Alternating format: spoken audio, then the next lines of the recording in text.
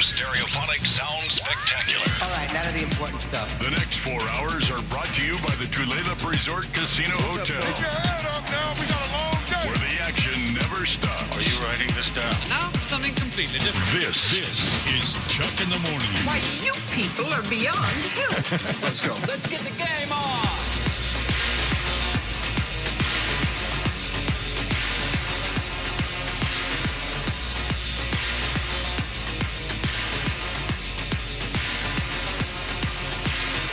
Oh, great morning to you. Welcome into this Tuesday edition of Chuck in the Morning, Sports Radio 93.3 KJR FM. It is wonderful to have you with us, and of course, you'll be with us for the next 4 hours. My name is Chuck Powell. Anders Hurst filling in for the vacationing Ashley Ryan, who may never be welcome back again now that Cal Raleigh has decided I'm better without her. Yeah. Yeah. I guess that's a thing now. Yeah, I think it is. I mean, Mrs. Jinx, Mrs. Superstition. Yeah.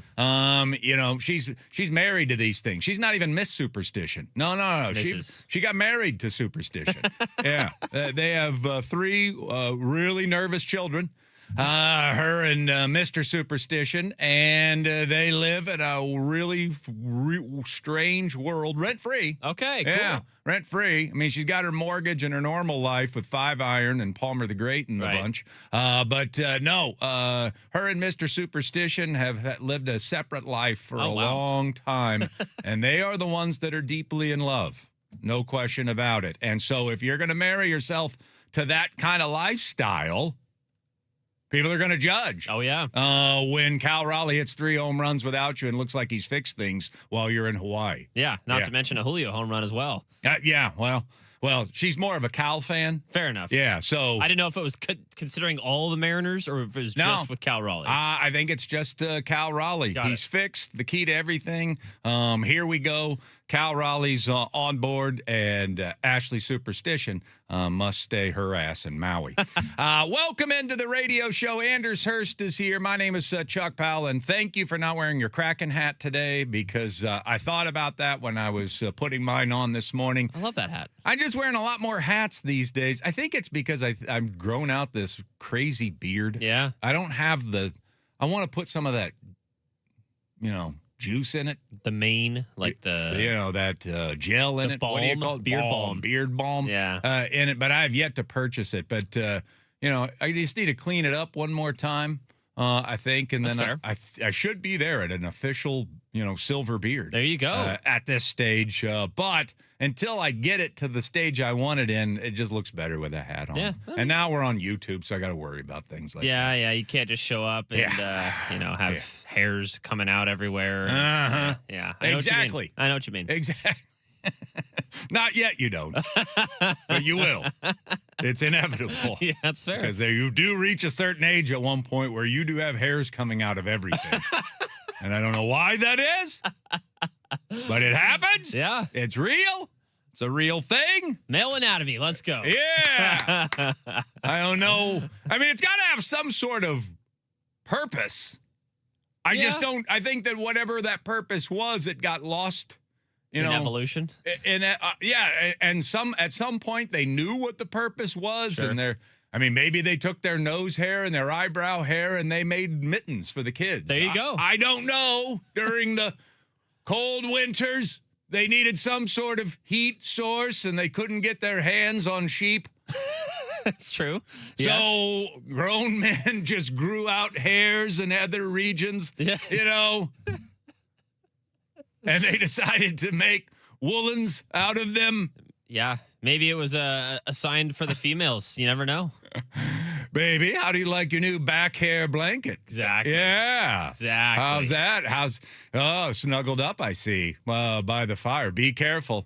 Is that what Jed York said to his Maybe. Yeah, his escort? I think so. Would you want some back hair blanket, baby? Hey, baby. Oh, my God. Could I interest you in some back hair blanket bingo? Damn good. Damn good. So, yes, I don't know what the purpose of that is, but it does happen. Ear hair. Hey, how's your ear hair muff over there? Yeah. Can you hear well? If so, not enough. I need more hair. All right. So we are underway here on this Tuesday. I will map out for you what's on tap here in a little bit, but let us start with the Mariners, who did win last night over the Philadelphia Phillies. And I mean, let this strange season continue. It's going to take the cake, folks. Oh, yeah. It already has. It absolutely has. And so it certainly shouldn't end. And it's about time. Certainly the team is due, the fan base is due for some weird good luck on the season, or good fortune. I don't want to call anything luck last night. I think the team earned that. I agree. You're facing the hottest team in the National League, a very good, experienced team, which has its own goals in mind. They're still, they're going to make the playoffs, but they're still wanting the 1 seed in the playoffs over the Dodgers and the Braves and the Brewers, and they got a shot at that the way that they've played. They've won 9 straight games. They're healthy right now, which a lot of veteran teams at this point in the season are not. Zach Wheeler, who came off of the shelf at the beginning of the season and was untouchable, and he hasn't been since the All-Star break. Since he complained about not making the All-Star team, he hasn't been an All-Star. And so we did catch him not at his best lately, and I don't think that he was last night. But, again, they earned this. They earned a beatdown of a hot team with an All-Star caliber pitcher last night, maybe even beyond that caliber pitcher, and Zach Wheeler last night, and they torched him. Scoring 5 runs in the first inning. First time they've done that all season long. And they rolled to a 9-2 victory led by the long ball. And let's face it, led by Cal Raleigh, who hit 3 home runs last night. I'm sure you've heard. Hallelujah. Yeah. The Lord has risen, I guess. Just in time for Halloween. Halloween. Cal Raleigh seems to have risen from the dead like a ghost of Homer's past. It was such a big deal, Anders. This is how big a deal it is. Do you want me to really blow your mind on what a big deal Cal Raleigh's 3 home run game was last night? Go for it. I always wake up and I put a certain network on that covers sports. And I just in case anything happened overnight, I want to catch the latest breaking news. It's usually a recorded episode. Actually, I don't think it is. No, they say that out loud. East Coast, yeah. Yeah. But I put this on, and then it rolls over into one of those talking head shows, probably the one that I can't stand. But while I'm putting on my pants to come to work and grabbing my keys and everything else. You put on pants? I do put on pants, Okay. pretty regularly. Okay. I will catch sometimes the first minute or two before I can get out the door of this certain talking head television sports show hosted by the most overrated guy in the industry. And believe it or not, it would take like Martians to land on second base for Mike Greenberg to lead with baseball. Yeah. It probably would, actually. He won't even lead with a World Series if there's a quarterback story involved. Like if Dak Prescott farted in the huddle at Cowboys training camp, that's going to bump up ahead of, Yankees win the World Series on that show. Understandable. Okay? Yeah, understandable. Shohei Ohtani could hit 4 home runs off the ghost of Walter Johnson late night at a Dodgers game, and then get to home plate and magically give birth to actor Jackie Chan at the plate. And Mike Greenberg would lead with Aaron Rodgers. Is he getting along with his new teammates? Yeah. Understandable. This is a man who today, without hair gel, which is interesting on his part as I'm looking at him right now, Okay. led with Cal Raleigh's 3 home run. Led his show before I could get out of the door. Led his show with Cal Raleigh hits 3 home runs in a game. How about that? Now you know what a big deal Cal's breakout game was last night. Yeah, and I don't think it was just a big deal to the 4 letters, so to speak. It was a big deal to the Mariners, too. Like, he looks like a different player at the plate right now. He's been taking a lot more pitches, and like his swing decisions have been so much better. And the biggest thing for me is he's just not missing the fastball. And he's not missing those mistake pitches. So yeah, I think it's a big deal. I'm not going to say he's like full on back just yet. I would be excited to jump on that train if it's truly there, but I want to see a little bit more. But I definitely think that last night was a long time coming for Cal Raleigh, and it's something that we've been waiting to see from him for a long time. It was just good to see him happy. Yes. And look, I do believe that his struggles at the plate have affected every other aspect of his game, including his challenging. Yeah, I agree. I think he's doubting everything. I think he's doubting, pitch calls that he's making. I've seen him get shaken off this year more than I've ever seen him getting shaken off. I think it's affected him in a lot of ways. Personal life, sounds like a lot of different things that Cal Raleigh's been affected by and that happens. You think you've broken through. You think you're doing your job for your team. He is a team guy first. I can promise you that. And then, it's one thing to be staring at your 160 batting average for 4 straight months. It's another thing to know that 160 batting average is letting down the guys in my clubhouse, is letting down the people that have come to watch me play baseball, is letting down the organization that paid me all this money. It wears on you if you are a decent human being of that ilk. Yeah. It wears on you, and I promise you that it's wore on Cal Raleigh. So for him to have that moment and then to keep it in perspective after the game, I hope is what we've been waiting for. We've waited long enough. And look, I'm not saying that, all right, here we go. Here comes a 15-homer month in September to carry this team. We've just seen too much bad Cal this year to think that. And it's not just been last night. It's been a week of, okay, that's getting better. He looks better. Yeah. That production. But it was always from the right side. Yes. And last night it was strictly from the left side. But I will say a couple of things about it. Number one, and we're going to have Ryan Healy on today to confirm or deny this. And Ryan certainly was going on and on last night about how much different he looks. Those were some balanced swings, man. And that's what we have not seen out of him this entire year. He was not late to the ball. When he was making contact, that body was perfect balance and symmetry. We haven't seen that all season. We did not see that in the WBC. He was out of whack at the WBC and has never gotten in whack. And last night, that was 60-homer Cal last night. The approaches, the bat was not slow. No. The pitch selection, and then when he did make contact with the ball, the body was in perfect symmetry. Now, can he continue that? Yeah.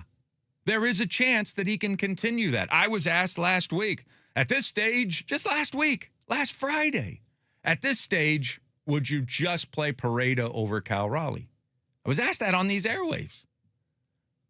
And my answer was, of course not. Because of Cal Raleigh and Johnny Pareda, there's one guy with a chance to hit 12 home runs in September, and his name's not Johnny Pareda. And now all of a sudden, a few days later, it looks like old Cal Raleigh is back for the Seattle Mariners. We can't run to Vegas and, well, I guess we can, bet on this. Yeah, of course you can. I'm not sitting here to go bet your fortune on Cal Raleigh over under September homers 10.5. Take the over. Yeah. I'm not saying that everything gets magically cured, but I will say this. You and I talked about this last week. That's baseball, man. And sometimes you do get magically cured in this sport. And you never know what it's going to be.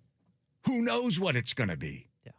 Who knows what latest thing that you try, or maybe it's the last thing that you failed at and a light bulb goes off. I'm certainly not comparing my sports past in baseball to a major leaguer and the struggles that they go through, but I will tell you this, it is vivid in my memory. The biggest slump that I'd ever gone through in high school, my manager literally came to me. He'd already dropped me in the order and he'd done everything else. literally came to me and said, "Why don't you try a bunt?" Like, he was like out of ideas. Yeah, He didn't have a lot to begin with. But he's just like, "Why don't you try a bunt? See if you can get a bunt hit." I hadn't bunted since I was 4. You bunted on T-ball? Yeah. I square around for a bunt, and Anders, that ball popped straight up into the air over the pitcher's mound. The pitcher tripped trying to run over the mound. Oh, he Sir Anthony Dominguez did? Yep. Yeah. The first baseman, second baseman, third baseman, shortstop all converged, and all of them came within like an inch and a half of getting there in time. Yeah. And I got a bunt single. Wow. And do you know that in my next like 10 at-bats, I hit 3 home runs? Jeez. The very next at-bat, I hit one like 375 feet over the left center field wall. Wow. You never know what you could be as lost as you could be. And for me, it was I'm a high school kid with a mullet already making some bad decisions in life. Was the first one the mullet? Right. Not that great of a hitter to begin with.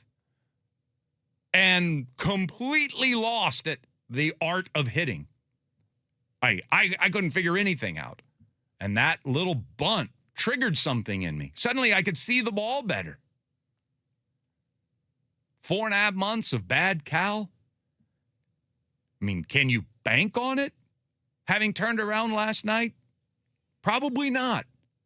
But this is the one sport where I don't know what happens. The cabbie that cuts in front of you and you have a fender bender says, "Oh, you're Cal Raleigh. You should keep your elbow in."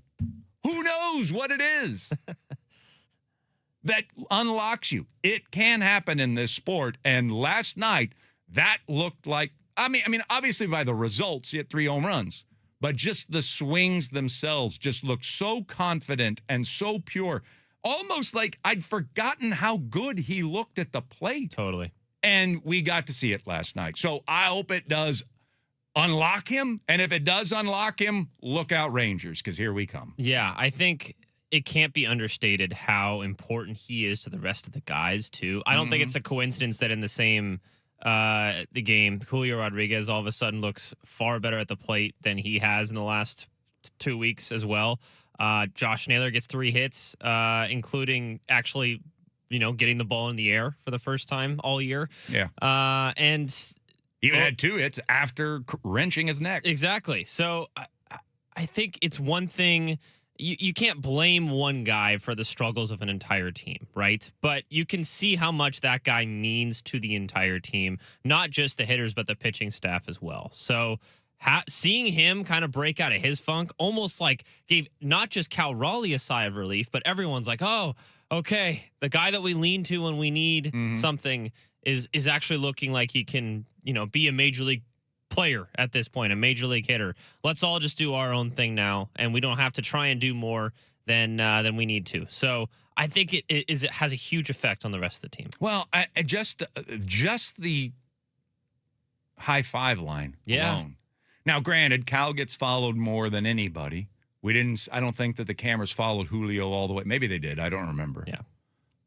But because it was like quenching a thirst last night, I did watch it, and just the reaction of everybody and the smile on his face and then the different exchanges.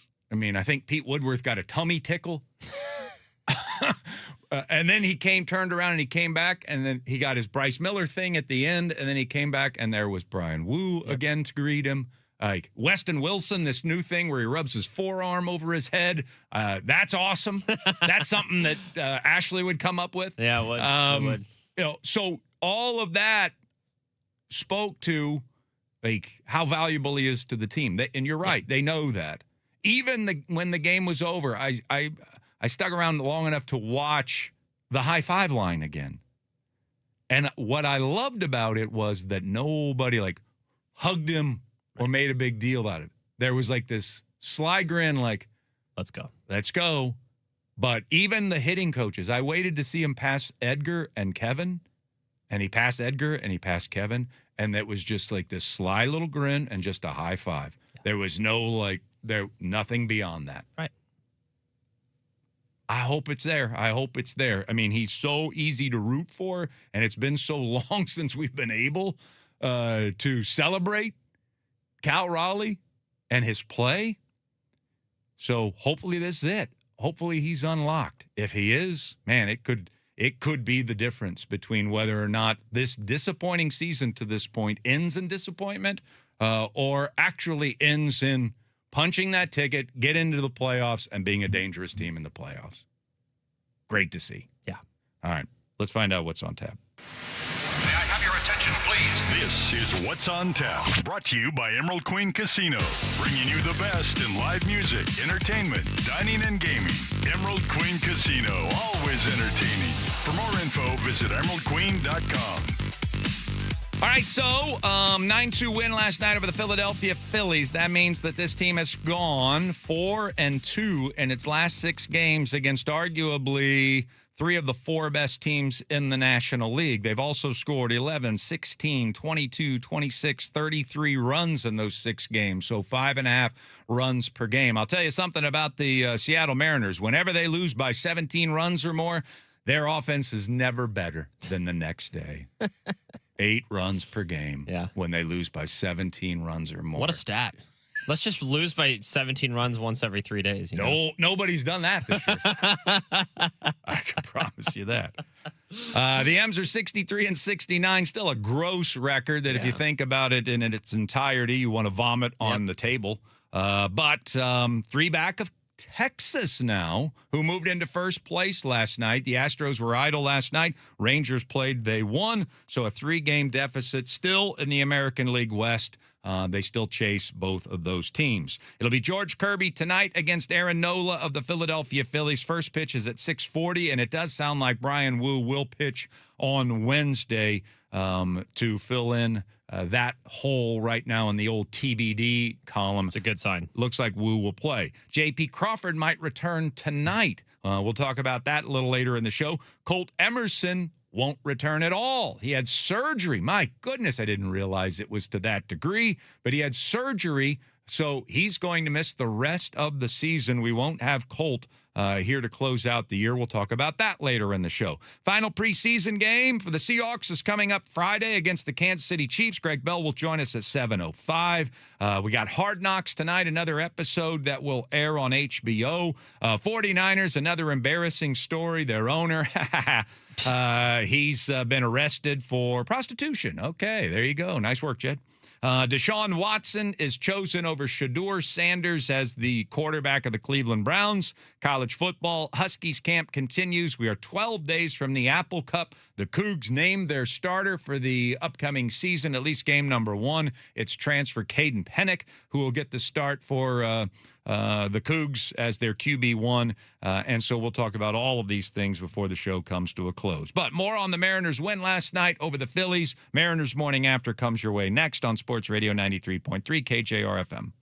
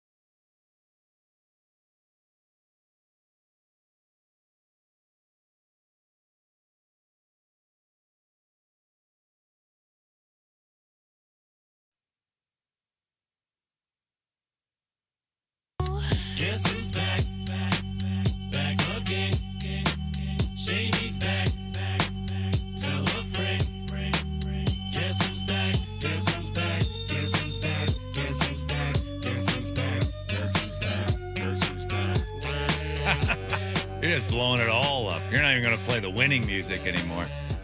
All right. Guess who's back? Yeah. Oh, I hear you. The real Slim Shady is, the real. Not that slim. The real, not so Slim Shady has returned. Yeah, you can't go from Big Dumper to Slim Shady. No, you can't. You really can't. That's just not a transition that you can make without Ozempic. Great morning to you all. It's Chuck and Anders with you here on this Tuesday morning. And yes, this is Mariners Morning After. It doesn't sound anything like it, but it is our Mariners post-game show where we deliver for you a highlight, a soundbite, a preview of what's tonight after every Mariners game. Mariners Morning After. All right. Mariners taking on the Philadelphia Phillies. The Phillies were the hottest team in baseball coming in. They had won 9 straight games.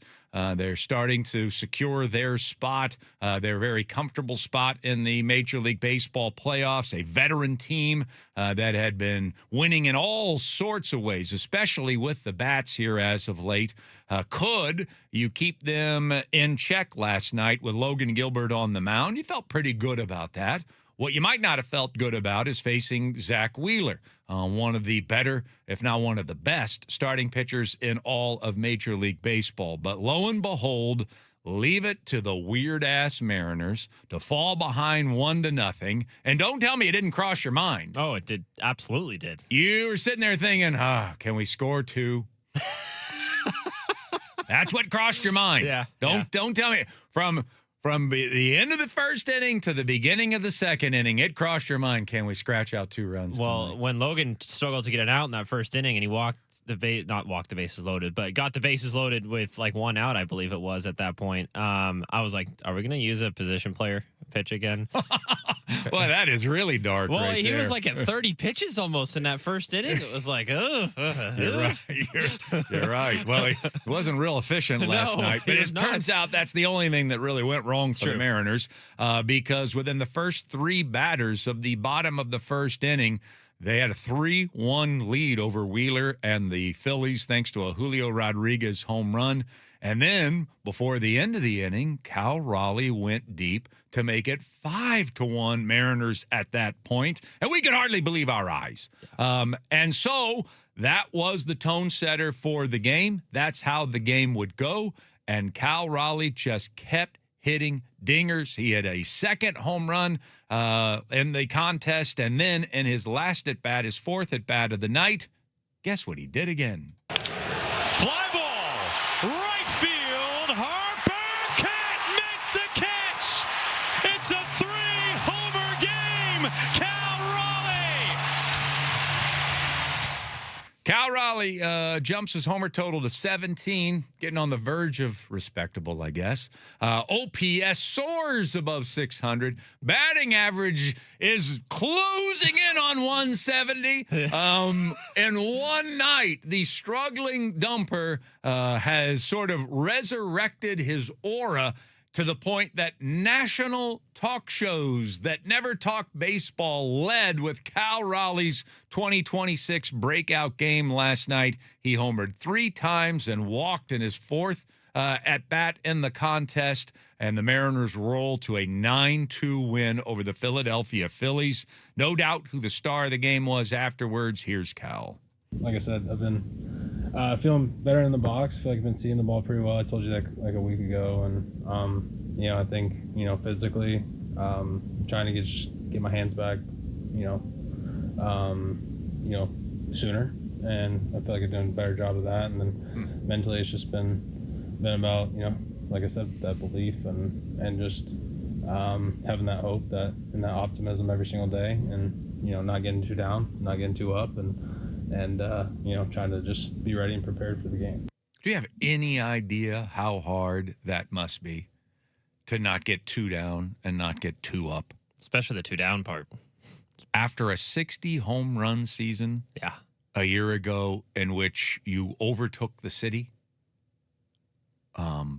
you were being mentioned in every breath with Aaron Judge, one of the, 3 biggest names in the sport? Yeah. Right now? Certainly top 3, maybe top 2. Top 2, I would say. Yeah. And you're mentioned in the same breath. Suddenly you've for all of the Aaron Judge fans that are like, oh man, There's the real Cal Raleigh. Well, at least our guy's healthy. He's playing games. Yeah.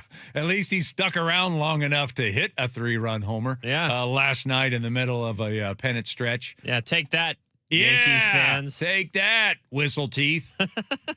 So Cal, it's his 3 home runs last night, certainly his biggest game. But yeah, I mean, to go from that high and like it's just natural to have a feeling in the offseason like, can't believe I've figured out baseball. Yeah, right. I can't believe that hitting has become this easy to me. It felt so hard 2 years ago. Right. And now look at it. I've solved it. I mean, I know that he never said that to himself, but it is hard not to think that you have arrived at a certain level. Yeah, you get confidence when you have that much success, right? And then you go to the WBC and nothing goes right, and then nothing goes right again for 4.5 months. How do you not get down? So whatever he did to keep his chin up, God bless him. And now, hopefully, he's shown up just in time. He is ready to go. You know, I used to watch this movie when I was a kid. It was on all the time. It was called Cat Ballou. Starred Jane Fonda. But the key to it was Lee Marvin. Okay. And he was this gun toter, gun shooter, gun guy. Yeah. He had guns. Yeah. He had guns and he knew how to use them. Okay. But he was this legendary, but he was a drunk. He was a drunk. Terrible drunk. And she had to sober him up because she had to save the family farm, if I remember correctly. Okay. And sure enough, by the time he got sobered up, and it was just in time to save the day, oh my gosh, what a gunslinger. I mean, as good as anybody you will ever see. I'm not saying Cal's been drunk this I was season. going to say, did Cal just sober up? But he's played pretty bad. So did That would he explain quite a bit. Yeah, did he just Cat Ballou this sucker? Did he show up just in time to save the day, to save the season, to save the movie, and still ride off as the hero? Maybe we will find out. Yeah. We will find out, actually. We will. Not maybe. We're going to find out. And I think what you said about, the questions about Johnny Pareda starting, you could have made an argument a week ago to play your better player at that point, having it be Johnny Pareda, kind of providing more at that point. But you have to play, like, this team's going nowhere if Cal Raleigh is not going to be somewhat even close to what his normal Cal Raleigh season can be. Not even last year. Just be 2024 Cal Raleigh, right? 35 homer guy. And he just brings too much else to the table. He does. It was never a consideration. No, and I don't think so either. But you just have to write it out. And this is one of the reasons why you write it out, right? We talked about it with Jorge Polanco all through of last year. Dan rode through a couple really bad months with him. And then all of a sudden, when it came down the stretch, he was like one of your most important players. That's baseball. That's baseball. Yeah. Yeah. So I think I really am wishful thinking and hoping that this is one of those situations where something just clicked. Well, I mean, you can't get carried away. Right. You know, it's one game. Yeah. If you, if every day you go home and your wife yells at you and throws pots and pans for 4.5 months, and then on the next day you go home and she's sweet and makes sweet, sweet love to you by the fire, can you trust that the next day you're going to come home? In fact, I'd be even more suspicious at that point, considering the previous. Do you know months. The next day? I mean, you can like, boy, that was a nice change of pace. But do you know for sure the next night when you go home that you're not getting pots and pan treatment? If not worse. Seriously. It's like softening up the belly before something else happens. But it is nice to remind yourself Yes. why you got married to the woman in the first place. 100%. Is it not? 100%. We're married to Cal. They're married to Cal. There was no consideration to bench him for the stretch run. And like I said before, there's one catcher in the organization that gives you a chance. Well, maybe Boston Smith, but one catcher in the organization that gives you a chance to get hot and maybe carry a baseball team down the stretch. And it's not Johnny Pareda. It's 29. It's the big dumper. Hopefully he's back. All right, Greg Bell's going to join us today at 7:05. Before he joins us, we got another Hard Knocks episode tonight. Sports Radio 93.3 KJR FM.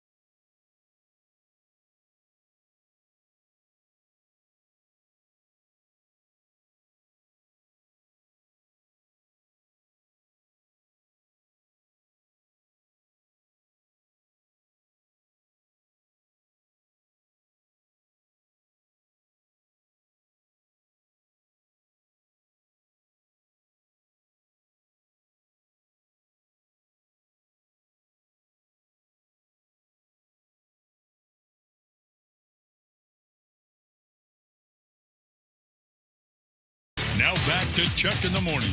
Brought to you by Tulip Resort Casino. When all you want is everything. Everything Tulip.com on Sports Radio 93.3 KJR FM.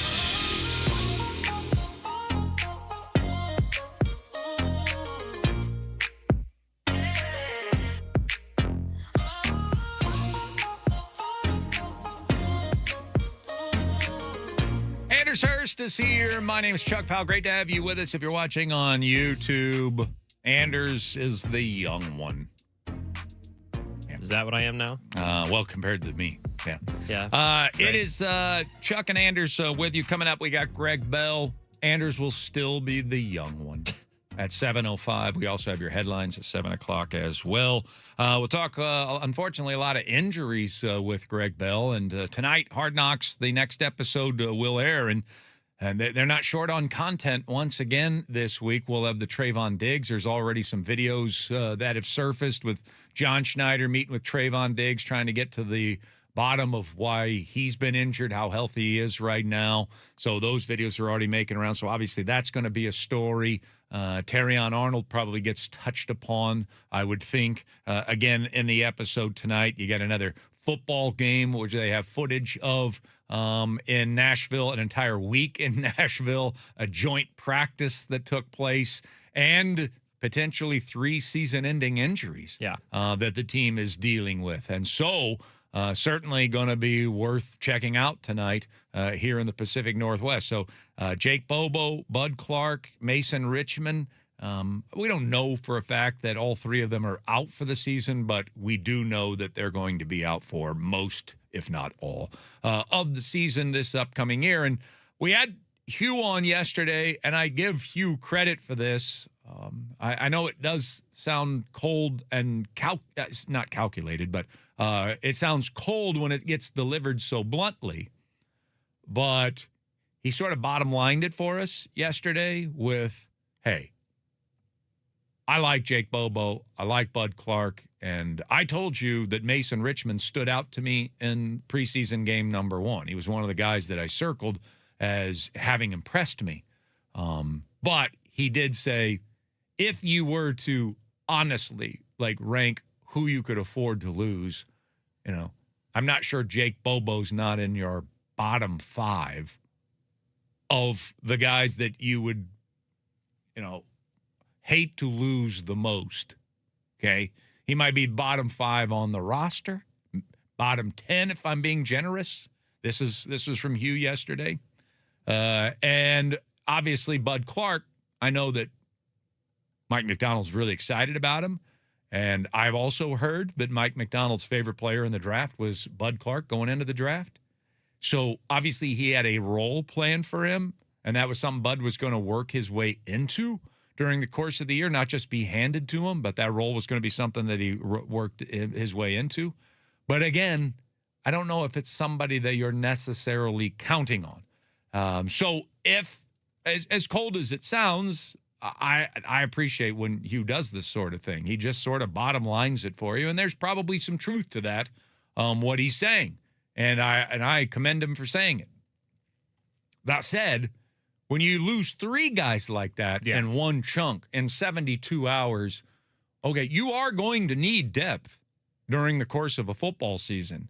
And when you lose 3 guys who are more than just depth pieces, but bring some other things to the locker room, bring some other intangibles to the football field, and some tangibles to the football field, it's a big hit. There's no question about it. And there's a reason that Mike McDonald sounded his most somber in a long time after that game. He lost 3 guys that he just really loves. Yeah. He just really loves on this football team. So, individually, I don't know if this is going to be a mighty blow to the mighty Seahawks, but collectively, yeah. I mean, when you've not even played a snap of regular season football yet, and you're already trying to find answers to depth pieces that you were counting on this year, yeah, it hits.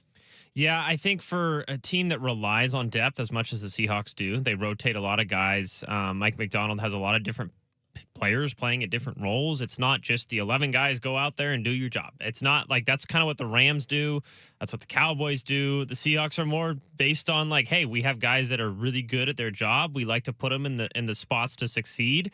And we rely on those kind of more fringes of the roster, the second, third string guys to come in and play a role for us. So the Drake Thomases of the world, right? The Ty Okadas of the world, they actually end up becoming starters because of how well they play. So, yes, while it's better that they aren't starters that are getting injured, it doesn't mean that it's that great for the Seahawks. You could still take a silver lining from it, but also be a little bit concerned moving forward about their depth. Oh, it's a hit. It's a hit. And so we'll talk to Greg Bell about that at 7:05, plus your headline Sports Radio 93.3 KJR FM.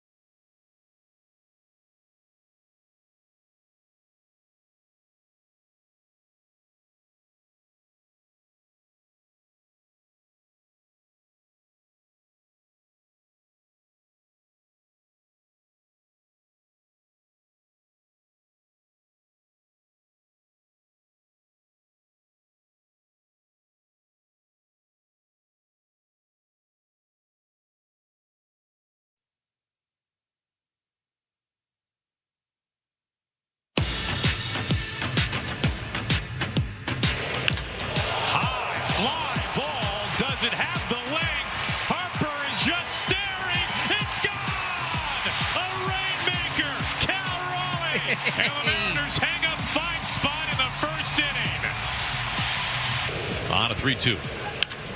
Smoked. Drilled. Cal Raleigh leaves the yard for the second time tonight. Fly ball. Right field. Harper can't make the catch. It's a 3-homer game. Cal Raleigh. Oh, man. What a night at the ball yard last night for the Seattle Mariners and specifically for Cal Raleigh. Ryan Healy's going to join us at 9 o'clock. I would love if that would have been his analysis on Mariners TV, just a bunch of silly giggles and laughs and It's probably what he was thinking. as opposed to being, handsome Ryan Healy with all the baseball answers and talking about approach and balance, getting his hands ready and all of that sort of stuff that doesn't matter. Yeah, screw that. Just some just giddy reactions to, I remember when Cal used to do that all the time. 3 homers last night, I should say, for Cal Raleigh in the game. He's never done that. 60 home runs last season, but he's never hit 3 in one game. He said he'd never done it in his entire baseball life. High school, nothing. Little league, nothing. But he had 3 home runs last night for the Mariners. Now, Julio set the tone in this game. Within 3 batters last night, the Mariners had already scored 3 runs thanks to Julio Rodriguez's laser beam to left off of Philly starter Zach Wheeler.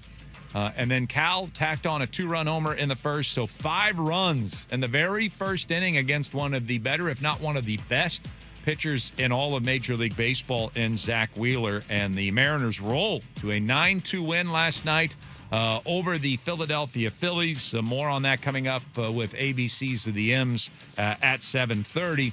Thanks to Mariners TV with the highlights, and no thanks to Ryan Healy for not giggling through them. Yeah, come on, man. Yeah. Get in the spirit of things. M's back in action tonight against the Philadelphia Phillies. It'll be George Kirby going against Aaron Nola. The team remains 3 games back in the American League West, but it's not the Astros they trail at the top of the division. It is now the Texas Rangers who leaped the Astros last night and have a half-game lead above Houston for first place. Brian Woo's likely to return for his next scheduled start, which would be on Wednesday. J.P. Crawford could return tonight. Colt Emerson's not going to return at all. He had surgery on that injury and is out for the rest of the regular season. The preseason will conclude on Friday for the Seattle Seahawks. They'll be taking on the Kansas City Chiefs in Kansas City. So Greg Bell, chance to get some barbecue this Friday. Hard Knocks airs tonight, the latest episode. So a little more information to come out about the injuries to Jake Bobo, Bud Clark, Mason Richmond, and others. And without further ado, let's go ahead and talk to our Seahawks insider, Mr. Greg Bell.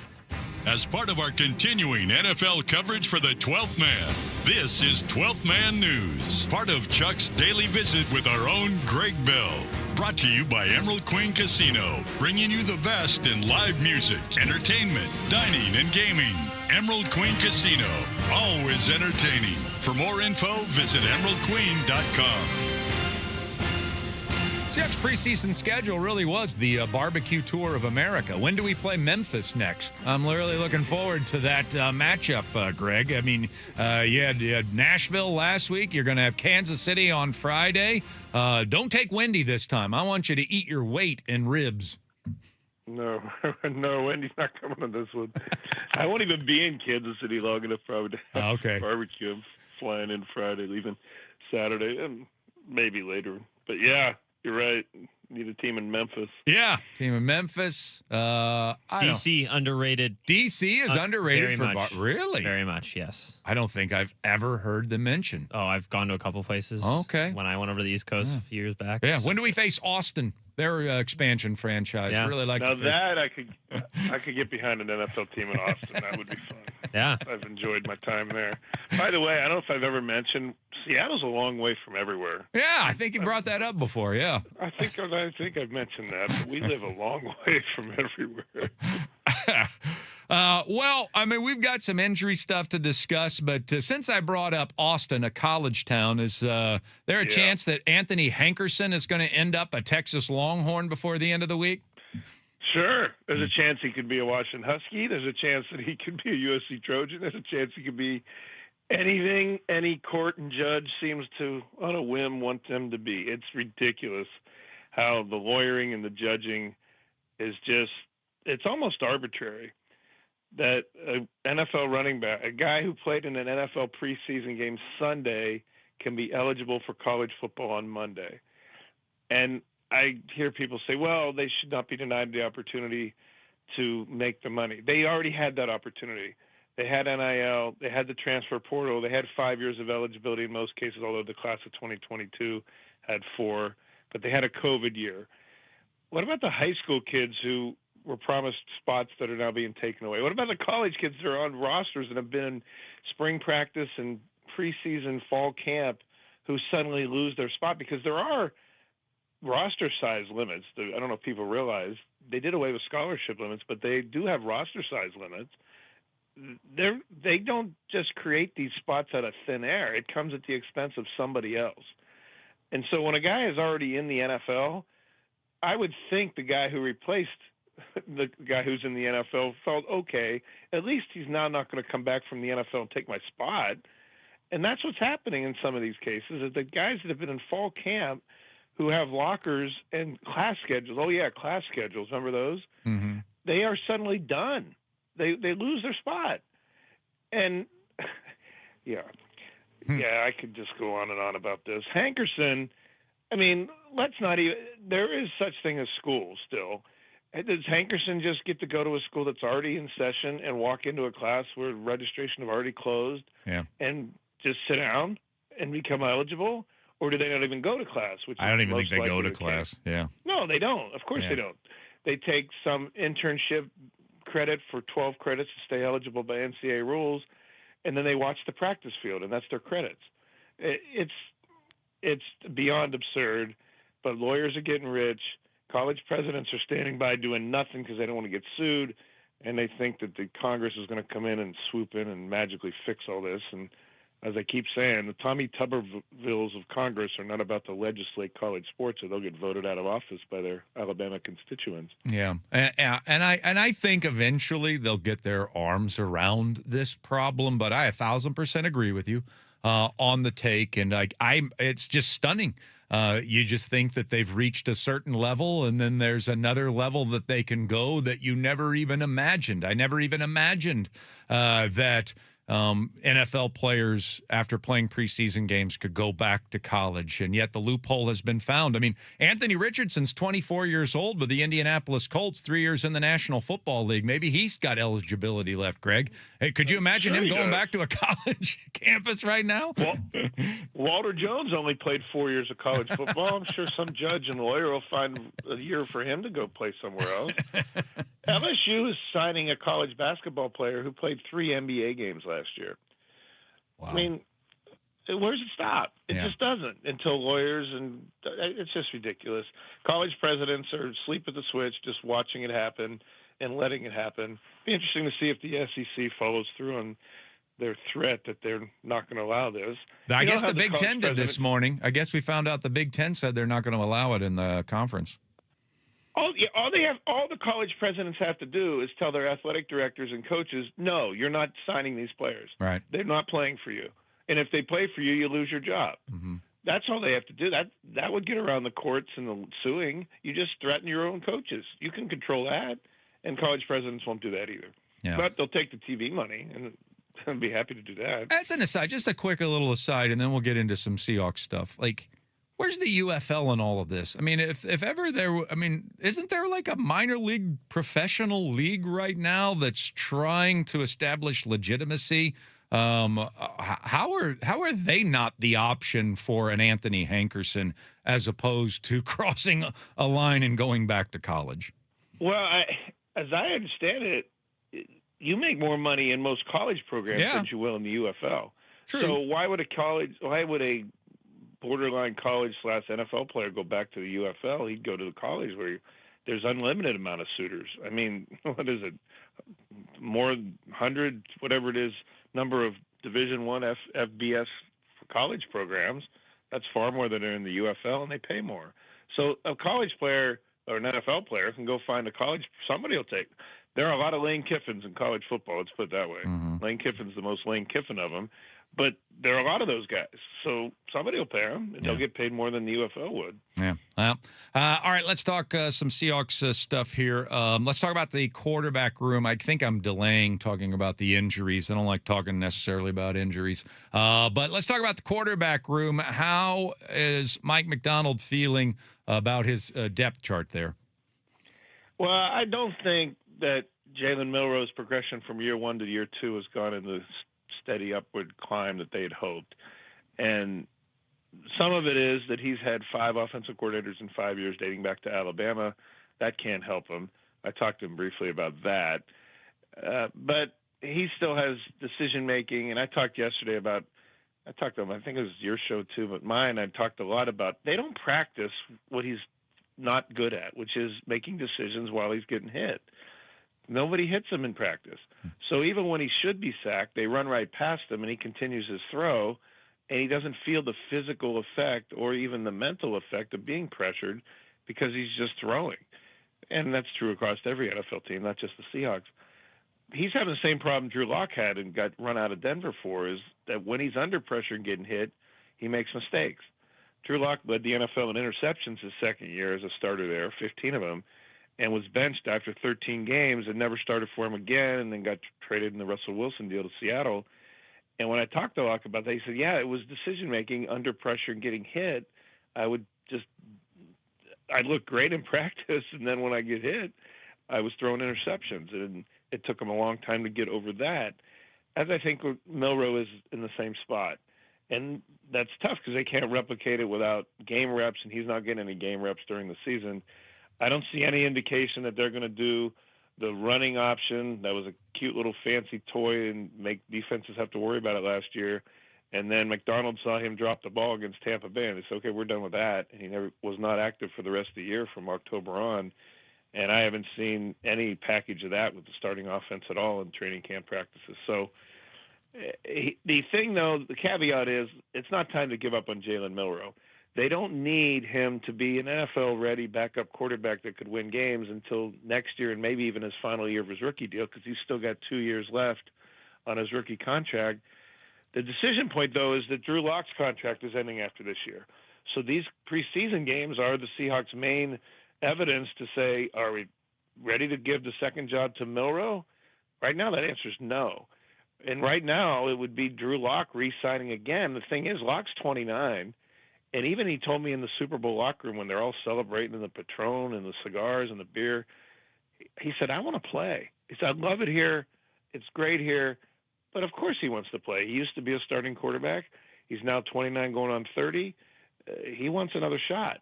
So it's a down-the-road situation. And if it goes the way it's supposed to go for the Seahawks this year, Sam Darnold will take every meaningful snap. But this down the road is that Jalen Milroe, they would like him to show some progress. Greg Bell is with us, our Seahawks insider with the News Tribune, and you can get your subscription there at the newstribune.com and gobble up every one of Greg's articles, all Seahawks year long, at the newstribune.com. All right, wide receiver, I mean, it kind of sounded like Montorie Foster Jr. was going to make this roster anyway. I would think the Jake Bobo injury has made that a lock. Who else benefits from the misfortune of Jake Bobo and his injury? Well, yeah, it's tough to put it that way, but that's the business of the NFL. Emmanuel Henderson is a guy that could possibly get on for special teams. That's also a candidate to go on the practice squad. Ricky White, the draft pick last year, had been a practice squad candidate, I thought. He could now move up into the 53-man roster. Cody White, has been Mr. Dependable almost every opportunity he's gotten for the last few years. Got his first career touchdown last season. Then he made a really uncharacteristic play in Tennessee with his he overshot. He just misread the flight of the punt. And he ended up having to turn his back to the punter and kind of catch it over his shoulder and went off his hands for a muff punt inside the 10-yard line. That was really, I mean, I've seen him catch 1,000 of those balls at the start of practices, and it was really odd. They like him as a receiver, Cody White. So I think he would have a spot. It could be Montori Foster and Cody White are the last two, and then they hope to put others on the practice squad. Let's talk about the cornerback position. What was the plan for Bud Clark's involvement, and who now has to step up and in Mike McDonald's mind might be able to do the same things? Well, they were weighing Clark's athleticism and ability to play the ball with Ty Okada's impeccable, always assignment sound play and never being out of position and diagnosing plays and routes and runs. And Okada is a coach on the field.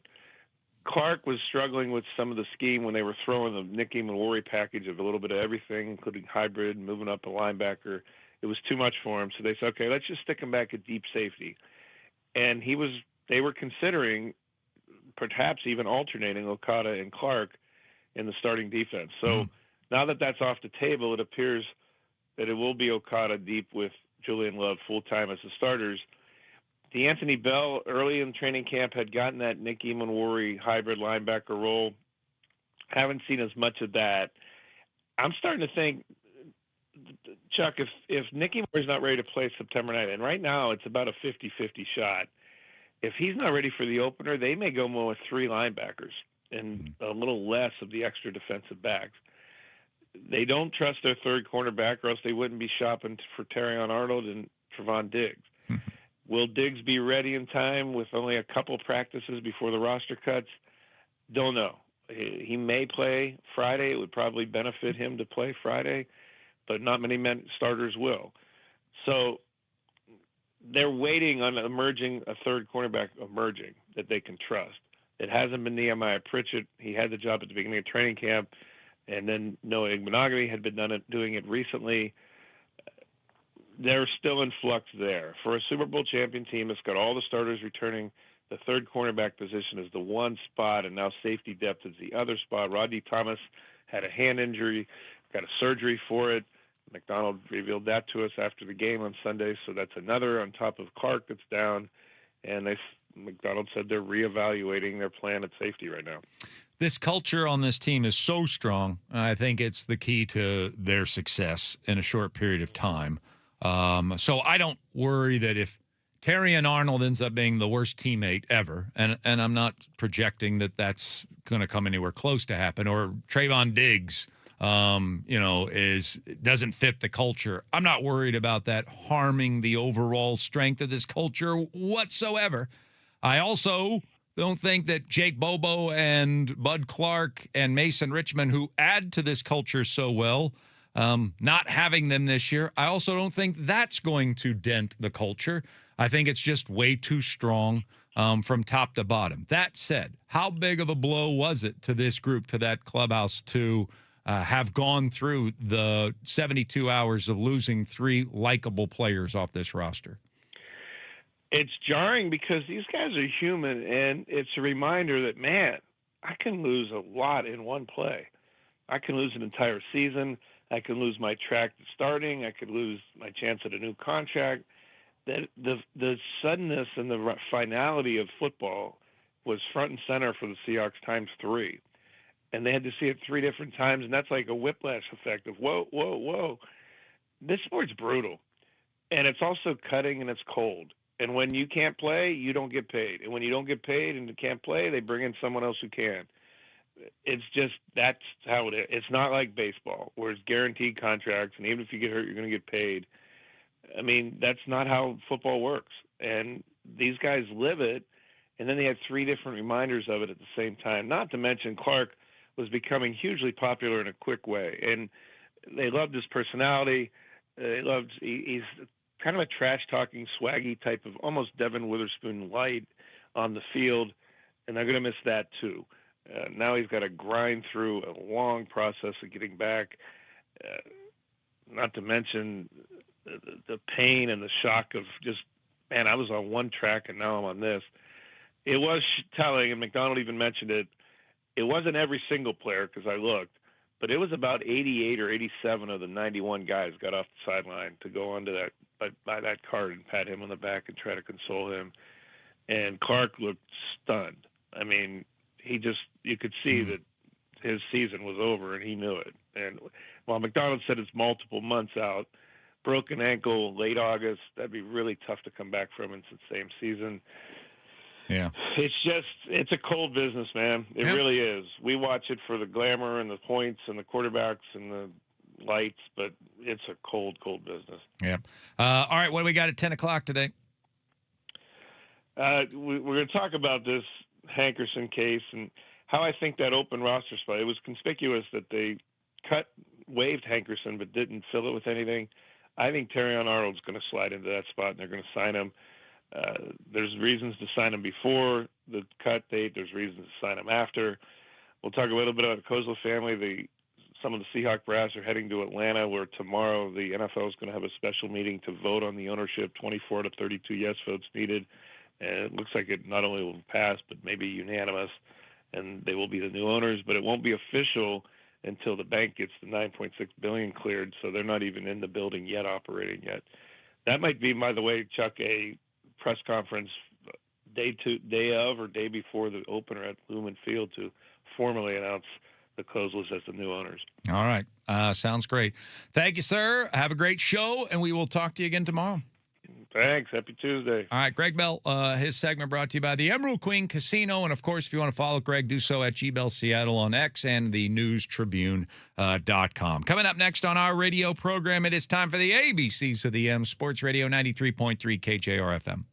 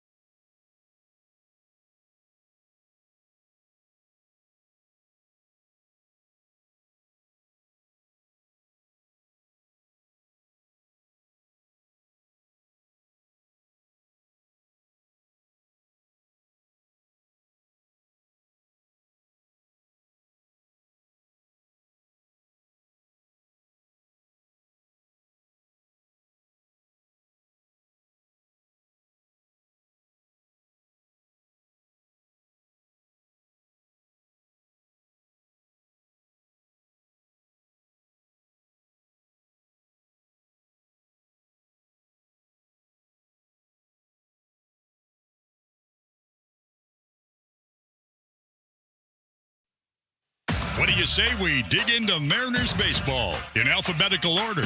Brought to you by Emerald Queen Casino. Bet, watch, and win at Emerald Queen Casino Sportsbook. Visit emeraldqueen.com for details. Emerald Queen Casino, always entertaining.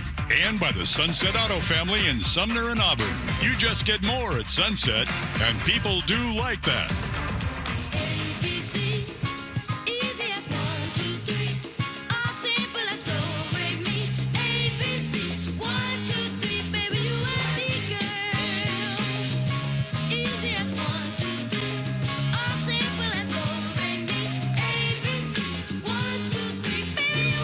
Thanks, Mike.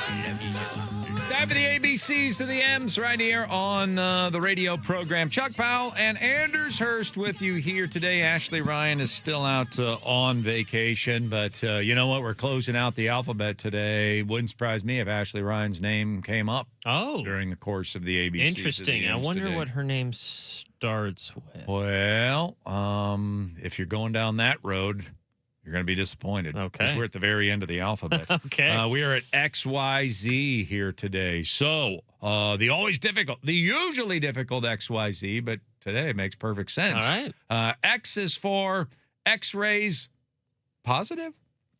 I mean, isn't that weird? That when you get positive X-rays, that's a bad thing. A bad thing? Yeah. It's like, yes. Yeah. Positive that we found something terrible. Yeah. I mean, that's always the report, right? Right. X-rays negative. You rarely get the X-rays positive. This guy's really hurt. Yeah. You know, but we now know that Colt Emerson was really hurt and had been playing hurt for quite some time. So he's having wrist surgery. He's done. Colt Emerson, if this Mariners team pulls this off down the stretch, it'll be without the help the rest of the way of Colt Emerson. He's done for the season. He will be 100% recovered, certainly, as long as nothing goes wrong, by the start of next year. But a very similar injury, it sounds like, to what J.P. Crawford suffered. Obviously, J.P. did not have surgery, and it sounds like he might be back tonight. But a season-ending surgery for Colt Emerson will cost him the rest of the year, Anders. Yeah, it's it just adds another layer to the the situation that Jerry Dipoto was talking about when he was saying, well, like, you got to let us know with these injuries. Obviously a young player that wants to take the most of his opportunity when he gets called up. And it sucks that we haven't seen him healthy really just yet. So hopefully eventually, we get to that point and he's able to have an off season where he gets healthy and kind of figure it out and come back stronger next year. I still think the Cole Young arc is on for him. Yeah, I do too. I think that's what we're going to end up with. For those of you that got soured on him, I just don't understand it. Yes, it was time for him to stop participating on this baseball team. Yeah. He needed a demotion. We find out there's an injury. I don't know how far it went back. And that's the story here. But, I mean, did you want to give up on Cole Young? At the end of last season, you do know that Cole Young did not make our playoff roster last year. Yeah. And now he's been, next to Randy Arozarena, our most consistent player, arguably, on both sides of the ball this entire year. And so I think we're going to see something very similar. Colt Emerson was 20 years old when he got called up. 20. So he's 21 years old. So, I mean, Mike Trout in his first season, not the first full season where he was already the best player in the game. I'm talking about back to 2011, hit 220 in 40 games, had a 672 OPS. I mean, he wasn't embarrassing himself, but at age 19, that's not what we saw just a few months later when in 2012 he finished second in the MVP voting, for goodness sake, and probably could have won it. As for Colt Emerson, I know how bad that he finished with a 190 batting average on the season, but I'll tell you, when through his first 40 games of his major league career, much like Mike Trout, right? He was hitting 217, very similar, with a 723 OPS. He was actually hitting better than what Mike Trout was through his first 40 games. Right. And I'm not here to tell you Colt Emerson's going to end up being Mike Trout. He's not. He doesn't have that kind of an upside.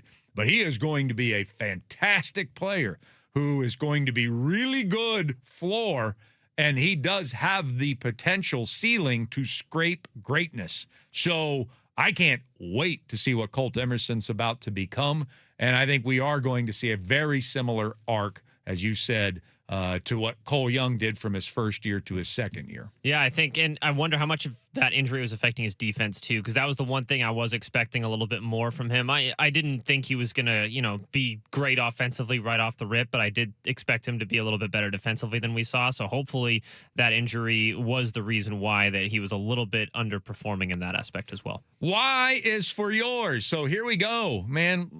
Life can be full circle.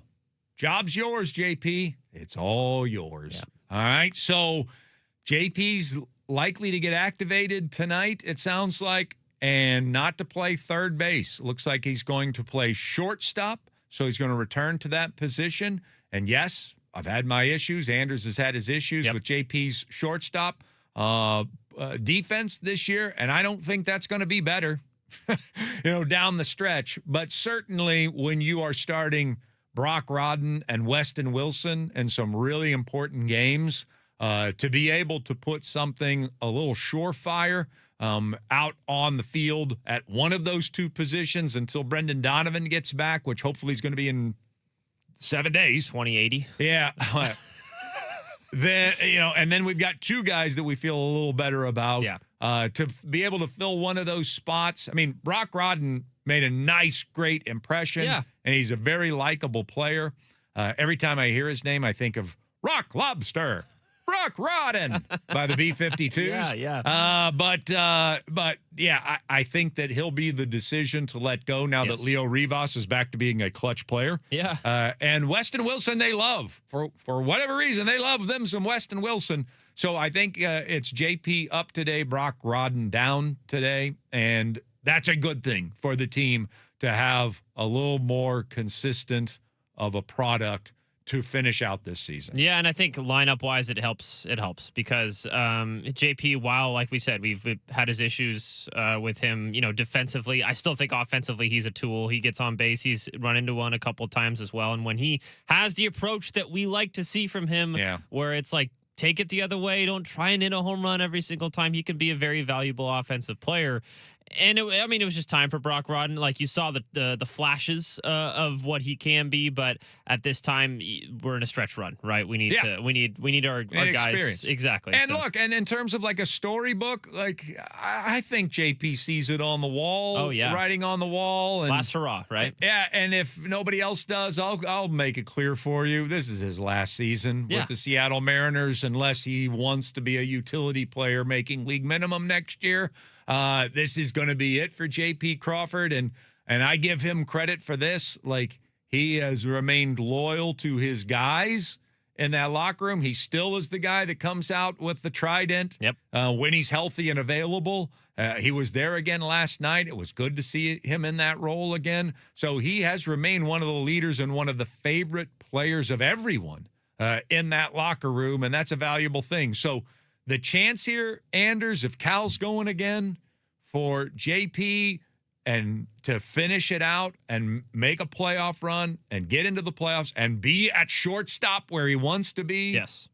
And probably lead off, since we don't have Donovan right now. I don't know. I like Randy that spot right now. Yeah, I do too. But who knows? Yeah, but who knows? He, okay, maybe you. Sure. Beggars can't be choosers. Sure. JP. Yeah. Stop getting greedy. Yeah, you're playing shortstop. Yeah, we're gonna have you shortstop and a pennant stretch, and so this is, to me. I mean, if I'm your buddy in the car, I'm like, here you go.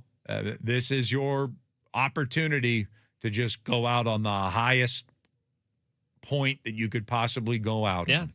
Be the shortstop, be the leader of a team that erases its 4.5 months of misery, still gets into the playoffs, and then finish it off with some sort of a playoff run. I mean, that's the marching orders for JP Crawford. Yeah, I mean, and we talked about Cal Raleigh's effect on the rest of the players because of his leadership. I think maybe not to the same extent with JP Crawford, but there's definitely still some of that there. When he's there and contributing, it's like it has a different effect on everyone else. So hopefully that can continue. Z is for Zany. I don't know if this is talking behind her back, but make no mistake about it, Ashley Ryan's got a screw loose. Oh. Yeah, and so She really does think that the way she sits on the couch has an effect on what can happen in the baseball game. Like if she's got the right leg crossed over the left and there's a strikeout, then switch. It's a given that you got to switch the leg crossing. And then if that's a hit, well, then lo and behold, Can't move. I can't get up to get anything. Yeah. Could somebody please bring me another glass of wine? Because I can't jinx the entire 2026 Mariners here.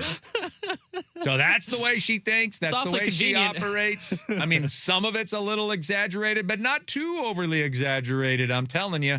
And so she's in Hawaii right now when her favorite player and her daughter's favorite player and probably her husband's favorite player, Cal Raleigh, looks like he's fixed again. So if she is loyal to these superstitions, it's time to move to Maui, young lady. Oh, well, what an inconvenience for that's what I'm Ashley saying. Ryan. I don't want anything bad. Make it wonderful for her. Just stop ruining Cal Raleigh is what I'm saying. Yeah. Yeah. Live in paradise for the rest of your life. Yeah. I mean, you get to live in Maui and Cal Raleigh's fixed. Right. What's the downside here? Exactly. Just stay out of our lives. Just stay out of Cal's head. Just don't come with it. We'll get a restraining order. Yeah. We will get a restraining order to keep you away from the big dumper. Got to do what we got to do. Yeah, exactly. If he's fixed, we can bring no harm to that lady superstition. You have no choice but to live the rest of your life on Hawaii. God forbid. Yeah. All right, coming up next, he's like the Forrest Gump of evil.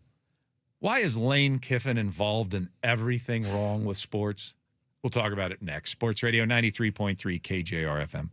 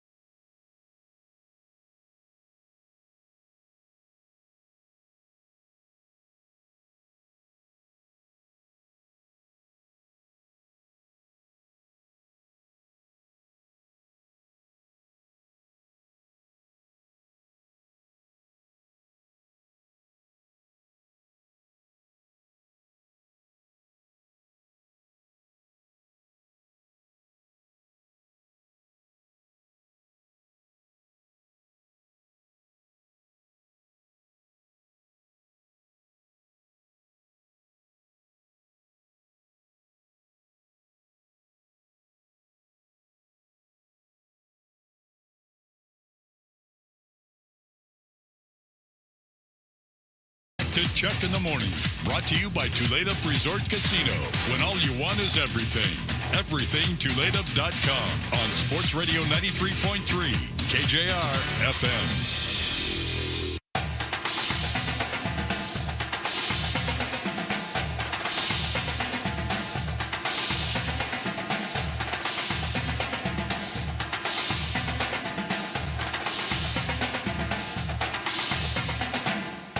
Don't you get the impression that you could go back through time and maybe just pour over still photos, maybe even videos that are available to us, evidence of some of the greatest sports scandals of all time? And don't you think there will come a point in every single scandal, even if it predates this man's birth, that you will be able to freeze frame and see somewhere in the photo or in the video Lane Kiffin in the background somewhere?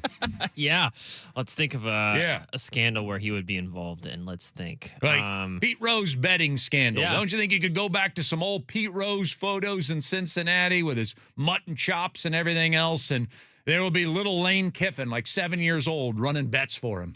I think it was actually Lane Kiffin, the one that was batting on the trash cans for the Houston Astros as well. Like, in the depths of Minute Maid Park at that point. Yeah, if we go and we zoom over A.J. Hinch's left shoulder, there will be Kiffin, tom-tomming out on a trash can some sort of code into Carlos Correa. And he might have like a mustache on and some dark glasses to try to throw you off. Right. But is that Lane Kiffin? Yeah, that's Lane Kiffin right there. Lance Armstrong. You zoom out from it, a photo of him being injected at Balco. And all of a sudden you zoom out from it and you're like, oh my gosh, the doctor is Lane Kiffin.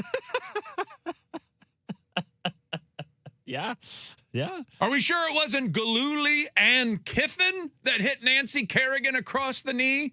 Are we sure? Have we really investigated that thoroughly enough? Because I have a feeling we'll figure it out.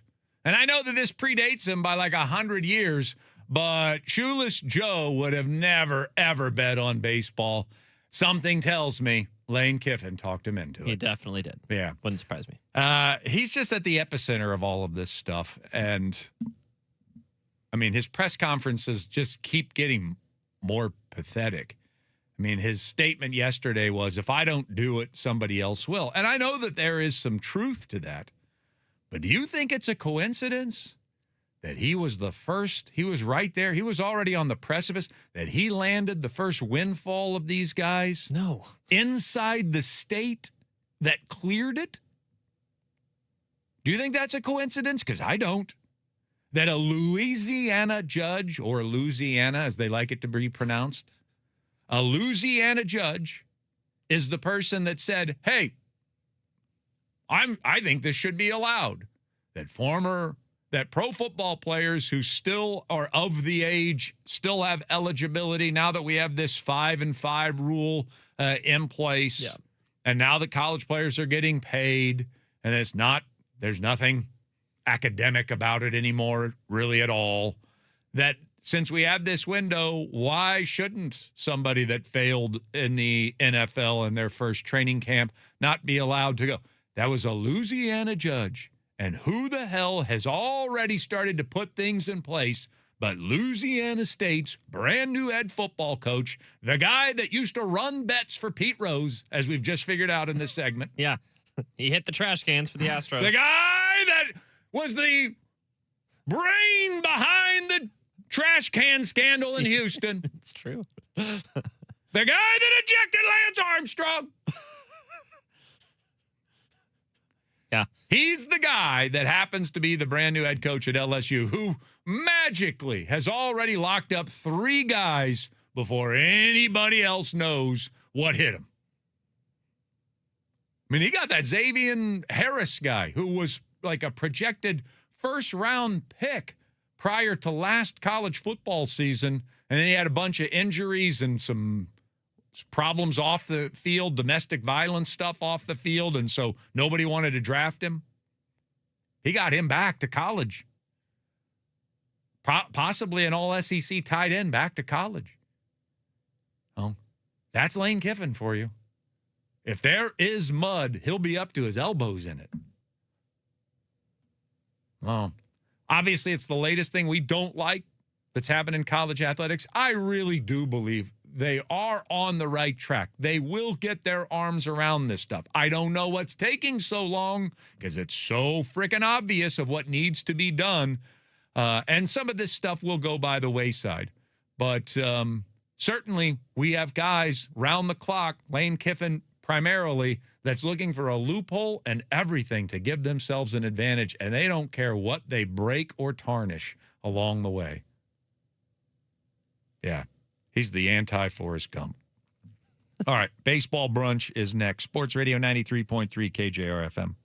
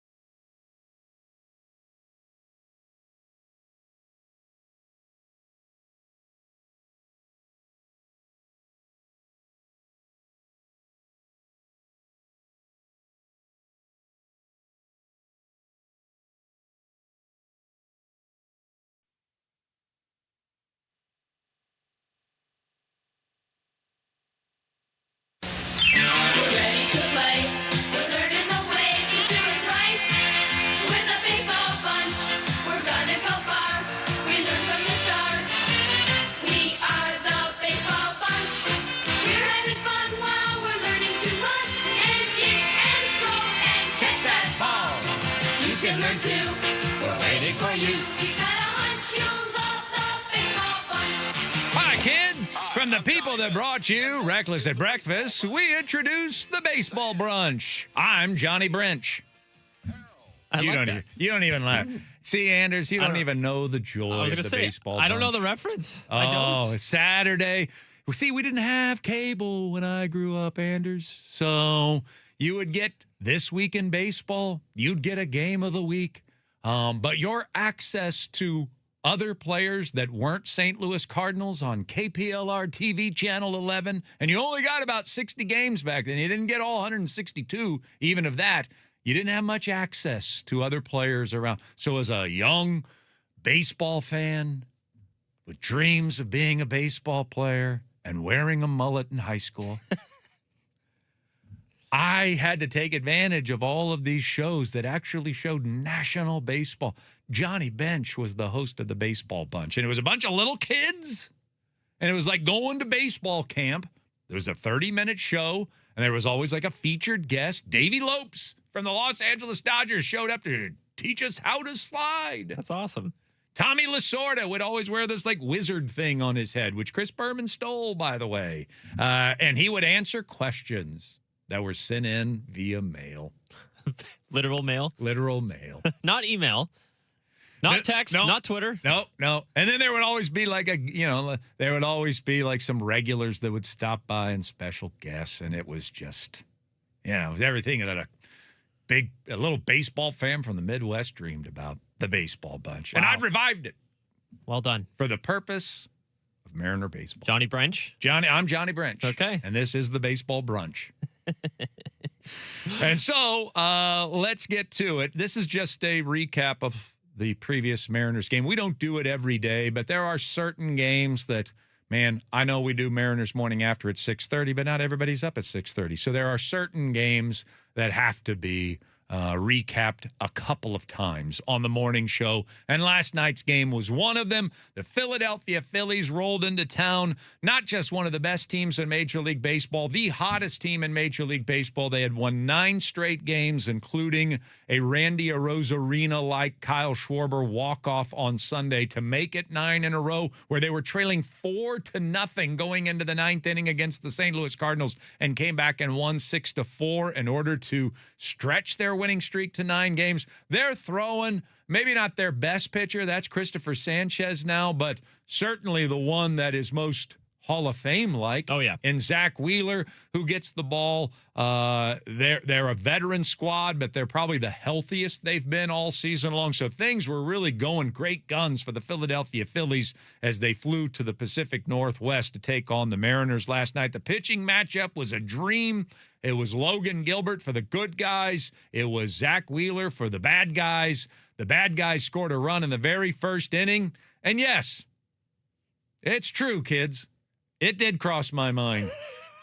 Can we score 2 runs against Zach Wheeler? Is that possible? Is that in the cards tonight? Well, we had scored 3 runs by the 3rd batter of the game. Julio Rodriguez hitting a 3-run homer to set the tone for the rest of the contest. We would not look back. You rolled to a 9-2 victory behind Logan Gilbert and a few interesting bullpen choices down the stretch. Not that I disagree with him, just the position you put yourself in to have to throw all of those guys last night. And so 9-2 is the final score, but let's not kid ourselves. Julio set the tone. Logan got the job done. Dan didn't make any terrible decisions last night, but the true star of the game and the true star of today's Baseball Brunch, the Big Dumper. High fly ball. Does it have the length? Harper is just staring. It's gone! A rainmaker. Cal Raleigh. And the Mariners hang a 5-spot in the first inning. On a 3-2. Smokes. Drilled. Cal Raleigh leaves the yard for the second time tonight. Fly ball. Right field. Harper can't make the catch. It's a 3-homer game. Cal Raleigh. 3 home runs for Cal Raleigh last night, and man, it looked like he is back. Now, whether or not he is, I'm not sure. Looked like it, though. But certainly for one night, and there were signs leading up to that one night. He's been hitting a lot better as of late, more so from the right side than the left side. But all of a sudden, something just snapped in. And we're going to talk to Ryan Healy about it at 9 o'clock today, where he looked completely balanced at the plate. He did not look slow to the fastball. He looked in perfect symmetry. 3 homers makes it look like that. But he just looked like last year's Cal Raleigh for the first time all season long. And not just because of the results, but because of his approach to the ball, the way that he was attacking the ball, how his body looked in line, how his hands looked fast, and it results in 3 home runs, something he has never accomplished in his life. Now, we have the starring player in Cal Raleigh, but we usually have a different featured guest appearance on the Baseball Brunch. Oh. But Reggie Smith was not available, nor was Frank Tanana. That's another thing, by the way, Baseball Bunch. I figured it out. Like, you shot the show in L.A., and all of your featured guests were either Angels or Dodgers. I know what you were up to. Oh, interesting. Yeah. But anyway, our featured guest appearance here on the Baseball Brunch is also by Cal Raleigh, who tried to explain what kicked in last night. I mean, I think it all starts with a fastball. I think that's been the hard part this year is just, obviously missing some fastballs here and there and put myself in bad counts.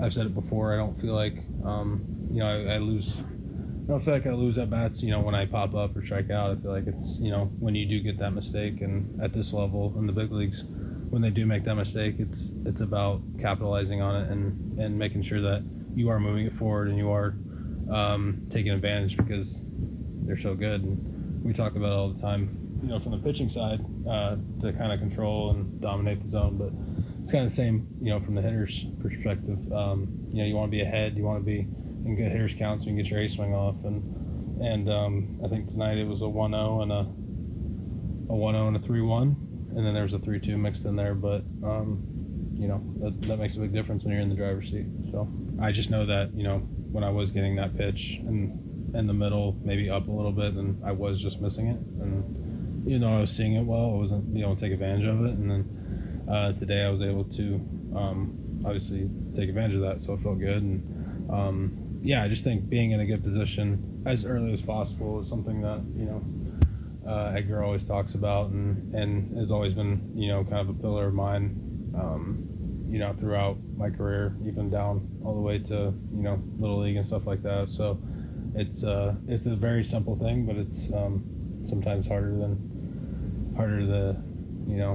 to go out there and execute that, but that's just how the game is sometimes.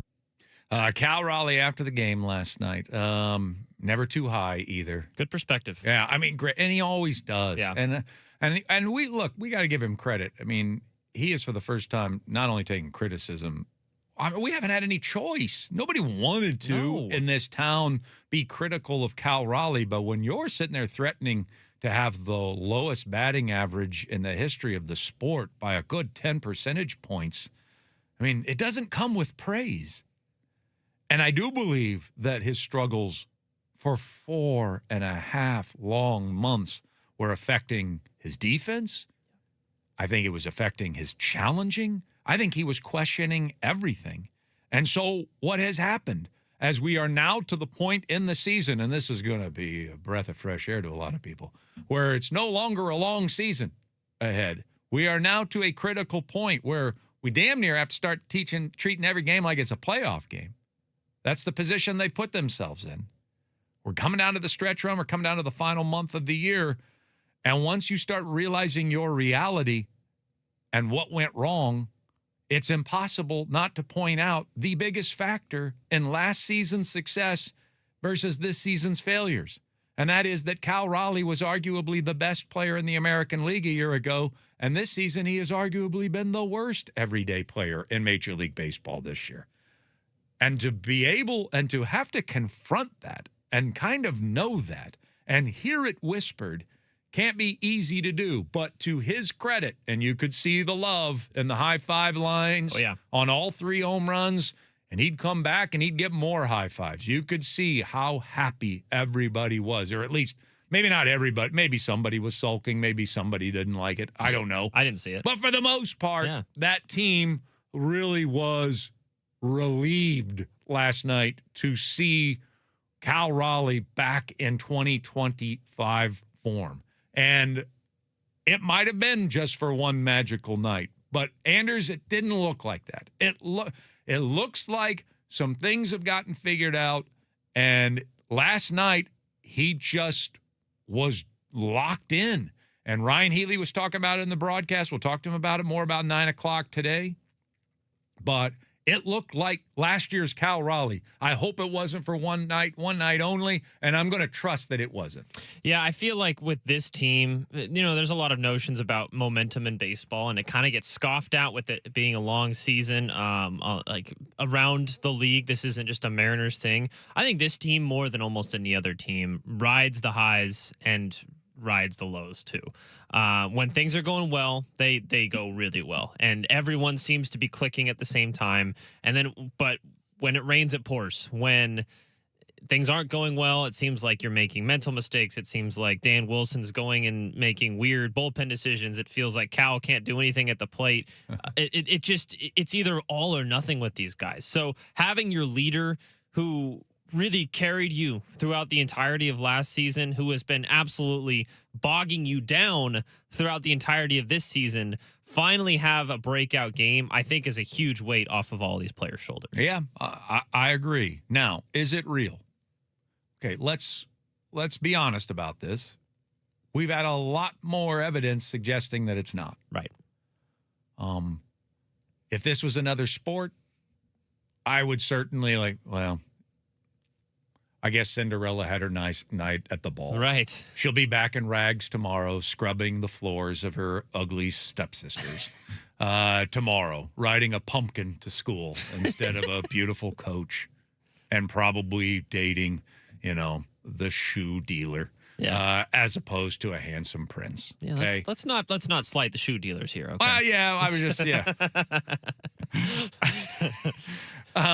So that's. There's so much evidence to suggest that was a one night only affair, but this is baseball, and it is true. And I'm going to talk to Healy. He'll confirm this for me at 9. You never know what's going to lock in and when it's going to lock in. Right. And we all know Cal's got the talent. He didn't lose the talent. He didn't lose the ability, but for some reason he couldn't find his way back on track. And that can have an avalanche effect. It starts as one thing, and then you try to course correct, and then you course correct too far the other way, and then that causes another thing. And then, because you're so determined to fix it, now you're in the cage too often, and now you've screwed something else up, and then just one negative thing affects another negative thing, and you're constantly adjusting and changing, and maybe what you were doing 2 weeks ago was working, but you abandoned it because you weren't getting the results. And then the next thing you know, you're a complete pretzel. You are tied in knots. And that's the Cal we've gotten the last 2 months. That's the Cal that can't tell a ball versus a strike anymore. That's the Cal we've had recently. And so, as cruel as it can be, this sport, to do that to an established star in Major League Baseball, it also unravels in the most mysterious ways. And you never know what's going to unlock. Oh, it could be a suggestion from someone. It could be you made a mistake, in the at-bat. Right. You did something you weren't even planning to doing, but it felt so right. You're like, oh my gosh, that's it. Light bulb. Yeah. This is the sport that can happen in. It can happen in other sports. Sure. But it can happen in this sport. Baseball's weird.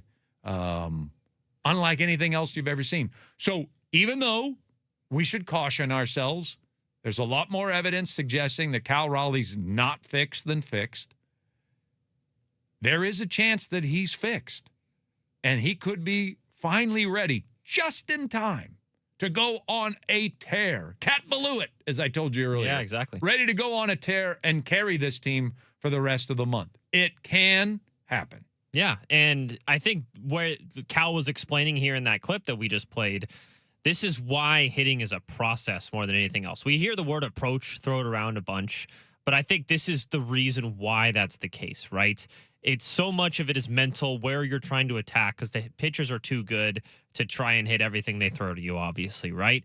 But there's also the chicken and the egg conversation, right? Does it take being a good hitter for pitchers to kind of avoid you and then you can draw some walks? Or does it take your the process to being patient and letting, pitches come into your attack zone, so to speak, and then that's what helps you not only not miss mistake pitches, but then be patient, and then you could take some walks in there as well. So I think that's where everything starts to click, and that's where Cal Raleigh's at his best. He's never going to be a contact guy. He's going to be a walk and home run guy, and maybe a few doubles here and there as well. So if that's able to click for him in the next month or so, he can absolutely carry this offense. Well, this is the cruel reality of it.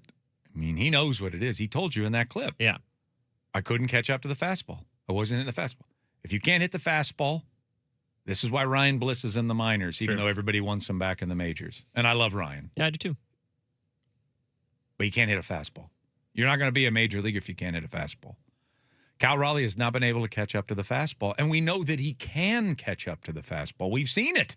Yeah. And it was just a few months ago. It's not like we saw it in the 80s. Like, we've seen it. Yeah. And try as hard as he could to get there. He couldn't figure it out. If you're not on time, how many times did Bucky say this? How many times Healy say this? If you're not on time as a hitter with the fastball, then you're lost. He couldn't figure it out. Whatever clicked in the last week, whatever clicked in last night, he did not look like somebody that was rushing to catch up. No. He looked like last year's Cal Raleigh. That body was in perfect symmetry last night. And he was not rushing to catch up. He was just on time against a great pitcher, by the way. Not a good one. Now, he might not have had his best stuff last night. Sure. But that is a great pitcher in Zach Wheeler that he was facing last night. So it does give you hope. It doesn't mean he's at the finish line. Doesn't mean he won't show up tonight and go 0 for 3 with 2 punch-outs and a walk. But it does give you hope that, okay, something locked in.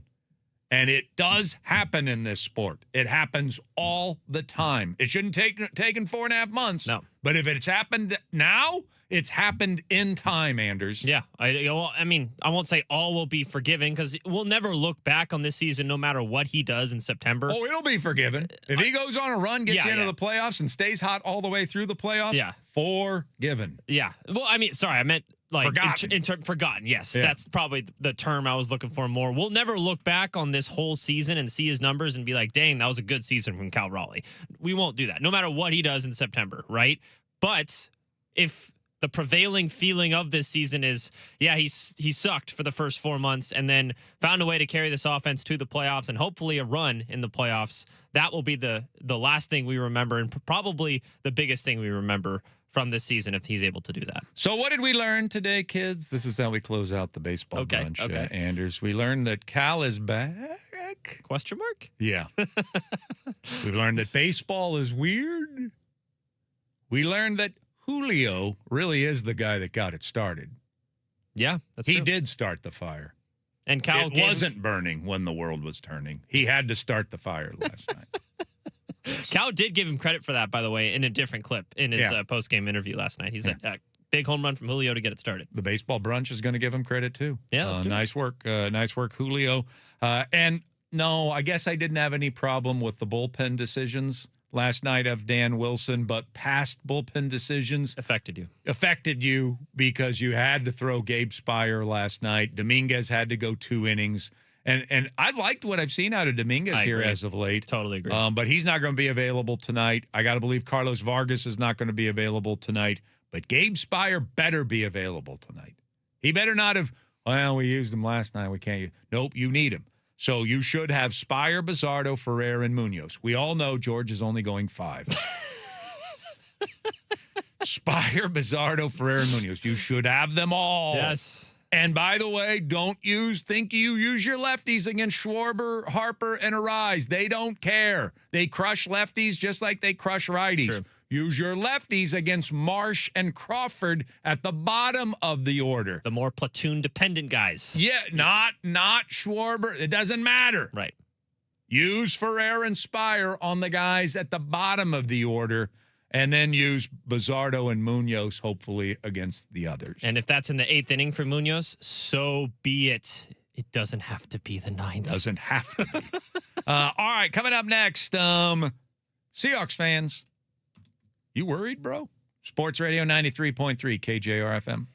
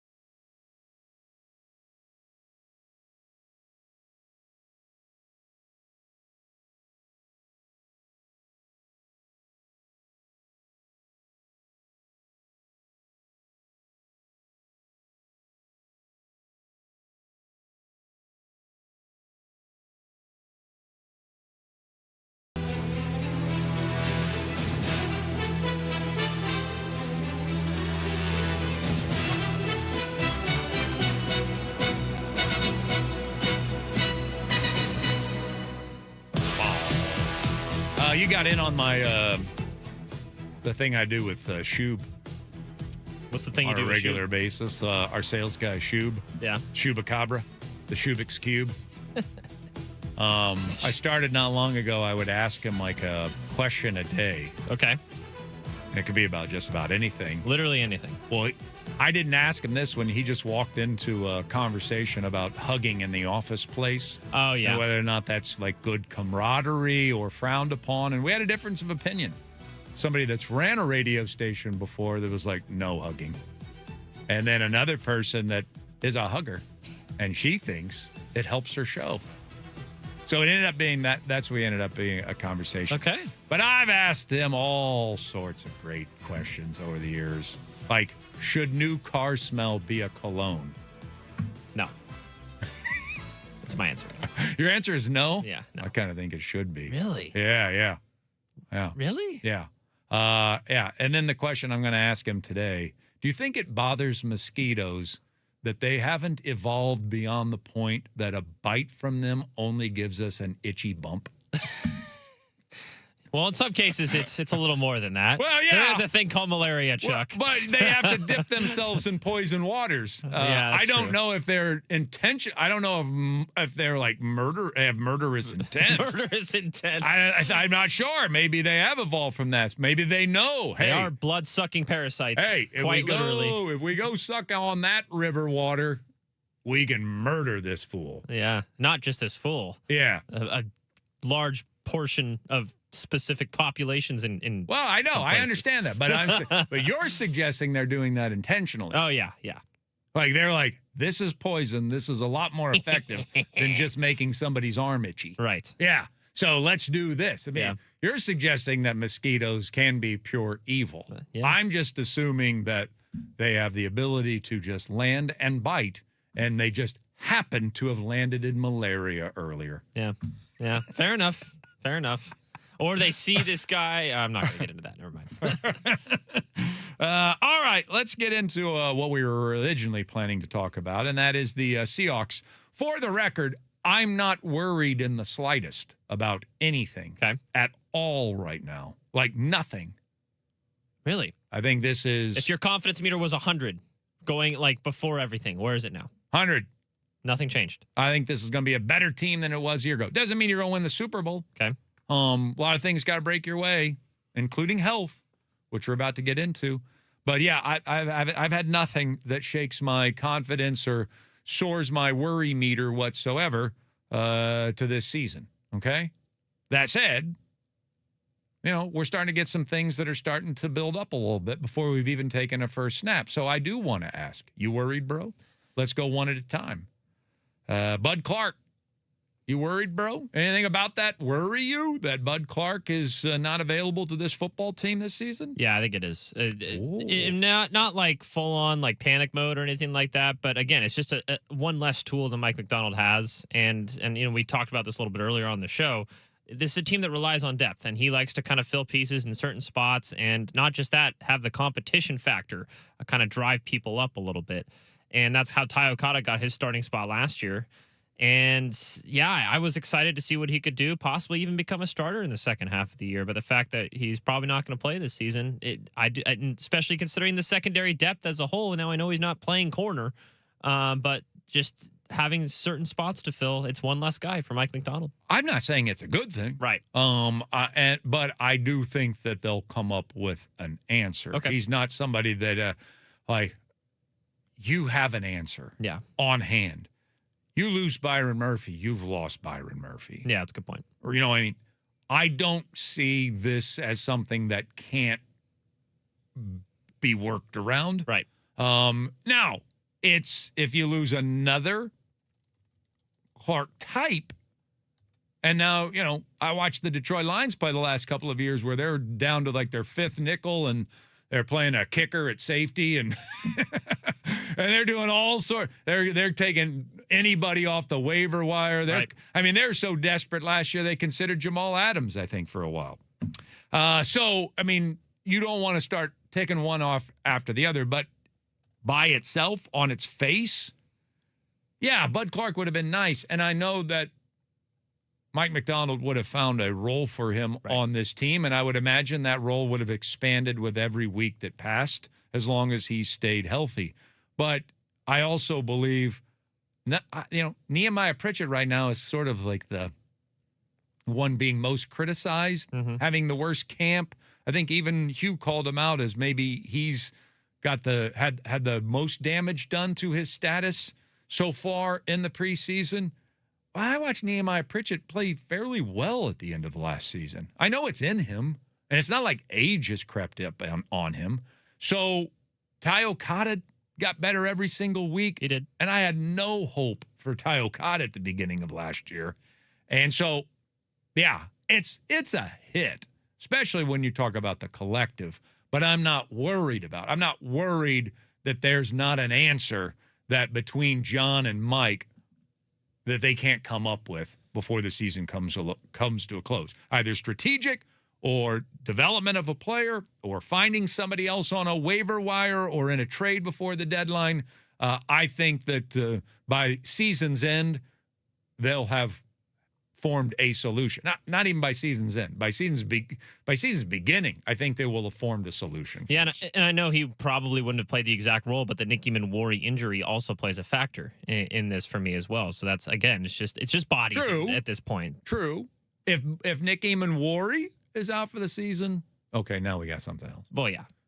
Because not only do you lose him, which is a superstar potentially. Yes. But that all, again, takes away from your depth. Correct. And your secondary and guys that are versatile. And we don't know if Bud Clark would have been versatile. Sure. But the theory was that he could be.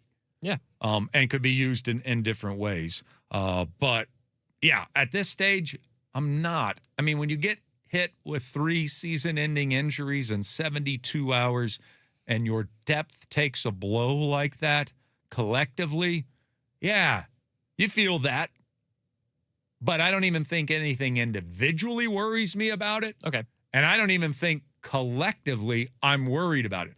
All it is, it's just like age. Like, there is nothing wrong. I don't feel one bit old despite my age, but I know that I'm closer to being old. You know what I mean? What's old? Yeah, I know that I'm closer to feeling old than I've ever been in my entire life. But, and same thing with like a roster. I don't think that you're in danger, but you are closer to being in danger of being too thin in some areas. Right. And to me, that's the only effect of the last 72 hours. I'm not worried about the way the roster is currently constructed, but when you lose 3 guys off of your depth, suddenly you are closer to having to worry about depth. Yeah. That's how I feel about it. Of the 3, Bud Clark is the closest, and it probably pushes me over to, yes, slightly worried. The other 2 I don't feel that way about. I think you can easily fill the roles of one, Jake Bobo, and Mason Richmond, right? They weren't probably going to have giant roles anyway. And for me, it's easier to fill those gaps. Again, you would rather not have it happen, but Bud Clark's the only one where I feel like I don't love that. And I feel a little bit I don't love it. Right. I don't like it. Right. I damn near hate it. Yeah. I'm just not worried about it. That's fair. Not yet. All right. Coming up next on the radio program, I'm going to give you this warning right now in advance. Something's about ready to happen in your lives and maybe for the next 25 years that is going to annoy the crap out of you. Sports Radio 93.3 KJR FM.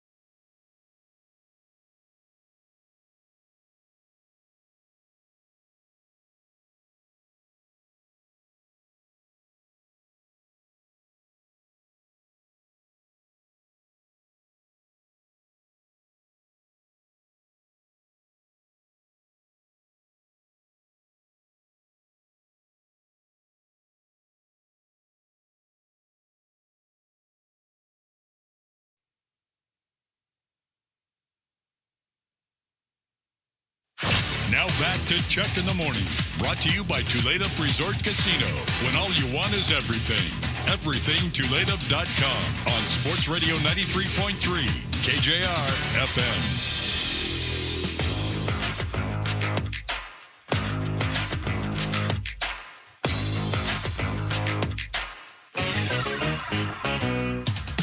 Ryan Healy's going to join us at 9 o'clock. I've been promoting this a lot this morning, and I think that's just because I can't wait to hear what he has to say. I mean, he's in town right now. He was there for the 3-homer game. He's been there for the 3 out of 4 against the Cubs and the Phillies. I mean, this is, 4-2 against, in the last 6 against 3 of the 4 best teams in the National League, maybe 3 of the 4 best teams in all of Major League Baseball. And scoring at about 6 runs per clip these last 6 games, which is just something we don't do and forget about it. When it comes to teams that respond to losing by 17 runs or more, we're the best in the game. Yeah, absolutely. Yeah. Nobody else averages 8 runs a game. And the game after, you've lost by 17 runs or more. Yeah, it's a pretty good thing to be the best of the game at. We're good at that. Yeah, we are really good at that. 2-0. Averaging 8 runs a game. Yeah. Well, would you take a 17-run blowout? To guarantee a win the next day? Guarantee a win the next day.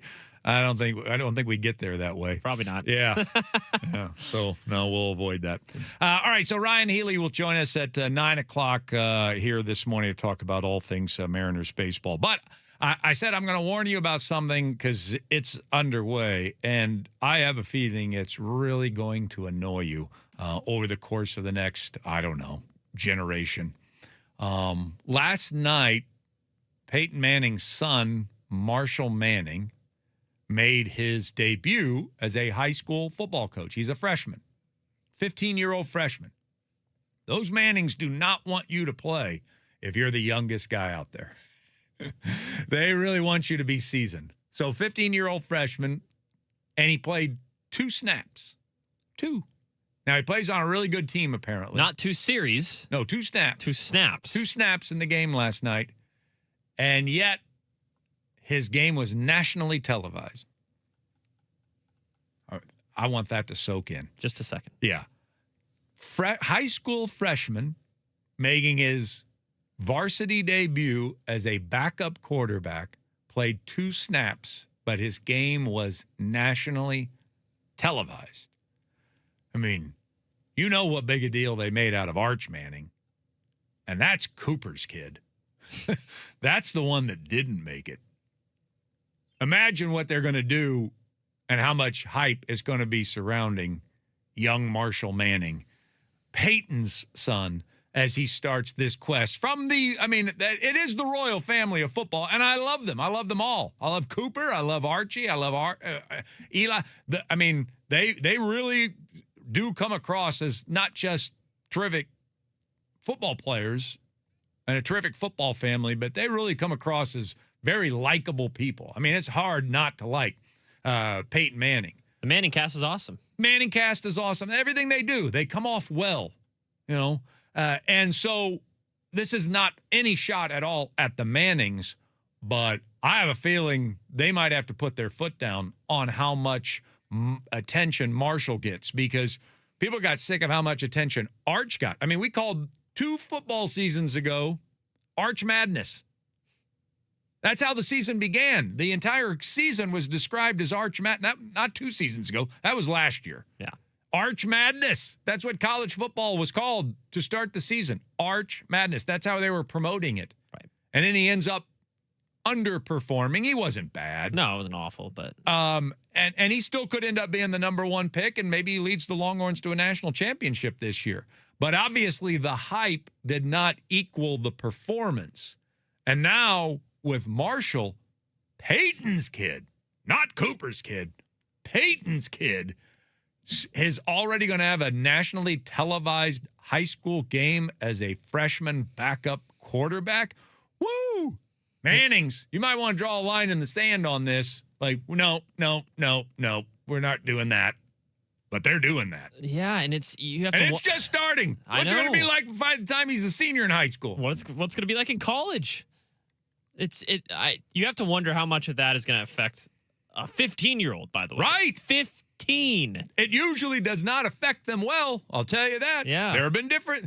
Bryce Harper is an exception. Right. LeBron James is an exception. Right. Todd Marinovich is not. It certainly tends to affect them quite negatively. In the soccer world, Freddie Adu. Freddie Adu, he didn't quite live up to it. Eric Lindros from hockey did not live up to the hype. Yeah, Yeah. I don't know, man. I don't know if this is Manning's pushing for it or if this is hey, you guys are with ESPN. You have to agree to us televising your kid. I can't imagine they're pushing for it, but I also can't imagine they have too much say. That's what I mean. Over whether or not a network wants to. Maybe they do at ESPN. Maybe Peyton goes in there and says, hey, no, you want me to continue with this Manning cast? You're not going to televise all my kids' games. But then are you costing the other kids their chance to be on television? Sure. And you're not going to stop FS1 from doing it, right, or the 30 billion other channels that we now have that can air a high school football game here and there. If there's a market for it, whether he's a backup or not, 2 snaps or not, they're going to put games on television. And yet, for most right-thinking people, the reaction is, really? Well, and this is the way we're going to start this? I mean, we are sort of braced that Marshall Manning's going to be a top high school prospect, but we're going to really start with televising games he's not even playing in? Just sitting on the sideline. And you said it, if there's a market for it, is there? I don't know. Are there people that we'll see want to watch Marshall Manning as a 15-year-old take 2 snaps? Let's find out. It made headlines. It certainly made headlines. Did it get ratings? I don't know. I don't know. Yeah.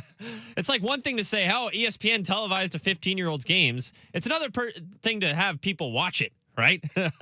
We'll see. I don't know. Yeah. I mean, usually they do. If there's hype. And more so. I mean, they run high school football games. Yeah. Is there a better chance? I mean, every week there's a high school football game on a major network. Yep. If there's a chance that you get a few more people because there's a Manning playing, even if he's sitting on the sidelines with a baseball cap on and a clipboard, then you probably are more apt to air the Manning game versus De La Salle and Bosco. Right. Yeah. So I'm just warning you, get ready for it. Unless the Mannings can figure out a way to say, no, we're not doing that. But then again, is that costing other kids their chance at some publicity that they would like to have? That I don't know. Give him an NIL deal now. All right, Ryan Healy's next. Sports Radio 93.3 KJR FM.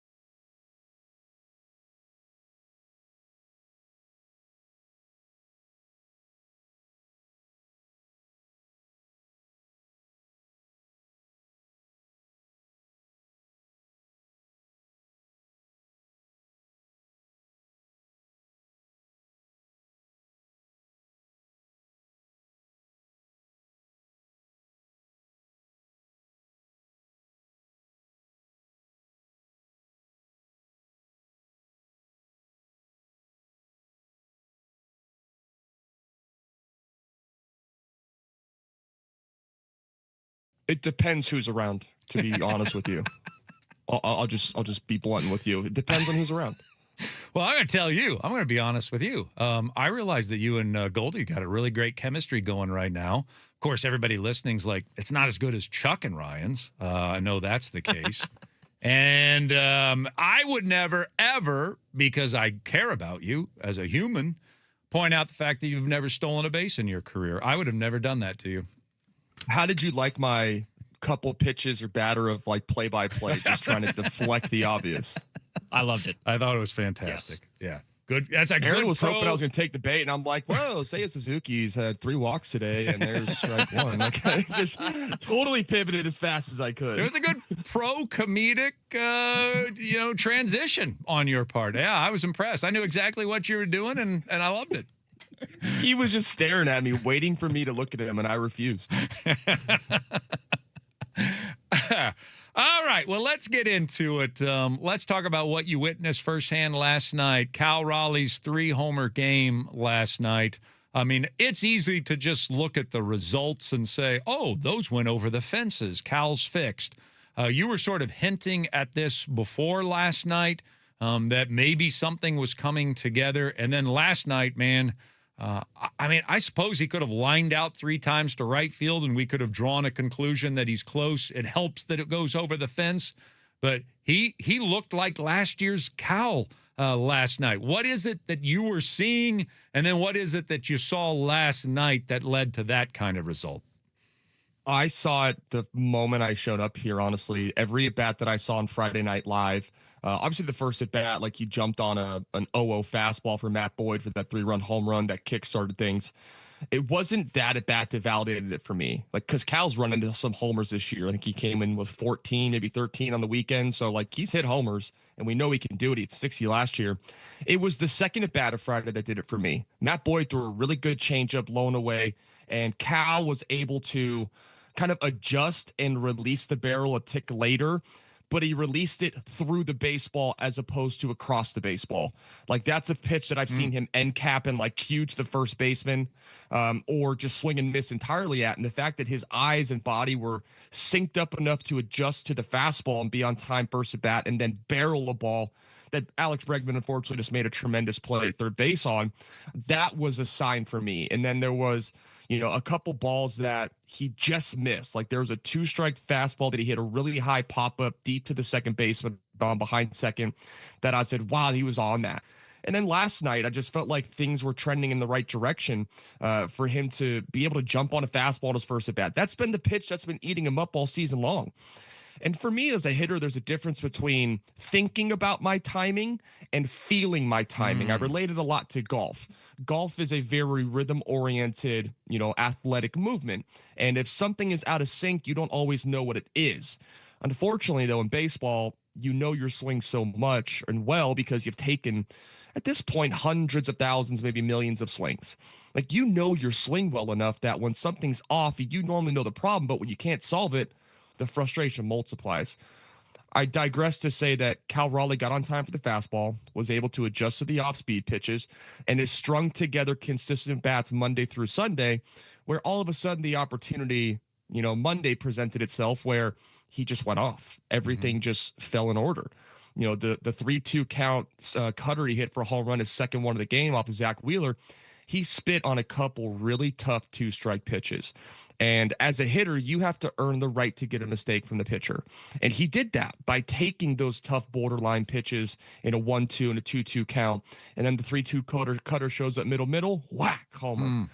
And then at that point, the confidence is just overflowing. And I think it led to the third one where he hit another cutter for a home run off a bullpen arm that I can almost guarantee you Cal's never seen before in his life. But it didn't matter. Yeah. Well, when you struggle for 4.5 months and you are desperately trying to fix it and you're getting a little different piece of instruction every day and you're completely inside of your head, I think the natural reaction to that is I'm going to artificially try to speed up my bat. I'm going to consciously try to speed up my at-bat. What I saw last night was just somebody looked so natural at the plate, looked so balanced in the batter's box, and it didn't look like he was making a conscious effort to get to the fastball quicker. It just felt like it was happening again. Talk to me about the struggle of playing at that level, and when you are in a prolonged slump. I mean, it seems impossible that someday you just show up at the park and it clicks, but it does occur, right? It does occur. Like something weird does happen that suddenly you are on time for the fastball that you haven't been able to catch up with for 4.5 months. Chuck, do you ever, just to relate this back to something you do often, like just being on the radio, like do you ever wake up and just feel like you got marbles in your mouth or you're just tongue-tied? Yep.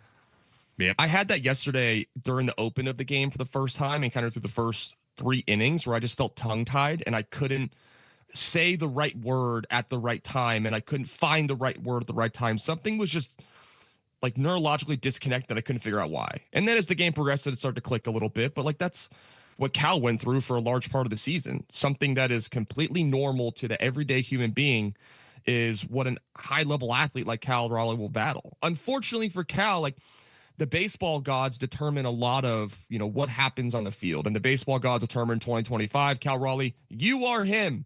You're going to hit 60 this year, whether you like it or not. And you're going to have a ton of praise and potentially win an MVP trophy. But your punishment is 4.5 months of grind. And that's what the game will dish you sometimes, whether he deserved it or not. And it was never a lack of effort. Like when I see Cal today, the only thing that I'm going to tell him is how much I admire the way that he has conducted himself through this entire season. Yeah. The leadership that he has still conducted, the way that he has still been able to show up for this team, the way that he's managed pitching staffs and helped some of these young players transition to the major leagues. Like, there's so many positive things that Cal's been doing all season long. Offense wasn't high on that list, but to see someone like that who works as hard as he does, has managed the failure with such class, to have that type of game last night, the only thing everyone is hoping is this is what he's able to capture for the rest of the season. What do you think? Think he will? Think he can? I think we'd be really silly to sit here and predict otherwise based off of what I'm seeing. But I also know baseball is a very fickle game, and there's a lot of really good pitchers out there whose job is to get Cal off balance. And now that he's on balance, now the fight can actually begin on Cal's side of the equation. I don't expect him to hit home runs every single night, but I expect him to continue to put together professional bats because I've seen him do it for 4 games in a row now.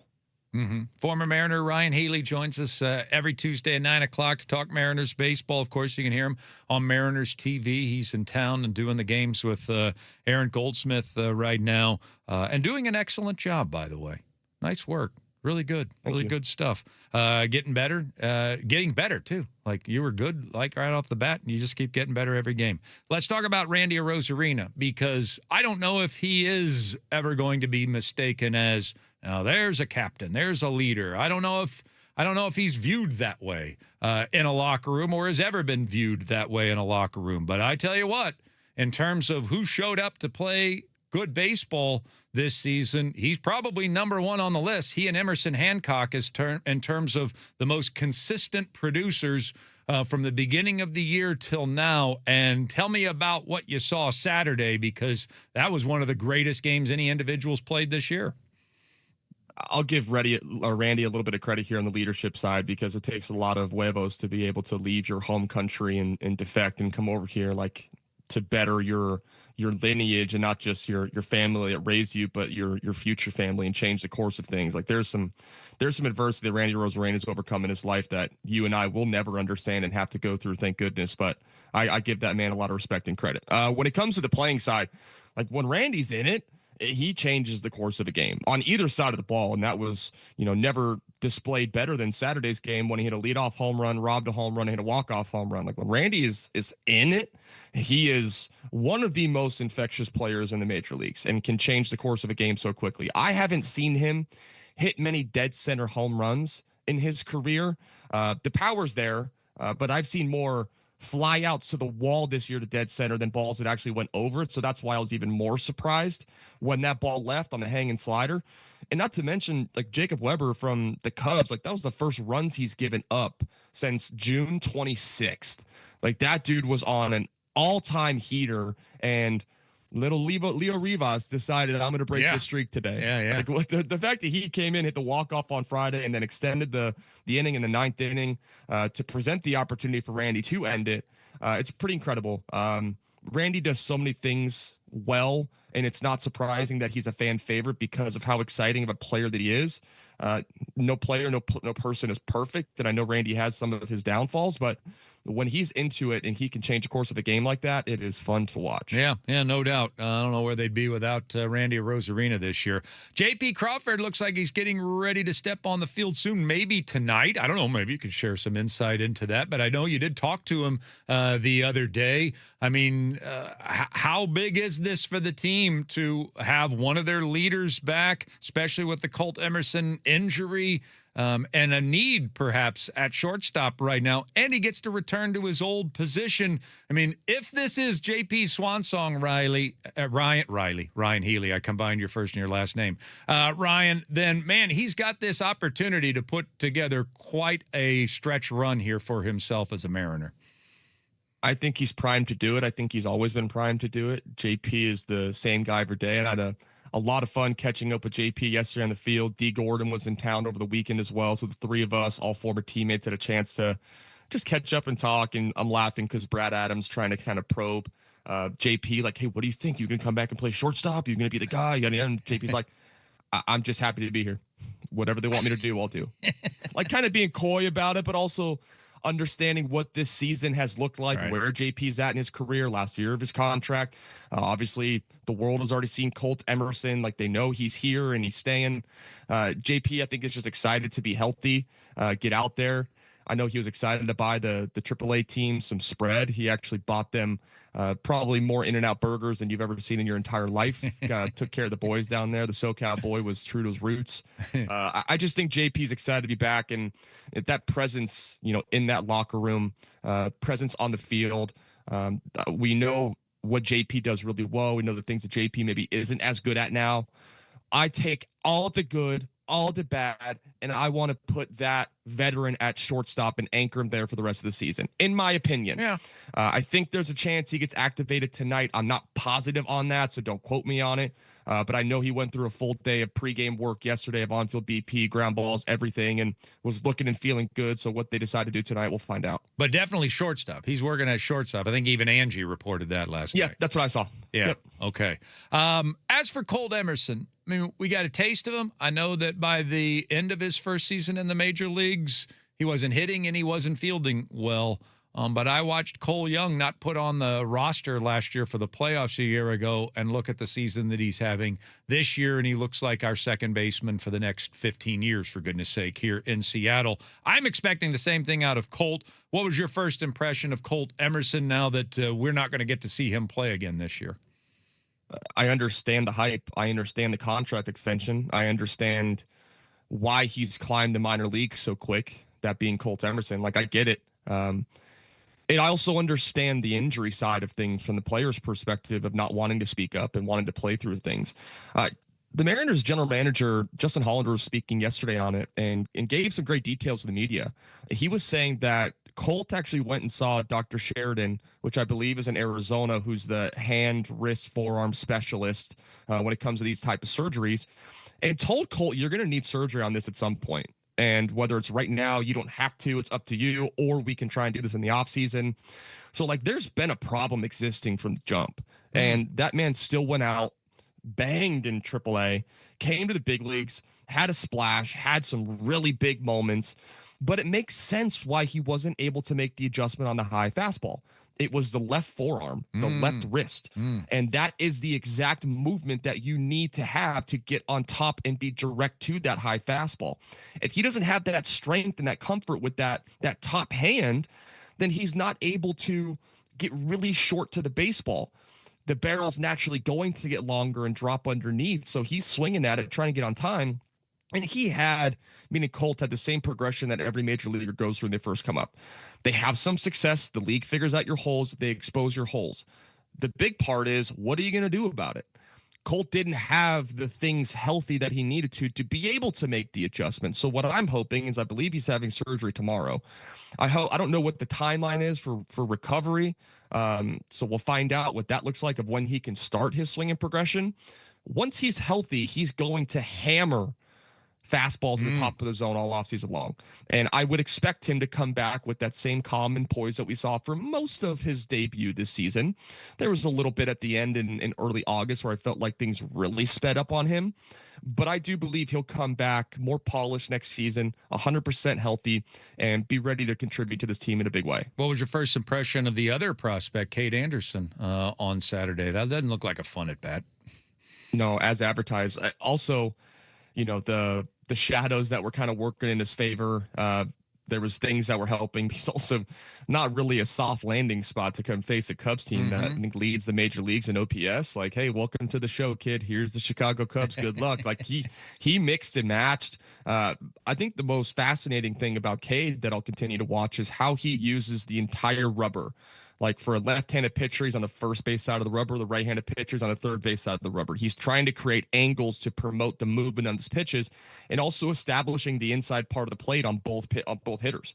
Like he was attacking righties in with his fastball and his slider to open up the changeup low and away off of it. Like he was using both sides of the plate, using all four pitches with confidence and conviction. And if you eliminate a couple pitches that he had late in the game in the sixth inning that kind of went quick on him, that was a flawless start that he had. Got some help from Randy Rosarena, but it's nice to see a lefty in the rotation because it forces the opposing team to use different players in their lineup as opposed to 3-game set. Here's the same lineup all the way through. All right, so how do we use him going forward? I mean, there's talk of piggyback coming back, 6-man, or here we go again, having the same conversation now that he showed Saturday that, probably need to be in this rotation. So what do you see it looking like the rest of the way? They didn't bring Cade Anderson up to, kind of be a hybrid role where he's going to start some days, go in the bullpen some days. Like you don't have the season that Cade had and be the prospect that you are in baseball to come up here and be messed with like that. And I say mess with facetiously, like they got 6 really good big league starters. What decision they make? I think that's the $1 million question right now. And based off of the interview that I saw yesterday with Hollander, they're being pretty coy with it. They don't have an answer, which is how they kind of navigated this the last time through. The biggest difference, Chuck, right now is the time of year. It's not, early June or late May where they have a runway in front of them. Like it's sprint time. You got about less than 5 weeks left of this season, and you don't have the luxury to mix and match and tinker with how this is going to look. They're going to have to make a really hard decision.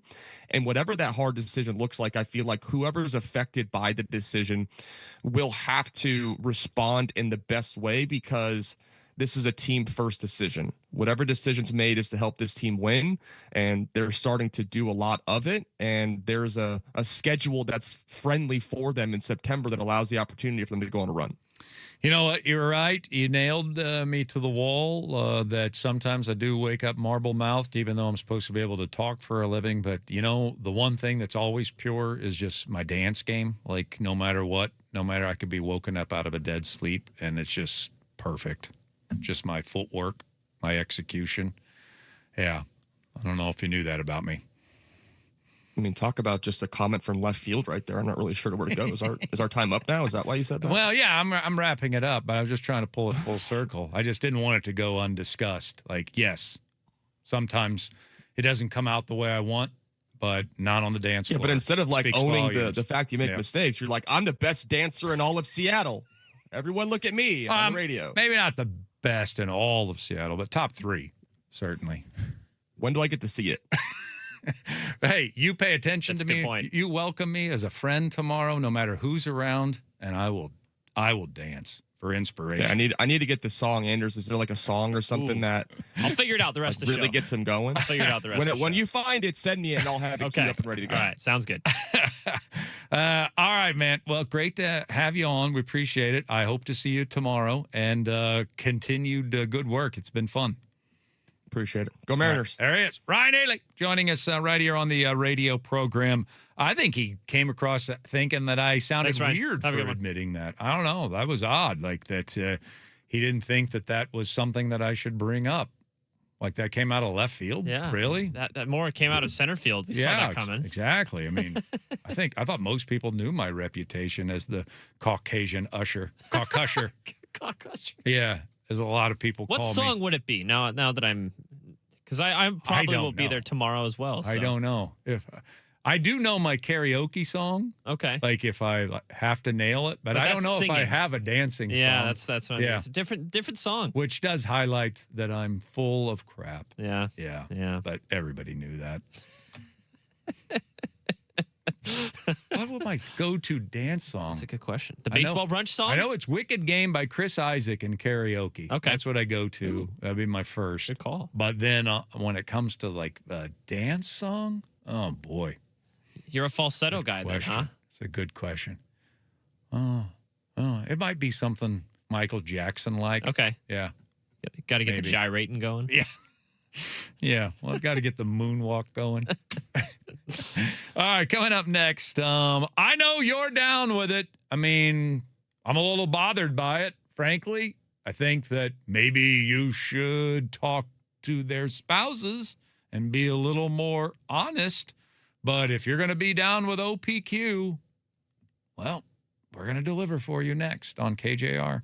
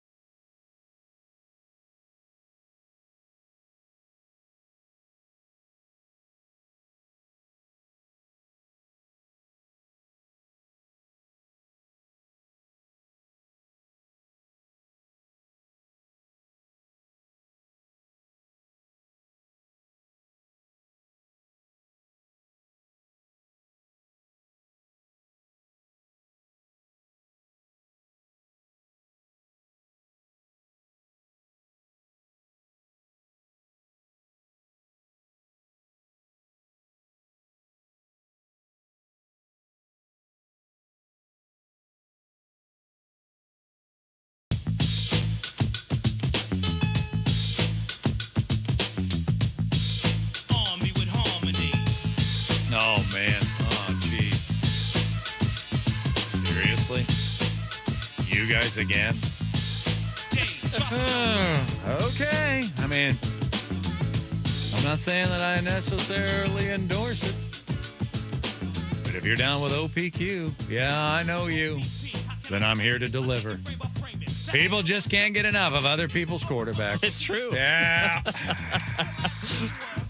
So I spread the rumors, I spread the gossip. Let's start in Atlanta, Georgia today with OPQ.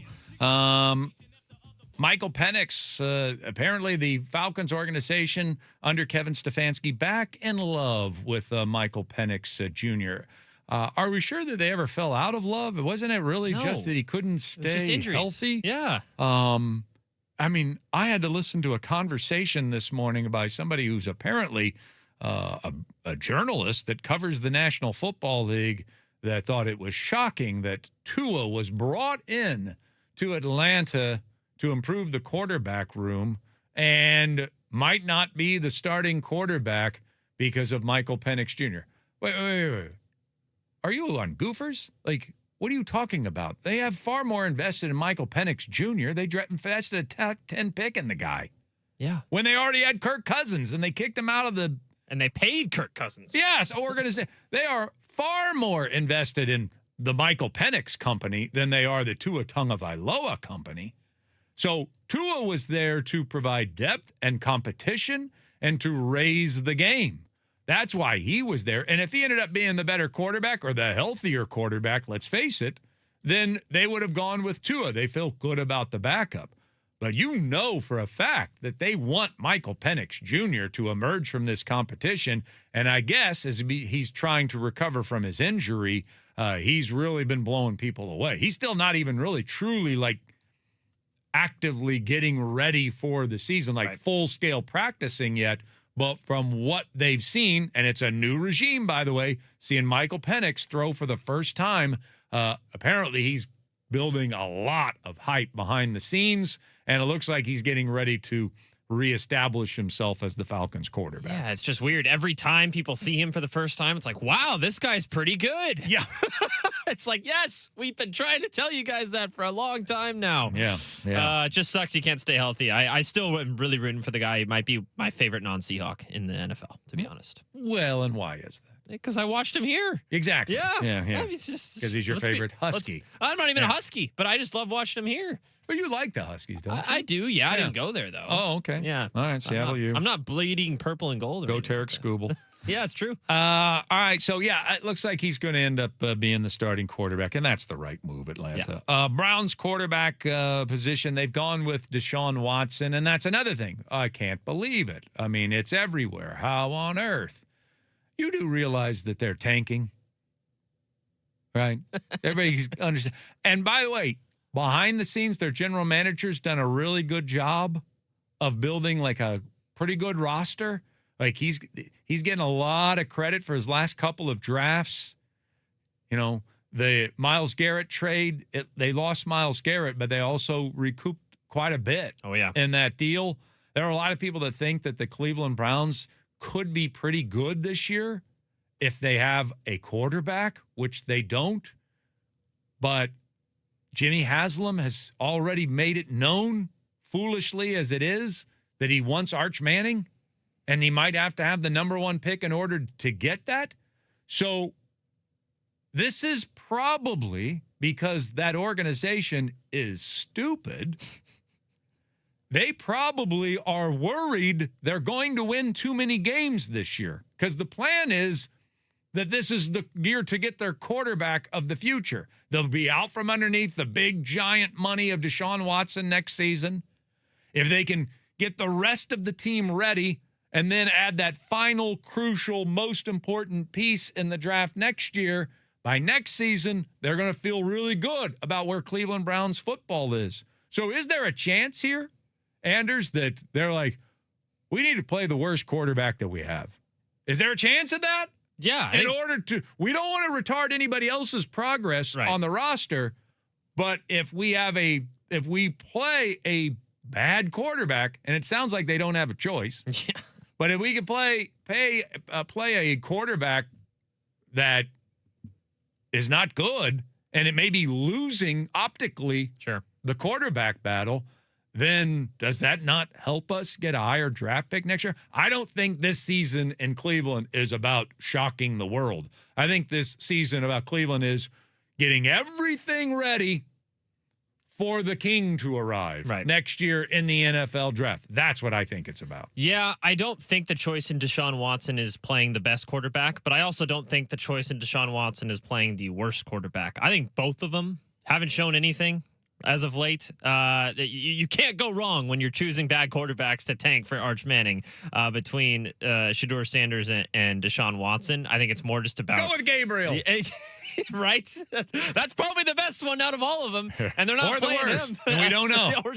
We don't know. But I don't think that's really their goal. No, it's not. It wouldn't surprise me at all if they're like we don't want we sabotage their record. You might win some games. We can't have that. Trying to thread the needle of let's get better in every area, but let's still lose games. Yep. Think about threading that needle. That's what I think they're doing. Mm-hmm. And if we don't, if we go out and got a better quarterback or played the better quarterback and they win us 4 games instead of 3, that could cost us Arch Manning. Totally. I mean, maybe I sound stupid. I think I accused others of sounding stupid. Maybe I sound stupid for saying this, but I think the Browns are so stupid that they would be that stupid. Only the Make Browns. sense? Only the Browns. All right. While we're talking about OPQ, other people's quarterbacks, I don't want to give away too much. Anders and I are going to be in the same fantasy league here at KJR, and I'm always in this because I feel like I've got some good advice to impart. I think I'm pretty good at fantasy football. All right. But on the other hand, I want to give away all of my secrets before we actually draft. I mean, if nothing else, Anders is going to hear them. It's true. Okay. But I saw they're doing the big fantasy football showcase, 3 hours a night on ESPN right now. And I saw their list of quarterbacks. Man, I hope that's the way everybody thinks in my league. It is pretty funny how I always look at the lists that they come up with. And it's like, yeah, please auto draft, please. Yeah.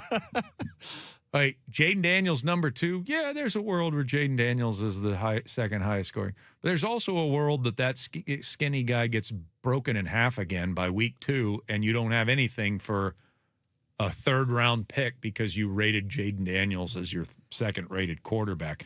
Jackson Dart in the top 12?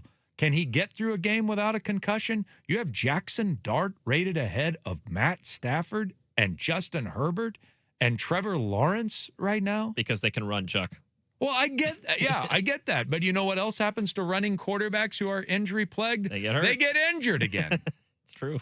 I get Lamar Jackson. Lamar Jackson's got a big profile of putting up big numbers. And staying healthy. And staying healthy. I get putting Lamar Jackson, trusting a bounce back, putting him up there. And yes, I get his running numbers and I get his passing numbers, and the offense should be better this year. I get that one. But my goodness, Matt Stafford was ranked 15th on their list. He threw 46 touchdown passes last year. I don't know how that happens. Go ahead and let me get Matt Stafford in the 15th round. Yeah. Go ahead. Yeah. I just want to tell everybody at KJR, go ahead. Okay. Hate Matt Stafford. Let me wait till the 12th round to pick a quarterback. I will take Matt Stafford as my fantasy quarterback. And I'll take, with my other 11 picks, a bunch of running backs and wide receivers. I'll have tight end depth. I'll have depth out my wazoo. And I'll have Matt Stafford at quarterback. Go ahead and let me do that. You take Jackson Dart in the 5th round. I'll take Matt Stafford in the 12th. I will not. Come on, Anders, please. I will not. You're a really good competition in this league. Please, take Jackson Dart. Listen to ESPN. Jackson Dart. He's going to have a huge year. He's MVP candidate. Jackson Dart. That's your guy, Jackson Dart. Yeah, sure. Dart. You're going to inception me into putting that into my head? One last thing is next on KJR.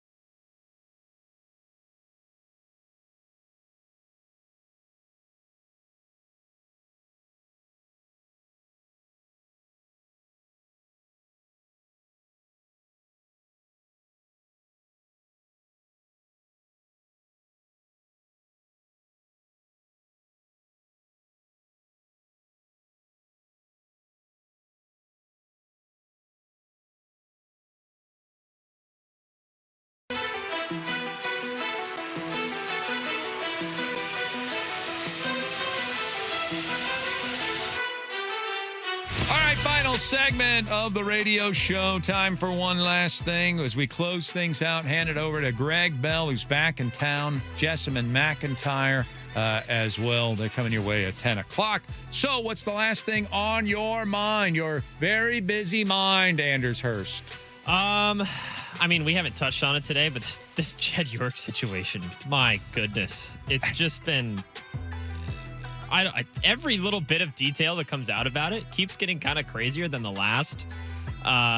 It was in a trailer park where he ended up having it happen. Jeez. Like, what's going on, man? Jeez.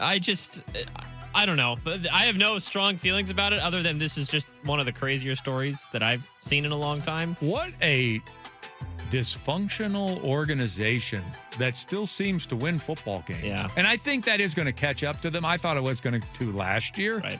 But I think that is going to catch up to them. These fools that keep thinking that the 49ers are the clever pick in the NFC West. Yeah, if you like 7-10. But think about what they've done. Think about their offseason. First of all, they've got York, Shanahan, and his driving thing. Yeah. Ayuk's still on the roster. Somehow. At this point. They've got the substation that they're blaming for their... Injuring all their players. And they have the highest rate of injuries again this... Already. Training camp. Boy, it feels like a mess. I said last year that even with Mike McDonald in town, Kyle Shanahan should be the coach of the year because he somehow got 12 wins from the regular season. It's a regular season award. Yes. Out of that banged up of a team. And yet I do believe it's going to catch up to them at some point, and I'm guessing it's going to be this year. But when the owner, add the owner to the list. Another log to the fire. Yeah, it's just, I don't know where the Koshla family comes into all this, but maybe they wanted to get out of that tire fire in San Francisco. Hey, that's interesting. I didn't think of that angle. Yeah. But it's like, we don't want to deal with this anymore. Let's go to the rivals. Yeah. Now, it may their be head helpful. coach can drive. Yeah. Yeah. Their best wide receiver plays. It's just novel concept. They tell the media when something happens and don't just try and hide it until it comes out. Yeah. We could be the owners there, and we know we don't dabble in prostitution.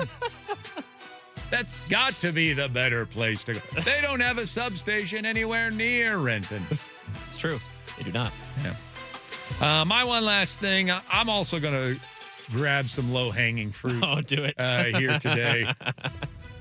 Look, I'm not saying Enes Kanter's right. I'm not saying Enes Kanter's wrong. I'm not saying anything politically about what's going on there. But I will say, I want to see him suit up for a WNBA team. Do you know how long this conversation's been going on, Anders, where women's sports say this and then men's sports say, well, if a WNBA team played a great high school basketball team, the boys team would win by 50, and then the people on the other side, you're out of your mind. That is so chauvinistic. No. Honestly, they'd win by 50. The athleticism and this conversation has been going on since I was a baby. Yeah, since the dawn of time.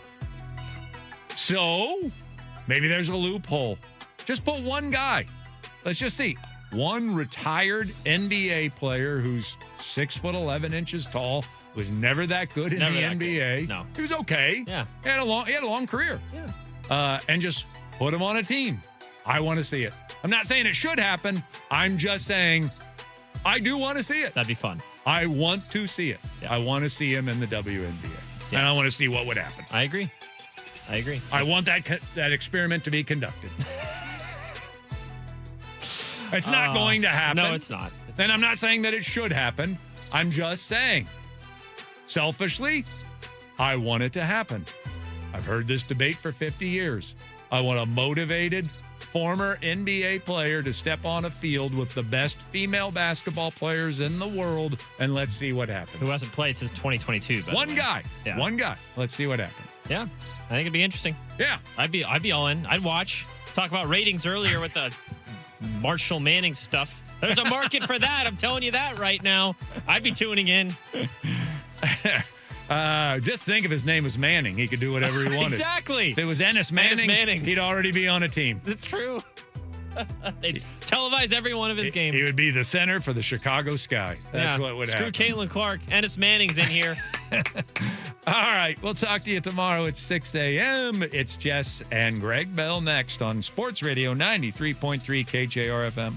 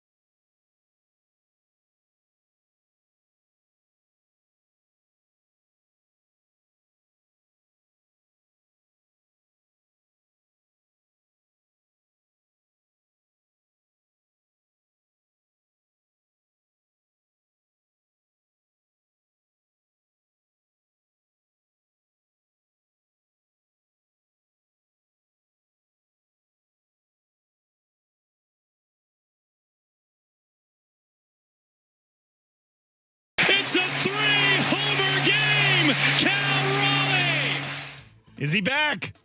Is he back? Anderson in the across the studio said, "Yep." Certainly seems like it. Thumbs up. 3 home runs, the first time in his career.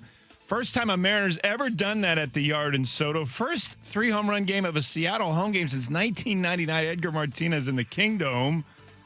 Man, 4 home runs off Phillies ace Zach Wheeler, tied for the most he's given up in a game. What a way for the Mariners to beat the Major League's hottest team, ending the Phillies' 9-game winning streak, 9-2 win.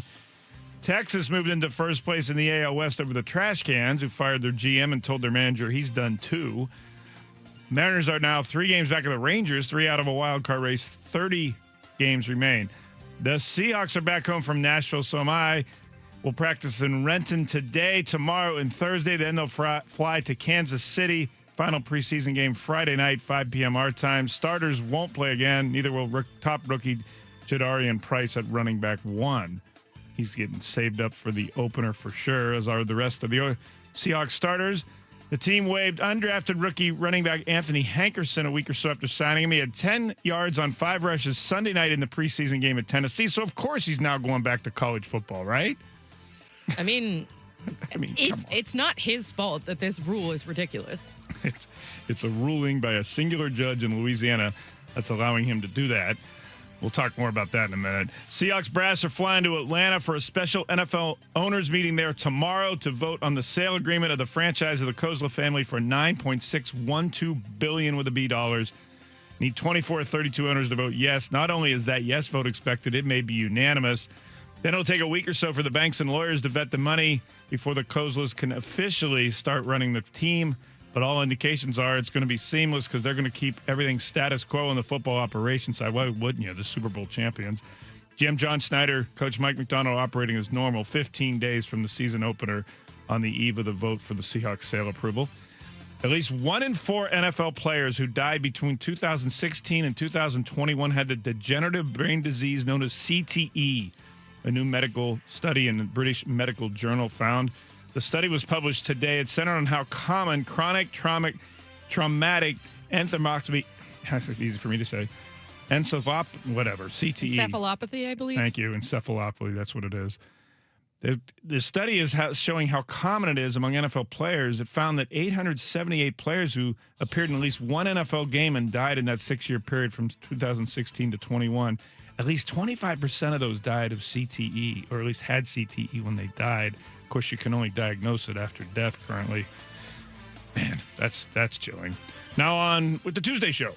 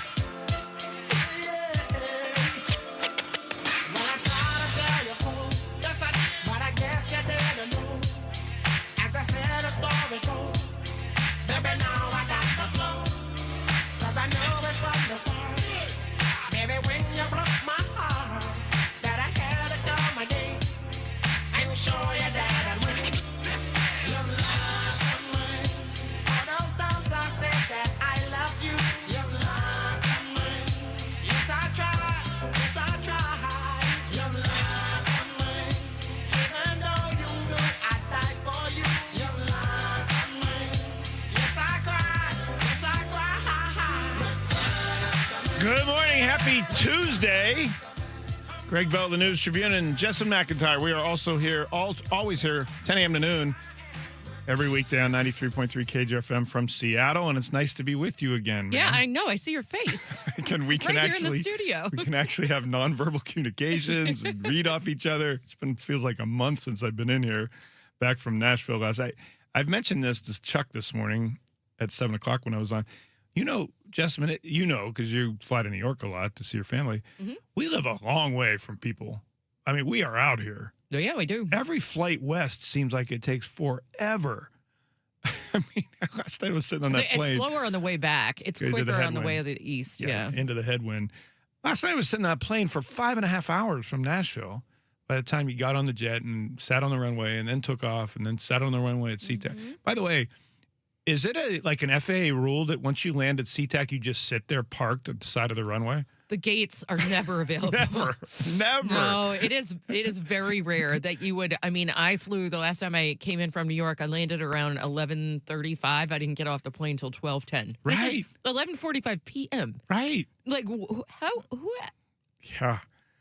Yeah, I know they're doing a lot of construction down there too, and I don't know if that's affecting the gate availability, but we landed on time, so there should be a gate available. Yeah, and as soon as one plane's late leaving or one plane late arriving, and that whole schedule gets gummed up, and then you just sit and wait. But yeah, if you're at the end of the day, which I very much was, and you were too, there's more likely a chance of disruption. Yeah. I don't know that I've ever landed, and I fly a lot. I don't know if I've ever landed at SeaTac and gone right into the gate. It's always sitting. It's been a while since that's been consistent because I've been flying with the Cougs for 14 seasons. Correct. And I go home all the time. But it feels like since COVID, maybe, everything is a little more gummed up. Right. The very few times that my wife comes and picks me up, it's not often. Last night was one of those times.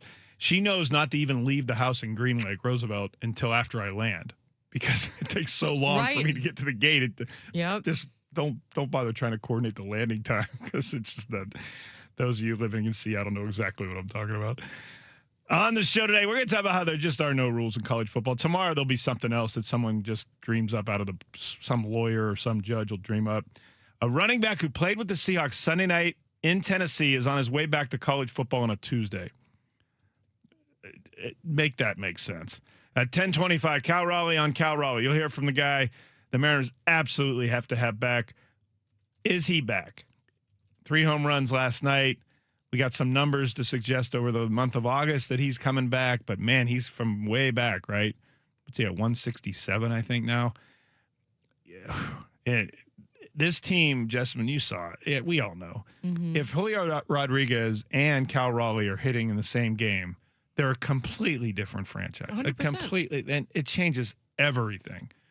And that, of all the reasons and all the things we've talked about all season with the Mariners, why they've been so far under 500 and so underachieving, there's your number one reason. If Rodriguez and Raleigh are hitting at the same time, then all these other issues are secondary to the fact they'd be winning games. And they beat the best team in Major League Baseball lately, the Philadelphia Phillies last night, 9-2, with their ace, Zach Wheeler, on the mound. And they drubbed them.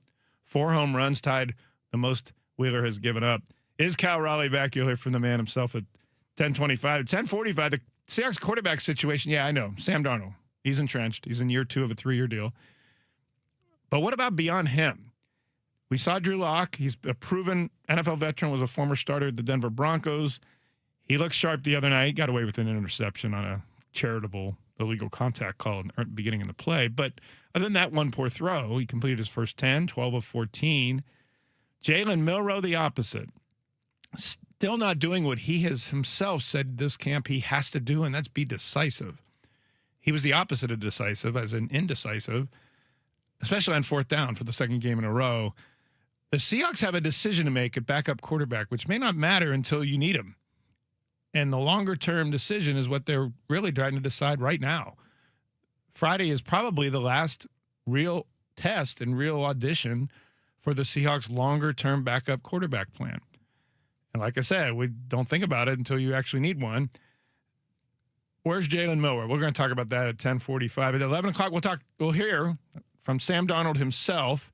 He talked after the joint practice in Nashville, and you'll hear from him at 11 o'clock. He has looked fantastic. I mean, I've mentioned and written for the News Tribune this. Jessamine looks like a different guy compared to last year. Command-wise, absolute control, his precision with his passing, so comfortable, joking with us. He's the guy now. You know what I mean? Yeah. He was not that last year. I was at his introductory press conference and just remembered how awesome he sounded and how, chill he was. It almost was like some sort of monkey got off his back, just knowing he had a 2-year contract here. And it's 2, correct? 3. It is 3. He's in his second of 3. Yep. But I'm wondering, there's got to be some Super Bowl confidence, even though he wasn't the number one reason they won that game. He protected the ball. He did his job. I wonder if you do the right thing, you win the Super Bowl, you come into your second year with the Seahawks, and now, okay, I can kind of be the guy. I can kind of be the guy. And I'm sure that they're stoking that flame as well. Why wouldn't you, within the Seahawks organization, give him that confidence and allow him to ride it? This is the first time since his first contract, his rookie contract, that he's had a more than 2-year deal. Right. In Carolina, he only had a couple years and then he was gone. San Francisco, 1 year as a backup to Brock Purdy and he was gone. Minnesota, 1 year as a backup. Or excuse me, he was supposed to be a backup to J.J. McCarthy until McCarthy got hurt, and then he started accidentally, went 14-2, and now he's a Seahawk. But this is the first time he's exactly what you just said, the guy. Now that he's won a Super Bowl, it is so different. Well, the expectations for him in New York were also quite different. Of course. Because he was supposed to be the guy. Yeah, but he's a top 3 pick. As someone who grew up a Jets fan, I can very much say that that is a quarterback ruining institution. And it also is just not a great place for a young player to grow up. Although Geno Smith, not a young player, looked good the other day in the preseason game. He ripped it up. The Jets fans are, what a retread. Like, Geno Smith, whoa. Good for him. Good for him. I don't root against him. I'm not like, I don't love him, but I don't root against him. At 11 o'clock, you'll hear from Sam Darnold. We'll talk about, a lot of people say, well, why not pay him right now? We'll talk about that as well, why he's not getting a new deal in year 2 of 3. 11:30, your talkbacks. If you go to the talkback, I have the little button, the red button at the top of our 93.3KJR.com website or the iHeartRadio app. Jessamine will play it. I say this all the time.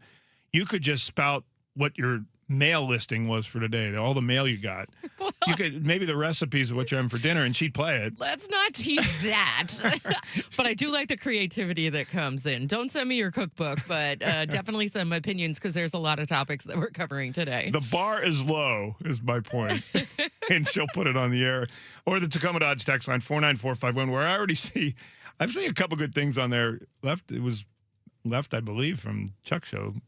But the 360 said of the Mariners, if we lost every other game by 17-plus runs to guarantee the next game is a win, we'd be 500 and tied for first in the West. True. 500 will get you first place in their division. That's twice now. They've been absolutely Bugs Bunnied and then come back to win. Yeah. But they did come back to win. Yeah, 22-0. They won the next day. Well, they have like 7 runs in the first inning of that next game. Yeah. And then yesterday, after a 19-2, they go up 5-0 in the first inning on the hottest team in baseball against the Phillies ace, Zach Wheeler. Are they drawing you back in? 49451. That's my question. Are you re-believing in the Mariners? Are you Ted Lassoing the Mariners? Are you Ted Lassoing Cal Raleigh? Is Cal Raleigh back? Are you back? We'll read those texts back. I'd be interested to hear what you have on the text line about that. I can't declare them back yet. They're 6 games under 500. No, you can't declare them back, but what we are seeing is signs of hope. Oh, then that's where we'll take that, right? Yes. Also, for the text line, I asked this question, and the NFL players can go back to college football now. Are you for that? Because there are a lot of people out there who say, let those guys get theirs whenever and wherever they can. Or do you see it? I mean, I see it as opportunities lost for college players currently on the roster who still have eligibility. And now, high school recruits, remember them? Those are the Chucks and Clarissas that are getting their doors slammed on them when all these lawyers and judges' rulings come down that suddenly players are, voila, they're eligible again, or they get an extra year eligibility. I lived it in my own house. My son had a commitment to play at Western Washington, and Western Washington got all their seniors back for a COVID year. And the coach said, sorry, we don't have any spots because all our seniors that we thought were leaving are back.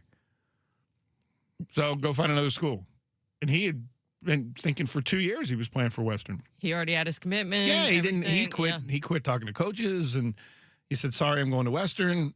No fault of Western. They didn't foresee that. Of course, no one could foresee COVID. But the COVID set a precedent of, okay, lawyers and judges saying, well, let's keep trying to get more extra years of eligibility here. That's part of what went on in Louisiana last week. The judge there, that temporary restraining order of 16 players suddenly from the class of 2022 entering recruiting class, suddenly getting a 5th year of eligibility that they didn't expect to get. This morning, the Big Ten is saying they're going to pass a rule today that prohibits players from returning from the NFL to play for one of its Big Ten schools. That's according to ESPN. Any player who's declared for the NFL draft and did not withdraw or appeared on an NFL roster or signed a contract with a pro league cannot be on a Big Ten roster. That's what the Big Ten presidents and athletic directors are saying. This is after two NFL players, Cleveland's Daquan Wright, New Orleans, as in Saints, as an NFL player, Xavier Harris. They left the Browns and the Saints. They got waived to join now Lane Kiffin's roster at LSU because they used to play for Lane Kiffin at Ole Miss. Mm-hmm.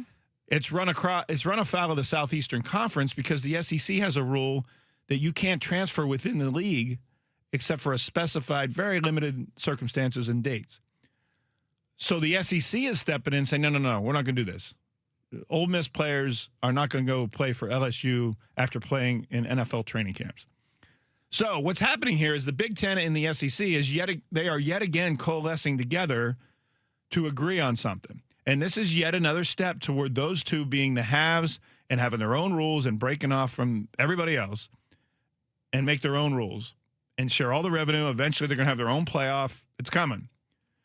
And everybody else, everybody else, the new Pac-12, everyone that's not in the Big Ten and SEC would be everybody else, playing by a different set of rules with different revenues and a different playoff. That's going to come. So when you see the Big Ten stepping up a day after the SEC was against it, this is yet another log on the fire of that secession from everybody else from the Big Ten and the SEC to play by their own rules. It's coming. Everybody that I know in college sports, I still teach in the college sports landscape at the University of Washington. We are all bracing for the Big Ten and SEC to start playing by their own rules, and this could be one of them. Anyway, that brings us to Anthony Hankerson.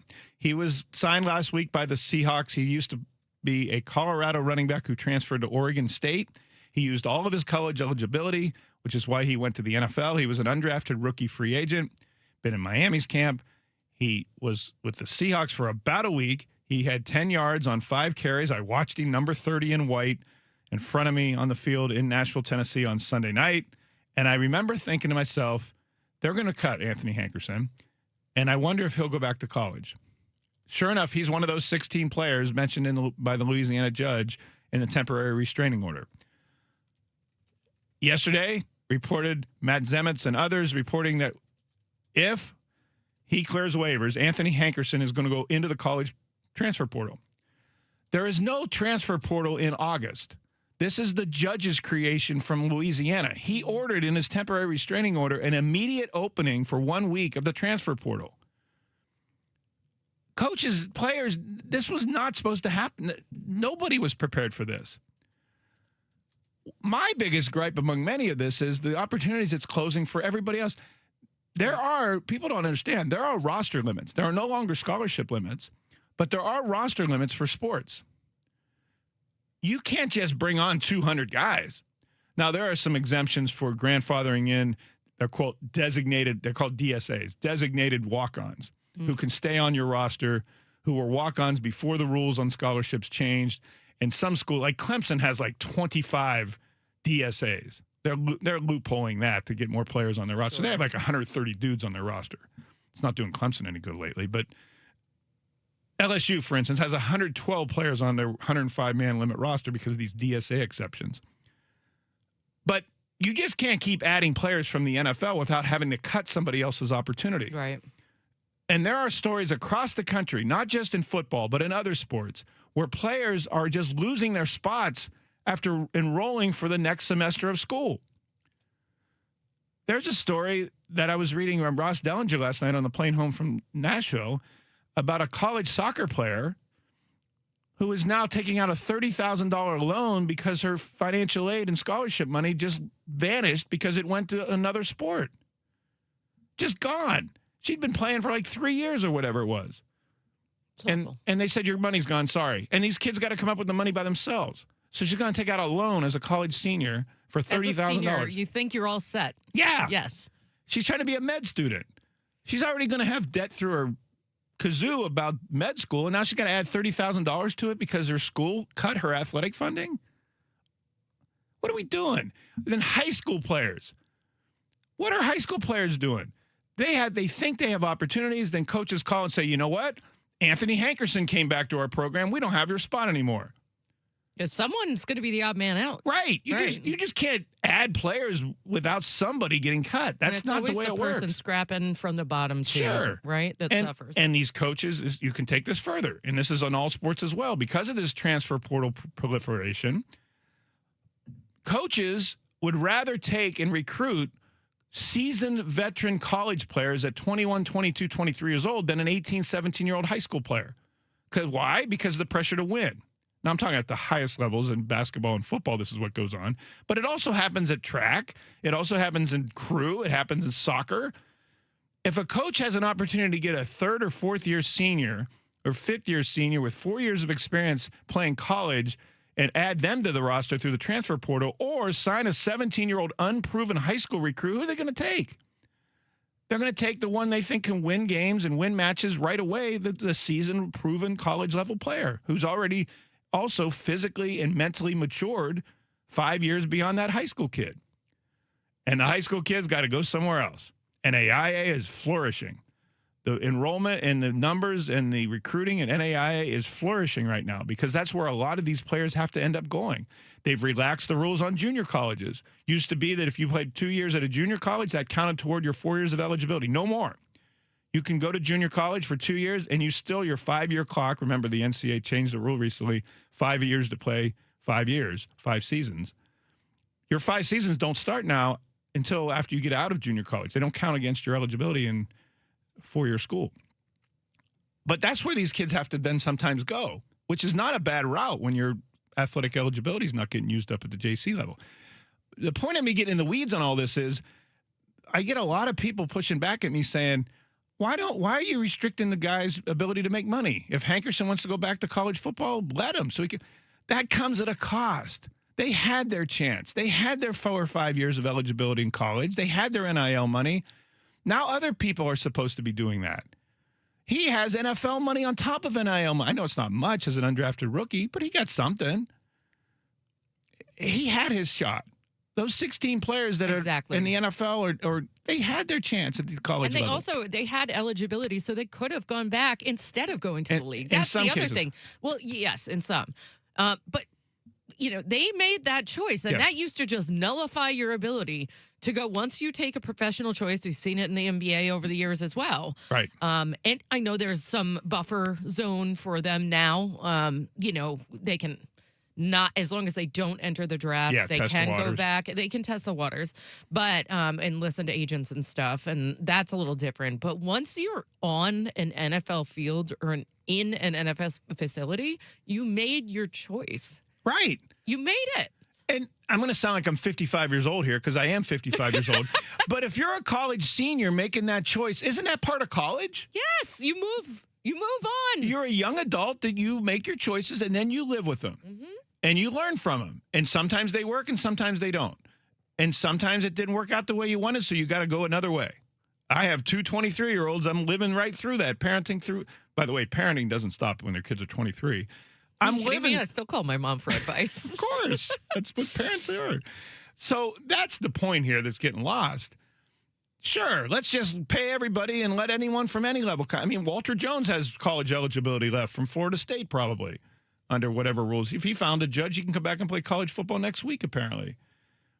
There has to be a stop. And who's the stop? The college presidents. Because you know what, Jessamine? You know what would stop this? The college presidents telling their athletic directors and their coaches, if you bring players who have been in NFL training camps onto our roster, you're fired. There you go. Now, you're not going to get sued for that as a college president. You're making an internal decision of employment based on your own rules. You're not having anything to do with the court case. You're not having anything to do with the rules and then they change by the day. You make it a policy on your campus and your athletic department that we aren't doing this. Don't let the Big Ten or the SEC or your conference. You make the rule, college presidents. But once again, the college presidents just stand on the side as bystanders, collect the TV revenue and the college football playoff shares, and wait for Congress to come in from this pie in the sky messiah that's going to come in and fix this. And they ain't doing it. No. For what I said, the Tommy Tubervilles of the world who don't want to get voted out of office by legislating college football. Are you kidding me?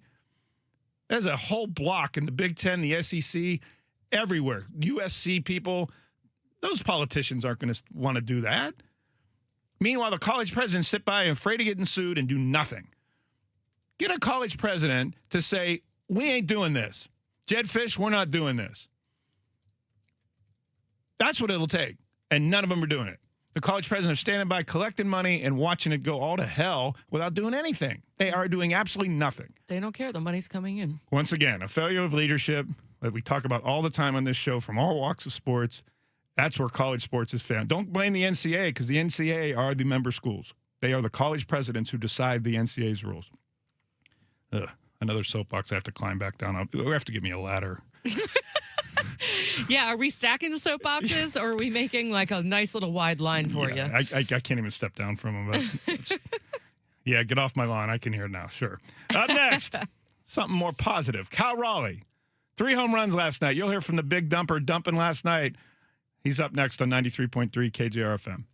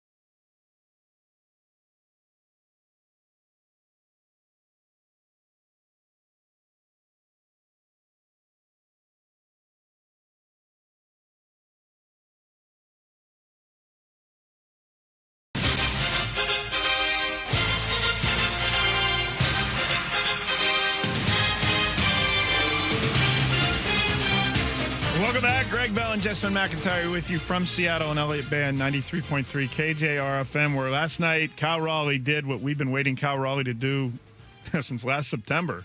That was the last time he had a multi-home run game. The last time he had hit more than one home run in a game was September 24th of last year, the night the Mariners clinched the AL West title by beating the Colorado Rockies. That's what that was. That's how rare it's been for him this year. He only had 17 home runs entering last night. Now he has 20. Of course, he had the 60-plus season last year. He's 7 for his last 21 with a 500 on-base percentage over the last 8 games. 8 days, a couple off days. 7 for 21, 333 with a 500 on base from down where he was in the 150s with a batting average. He's doubling that in the past 8 days. This can only help. 30 games left and a Cal Raleigh returning to Cal Raleigh. This was him after last night's 9-2 thumping of ace Zach Wheeler and the Hot Phillies. Yeah, I mean, we're just trying to, I think just hunt him in the heart of the plate and, try to put, to me, like, not get too big on him. I thought it was a good first inning. I believe it was a Randy walk? Randy walk to Dom got a single, kind of set the tone there, and obviously Julio was a big homer. To me, it was just like, good pitcher tonight, good stuff. Don't want to get too big. Kind of want to stay within yourself and try to take your hit. And when he does make a mistake, take advantage of it. And, obviously we were able to do that in the biggest way. So, he's a really good pitcher, tough, good stuff. Obviously been one of the better ones for a long time. So it's hard. So just got to be aggressive and really execute, when he does make a mistake. Cal, when we talked to you, I think a week ago or whatever, you said that you were feeling better at the plate. You thought you were seeing it well. You thought you were putting good swings on it, but maybe hadn't had the results. Obviously, you got some results tonight. But what have you done over these last couple of weeks that have gotten you to the point where you feel so comfortable? Yeah, I mean, I think it's just, having that belief and, obviously you're always, fine-tuning your swing, doing stuff like that, but at the same time, just having belief in yourself and trusting in what you do and just executing when you get that pitch. So, like I said, I've been feeling better in the box. I feel like I've been seeing the ball pretty well. I told you that like a week ago. And, I think, physically, trying to get my hands back, sooner. And I feel like I'm doing a better job of that. And then mentally, it's just been about, like I said, that belief and just having that hope and that optimism every single day, and not getting too down, not getting too up, and trying to just be ready and prepared for the game. I mean, I think it all starts with a fastball. I think that's been the hard part this year is just obviously missing some fastballs here and there and put myself in bad counts. I've said it before. I don't feel like I lose. I don't feel like I lose at bats, when I pop up or strike out. I feel like it's, when you do get that mistake, and at this level in the big leagues, when they do make that mistake, it's about capitalizing on it and making sure that you are moving it forward and you are taking advantage because they're so good. And we talk about it all the time, from the pitching side to kind of control and dominate the zone, but it's kind of the same, from the hitter's perspective. You want to be ahead, you want to be in good hitters count so you can get your ace swing off, and I think tonight it was a 1-0 and a 1-0 and a 3-1, and then there's a 3-2 mixed in there, but that makes a big difference when you're in the driver's seat. So it does seem like, I don't know, like the hand position or anything like that, but you're in a better hitting position when you're trying to make contact. Like a few weeks ago or a month ago, would those balls have been fouled off or hooked foul or anything like that, given kind of how you were feeling versus now? I mean, I'd like to say no, but I don't know. I mean, obviously, I just know that, when I was getting that pitch and in the middle, maybe up a little bit, and I was just missing it. And, I was seeing it well, I wasn't being able to take advantage of it. And then today I was able to, obviously, take advantage of that, so it felt good. And, I just think being in a good position as early as possible is something that, Edgar always talks about and has always been, kind of a pillar of mine, throughout my career, even down all the way to, Little League and stuff like that. So it's a very simple thing, but it's sometimes harder to, to go out there and execute that. But that's just how the game is sometimes. I think this last month will say a lot about, us as a group and us as a team. I think this is kind of where the boys, are separated from the men. And, I believe in this group. And, despite the struggles, whatever it's been this year, that kind of creates endurance. And from endurance, you get character. And from character, you get hope. And, that's what I see in this group. And,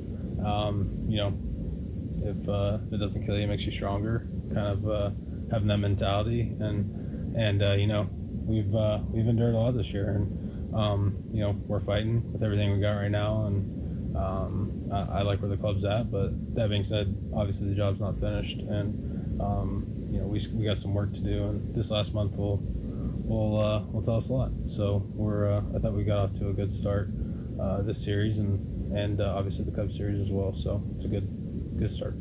A loss is a loss. It's the same thing in Milwaukee. You hate to get blown out. Obviously, you don't feel good at the time, and it maybe hurts a little more in the moment, but at the end of the day, we won the series. We lost the game, so we were pissed about that. But just getting back to understanding, we have a job to do, and regardless of how bad it was, it would have stung just as bad to lose 5-4. So, it is what it is. Move on. Baseball players are kind of wired that way anyway. Yeah, you gotta have a short memory, and if you don't, then typically things seem to linger. But this team doesn't have that problem. So. How did they get out of the first? I mean, there was traffic, and that's a tough lineup. But what did you guys do to get out of the first and the damage like that? Yeah, thought he made some good pitches there at the end. He got the ground ball just hit a little too soft, to turn two. So they did a good job there. Give him credit. The 3-4 guys got two knocks. But ultimately the leadoff walk, is what ultimately ended up coming around to score. So, like I said, I think he was able to maneuver well, but it's just hard when you're giving free bags up there, especially first guy of the inning or with 2 outs. So those usually, seems like more often than not come back to haunt you. So I think that's probably what he would tell you. But besides that, he was able to kind of adjust and get back on task and get those. It was a Bowman Stott, I believe. So made a good pitch on Stott and was able to keep him off balance just enough. So. Cal Raleigh last night after his 3 home run game, and boy, does he sound a lot better than he did in some of those I'm going to wear this for the entire franchise press conferences after losses. There was a relief in his voice. Yes, there was. Yes. Yes, there was. And a home run from Julio Rodriguez in the 5-run first inning. Signs. In this team, if they have Raleigh and Rodriguez hitting together, producing, they're just different. They just are. Well, the sport is so long, it becomes emotional as well. And momentum is really a thing in baseball, I think, maybe more than any other sport, just because of the length of the season. Exactly. What seems like it's interminable, right? You go through these, well, they're out of it. Oh, they're back in it. No, they're out of it. Are they buyers? Are they sellers? Right. The trade deadline, 6-man rotation, piggyback. And it's still 30 games to go. It's not a lot, but there's still time. 3 games back with 30 games left, not insurmountable, yet they're 6 games under 500. It's just not, it just defies common sense. But as we keep saying, you're just a 5 or 6 game winning streak away from being in first place somewhat comfortably. And if the Rodriguez and Raleigh are hitting at the same time, you can have a pitcher give up 4 or 5 runs and you'll still win. That's how different that is. Last night, 9 runs on a night that Zach Wheeler was starting for the Phillies. Are you a believer? 49451 on the Tacoma Dodge text line or our talkbacks. Are you re-believing? Are you re-Ted Lassoing? Are you one game doesn't make a season? No, but they did take 2 or 3 from the Cubs with 2 very dramatic and improbable wins as well. Mm-hmm. Since we are the home of the Sounders and we broadcast games on the Sounders, one thing I didn't mention yesterday that was big news from our friend Nico Moreno. Remember him? We had him on a bunch for the World Cup. Well, he's at Sounder at heart. And he's reporting that the Sounders are working on a 2.5-year extension, a contract for Albert Rusnak that would drop his money for the current year below the designated player threshold. Why are they doing that? Apparently, Dejan Joveljic from Sporting KC, their young star big money, like $6 million it would take to get him. He's coming to Seattle. There's a press conference today at 1 o'clock. The Sounders, I'm not saying what it's about, but they have trumpeted. They put it in my email for the last 3 days. 1 o'clock today, a press conference the Sounders are going to have, presumably, to announce that Dejan Joveljic is coming from Sporting KC. So remember, we talked about Brian Smetzer saying, please get me players, front office. Well, hey, now. Please get me players. This sounds like the move they're going to do to get it. Get Rusnak out of the designated player spot and Dejan Joveljic. 8 goals in 20 matches for Sporting KC this year. Sporting KC barely scores goals. Apparently, reportedly on his way to Seattle. We'll see what the 1 o'clock press conference is today. Up next, back to the Seahawks. A couple questions on the text line about the injury situation. I'll recap that. And we'll talk about the quarterback situation because the backup situation behind Sam Darnold, there's decisions they need to make at the end of the season. And the audition time, the evidence that they are going to use to make that decision is happening right now, including the final preseason game Friday in Kansas City. That's up next. 11 o'clock, you'll hear from Sam Darnold coming up on 93.3 KJR FM.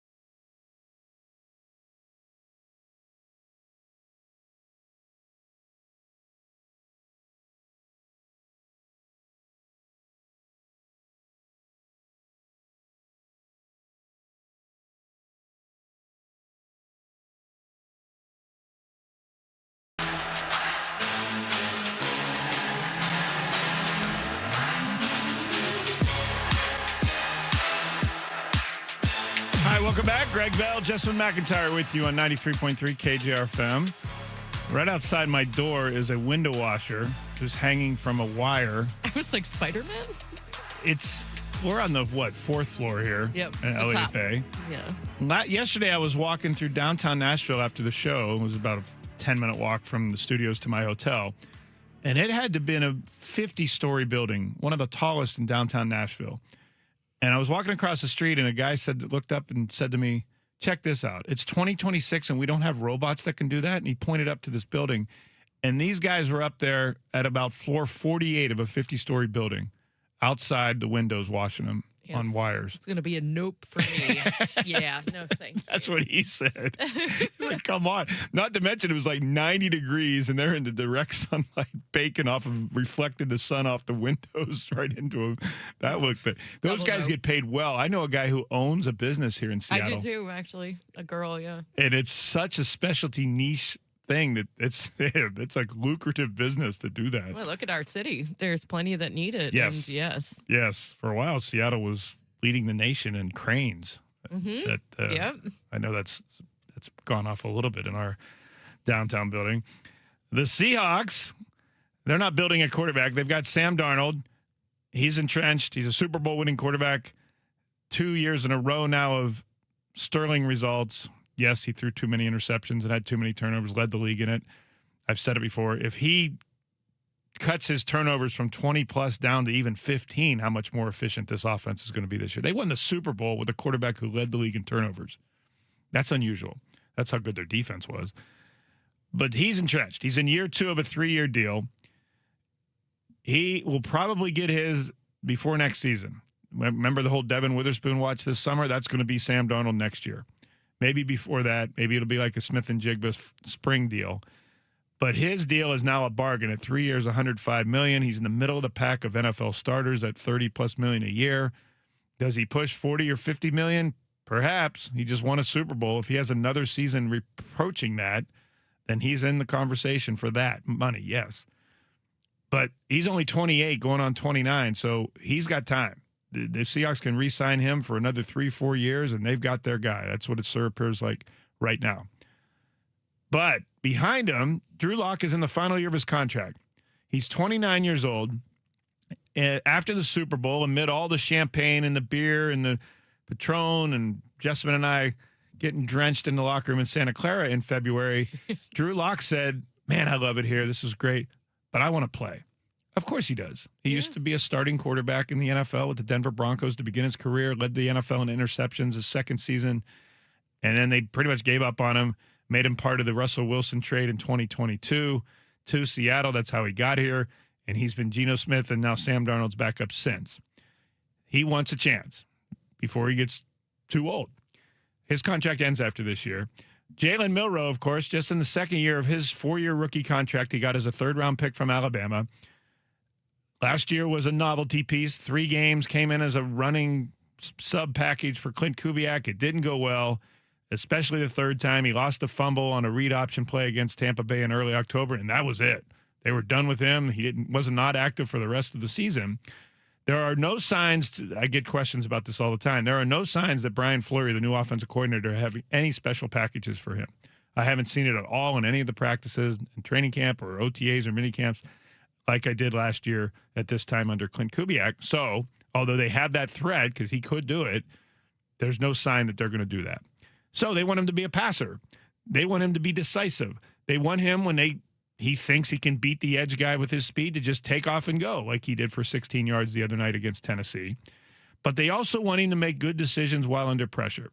I talked about this yesterday, but quarterbacks look great in practice, and Milroe has looked great in really good. His best he's looked in 2 years during this month of practices after being somewhat inaccurate during the spring practices. But he's not getting hit in the mouth. And when a quarterback gets hit in the mouth, that's when you find out how good he is. Drew Lock talked about that when he was in Denver. He made all those mistakes and threw all those interceptions while he was getting hit and pressured. You cannot do that in practice. They just don't do it. NFL teams don't allow their quarterbacks to get hit. So what Milroe is struggling with the most, he only gets in games, which is throwing while under pressure and getting hit. 4th down for the second consecutive week, like he did against Dallas. He held onto the ball on a 4th down, held onto it, and got sacked with no chance. Didn't throw the ball, didn't give the receiver a chance. I asked McDonald about it. You heard me play that question yesterday, and his answer was, yeah, we'd like to see him throw the ball and give us a chance. So he's made the same mistake twice in as many games. Threw 2 interceptions. The second one, you could say maybe, I went back and looked at the film yesterday after we were on the show. That throw was behind Henderson as well. Henderson fell down. The throw went right over where Henderson was. But the reason Henderson fell down was because they had to lean back, stop and lean back to try to catch that pass that was behind him. 2 interceptions and only 11 pass attempts in the second half. A 16-3 lead becomes a 19-16 loss. So I asked Drew Lock the other day after the game what he's told Jalen Milroe, and this is what the veteran backup said. Me and Jalen have a lot of good talks. I think for him, the thing that I've experienced in my career is just continuing to find ways to get to the next play. Just clear your head, no matter if it was your fault, somebody else's fault.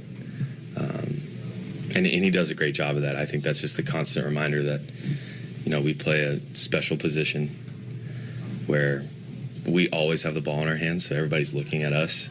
There's also 10 guys around us, and we all need to be on the same page and executing at the same level, and sometimes that doesn't happen. And you learn lessons as a young quarterback, even as an old quarterback. I'm sure Sam learned lessons last year. It's just about continuing to get better and moving on to the next play and perfecting your process. That was Drew Lock in Nashville after the game the other night where he had a great start, 12 of 14, completed his first 10 passes, got away with an interception, but called back on a penalty, and then threw the touchdown pass to Elijah Arroyo on the very first drive. Could have had a second one. Montori Foster had it between his hands, but then it hit the ground. 16-3 against the Titans starters is what Drew Lock and the backups for Seattle's offense did in the first quarter the other night. Then Jalen Milroe comes in the second half. They lose the game 19-16. He throws 2 interceptions, sacked a couple times, held the ball on 4th down. They don't need Milroe to be a NFL caliber backup until next year at the earliest, probably 2028. Why? Because he's under a 4-year contract. There's no reason to, everyone's saying cut Jalen Milroe. There's no reason to cut him. Their decision could be whether to put him on waivers and onto the practice squad, or are you going to carry him as a third quarterback on the 53-man roster who may or may not, and last year, the last 3 months, it was may not be active for the game day. I think that's the decision for Milroe this year. Drew Lock is the decision point here.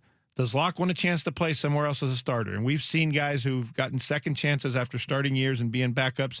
We have one as the starting quarterback here in Seattle, Sam Darnold. That's his career too. A starter heralded as a rookie, crashes out, backup for a couple years, resurfaces, gets a second chance. Is Lock in line for that now? He's already proven he can win. Come off the bench, beat Philadelphia, the defending Eagles, Super Bowl champion Eagles a couple years ago when Geno Smith was hurt. They know he can do it. But they have a decision to make after this year because Lock's contract is up.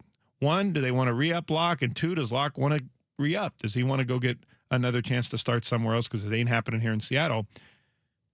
Jalen Milroe still has 2 years left. The way I see it is they don't need him to do anything.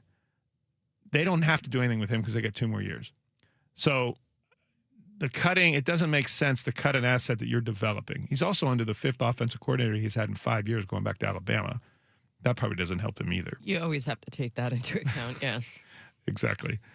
Up next, what about Sam Darnold?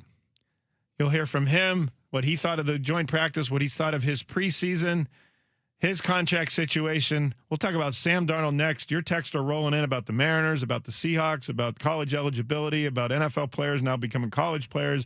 We'll read back your text and talkbacks. We'll play those back at 11:30. That's coming up on 93.3 KJR FM.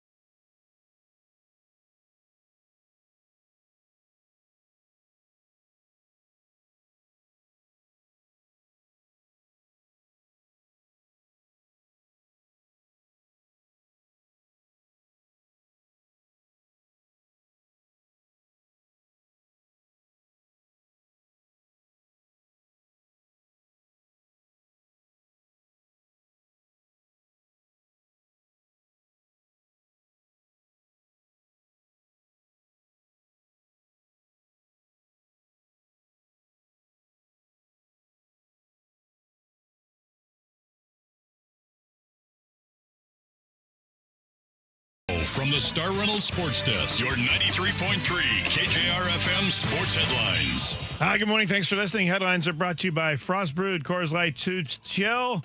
The first 3-home run game of Cal Raleigh's career last night. 5-run first inning off Zach Wheeler. The Mariners had Julio Rodriguez and Cal Raleigh hitting in the same game and producing. Voila, 9-2. They beat the Phillies, who had a 9-game winning streak coming into that series opener last night at the Yard in Soto. Texas moved into first place in the AL West over the Trash Cans, who fired their GM and told their manager he's done too. The Mariners are 3 back of the Rangers, 3 out of a wild card race. 30 games remain. Seahawks are back home from Nashville. They'll practice in Renton today. They'll practice tomorrow. They'll practice Thursday there, then fly to Kansas City for the final preseason game Friday. The starters will not play again. They will not play at all this preseason. Neither will Jadarian Price, who is a starter. He's going to be the running back 1 September 9th when Seahawks and the Patriots play the NFL kickoff game at Lumen Field. The Seahawks waived undrafted rookie running back Anthony Hankerson a week or so after signing him. He had 10 yards on 5 rushes Sunday night in the preseason game at Tennessee, so of course he's now going back to college football in the transfer portal that just got created by a Louisiana judge. The window of a transfer portal that didn't exist until last week's ruling. Just when you think the chaos couldn't get more chaotic. Today, we'll bring something else. What it's brought today on that front is the Big Ten is saying you can't do that.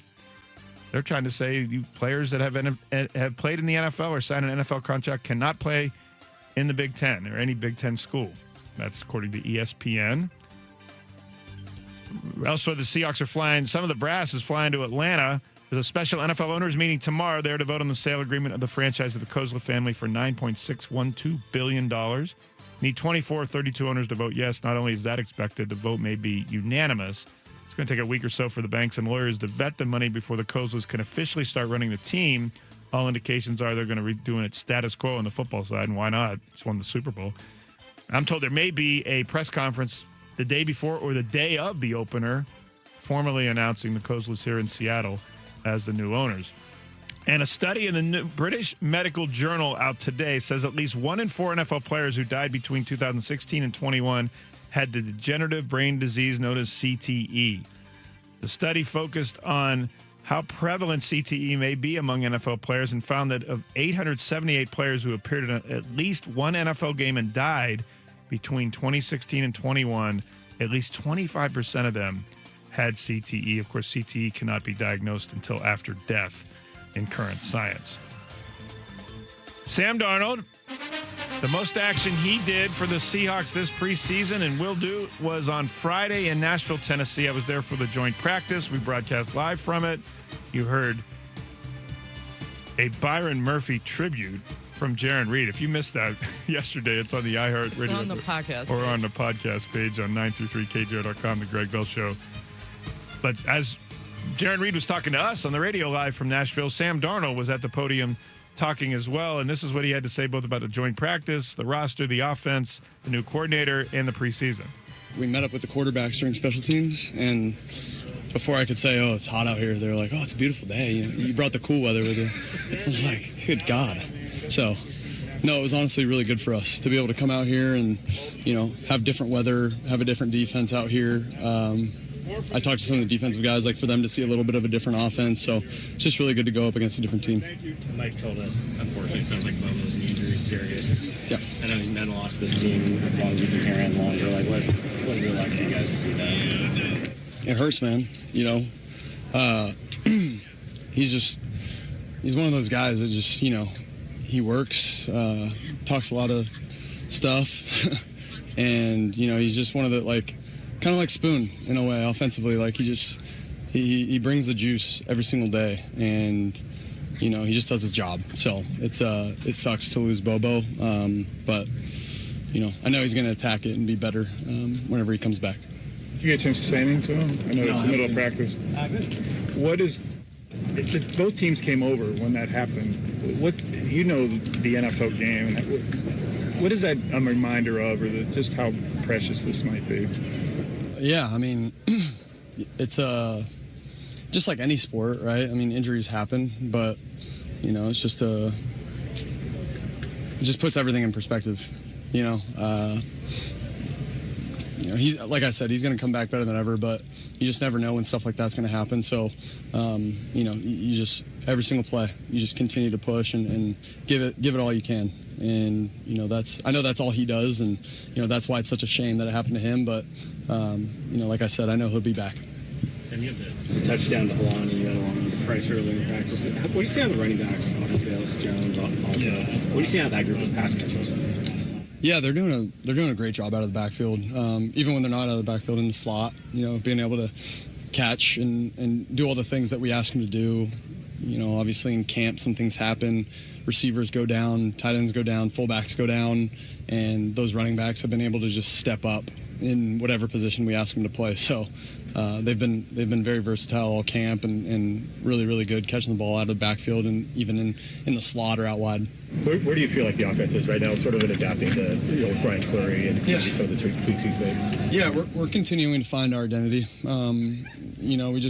I think for us, like, we got to continue to detail things up. It's exactly kind of where we were last year. Not exactly, but, it's just during training camp, especially this point in training camp, there can be some guys that think they have it figured out, and you kind of, myself included, like, you kind of take your foot off the gas a little bit, and you're like, all right, we have all the installs in. I feel like I've been executing at practice. It's like, no, you got to treat every single day like it's your last day out here, and that's really my mindset. And I know our offense is continuing to push tempo and all those things that we need to do to continue to have good practices and build all the way to the season. And then when we get in the season, it's the same thing. We just continue to build. What are you learning about Fleury, just like personality-wise? Yeah, he's, still continuing to figure him out and all those things. He's very stoic, like I said, right when I met him. So just, I think for us, it's a matter of, like, just being able to hang out together, whether it's before practice, after practice, in the building, and continuing to talk, get to know each other, because I think the better play callers and quarterbacks know each other, the stronger the relationship is on the field. Last year, you told us that Clint and Janoko were telling, listen to your feet was the thing that they hammered in you. What are some things that Brian and Jake Peets are, like, really harping on? Yeah, I think they do a really good job of just reminding us. It's kind of the similar thing, but just saying it a different way, like, progress, continue to trust your eyes, trust your feet with your progressions. Like, if something's not there, move on and continue to go through your progressions and find the open guy. And if it's not there, play fast, move around. And if it's a throwaway, then that's the right play. And you always just got to make the right play and make fast decisions and learn from things, I think, is also a huge thing. When you're not sure, you throw the ball away, move on to the next play, and we'll correct it when we get back to our meetings. You've seen Salah's defenses when he was in San Fran. It's so early. Can you see a Salah imprint on that Titans defense yet? For sure. I think you see the aggression. You see kind of the pressure that they put on the quarterback. Like, their 4-man rushes are really, really good, and when they bring 5 or 6-man rushes, and even when they bring fire zones, like, they're really, really good. They're really, the back end's really good at disguising right now. They're, showing a lot of different things defensively without getting too far into the weeds, but they're doing a lot of great things, and that defense is going to be really good this year. Sam mentioned Jadarian and the catch he made. Just having him back these last couple of days, how does it change the offense, I guess? Or what do you notice? Yeah, he's a special player. He's a really special player. He brings a different facet to the offense that only a guy like him can bring. Whether it's catching passes out of the backfield, catching screens, running in between the tackles, outside the tackles. He can really do it all, and I know he's just going to continue to get better and learn. He showed some toughness there, got a hit over the middle. You hit him a couple plays later. You seeing a player kind of respond like that? Yeah, I mean, it's, I would like to not put a receiver in a situation like that, but I also would have thought the DB wouldn't have hit him. But yeah, I tried to give him a shot, and the DB made a really good play on it. So, but the way that it's not funny, but it's funny in the moment now that he's good. But I went up to him as he was on the ground. I was like, Sheed. He's like, oh. I was like, you get the wind knocked out of you? He's like, yeah. I was like, all right, you're good. I thought it, maybe it would have been something different, but it looked like he just got the wind knocked out of him. So when he confirmed that, I felt a lot better. Not that I want to continue to do that, but he showed a lot of toughness by getting up, and also the way that not only him but our entire receiver group, man, like we had some, obviously Bobo go down, some guys cramp up, like we had a lot of receivers getting a lot of reps today in this heat that we're not used to in Seattle.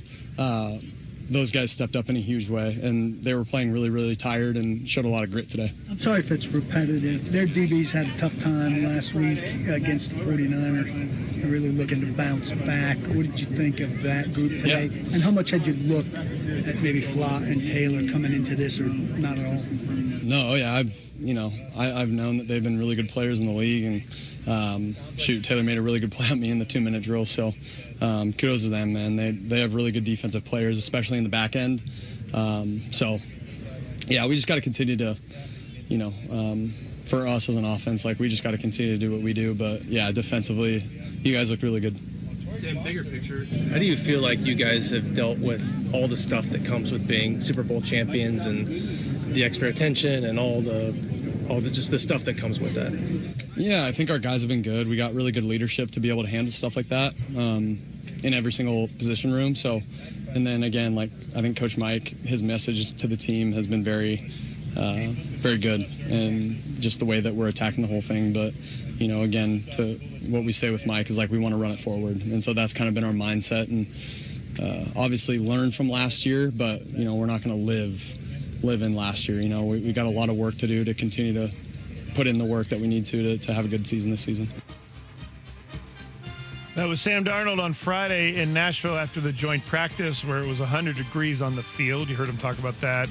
A couple heat-related issues. Abe Lucas went out with what he left in the middle of practice. Mike McDonald said that was a heat issue. You heard him talking about Jake Bobo, Sam Darnold talking about the wide receiver, out for the year. Knee injury, needs reconstructive surgery, 8 to 12-month recovery. He will not play this year. He's on injured reserve, and if you go on injured reserve during training camp, you're out for the season. Not on injured reserve, Bud Clark.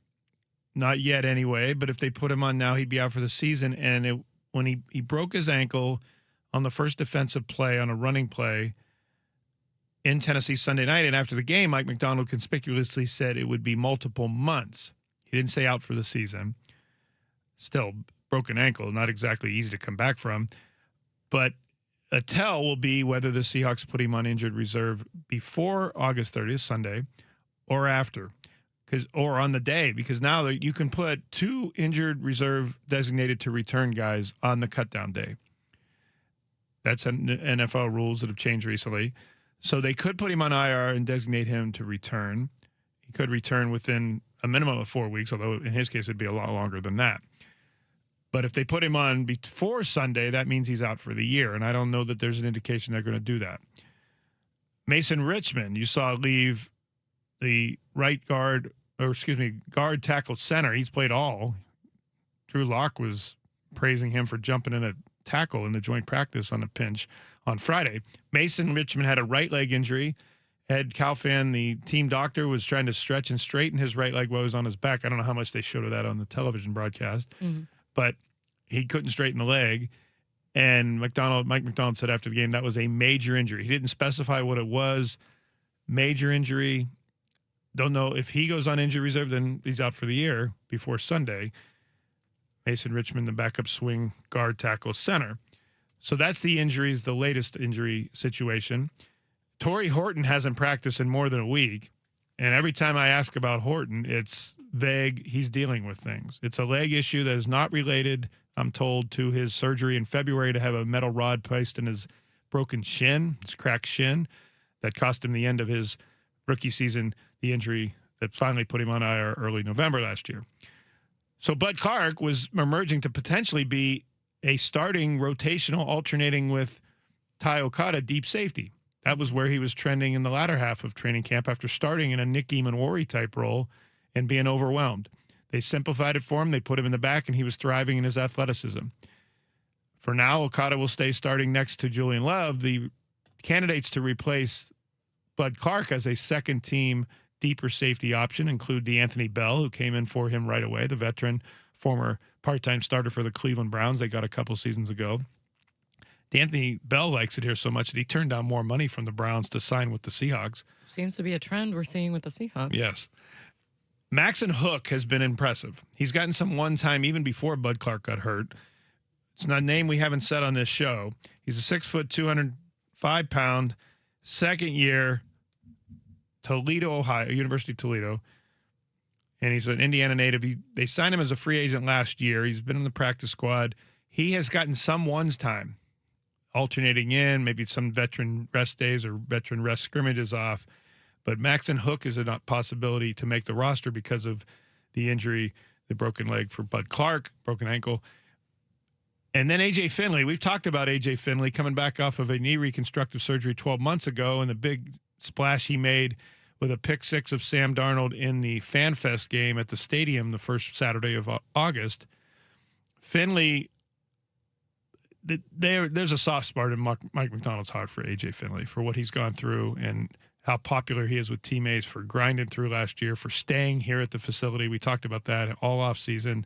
Instead of going to wherever back home or his college, he stayed here with the Seahawks and their trainers to work through his rehab. Would not surprise me at all if A.J. Finley's on the 53-man roster, especially now that Bud Clark has a broken ankle. So that's where the injury situation stands, answering the text line. Some of it will affect the roster decisions that they make on Sunday. Now, waiving Hankerson yesterday left a open spot on the 90, it's really 91 man because of Federico Maranges, the guard center from Puerto Rico on the international program. The Seahawks get an exemption for him. But there's an open spot on the roster right now. What is that? Well, I'm told that Terrion Arnold may sign before the preseason finale against Kansas City on Friday. And he would have to go onto the active roster, the 90-man offseason, preseason roster, before the NFL takes any action on putting him on an exempt list. He's going to be on the roster when he signs. And I'm told that may happen before the preseason game rather than after, for the reasons we talked about last week. So we'll see if that's where that extra roster spot goes. Trevon Diggs, they signed last week, trying to get on the field in Kansas City. When I asked him, would you be able to play? He said maybe. He practiced a little bit in individual drills in the joint practice. He practiced in a walkthrough on Saturday in Nashville. They're trying to ramp him up as a possible third cornerback because they are not satisfied with Nehemiah Pritchett or Noah Igbenogany. If they were, they wouldn't have agreed to sign Arnold, and they wouldn't be looking at Trevon Diggs. So that's the potpourri around the Seahawks roster situation as it stands currently. Up next, your chance to be a part of the show, 49451 on the Tacoma Dodge text line. And do we have Jessamine? Oh, we got some. We got some voices. She's a happy lady because she loves playing back talkbacks. She'll hear them next as you're a part of the show on 93.3 KJR FM.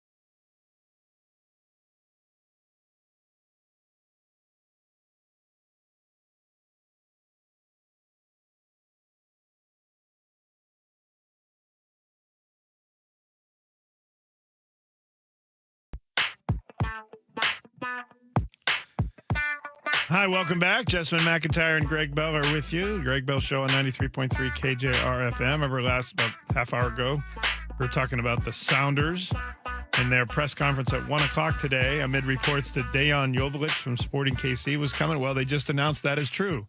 They announced that the Sounders announcing that Dejan Joveljic is the new designated player for the Sounders coming from Sporting KC. A press conference at 1 o'clock to introduce him. Our man Nico Moreno says that how they're going to do that is they're going to move Albert Rusnak out of the designated player position by giving him a 2.5-year contract extension at a lower cost currently that would put him, Rusnak, below the threshold for designated player. So Dejan Joveljic, coming from Sporting KC, had 8 goals in 20 matches for them. Sporting KC doesn't score many goals at all. Coming to help the Sounders, who have been in a funk, and Brian Smetzer gets the score he asked for. Also, just had breaking here in the last half hour or so, Dolly Parton has died at age 80. An icon, 11-time Grammy winner. And an overall amazing human. Yeah, she's represents far more than just music and Hollywood. And I will say she is an institution in Tennessee. Grew up in poverty in East Tennessee. She is, man, is Nashville honor her. She's on the side, blaring on the side, a picture of her on the Country Music Hall of Fame, or she's got a star on the Country Music Walk of Fame, which is across the street there in downtown Nashville. She has a hotel that she owns right across the street from the hotel I was staying at, right off of Broadway, that's being currently renovated. The Grand Ole Opry I was in on Saturday night, they have a shrine to Dolly Parton in there. I believe you. Wow. Nashville, where I just spent 5 days, is probably mourning hard about Dolly Parton dying at the age of 80. She had health complications and kidney stones that she acknowledged in the last couple of years. She said that was really debilitating her as well. But Dolly Parton dying at age 80. Your chance to be a part of the show. You know what the music means. We play your talkbacks first, then we go to the text line on the Tacoma Dodge text line 49451. I'm a big Jake Bobo fan. And following him, I felt like, man, this guy has never dropped a pass. It feels like he catches everything. Then the other day when I heard that he got hurt, I went and looked up the stat. He literally had 0 drops in his career in any regular season game. I think the only drop he's ever had was against the Patriots in the Super Bowl. Not saying it's going to happen, but Sam has a longer track record of not being good than of being good. So you can't pay him yet. You got to wait until the last minute. So next offseason, see what he does this year. That's just good business. What you guys are talking about is the ideal of fairness for a high school student coming into college versus, I think, how a business is operated as a semi-pro football league. The coaches are going to pick the best guy. It's financially rewarding for them. The system has changed, but I think overall it's better because players are getting paid and the other guys still have an opportunity. It just may be a different route than it used to be. I get that, but I also get that there are many, I'd say 98% of college athletes who go to college, to use athletics to get the opportunity to go to college, who are not going to get pro contracts. Right, exactly. They're using it for the education. Right. And there are, and some say, well, go pay to go to Division II or Division III school then. Some people can't do that. I know countless, I'm talking thousands, that I have worked with, seen, covered, who only got to college because of college athletics, because of athletic scholarships and opportunities. Their parents couldn't afford it.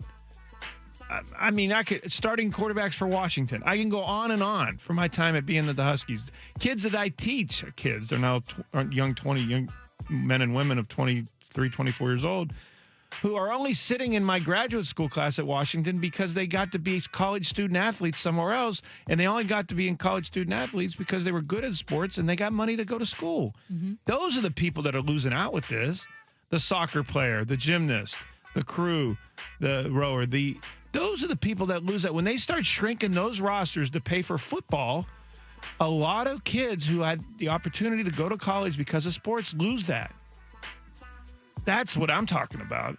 We only look at the college football and basketball players because that's who we see on TV. It's a revenue sports, yeah. And those are also, there's only a slight percentage of those people who actually play professional sports to make a living. Exactly.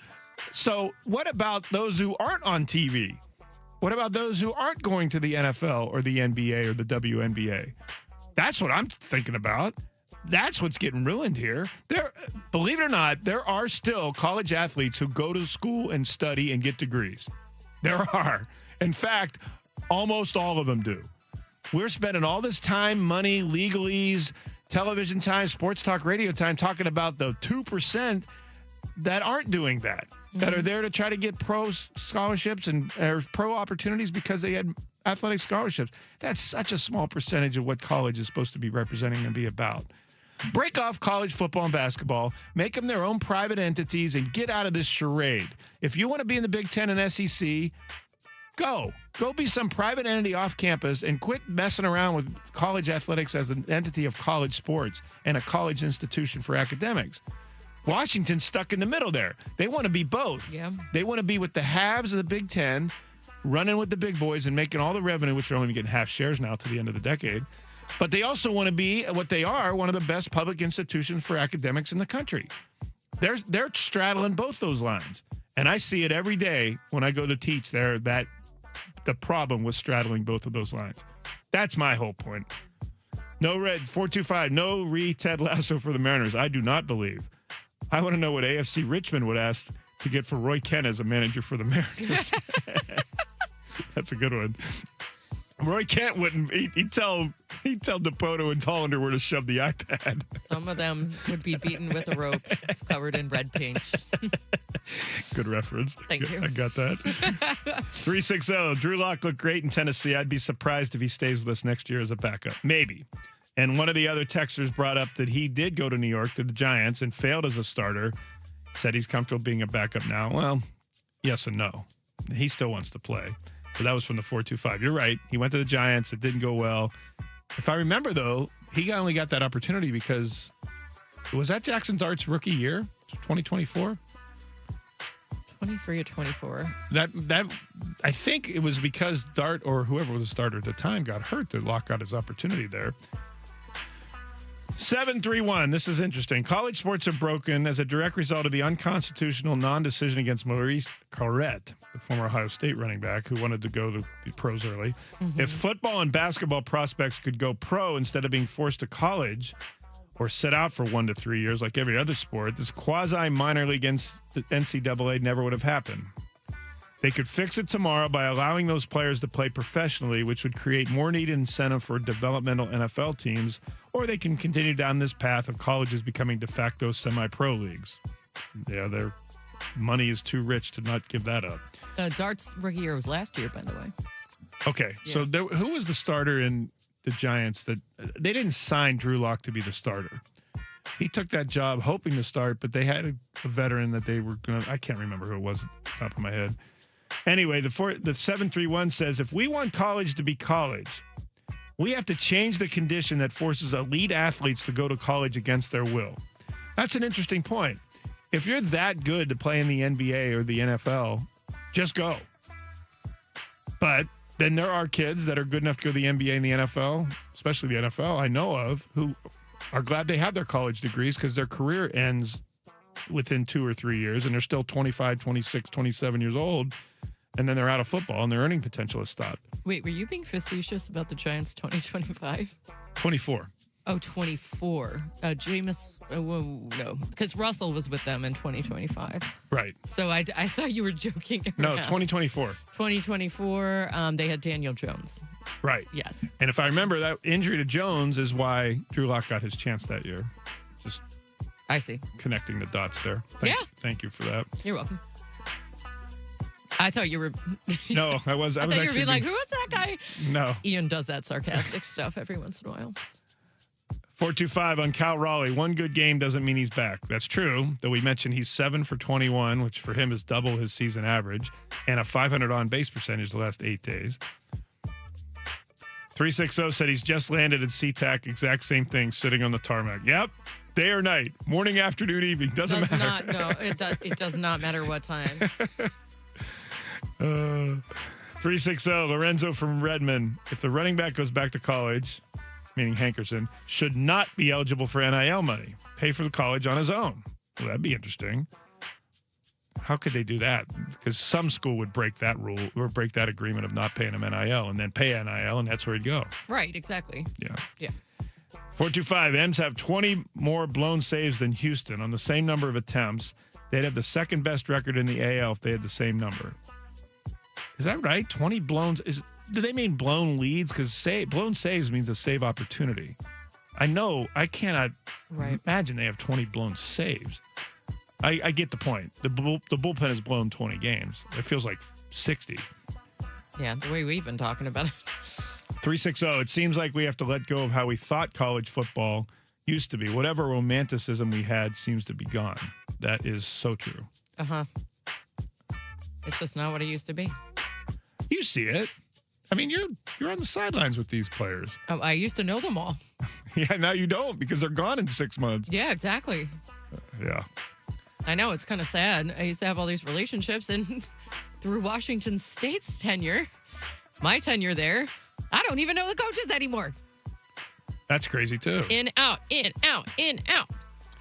360, the analogy I have about Cal Raleigh is that it's like when you're playing horse and the opponent makes a shot and then you miss it, so you get a letter. But if you say, prove it, and they miss, then your letter gets taken away. I never played horse that way. If you say, prove it, and he misses, you get a letter taken away? No. I've never heard of that. Me neither. Anyone else heard of that? I never heard of horse. That sounds like donkey instead of horse. I don't know that I've ever heard of horse being you can take a letter away. Basically, Cal, and for the M's for that matter, have to prove that it's not just one lucky shot. I hope for our sake it's not. Michael, our friend at 253, friend of the station and the show.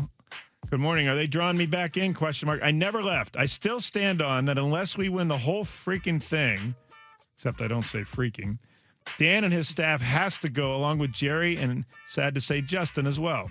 We can't fire the players, not all of them at least, so someone's got to go, and Mr. Stanton needs to set a precedent that mediocrity will not be tolerated, and that is what Jerry's tenure has been. Go M's. Keep refusing to lose. Well, that's not apathy. That's a good point, which is what we're trying to avoid, right? We're trying. Yeah. That's true. 206, and this is what I'm 206. This guy right here or gal is living what I lived. Guys, regarding D1 sports, 5 and 5, meaning 5 years to complete 5 seasons. I have a close friend whose high school senior athlete committed to a major D1 sports program last spring as a junior. Normal time, yep. Last month, that school dropped their offer to our friend's kid after the recruiting cycle has ended. Now that kid is in a tough spot. He has to find a new school to attend. Recruiting season is done, and then all other D1 rosters are full. It's so brutal for a 17-year-old. Exactly. Especially because your recruiting time, your primetime recruiting is your junior year. Yes. And now you're starting over. And they've already got their rosters full. And schools are registering. And schools are accepting students for the following spring or fall. Yes, exactly. And there's so much that goes into that decision to commit to a school, even if you're not a student athlete. Yes. Even if you're just, look, how far am I from my family? Yes. What are the majors that they have there? Like, there's way more than an athletic program that makes your decision in going to college. That's right. And now all of a sudden, all of what you had planned goes out the window. It's awful. That's exactly what happened to my son. At the age of 16, 17? He went to a school that he wasn't prepared to go to. It was a small, tiny, private school to play soccer because that was the only opportunity he had. It didn't go well for him. He didn't like the social aspect. He didn't like it. His grades stayed great, which is great, and he's got a degree from transferred to Washington State, but he quit playing soccer to go finally get his degree. I hear you, 206. That's the thing, man. People forget about the high school kids because they're not on TV yet. They haven't made it to the big time. But it's those kids that are getting screwed, for lack of a better term, out of all this. So a guy can play a 6th or 7th year? What are we doing? Or can play a 5th, 6th, or 7th year after being in the NFL or NBA. Right. LSU has signed a guy who played 3 games in the NBA last season. Come on. They had a court case for that guy. Remember, it's courts and lawyers. The lawyers and judges here. And it's the lawyers who are winning. At the end of that case, the rolled in favor of the NBA player, played 3 games last year, going back to LSU. The LSU basketball coach was outside the courtroom, gave him a huge hug. That's the America we're living in college sports right now. Keith says, R.I.P., rest in peace, Dolly. Yep, Dolly Parton passing away at age 80 today. This news coming out here in the last 30 minutes. I just got back from Nashville, and I can tell you she's an absolute institution in Tennessee and in Nashville. Up next, the mayor of Maple Valley. Actually, he's out today. Mike Benton, the captain, is in with us. I get to talk to him in person. Great. Good to see Mike. He's next. Talking maybe some pucks today on 93.3 KJR FM.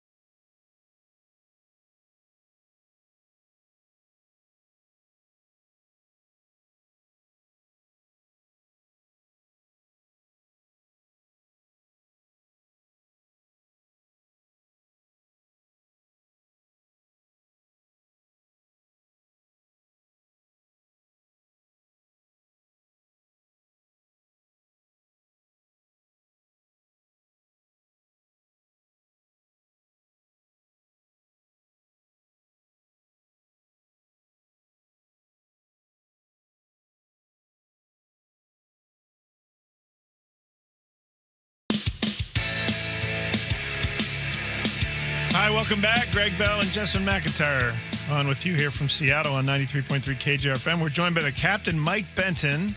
Hello, sir. You switch seats pretty quick. Yeah, I'm used to it. Snap of the fingers. I yield to Ian Furness from that chair usually. If you're on the YouTube channel, you can see Mike Benton is in the captain's chair now. 12-3, you got me, like it or not. 12-3, whether you like it or not. I didn't know that. Maybe I've forgotten, but when you play horse, did you know the very last letter is a prove it? You can have a prove it option, where if you miss it, you get a letter taken off. Why am I 45 and just learning exactly? this right I just now? found out too. I never played horse. that way. I played horse in elementary school. I played horse when I was in middle school, less so much high school because I was doing other things, but my kids are getting into basketball, and we play horse all the time. I had no idea that was even a rule. I didn't either. It sounds like some Uno variation, doesn't So it? go over it again. Like, can you So walk me through it? apparently you can say prove it, and the text line is saying that prove it applies to the final letter. Like if you're on HORS and the guy makes it and you miss, it would be E for the game over. So you it's say almost kind of prove like it, tennis where you have kind of like win by match 2. point, Yeah, win by Yeah. 2 apparently. Yeah, I guess. And you can if you say prove it and he makes it again, you're done. Game over. But if he misses or she, let's use she as an example. If she misses, then you lose the S and it's back to HOR. Or you stay at S. You lose the E and the game continues. But you know what's so funny is that isn't that a metaphor now for sports fandom? That sounds no like matter what college sports. I mean, one college sports, but number 2, we're in a day and age now in social media where if you win a championship, you haven't proved to win a championship. You're now all of a sudden subject here to the court of public opinion of did you win a real championship? Yeah, that's true. Did you win a Mickey Mouse ring? Prove it. Prove it. Yeah. That's crazy. Yeah, I'll take that back home and ask them. Ask your kids about that's that. That's a good homework assignment for me. Yeah, great. The Tacoma Dodge text line. You learned something new. I learned something new Lots of comments every day. coming in, and yes, everyone clarifying only for the last letter. Yeah. Dolly Parton passing away. A text line. Her popularity transcends musical genres. I race, literally and just age learned groups. this about 10 minutes ago. That's sad. She was great at Yeah, what using an her icon. platform for Yeah. way more than just sports. I mean, music or Hollywood or for equality, for, as they said, different races, different backgrounds. Yeah. She was born in poverty in East Tennessee and became a self-made icon worldwide.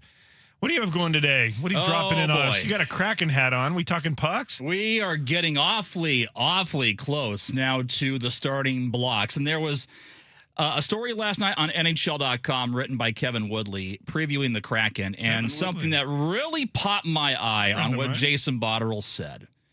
And listen, I mean, I'll go back and I won't make this long-winded here, but we all thought that this was going to be a pretty aggressive summer with the roster turnover. But, there's some pushback, amongst the fan base of, well, do they really need to go old? Why not young? Well, Jason Botterill said there could be as many as 7 to 8 guys 23 years or younger on this roster. So how much the tide is changing. Everett Fitch is going to be with us here to talk about that. Corbin Smith at 12:20 here to preview the Seahawks and where they're headed into Kansas City. And then also Gary Hill Jr. from the Mariners radio side after last night's win. I was going to call him today. You stole him. I'll tell him I for you. Tell him I said hi. I'll give you the Cliff Notes version on the Seahawks in Kansas City. No starters are playing, no Jadarian Price. Do you love depth?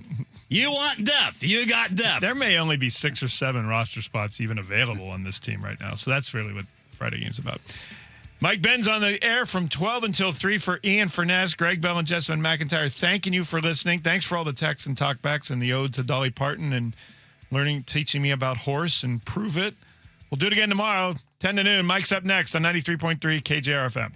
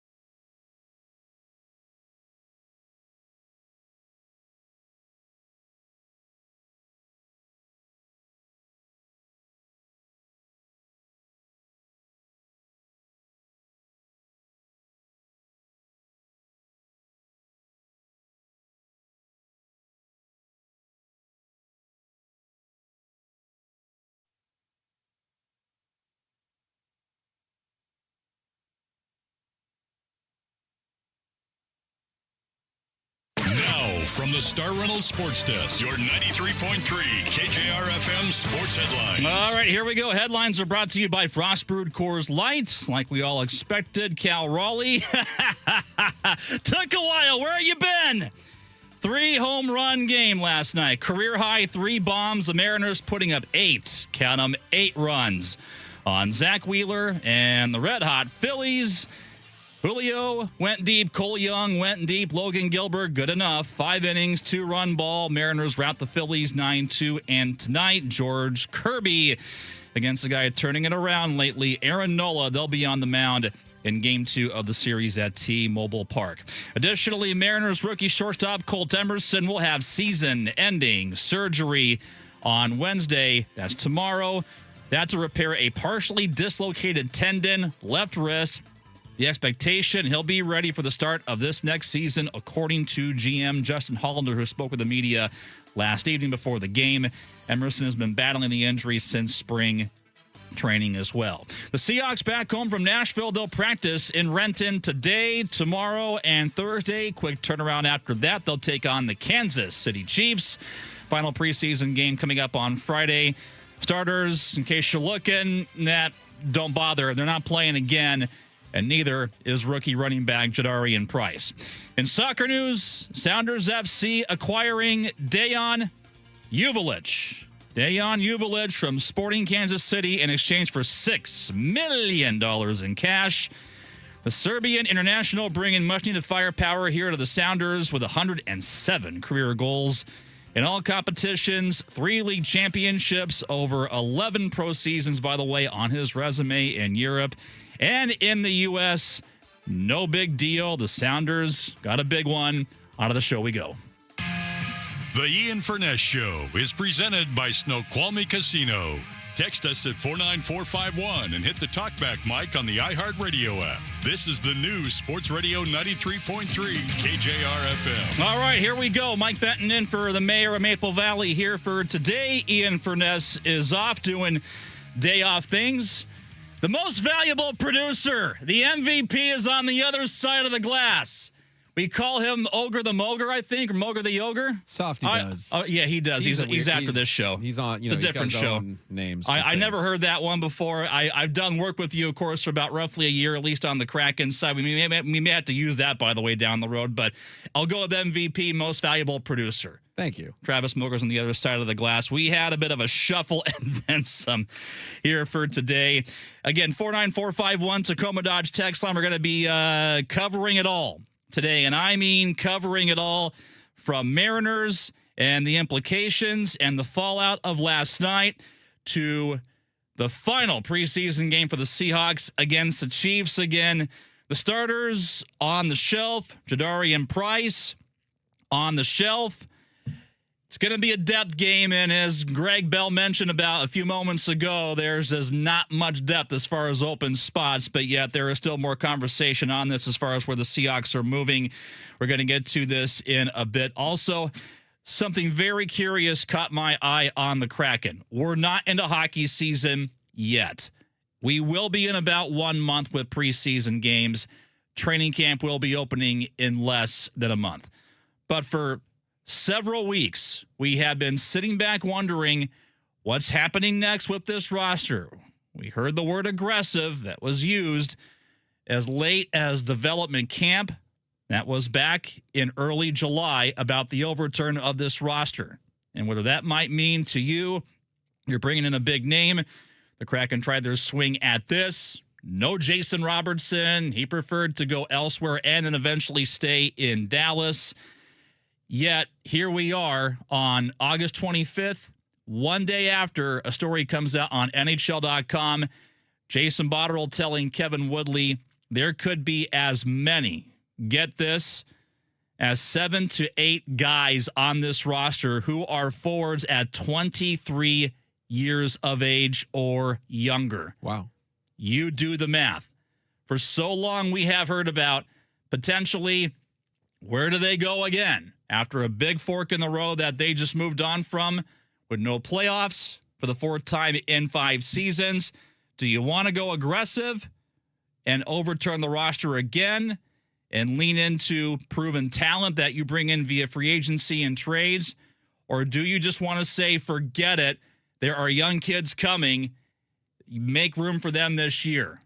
Well, Jason Botterill said last night to NHL.com, there could be the young kids coming. Again, he said 7 or 8 forwards, a possibility they could be here 23 years or younger by opening night. So you do the math. There is a lot, and I mean a lot, to go forward from there.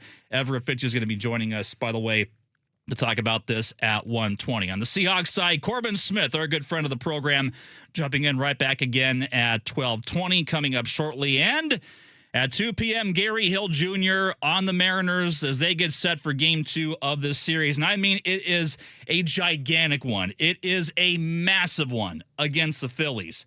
Because, Travis, as of this moment, I still don't know what to say about the Mariners. The thing that they do so well this year is that they do the funniest things ever. They will go and rip off literally 4 wins in a row, maybe 5 wins in a row, 3 of 4 maybe, and then next day get blown out 22-0 or 19-2.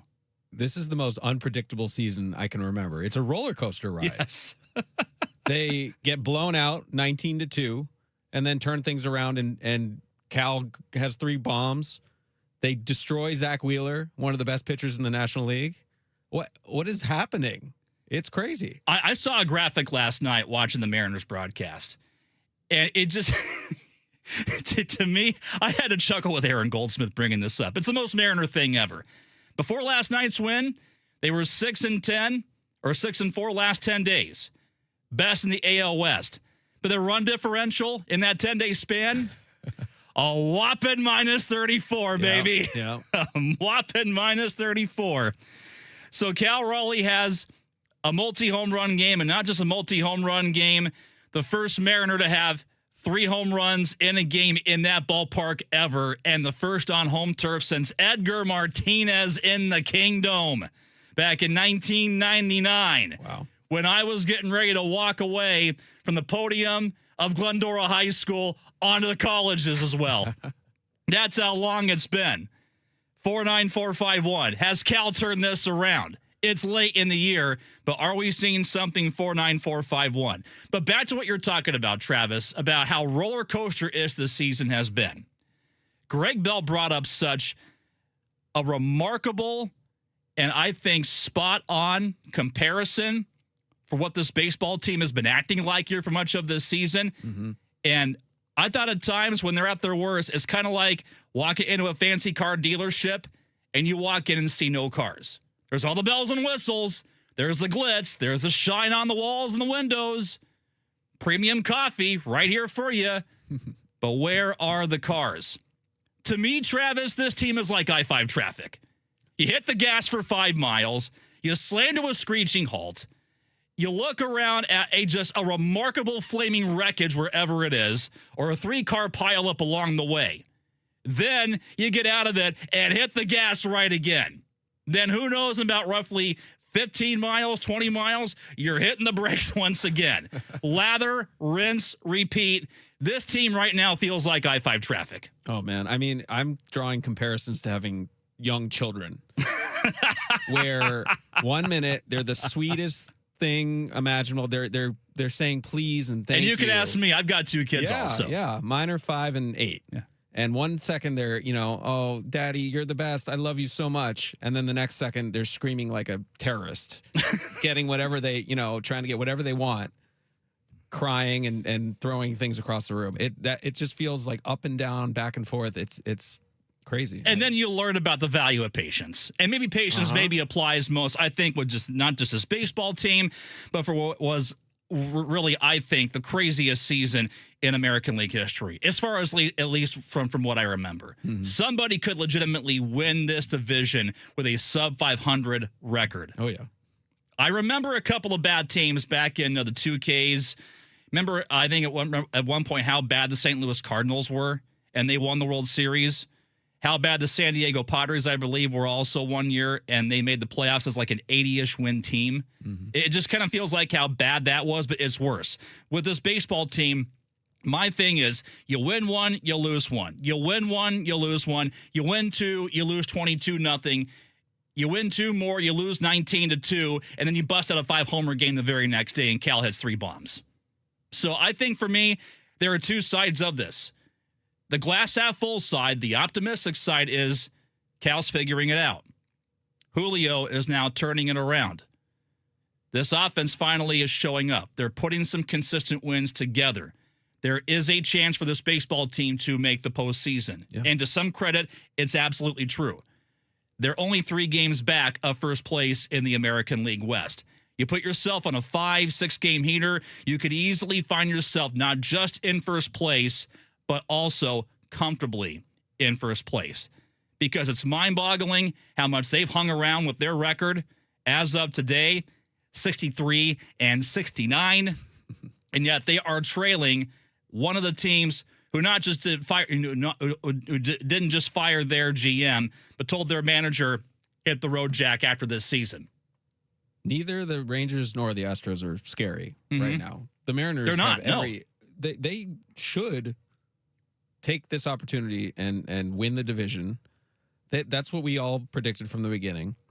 There was a point where I was just like, I almost would rather them be in a better division, and the season would be just a lost season. Yeah. And I wouldn't have to be on this crazy ride where it's up and down, up and down. My emotions are being toyed with. And that's the one thing is that people, and on the other side, with the glass half empty, people around here are just tired of having their emotions toyed with. Yeah. With this baseball team. Yeah, but they're in it. Mm-hmm. They're in it. And, they showed last night that the bats are still alive. I just don't know what to make of this team. It's crazy. Whatever Cal Raleigh is doing right now, he's got to keep doing it here at this point because this swing, I will admit, watching, listening to the analysis of this, something's starting to kind of click a little bit. Now the issue is consistency. Yeah. But consistency is the biggest issue for this baseball team. And now you hope that, Brian Moose says he's healthy. He'll pitch apparently tomorrow. Bryce Miller, who it took a while for him to come out and say, yeah, I've kind of been battling some health problems here. How useful is he going to be down the stretch? Especially given the fact now Cade Anderson has entered the chat. Yeah. And he didn't have maybe his best stuff. Maybe he's being self-critical. But if he goes out and does this again, maybe 2 more times over, he's here to stay, not just in this baseball team, but also in postseason rotation consideration on top of that. Oh, 1,000%. I think Bryce, if he's feeling healthy enough, he should be in the bullpen. Minimize his exposure, keep him to an inning or 2, and you go back to a 5-man rotation. Cade has shown he can handle himself. Maybe Dan will pull him a little earlier if he starts to struggle. But I think they're set up for a run. They have to be. And also it goes back to that point, what does Dan Wilson do again if he's back in this situation? Because this has also been a hot topic with when does he make the right decisions, if at all. I don't have to open the wound again back in Game 7 last year, but guess what happened when you had to push the right button? Didn't happen, unfortunately. So, hey, 49451, drop it in right now. How are you feeling about this baseball team after last night? Are they good to go? Are they back? Or are they real? Or do you want to see more? And what do you want to see more of? 49451 Tacoma Dodge text line. The Seahawks, in the meantime, we apparently have seen enough of their starters. They're out of the mix here for one last run in the preseason against Kansas City. What do we make of the QB room, fullback, offensive line, quarterback, or cornerbacks in the picture? Corbin Smith will talk about this right around the corner here on 93.3 KJR FM.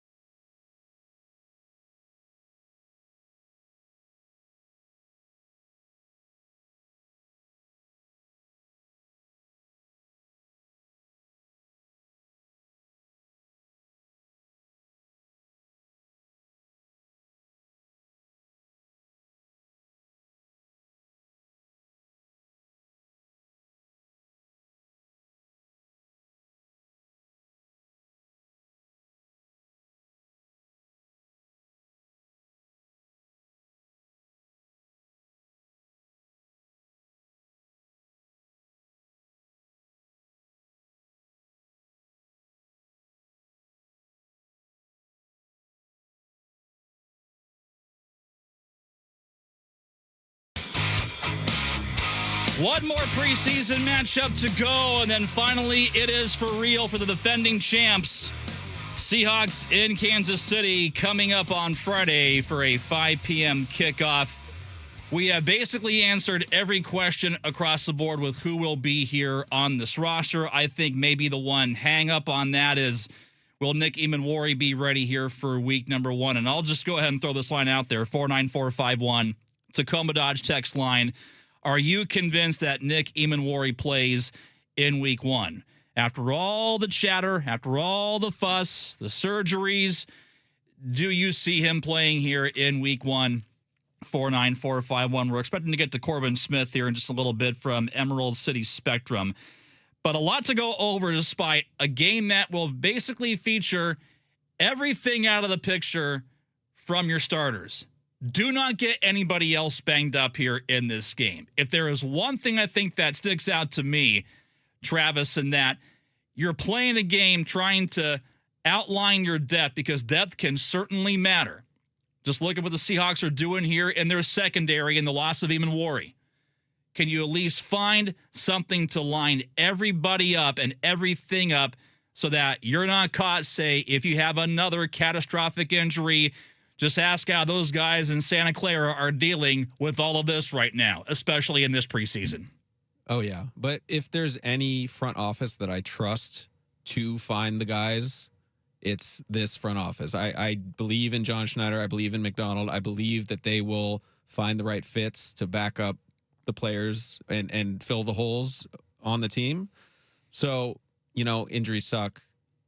It's not a great preseason so far, what's happened, but I trust them to find the right pieces to fit the puzzle. And this is where I think the GM's role has really come out and I think taken the spotlight here ever since the Seahawks went through this massive changeover with how John Schneider operates, what they do, bringing in Mike McDonald, and that, we're talking about a stark contrast back when Pete Carroll ran this and John Schneider was basically his co-pilot here for this, if I can use that analogy.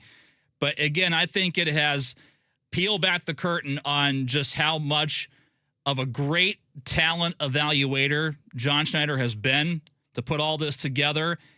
And the more that you go into your final preseason game with less question marks, especially at the top, you're doing yourselves a pretty big favor. And that's where this team is at right now, despite all the chatter we're hearing about. Could the Niners be back on the rise? Could the Rams be back in the picture once again? But has this team earned enough respect, I think, even after winning a Super Bowl? I don't think so, but you tell me, 49451 Tacoma Dodge text line. Against Kansas City, where I'm looking, when you talk about their depth and there are no starters, the wide receiver room has a bit of a more of a question mark because you have no Jake Bobo. Now, of course, there's, the answer of what do you do right behind, say, JSN, Rashid Shaheed, going right down the list, even Cooper Kupp.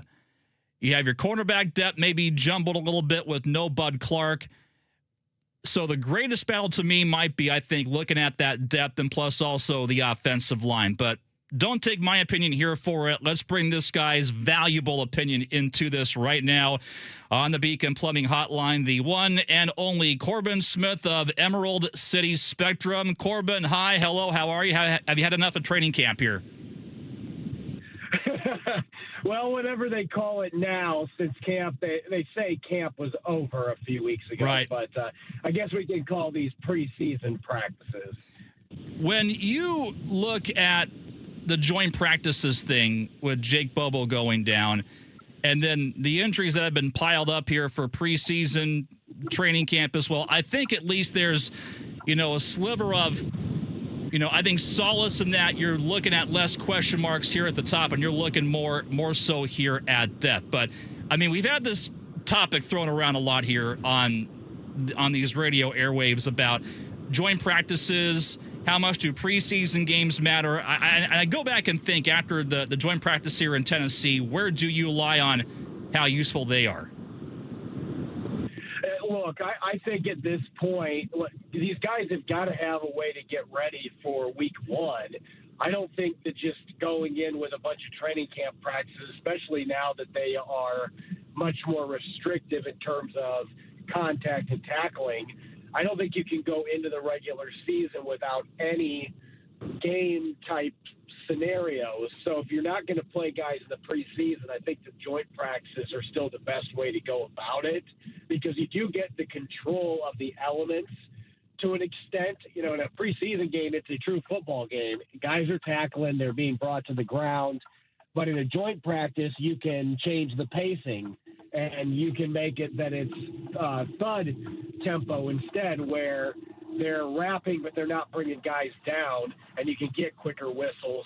So I think that there are ways that this is still better than just throwing guys in for preseason games and just hoping they don't get hurt. And unfortunately, you know, Jake Bobo's injury is one that could have happened in a non-padded practice, from the understanding I have, the way the injury went down. That is just the unfortunate reality of football and pro sports.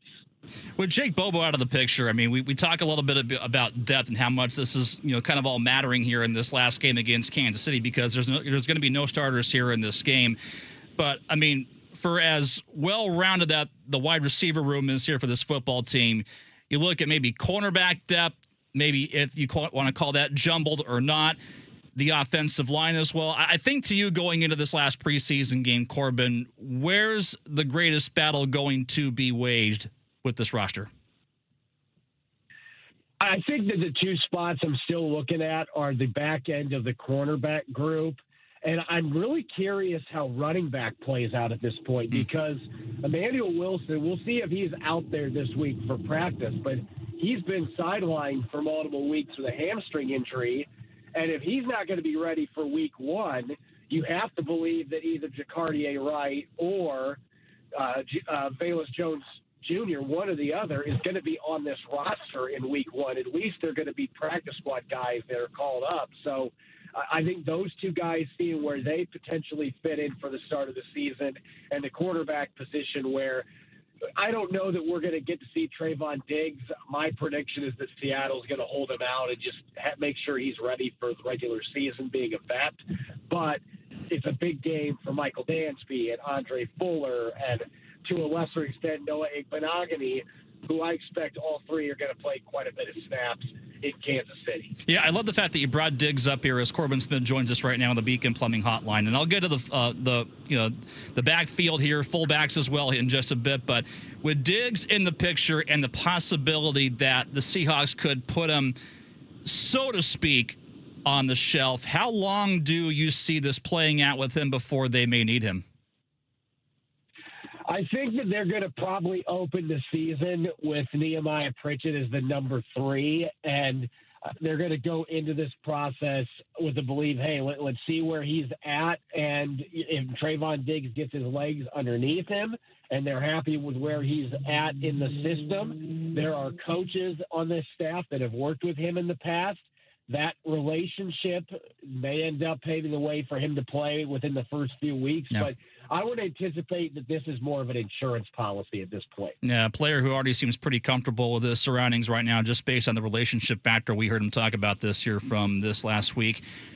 On to the fullback position.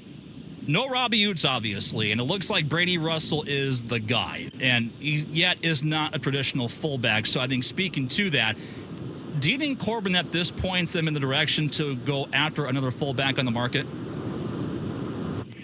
They've already brought one in for a visit. They've got Brock Lampy on the roster. The issue is it is so hard to find a traditional fullback now. Like, colleges are not kicking them out with the proliferation of the spread. So if they're going to keep another one around, I would anticipate that Brock Lampy is going to be on the practice squad, because he's played for Thomas Hammock, the running back coach, when he was at Northern Illinois. There's that connection there.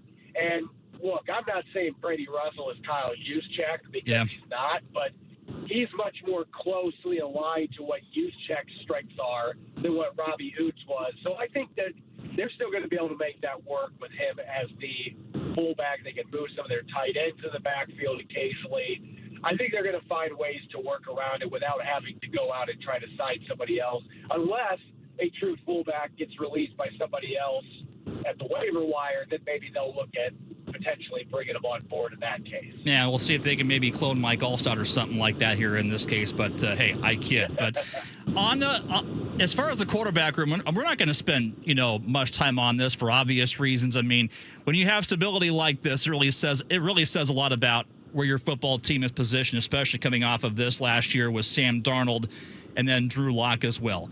But Jalen Milroe was a lightning rod for conversation after this last weekend and where his throws were going or did not go. So I think just based on that to you, Corbin, does he get a spot still on this roster by the end of preseason?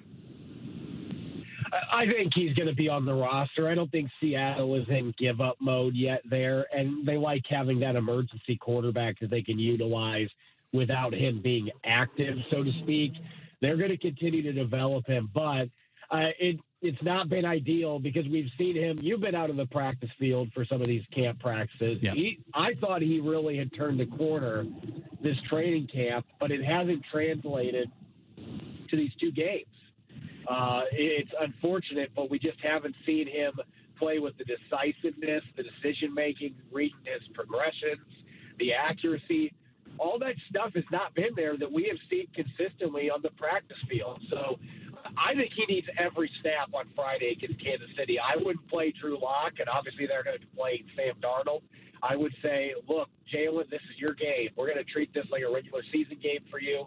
You get all 4 quarters and see if you can get him going in the right direction there. But I expect he's going to be on the roster no matter what. Where are you at right now versus roughly a month ago with Nick Eamon-Ward? Does he play in week 1?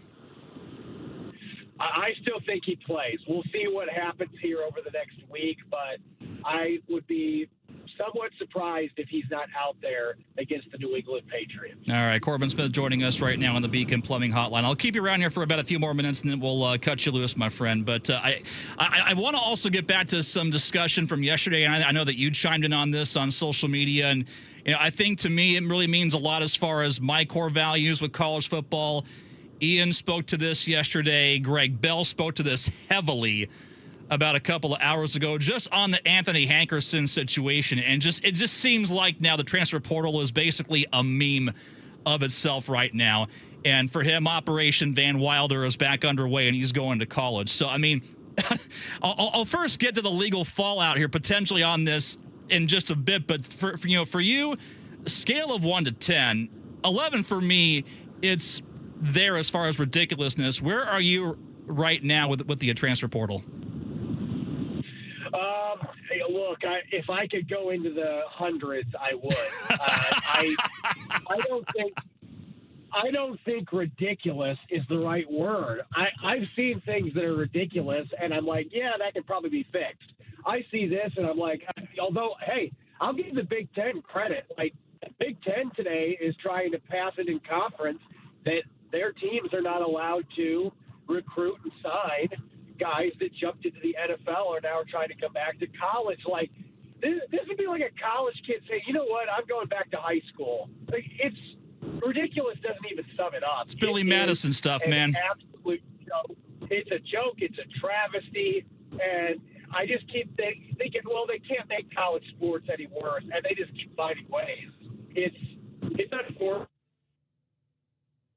I really feel bad for the kids. I know that they get a lot of advantages with this, but, like, you got to have some structure. There's got to be some structure to this. And the only way you're going to be able to do that is with a collective bargaining agreement. The NCAA doesn't want to do it, but guess what? If you don't, this is what's going to continue happening. All of this nonsense, this foolery. That's the word I want to use. It is foolery right now in college sports. That leads me on to this.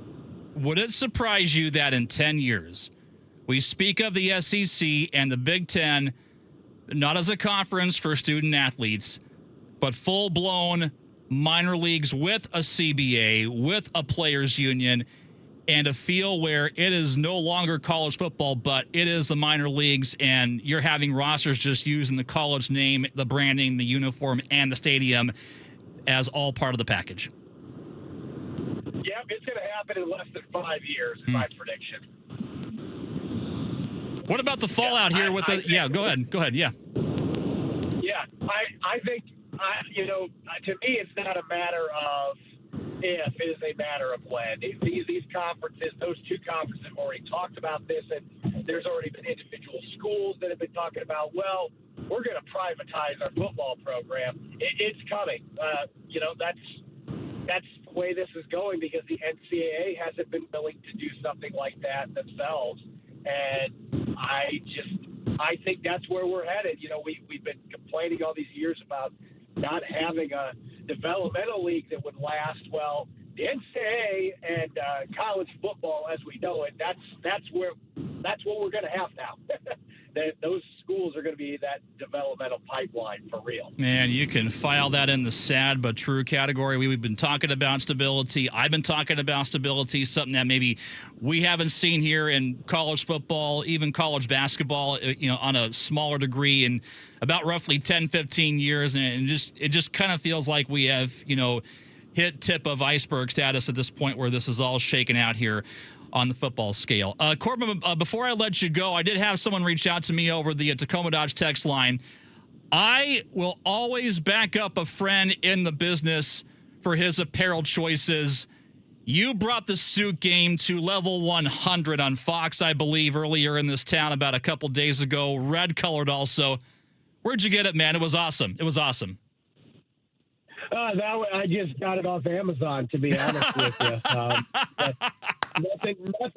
Nothing too crazy. I'm not the fanciest when it comes to my suit choices, but you got to be yourself, and I like bright colors, so that's never going to go away. You are not the first to tell me that you went there for a suit. Number one, it's the day and age that we're living in right now, so why not? But number two, I have a broadcast colleague on the NHL side who actually purchased a suit from there, but also had the pockets lined with Super Mario Brothers vintage graphic designing on the inside. He was that much of a Nintendo guy growing up, and all I could think of was, my Lord, I want one of those now. I want one of those.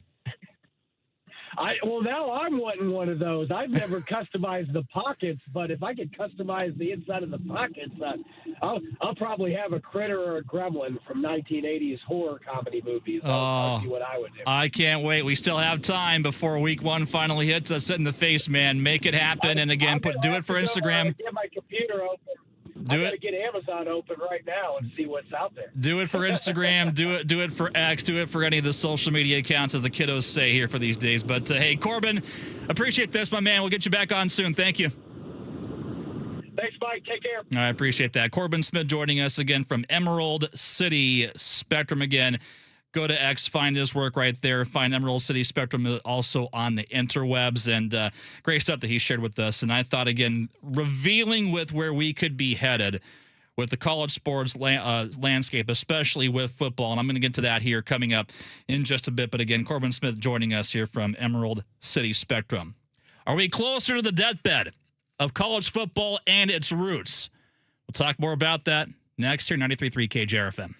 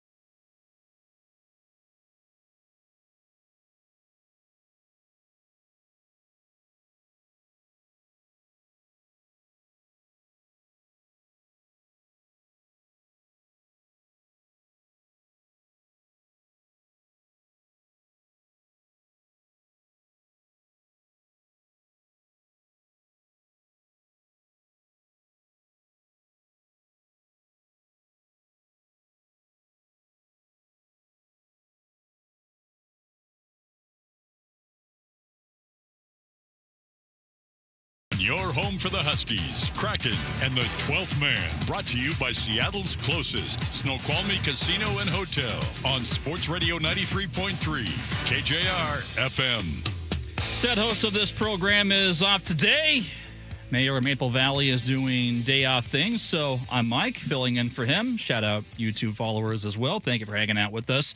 49451 Tacoma Dodge text line, also talkbacks via the iHeartRadio app. While we're at it, by the way, big thanks again to Corbin Smith of Emerald City Spectrum for joining us to talk Seahawks, where they're headed here in the final game of the preseason against Kansas City, but also college football. And I'm going to get into this here a little bit more. And while we're at it, because Corbin joined us, a big thank you to also his friend of the show, friend of the business, Jim Elliott, Windermere Real Estate, for having Corbin on with us as well on a week-to-week basis. The insight we get from him is invaluable. Earlier this morning, the Big Ten set to pass a rule that would prevent players from returning to the NFL to play for a Big Ten school.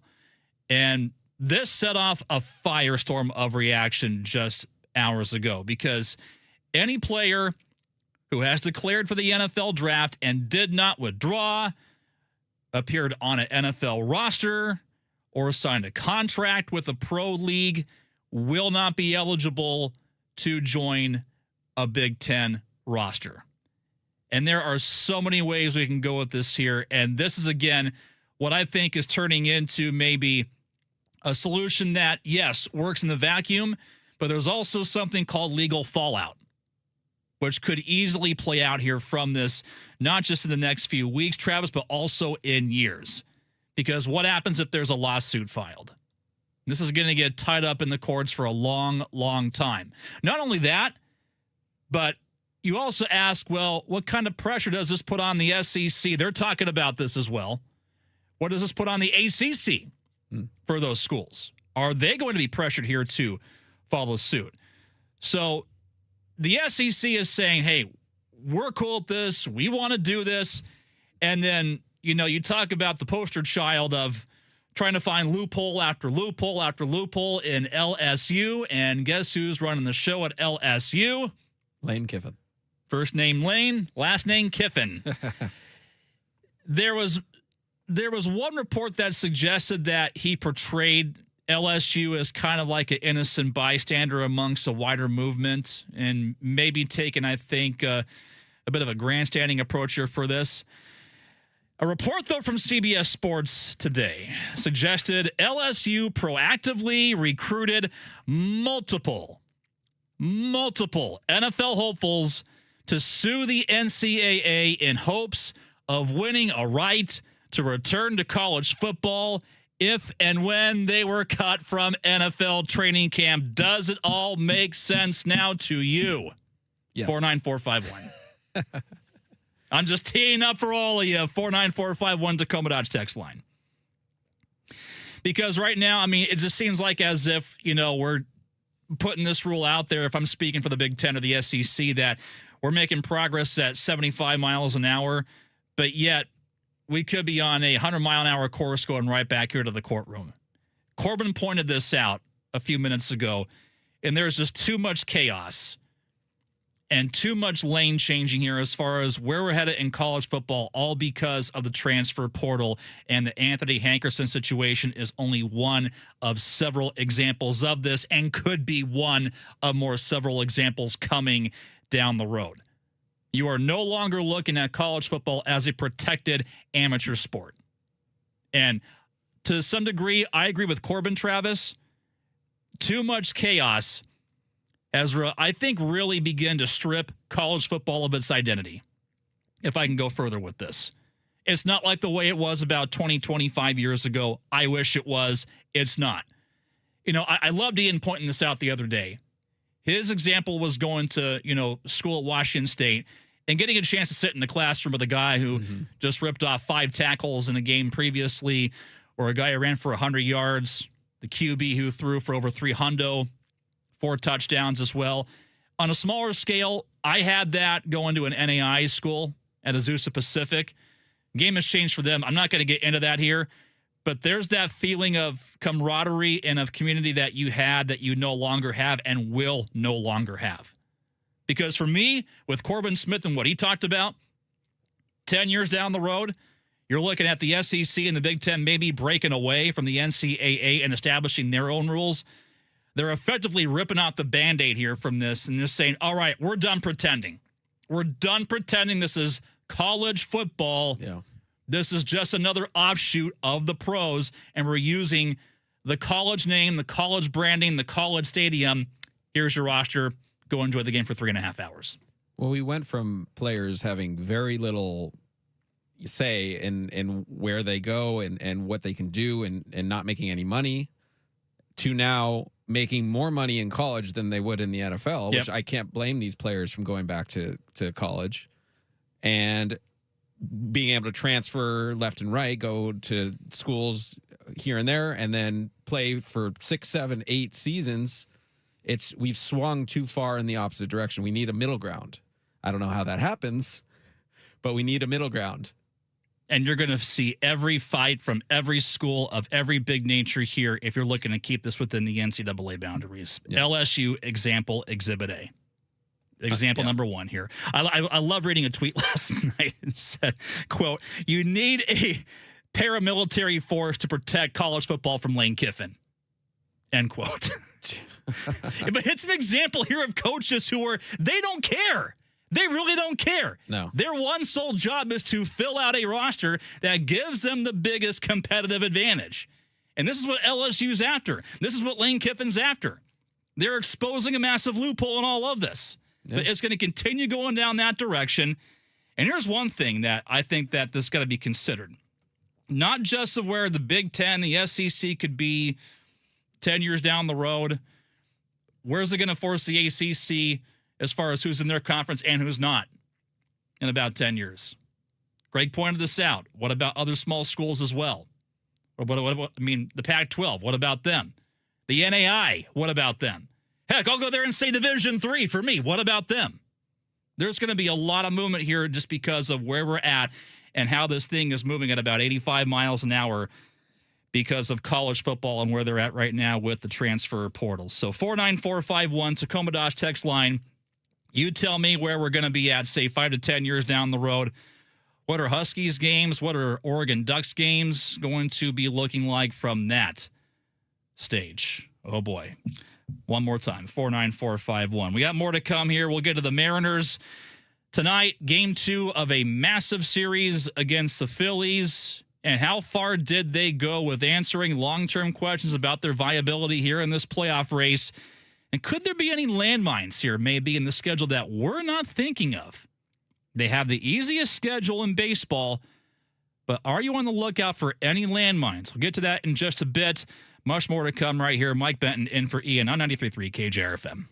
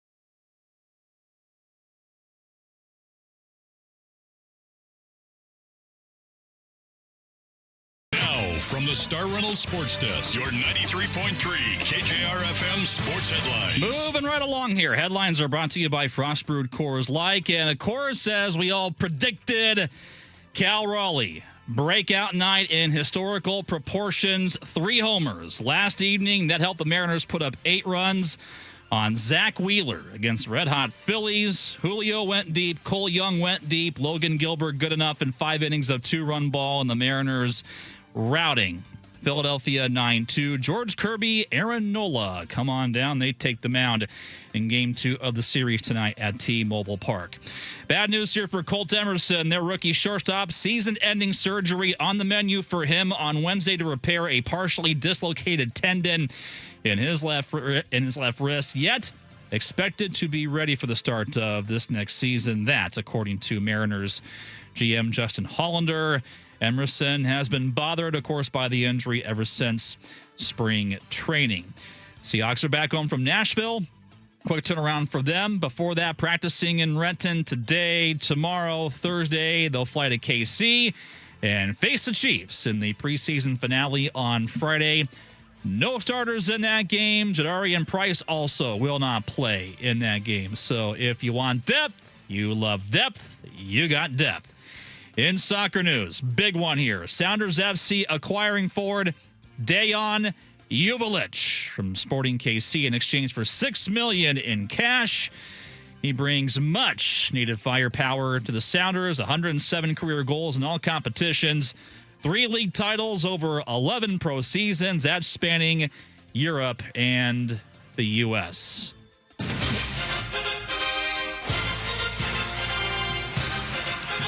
Ian's out for the day. Mike Benton filling in for him. Game 2 of the Mariners series coming up tonight against Philadelphia. That, by the way, also a great chance here to remind you. 2 o'clock, Gary Hill Jr. from the Mariners radio broadcast booth will be along with us as well. 49451, that's where you chime in. Tacoma Dodge text line and tell us after that rout last night where the Phillies laid a stinker and the Mariners rubbed their faces in it. How much are you convinced that this is the Mariners long-term, late August and into September, or is this just a mirage again? 49451 on the Tacoma Dodge text line. George Kirby and Aaron Nola will get after it here for tonight on the mound. That gives us a chance to kind of dissect of where this game means here for tonight, because Kirby's been a bit of a power keg. I love the Bulldog mentality in what he brings on the mound. I mean, to be honest, I saw it heading into the postseason last year. I love the call to start him in Game 1 of the ALDS, have him go on the mound for Game 7 as well. But his last 5 starts, I mean, this has just been like a microcosm here of inconsistency, Travis. His last 5 starts, 6 earned runs, 5 earned runs, 1 earned run, 0 earned runs, 7 earned runs. You want your roller coaster, you got your roller coaster. Last 5 starts, 9 hits, 8 hits, 4 hits, 5 hits, 7 hits. And the only game where he really shoved was against the Twins right back on August 2nd.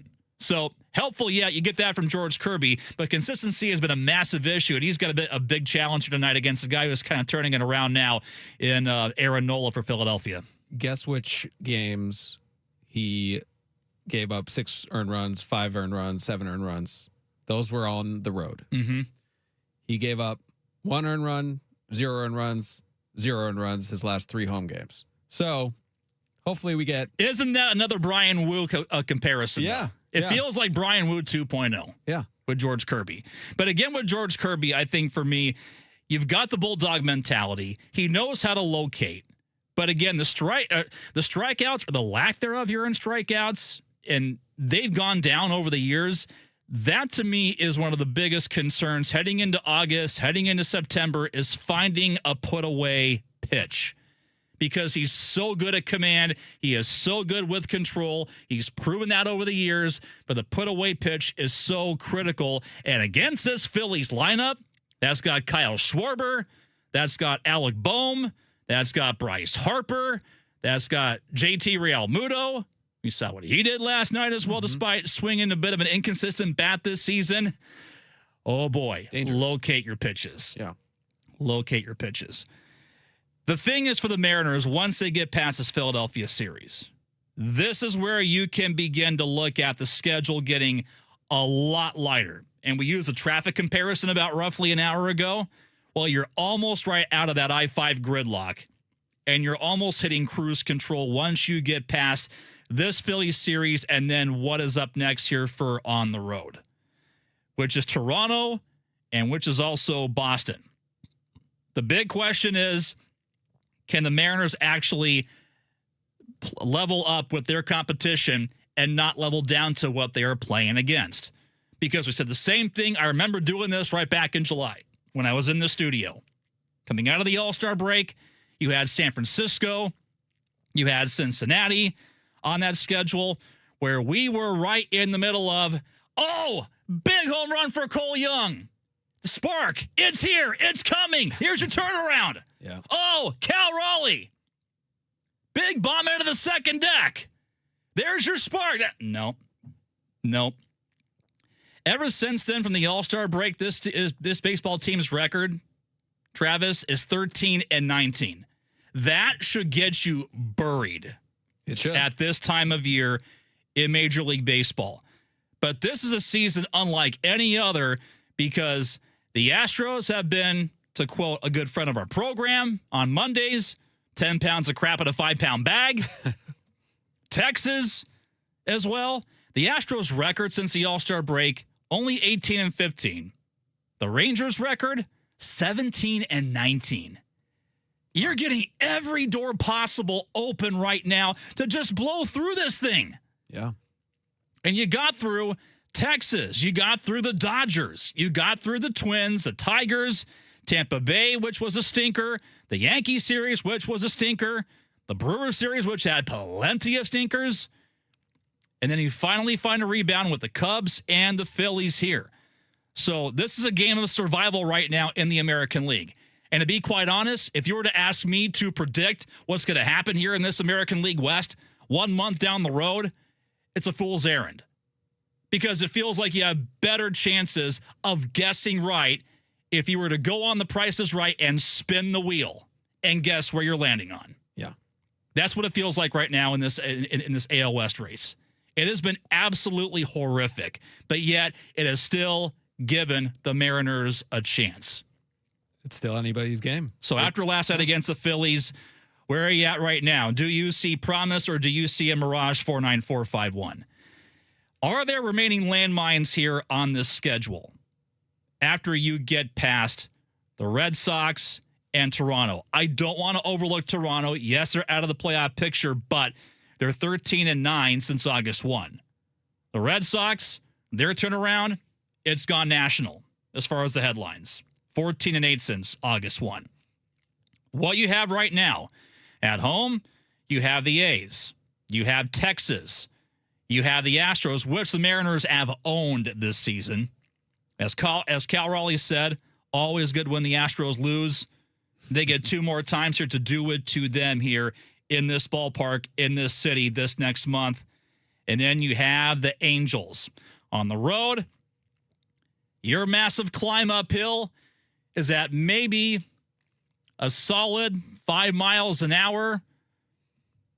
I kid because it is just the A's, the Angels, and the Rockies. The Mariners have a winning record against everybody after this next road trip against Toronto and against the Red Sox. I can't predict where the A's will be at that point, maybe. I can't predict where the Astros may be at this point because they've already shaken things up with their GM out and their manager, which they have told hit the road jack at the end of the season. Yep. They may be playing a different brand of baseball with their mentality coming up in September. That I can't predict. But with the easiest schedule right now in baseball, this team has been given every pathway to say or to be told, last 2 months doesn't matter. You've got to win these games. So maybe the only potential landmine I see in this schedule might be those 2 games with Houston because the stakes get higher. But yet, everything is being laid out right now for this team to cruise right past the Astros, right past the Rangers into an American League West title, despite how bad they've been with the rest right now at 63 and 69. And not only that, the Astros face the Yankees, White Sox, D-backs, Phillies, Rays, and Braves the rest of the way. That's 19 games against opponents over Go back to that 500. over again. The Yankees, White Sox, Ouch. D-backs. Yeah, okay. Yeah. Phillies, ouch. Rays, ouch, ouch, ouch, ouch, Braves. ouch, ouch. So that's 19 games against opponents over 500. 1, 2, 3, 4, 5, 6. That's what I counted. The Rangers play the Rays. The Red Sox. Ouch. D-backs. Yeah. Brewers. Ouch. And then 2 more games against the White Sox. And that's 15 games against opponents over 500. So 4 opponents. I mean, that again, for as bad as this American League West has been, Texas's record 17 and 19. You want to level up against the Rays and the Red Sox and the Brewers at this time of year? Good luck. Things are shaping up for the Mariners. Good luck. They got to take advantage. So, and what I mean by taking advantage is, number 1, preserve your health. Number 2, Cal Raleigh. I'm not asking for 3 home runs a night, but what I am asking for is a catcher who can show up at the plate and maybe hit 250 or 260. Imagine that. Imagine that. And he's been the worst hitter in baseball this season, one of the worst hitters by historical proportions. Can you just show up and hit 250 or 260? The power game will come. Just put the ball in play and put it into the gap if you can. Generate something. Where is Julio's mind going to be over this last month? There's really a tale of 2 stories here, Travis. We saw, number 1, a player who was throwing a baseball into the stands. Not once, but twice under different conditions. Yeah. One was just bad optics. The other, well, actually, I shouldn't say just bad optics. 1, it cost them a run. Number 2, the other side, it cost them an ABS ball versus balls and strikes.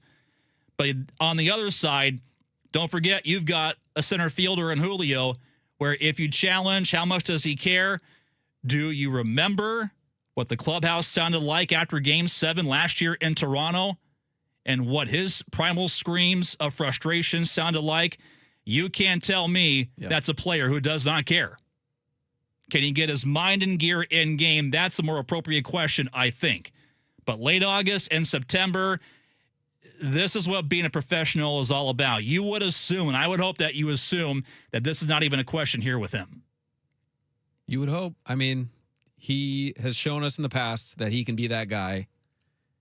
Let's see if he can do it right now when the team needs it the most. And the AL West is really the best path here for this team to get into the playoffs, because if we're talking about wild card, you're jumping several teams right now with having to get into one of those coveted spots. I mean, hey, you're not going to overtake the Yankees. You're not going to overtake the Red Sox at 6.5 up. So, I mean, you have to look at right now, if you get a wild card, you have to leapfrog the Orioles, the Blue Jays, the Twins, the Astros, and the Guardians. So it really is American League West or bust here for this baseball team, where the Rangers and the Astros sit, as of right now, 3 to 2.5 games ahead.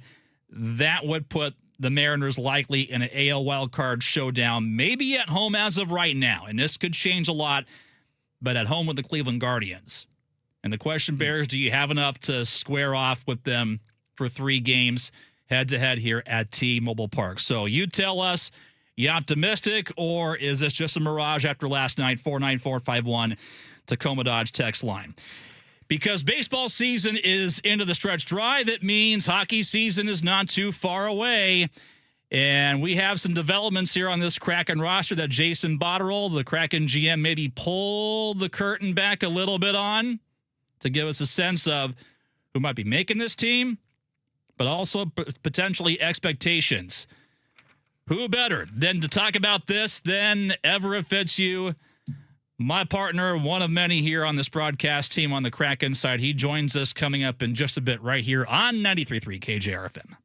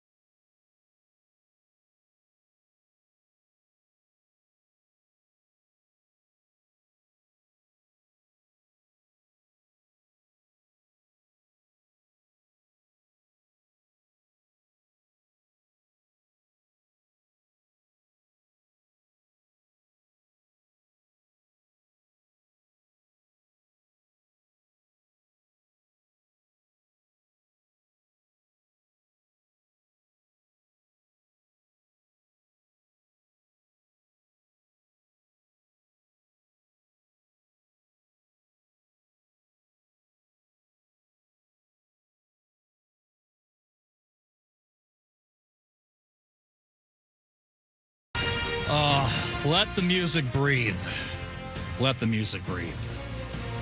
We haven't hit the point yet where we're there, but we're getting awfully close, because that music only tells us one thing. The NHL season is right around the corner. In about a month from now, we are going to be neck deep into preseason games. And before that, training camp time for the Seattle Kraken. Mike Benton in for the mayor today. Ian Furness is off. And who better than to bring on to talk about all of this than one of my partners in crime on the Kraken Audio Network. That is the great Everett Fitzhugh joining us right now on the Beacon Plumbing Hotline, because we have a fresh batch of things to get to on this team. Everett, my man, it's been a while. Hello, how are you? How was vacation time? How's family time? Oh, Mikey, doing well. And, before we go any further, I know you're doing Ian a massive favor by filling in today. So we got to get that rejoiner updated, but it has to be like an obvious edit. So it's like, now back to Mike Benton. You know what I mean? Like, you got to make it super obvious. And no, things are doing well, man. I'm actually standing here in Leavenworth right now. Not as smoky or as hazy as it was a couple of weeks ago, but heading back tomorrow, and then the real fun begins. But it's been good to get away for a little bit. So now, a lot of travel time the last month or so. The real question is, with you being a dad, I can relate. How's the kiddo enjoying it? Oh, he loves it. We actually just got out of the pool, the community pool here. Our Airbnb is right on the river, so we've gone out on the river a little bit. I mean, but we're with one of his friends, and she's 4 as well, and she's all into Frozen and princesses. So to her, we are in the middle of Arendelle right now. So she keeps saying, "We're gonna go tour Arendelle. We're gonna go tour Arendelle." So yeah, we're down here in Arendelle apparently, which is also Leavenworth. But he loves it. Wes loves it. He's been stuffing his face with pretzels and sausages and ice cream for the last 2 days, so he's fat and happy. You have now brought a challenge and an idea to my mind. For the next podcast that we do for the Kraken Audio Network, we are going to say officially goodbye to the off season with your version of Elsa's "Let It Go." I'm going there. Hey, you were the show choir guy anyway growing up, right? You can do this. I was. No, listen, I've been known to carry a tune. So I don't have a lot of shame either. I'm just better at. I was recruited at one point in high school to join the show choir, and I said, I'm better off playing the radio. Everett Fitzhugh joining us right now on the Beacon Plumbing Hotline, and I wanted to bring you on here for today, Fitz, because this is fresh off a batch of things that we can get to, and I think GM Jason Botterill will kind of peel back the curtain a little bit on the dynamic and the construction of this roster, which has really been as opaque as mud here for the last couple of months. But before I get there, I just want to kind of lean us here into this point. On August 25th, you talk about the buildup of getting Bobby McMahon back in town, and we heard for a week. So he's going back to the Leafs, future Avalanche, future Ranger, future whatever you want, fill in the blank. He openly chose Seattle and did so for a reason. Mackie Samoskevich is here. You get some muscle in at the front door in Curtis Douglas. You get some old contracts as well out the door. So to you at this point, go ahead and summarize the offseason. Yeah, I mean, I think overall, I would consider it a success. Obviously, you don't have the big fish that you wanted to bring in, but it's not as if you didn't go big fish hunting. You offered a massive contract to Jason Robertson. You go back to the trade deadline. You offered a massive extension for Artemi Panarin as well, and it didn't work out. And I think a lot of folks get caught up in the term of, well, the Kraken didn't bring in the free agent, so that means they weren't aggressive. In my mind, for me, I think that aggression is the act of trying to land. I mean, the end product, yes, obviously you want that end product, but at the end of the day, Jason Botterill went out and said, listen, we are willing to put up 8 by 15 for Jason Robertson. We are willing to put up whatever, I think it was 10, 12 for a 3-year extension for Artemi Panarin. At the end of the day, Panarin only wanted to go to the LA Kings. There's nothing you can do about it. At the end of the day, the Ottawa Senators and the St. Louis Blues also offered very lucrative contracts to Jason Robertson, and he turned them both down down as well. So, I mean, you can't fault Jason Botterill for trying.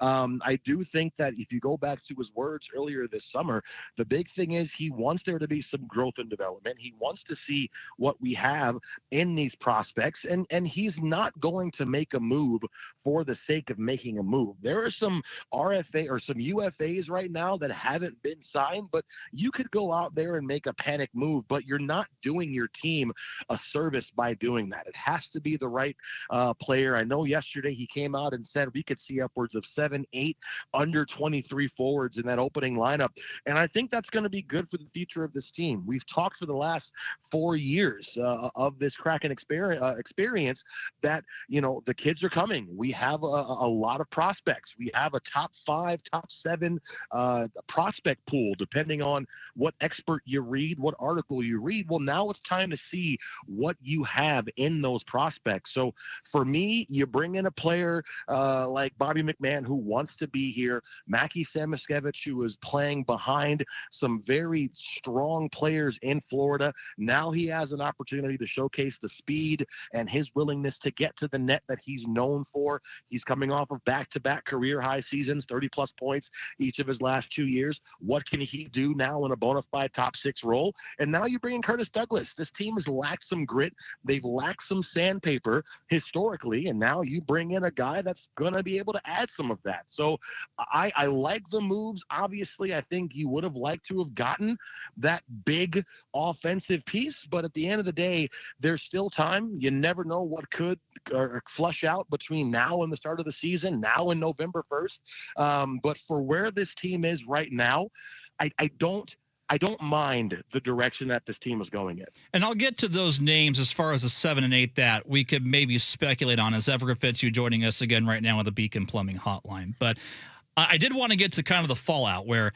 you take a swing, it's one thing, but yet you failed to land that big fish that you potentially wanted. And we saw this, as you mentioned, with Artemi Panarin and also Jason Robertson, and there was just a different and I thought unfair can of worms attached to that latter situation here. But when you look at how young that you want to go on this roster and the fact that the conversation has been out there for so long about where do you have a 1C coming here on this team, without putting yourself in Jason Botterill's office and speaking for the GM here on this, I think the way I want to phrase it is this: does conventional wisdom suggest that this changes maybe how this team could operate maybe in free agency land or trade land, and how fair is that to you? I think it does for a couple of reasons. I mean, if you look at the teams that have won the Stanley Cup in the last 10 years, most of them, with the exception of Vegas and maybe one that I'm not remembering right now, but most of them have been built internally. They've been built through the draft. They've been built through signing, undrafted free agents and growing their prospect pool.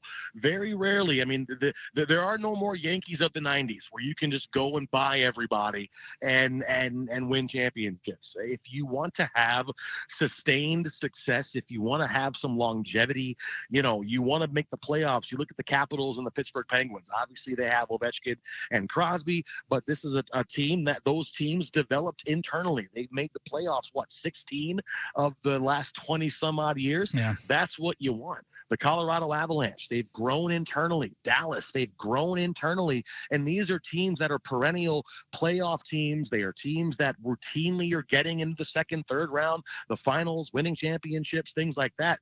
That's where you want to be. And it's very rare to be able to buy your way into that. But I also think that with Jason Botterill, he wants to do both. I mean, why not have both? Why not be able to have a team that you've grown, you've developed a Berkeley Catton and a Matty Beniers, then you're going to have Chase Reed, you've got Jacob Melanson and Ryan Winterton. The list goes on and on. Shane Wright could even be in that list. I know his name has been thrown around a lot this last couple of years as well. But then also, why can't you do what Dallas did and go out and get Amico Rantanen? Why can't you go out and do what Colorado did and go out and get Brock Nelson to help push them over the edge, right? You can do both. You can have your cake and eat it too, but I think the bulk of your success has to come from the players that were grown in-house, that understand what you want, that were drafted in your image and in your vision of this team.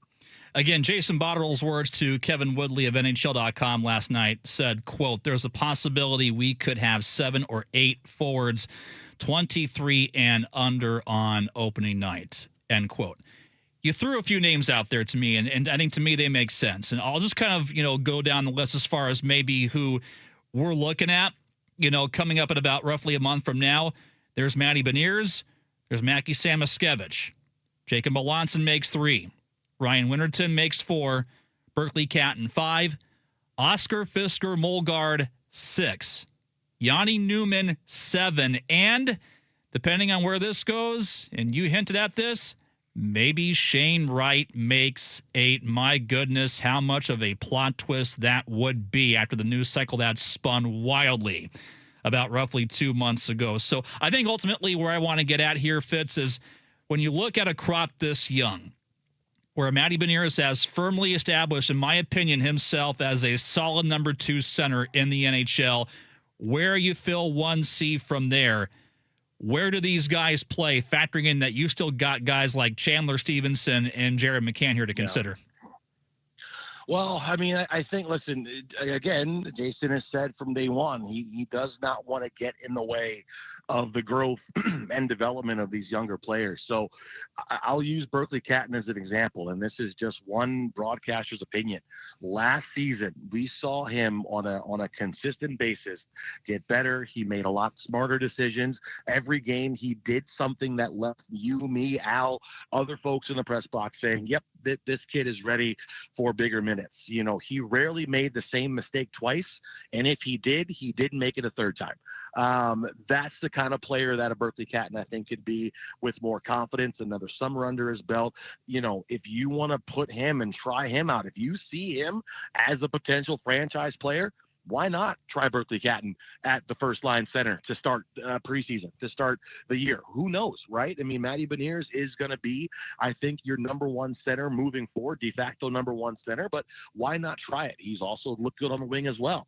I think a player like Ryan Winterton, when you lose a Jaden Schwartz, that power forward type of player, you haven't re-signed Ellie Tolvanen. He's still a free agent out there. And hey, who knows what deals are lurking for him, either in Seattle or elsewhere. But Ryan Winterton can slide up the lineup to a second line role and get some top 6 minutes and be put in a power play position and see what he can do there. I remember, talking to a few folks internally that they thought Ryan Winterton could be a Jaden Schwartz type of player, that power forward that can get to the net, get some greasy goals for you, and work hard in a top 6 role. So let's give him some more opportunity. So those are 2 players that I think can take a big step this year. Jacob Melanson, I love his game. I think he's really calmed down a little bit. He's sometimes having to find himself being the only muscle on the roster, but I think Curtis Douglas adds a little bit more to that, takes some pressure off him. Right. And then in Kevin Woodley's piece, you talked about yesterday when he said now the players are 1 more year in, they know Lane Lambert, they know the coaching style, they know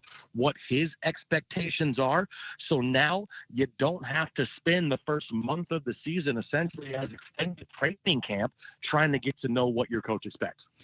Folks also may be asking, well, what about Jake O'Brien? Because it's pretty clear cut he will be a pro this next season with the expanded rules and him being 19 years of age, but he'll be either with this team or the American Hockey League, and it looks like that the AHL with Coachella Valley is perhaps a preferred destination unless he just unexpectedly blows everyone's doors down coming up here in training camp. But how long would it take for him, under realistic terms, to earn a call up here to the NHL, and where do those expectations lie for Jake O'Brien? Well, I mean, a lot of factors go into it. I mean, and I'm going to use last year as an example. I don't think anybody expected in September Berkeley Catton to be here all season. But when you have the amount of injuries the Kraken had last year, Seattle did not have a full complement, a fully healthy lineup until game 54. last season. So I mean, you were well into February before you had your whole team healthy again, and as a result, Berkeley Catton, I think, got thrust into the fire maybe a little bit early than they would have wanted.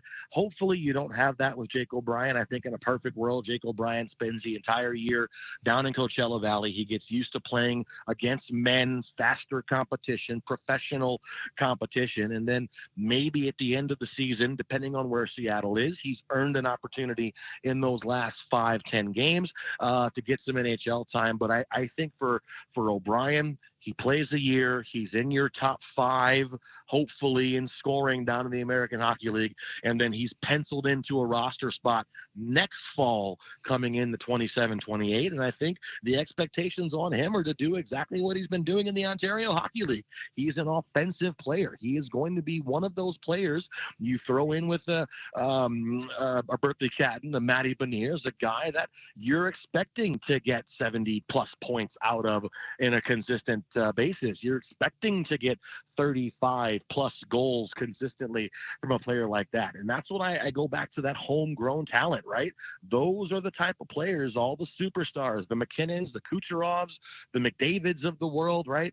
Those players are drafted. Those rarely are those players traded for. Rarely are those players acquired via free agency. It does happen, but those are the type of players that you need to grow in-house and you need to have locked up for a long time. And Jake O'Brien, I think, firmly falls into that category, but I'd give him a year in CV to get his feet under him, get some professional games under him, let him sink, let him swim, let him fail, let him recover. Yeah. And then coming next fall, he's penciled into a lineup on the NHL roster. Yeah, that's a center picked 8th overall for a reason, where if that 1C spot is open, he's going to get every chance to try to seize that 1C when he is ready. And maybe the question for me at 6'2", can you turn that weight that's listed at 174 to maybe a 190 or above, because you're playing against some beefy competition in the NHL. And hey, I think same goes here for Chase Reed maybe as well, who was, picked number 7. And with his skill set, 6'3" defenseman, many are saying potential Makar type of qualities in him, Zach Werenski, that experience he'll get this next year. Michigan State is going to be so big, but again, put the beef on, certainly. Before I let you go, Fitz, when you have someone walk down the street, cross and pass with you, ask about this roster, ask about the fallout from this last season, and then with the season a little over a month away, how do you define the expectations here for the postseason? Everett, go.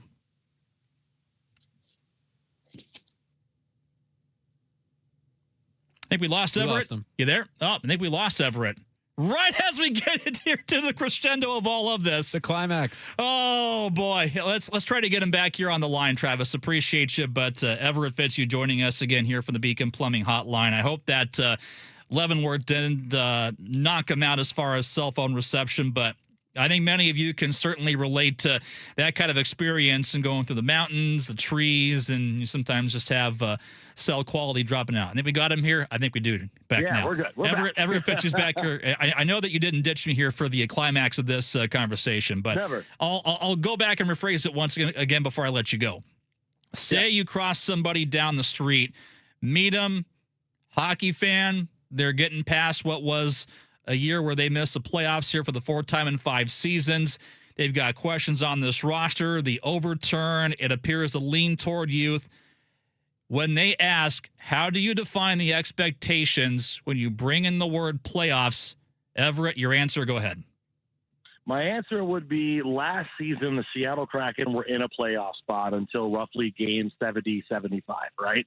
Coming into the year, my number one goal for this team was to be playing meaningful games after the deadline into March. I think this year, now you have to win those meaningful games. Yes, Seattle didn't make the playoffs, but for all intents and purposes, they played playoff hockey for 3/4 of the season. You just have to bring it home. The roster, again, largely is unchanged. I know you lose Schwartz. I know that you lose Jamie Alexiak. But again, you've got a lot of players, I think, that can fill those voids. So there wasn't a large turnover on this roster. The division isn't necessarily a world-beating division. I mean, Edmonton is still going to be Edmonton. Calgary, they're down. Vancouver is down. I think Anaheim, they may have made a few missteps. I thought they were going to be very promising moving forward, but I think they're in a little bit of trouble. So there will be no Christmas cards going from Anaheim to Philadelphia. No.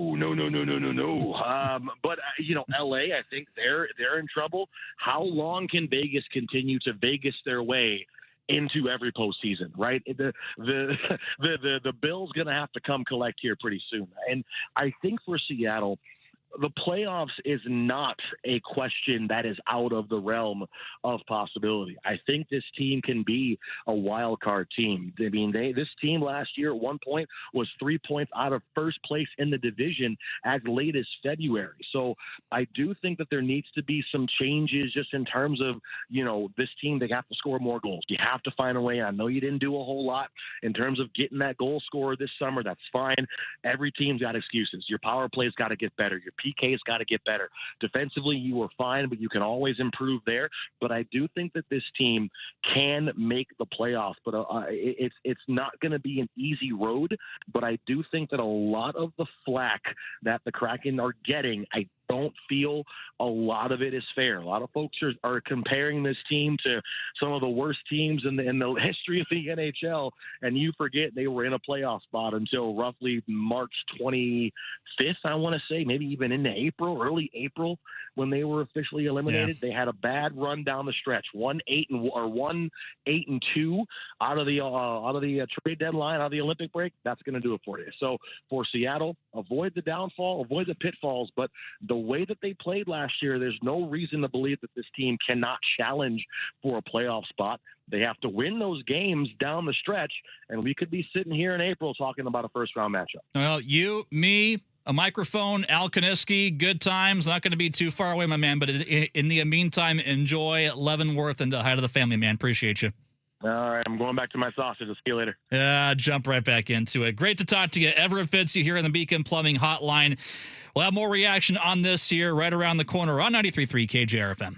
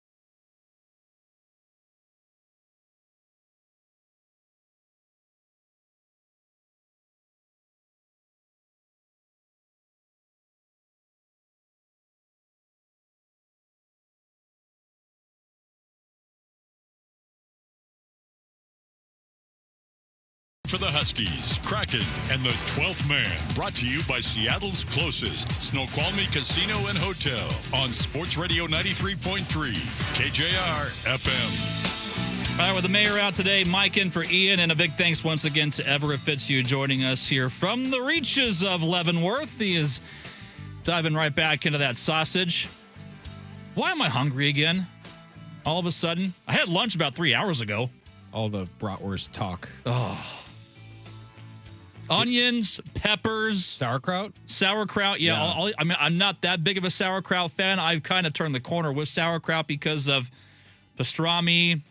Throw that right in with some Swiss cheese, some marble rye bread on the grill or the Blackstone, whatever suits your fancy. What kind of mustard do you like? Ooh, Dijon.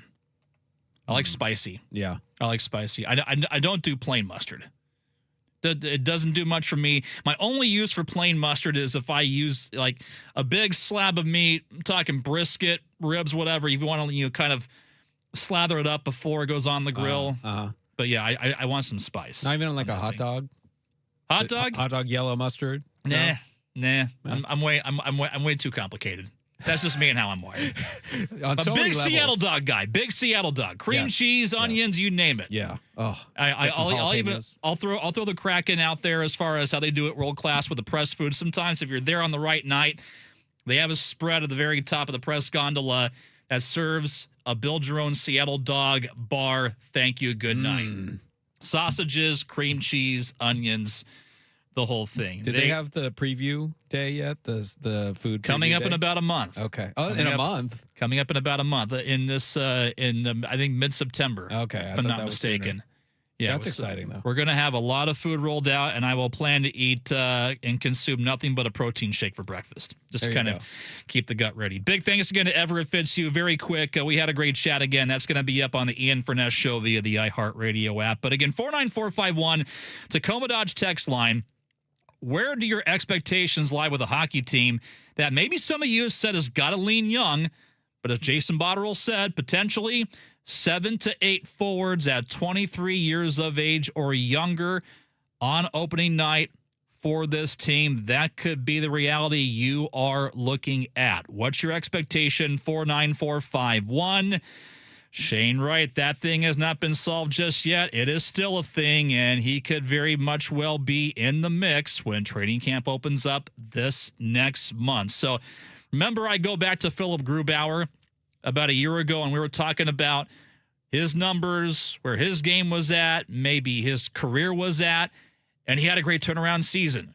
One thing that I was reminded of in the NHL, especially in this day and age where players have so much power over their contracts, and we saw this here with Panarin and Robertson, nothing says solutions like finding those within your own team. They did it here with Grubauer, and I'd be led to believe here they've got to look at that for their young players and finding a guy who finally takes the mantle as a top-line center. Whether it's Berkeley Catton, whether it's Jake O'Brien, they could be waiting in the wings here, but that's where the solutions, the best kind of solutions, lie, as Everett also mentioned here, with how teams build themselves into a contender. Like the Colorados will get Nathan McKinnon, Pittsburgh's with Sidney Crosby, and others as well. So 49451 will get to your talkbacks and texts here. Brief break. Gary Hill Jr. waiting right around the corner. The Mariners take on the Phillies here for tonight. We also got word J.P. Crawford officially back in the mix here, reinstated from the 10-day injured list. The outlook for him and the rest, Cal Raleigh, and this team's expectations with just several weeks to go in the regular season. Gary Hill Jr. joins us next here on 93.3 KJR FM.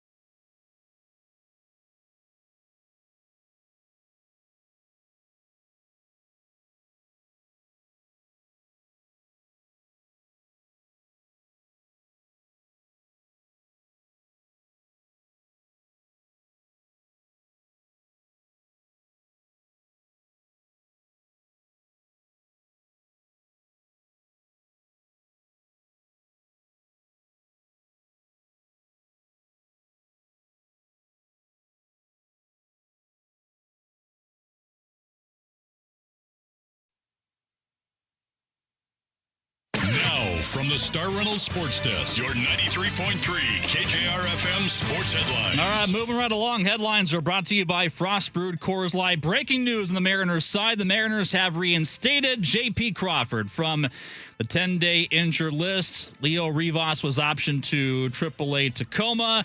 Crawford, of course, on the IL since July 31 with a left wrist inflammation issue. That was his third stint on the IL as well, but J.P. Crawford is back in the mix. And, of course, as we all predicted, thank you, Molly Wop, Cal Raleigh had a career-high 3 home runs. Last night, the Mariners getting 8 runs up on Zach Wheeler, and the Mariners crushing the Phillies in a 9-2 victory. Julio went deep. Cole Young went deep. Logan Gilbert, deep enough. 5 innings of 2-run ball. Tonight, it'll be George Kirby and Aaron Nola head-to-head on the mound in Game 2 of the series at T-Mobile Park. With J.P. Crawford back in, Colt Emerson is out for good for this season. The rookie shortstop going to have season-ending surgery tomorrow to repair a partially dislocated tendon in his left wrist, yet expected to be ready for the start of this next season, according to Mariners GM Justin Hollander. Emerson has been bothered by the injury, of course, since spring training. Seahawks back home from Nashville. Quick turnaround this week before heading on the road to Kansas City. They practice in Renton today, tomorrow, and Thursday. And then it's Friday for the preseason finale against the Chiefs. No starters playing in that game for the Seahawks, and also rookie running back Jadarian Price will not play in that game as well. Soccer news, big soccer news. Sounders FC acquiring forward Dejan Julovic from Sporting KC in exchange for $6 million in cash. He brings a lot of offensive firepower to the Sounders. 107 career goals in all competitions, 3 league championships, over 11 professional seasons in Europe and the U.S. On to the show we go.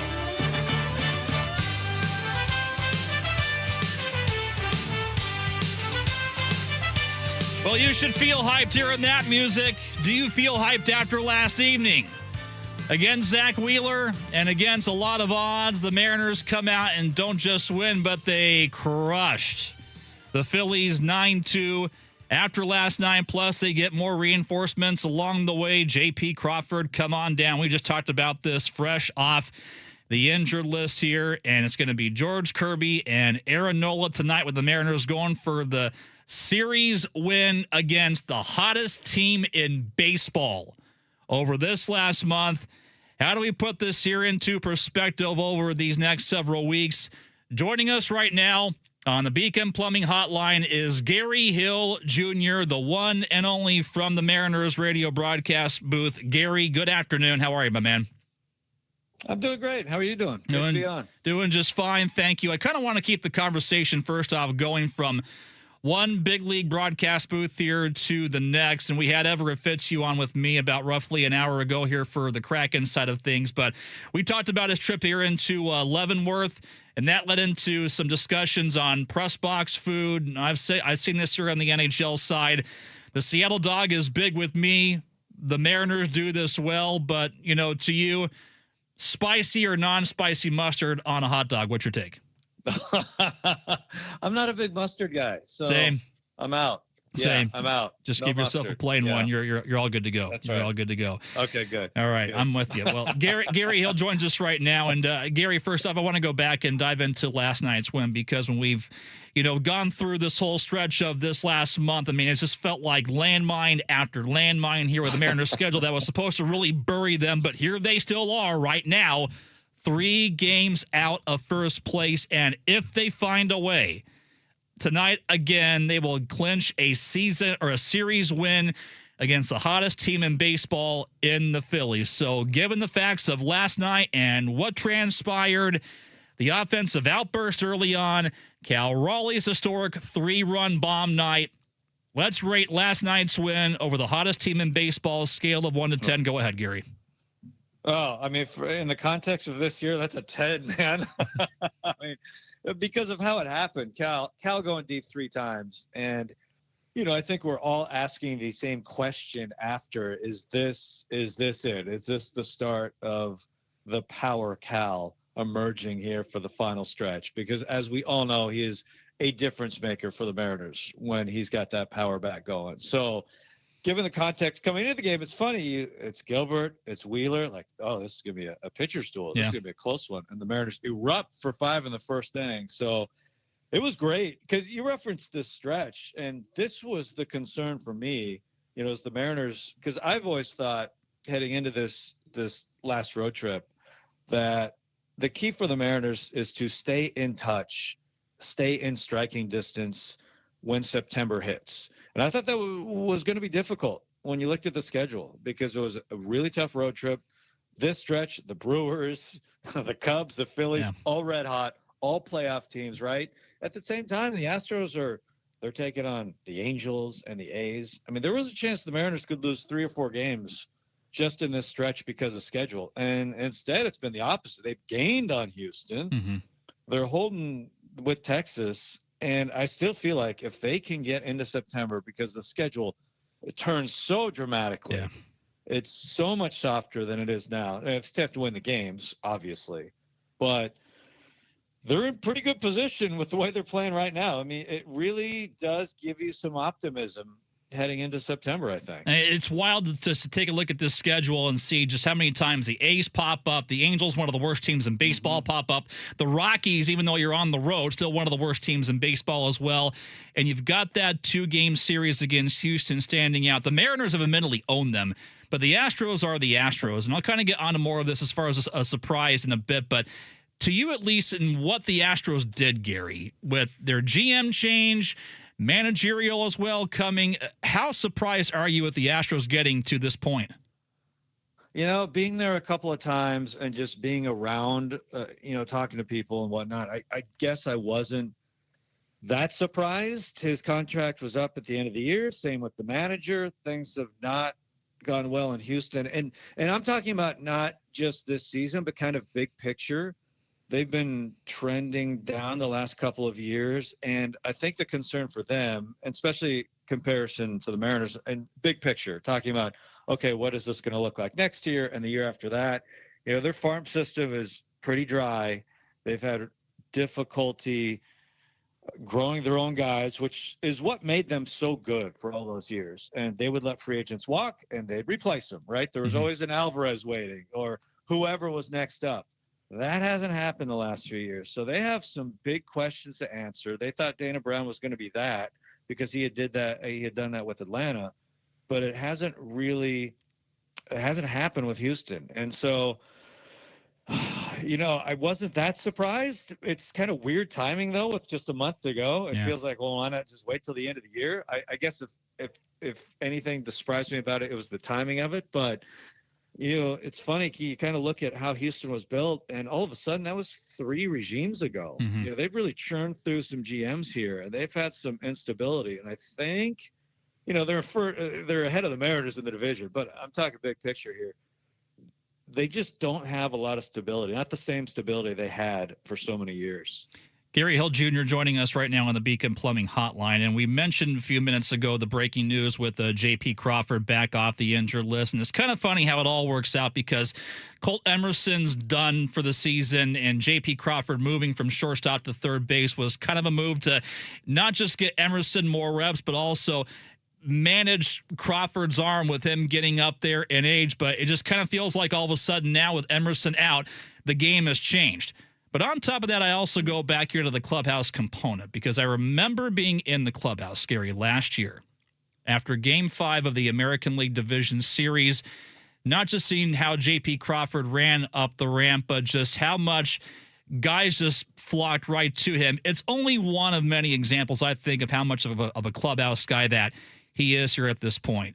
So given where he is right now, with his skill set, his game, his bat, his arm. But now you're getting into that time of year where you talk about clubhouse as well. The meaning of getting J.P. Crawford back right now, what do you say? I think it's really helpful because I think he makes the lineup longer, just pro at bats. We've seen, Ward's numbers don't jump off the page, but you kind of look at the at bats have looked different for the lineup here the last week and a half, 2 weeks, really starting in Milwaukee. And I think he just adds to that, just pro at bats, not swinging outside the zone, right? just making it difficult on the opposition, just kind of 1 through 9. It's what we've seen here in recent days, and I think JP just adds to that. And you think about his career arc, he's played more games at shortstop than any other player in Mariners history. This could be his final month in a Mariners uniform, right, in the regular season. And he wants to go out on top as well. A playoff run, a deep run, all the goals that were there at the beginning of the season. And it's funny enough, despite all the frustrations and the struggles to the course of this year, it's really all still there for the Mariners. Remarkably enough, you look at where they're at with 30-some games to go, it could all still happen if they put it together here in the final month. And so I think for them to do that, JP certainly needs to be a part of that, especially, Emerson's out for the year, as you point out. So feels like JP is going to slide right into the shortstop spot. And when Donovan comes back, he'll be the third baseman, kind of how this season started. Mm-hmm. And you hope that JP can just contribute, just getting on base and doing his thing at the end of the lineup, because every little bit's going to help. And the roller coaster keeps on going here at this point. Gary, I want to get back to Cal Raleigh and not just the 3 home runs that he hit, and they were absolutely smoked, and it kind of felt like the Cal Raleigh of old that we saw last year. But since homering at Houston, 7 for 21 with a 500 on-base percentage. Whether you want to buy, quote-unquote, he's back or not, do your thing. But moving forward here, what can we learn from last night as far as the expectations of Cal Raleigh, whether it might mean the power numbers or even just the quality of at-bats that he has? Yeah, because we've seen both. He's beginning on base, drawing walks, as you point out, the 500 on base, but with the power as well. 4 homers in this homestand, which is awesome. Yeah, so I think we're all asking the same thing, and it's in those words. He's back. He's back. I don't know. We'll see how it plays out, right? But it is certainly encouraging because it's looked great. The numbers are there, but the swings have looked great. The swing decisions have looked great. Because despite the struggles this year, when you kind of look at underneath, what are kind of the differences between last year and this year? And for me, we've seen a little more chase, and we've seen a little more of not swinging as much in the zone, right? So you're swinging at pitches outside the zone, which you just look at the numbers. You just don't have great numbers when you make contact out of the zone. You put up your numbers with contact in the zone. So between those two things, but that's a skill set that Cal has, and he can get back to that. It feels like when hitters talk about being in between, it's that, swinging at pitches they shouldn't, letting go fastballs over the plate that they should swing at, that sort of thing. But that's the kind of thing that can get turned around because Cal has that skill set. We have seen it, right? We have all witnessed it. So can he go on a final month and hit, 8 homers or whatever? Yeah, absolutely. Get on base with walks? Yes, because he's that kind of player. He can absolutely do that. We'll see how it plays out, but I know if he does do that and being that middle of the order guy, I think he really feel good about where the Mariners are at heading into September, given the context of where the other teams in the division are, the schedule, everything else, because he is a true difference maker for the Mariners. And I've said it all year, it's going to be tough for them to achieve their goals without Cal Raleigh's bat in the middle. And I'm not talking about 60 home run Cal Raleigh, because that's impossible, right? But, the power bat in the middle, the 30-plus home run guy. I think that you certainly raise a great point. I've said this before here. I mean, if we're looking at 60, well, it's almost kind of like a fool's errand, but can you find a guy who's going to be consistently putting up, decent numbers as far as whether you're talking average, OPS, but also power numbers getting back up into that 30 or 40 territory here. I want to touch on the bullpen. Go ahead. It's one of my favorite things about baseball, too, is one of the beauties of the game, and you see this from time to time, where a guy can struggle all year, right? But the beauty of the game, if you could put together a great September when it really matters and try and punch your team's ticket into the postseason or have a postseason run, all of that can get forgotten. Jorge Polanco is a great example. When you really look back at his month by month last year, he had a great first month and then really struggled for a lot of the season. But no one cared because he had a great September. He helped ignite that run. He had the walk-off, everything. Everything else fell away because what he did in September. And I think that's one of the beauties of the game. And who knows, Cal could have that kind of run where he makes us all forget what happened early in the season. Uncanny, uncanny how this just works out once the calendar turns from September to October. And as they say, flags fly forever, and you are forever immortalized if you show up come October here as Gary Hill Jr. joins us right now on the Beacon Plumbing Hotline. One thing, Gary, I wanted to get to from last night, maybe they kind of flew a bit under the radar, was the bullpen. Logan Gilbert was good enough.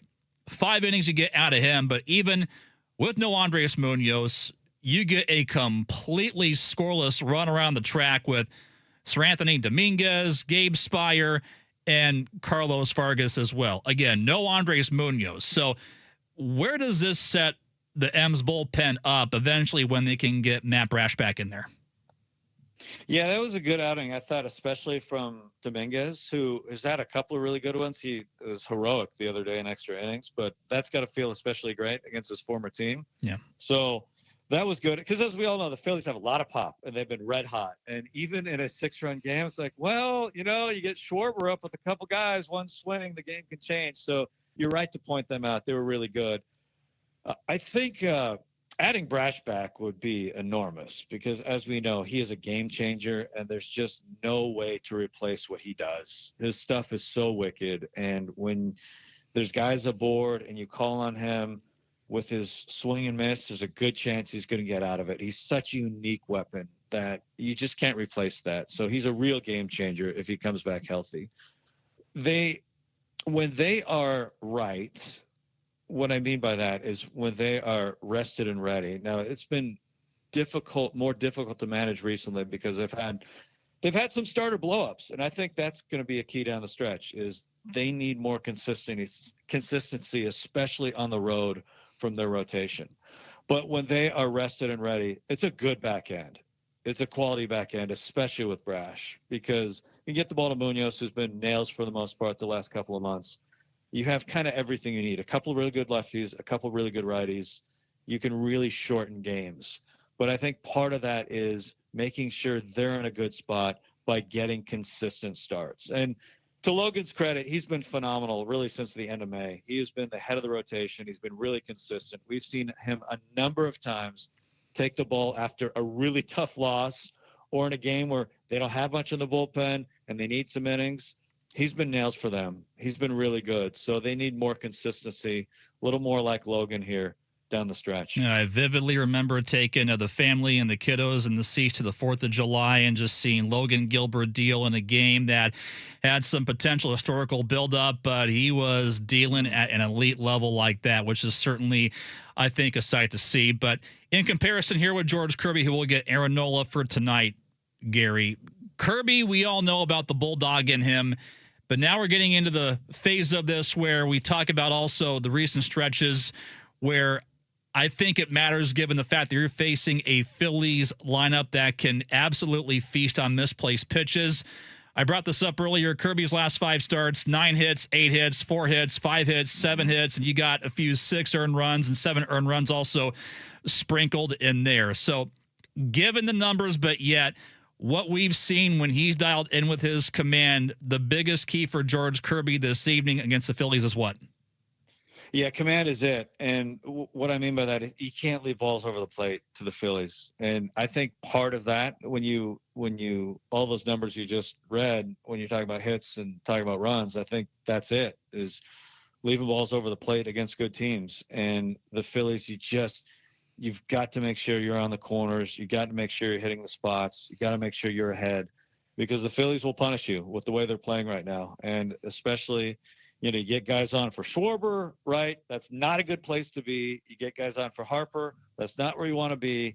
So it's just key that he is not leaving balls over the plate, because I think that's what's gotten him in some of these last few starts, and especially on the road. So it's at home, so hopefully things are a little different, but they need Kirby. They really do. They need him to be good down the stretch. They're a much different team. It's a much different rotation when George Kirby is the guy that we have seen in the past. All right. Finally, before I let you go here, after this next week, it's going to lighten up. You mentioned this as far as the Mariners' schedule. So whether you're talking about Toronto, you're talking about Boston here, the tougher piece of competition, who's it going to be, Gary?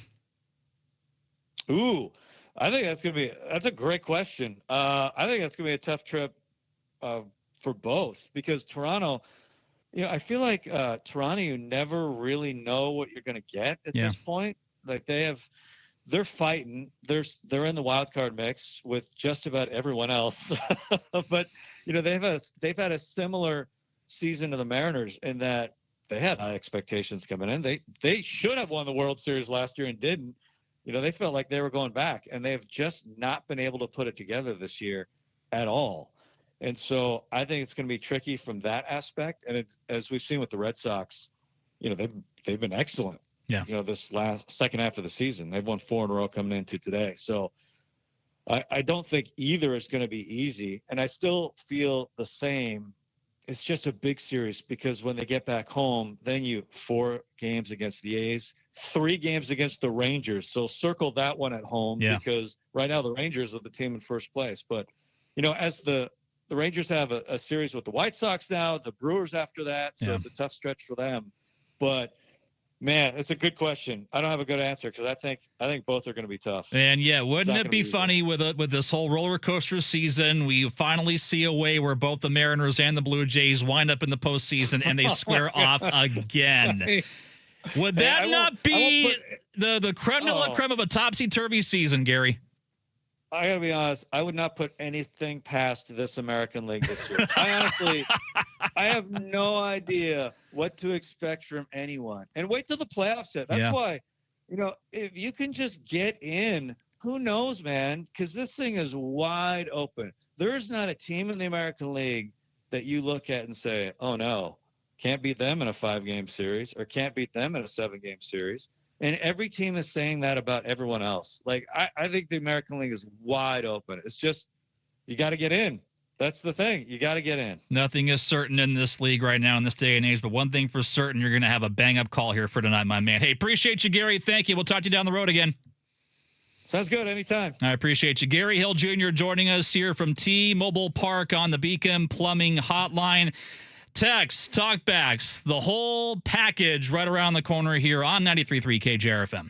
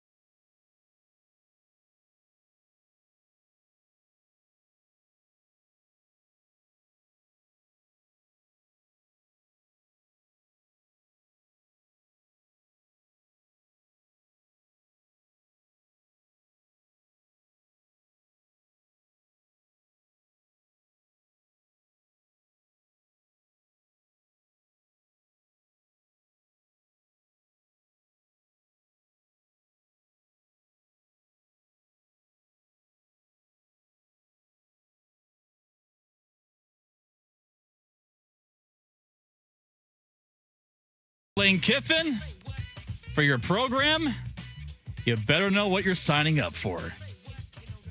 Do I even need to point you to the ESPN 30 for 30 on Lane Kiffin? No. Just job hops all over the place. But you should have known this is how a guy in Lane Kiffin's ilk and how he operates, everything is within a realm of chaos, of spin, of changing angles, changing lanes.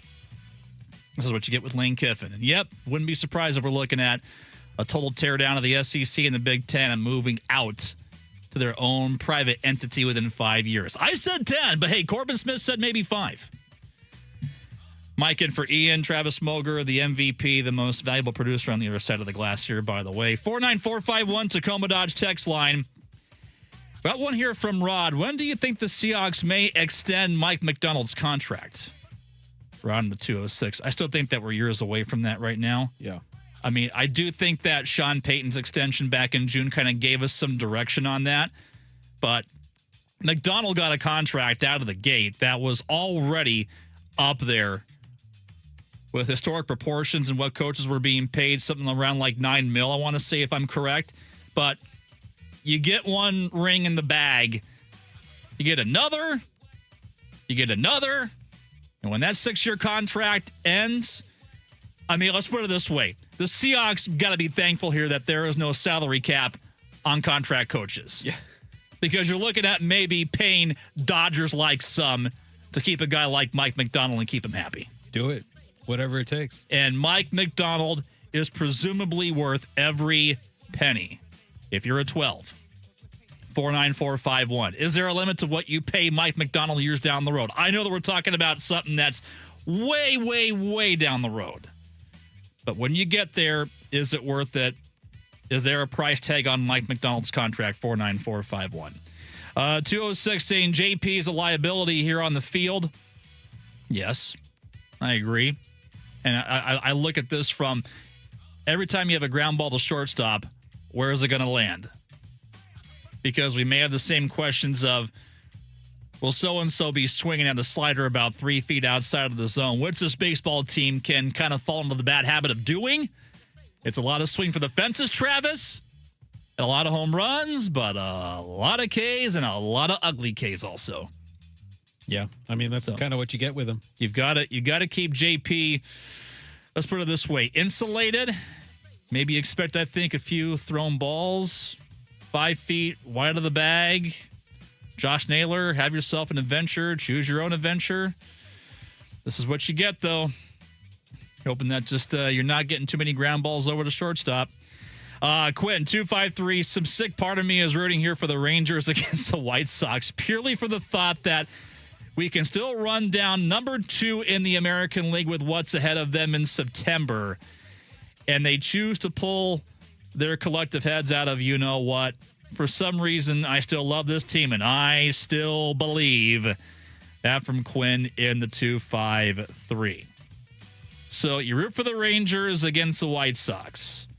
This would then bring the number 2 seed back into play, but based on where the White Sox are at right now, 68 and 63, I mean, it's not inconceivable.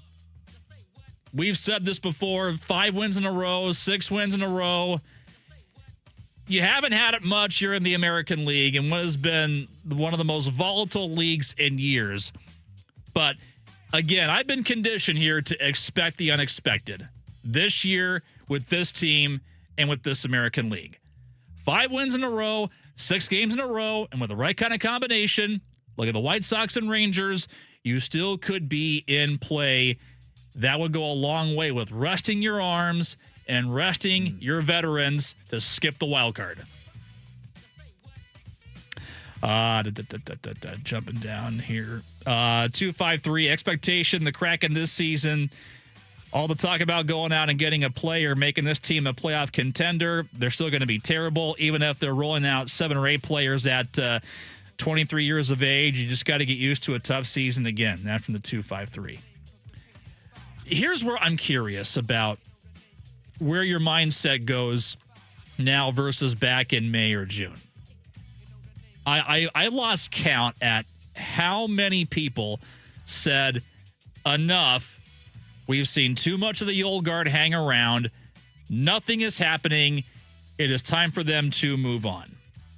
That ultimately is what you're getting right now. You've seen old contracts now go out the door. Really, the only guys who are still here, if you want to count full-time since day one on this roster, Jared McCann, Vince Dunn, Adam Larson, Philip Grubauer, Jordan Eberle. If you want to count Joey Decord, maybe he was technically there opening night but did not play. But yet, when you look at the kind of young talent that you need, did we not say for months that this team has got to go young? Many of you said this team has got to go young. This is now what you're getting. I think, to me, the ultimate question is, after you took your swings and you missed on Panarin, on Jason Robertson, does that condition you to be a little bit more cautious in the free agent market, given the fact, well, short term right now, Travis, there's no more names out there realistically. Right. A lot of them are high-risk signings, and I'm talking about one example, Patrick Laine, rocket shot, but has issues of staying healthy. And some have questioned maybe his defense, or in the words of James Harden, a James Harden level kind of defense. Mm-hmm. Those are kind of the high-risk guys who are still out there, and curiously, they've not been signed yet, and it's August 25th. But yeah, I even go here to the trade market, where is it really worth it getting a guy who's going to play at your top right now, but block someone else who's younger and could be developing with the right amount of ice time? That ultimately, I think, for me, is the biggest question. And many of you have said, let the young kids play. They're coming. Yeah. But you have to take some lumps here with the mistakes they will make so they can learn from said mistakes and be better when they are older, when they are stronger. And as said in the NHL, you got to play with brains. Ultimately, they are wiser. One more from Marcus 206. Mariners will win the World Series. I don't know much about hockey, but based on sports, a young team won't do much. They're going to win the World Series, though. I wouldn't be surprised, just based on just how crazy this season's been. But can you imagine saying that Sunday night? No. Like, after that game? I mean, realistically, I called them dead after the Dodger series. I did. The ups and downs. It's just... And they're still alive, man. Yeah. They're still alive.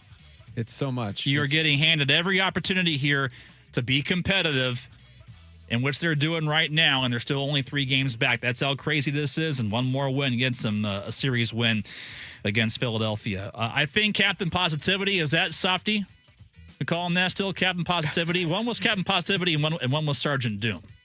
I don't know, but Softy's up next.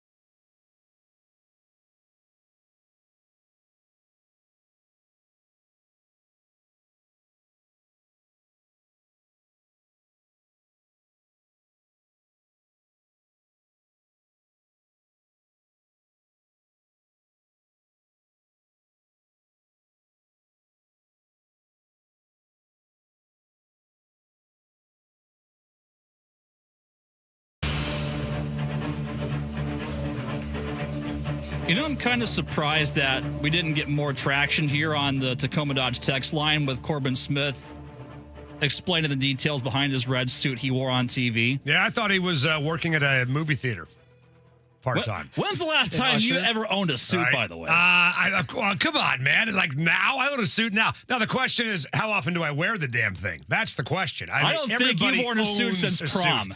No, I last wore a suit. I went to a wedding about 6 months ago, and I tried it on about a week before the wedding, and I was horrified because it did not fit me. And so I spent the next week fasting, not eating a damn thing before the wedding. I can just picture like the lining of this one. It's like got Don James inside. Yeah, it's got like Michael Penix at the Heisman Trophy. Penix, Exactly. I have all the names of people I want to kill inside my suit. Like Steve Buscemi from Billy Madison. Remember that? When he put the lipstick on and wiped all the names off and lipstick on the wall? Yes. That's what I have. I have a kill list inside my suit. And you better watch yourself, pal. So now I You'll can be on actually it. go. Right? I can go to your desk. I can now steal your jacket for 30 seconds and say, yes. Okay, am I good? Am I Yes, good? Am I yeah. good? Well, Okay, you gotta- I'm not good. I better go hide. You got to come to the house and sit in the man cave, man, and know the secret code to get in. By the way, it's New England clam chowder. Oh, And I'm not with 3 you. times. I can't All eat that Just so stuff, you but know. I'll give you the You password. can't eat though. that stuff. What are No. you, lactose intolerant? No. What's wrong? It's fish allergy. You don't like fish?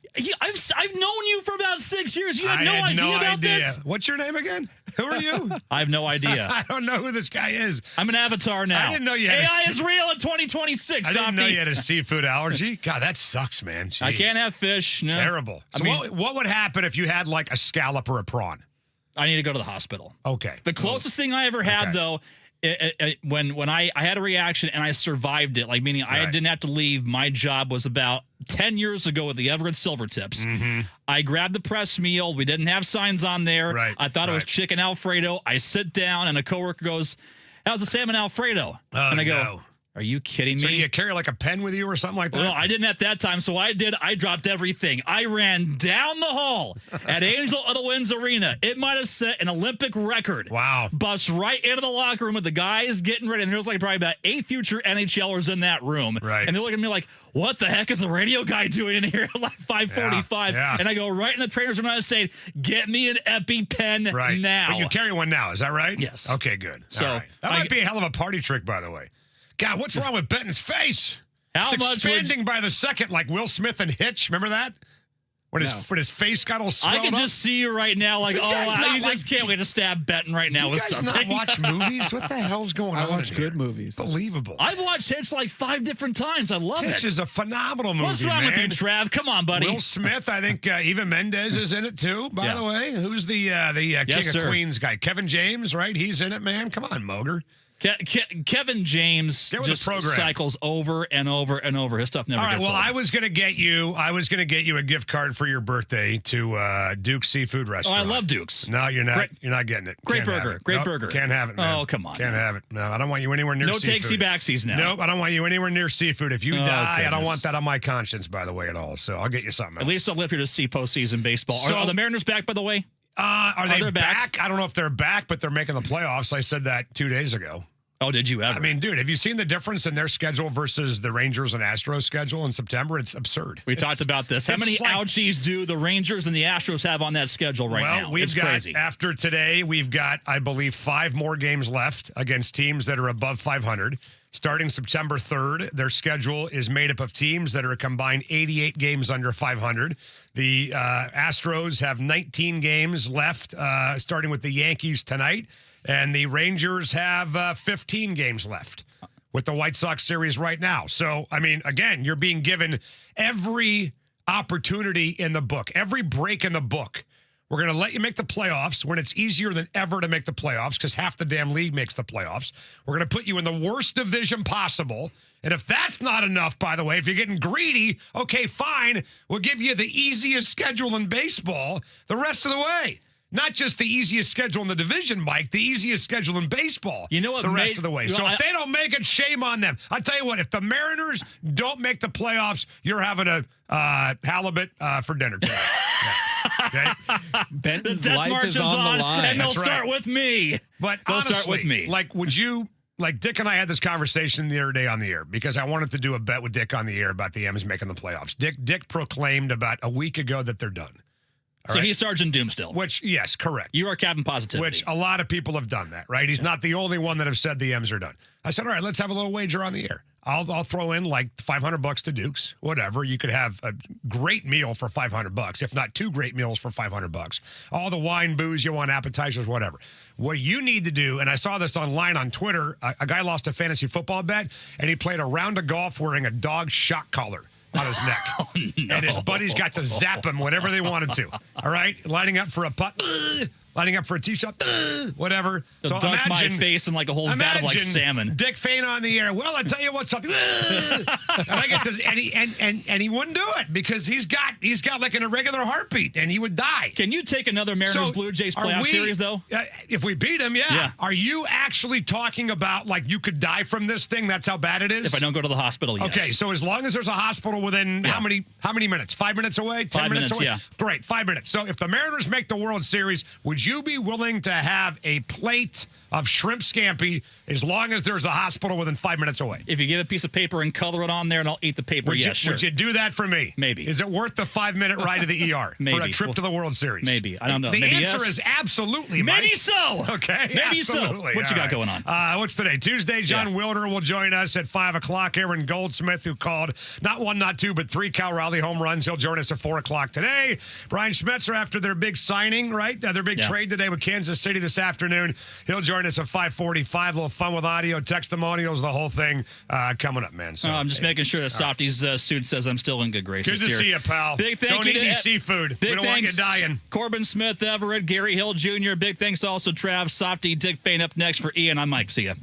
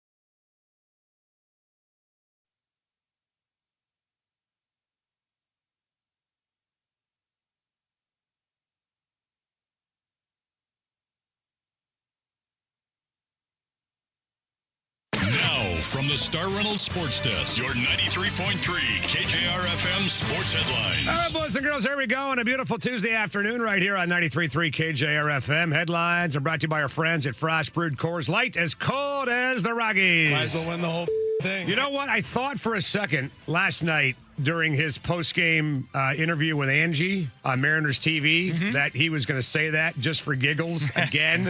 Cal Raleigh, not one, not two, but 3 home runs for the first time in his life. Where's that been all year long? Holy moly. Julio, number 20. Cole Young with a bomb and a 9-2 win over Philadelphia. The M's now 63-69. Ha-ha. 3 games out in the West, 3 games out in the wild card. Game 2 of 3 against the Phillies tonight. George Kirby versus Aaron Nola. NFL news, an exam of Raider running back Ashton Genty's ankle shows no major damage, but the team is unsure if he'll be ready for week 1. And a new study revealed that 1 in 4 NFL players who died between 2016 and 2021 had degenerative brain disorder, CTE. Well, some real bad news for the Seahawks. We thought that Bud Clark was going to be out multiple months with a broken ankle. Turns out he's just done for the year. Seahawks placing Bud Clark and offensive lineman Mason Richmond on season-ending injured reserve today. Angel Reese, all-time WNBA record with 26 boards last night and grabbed her 468th of the season. That is also a new single-season record. How many of those rebounds came off her own misses? I have to go look, but I'd imagine a good 7 or 8 of them.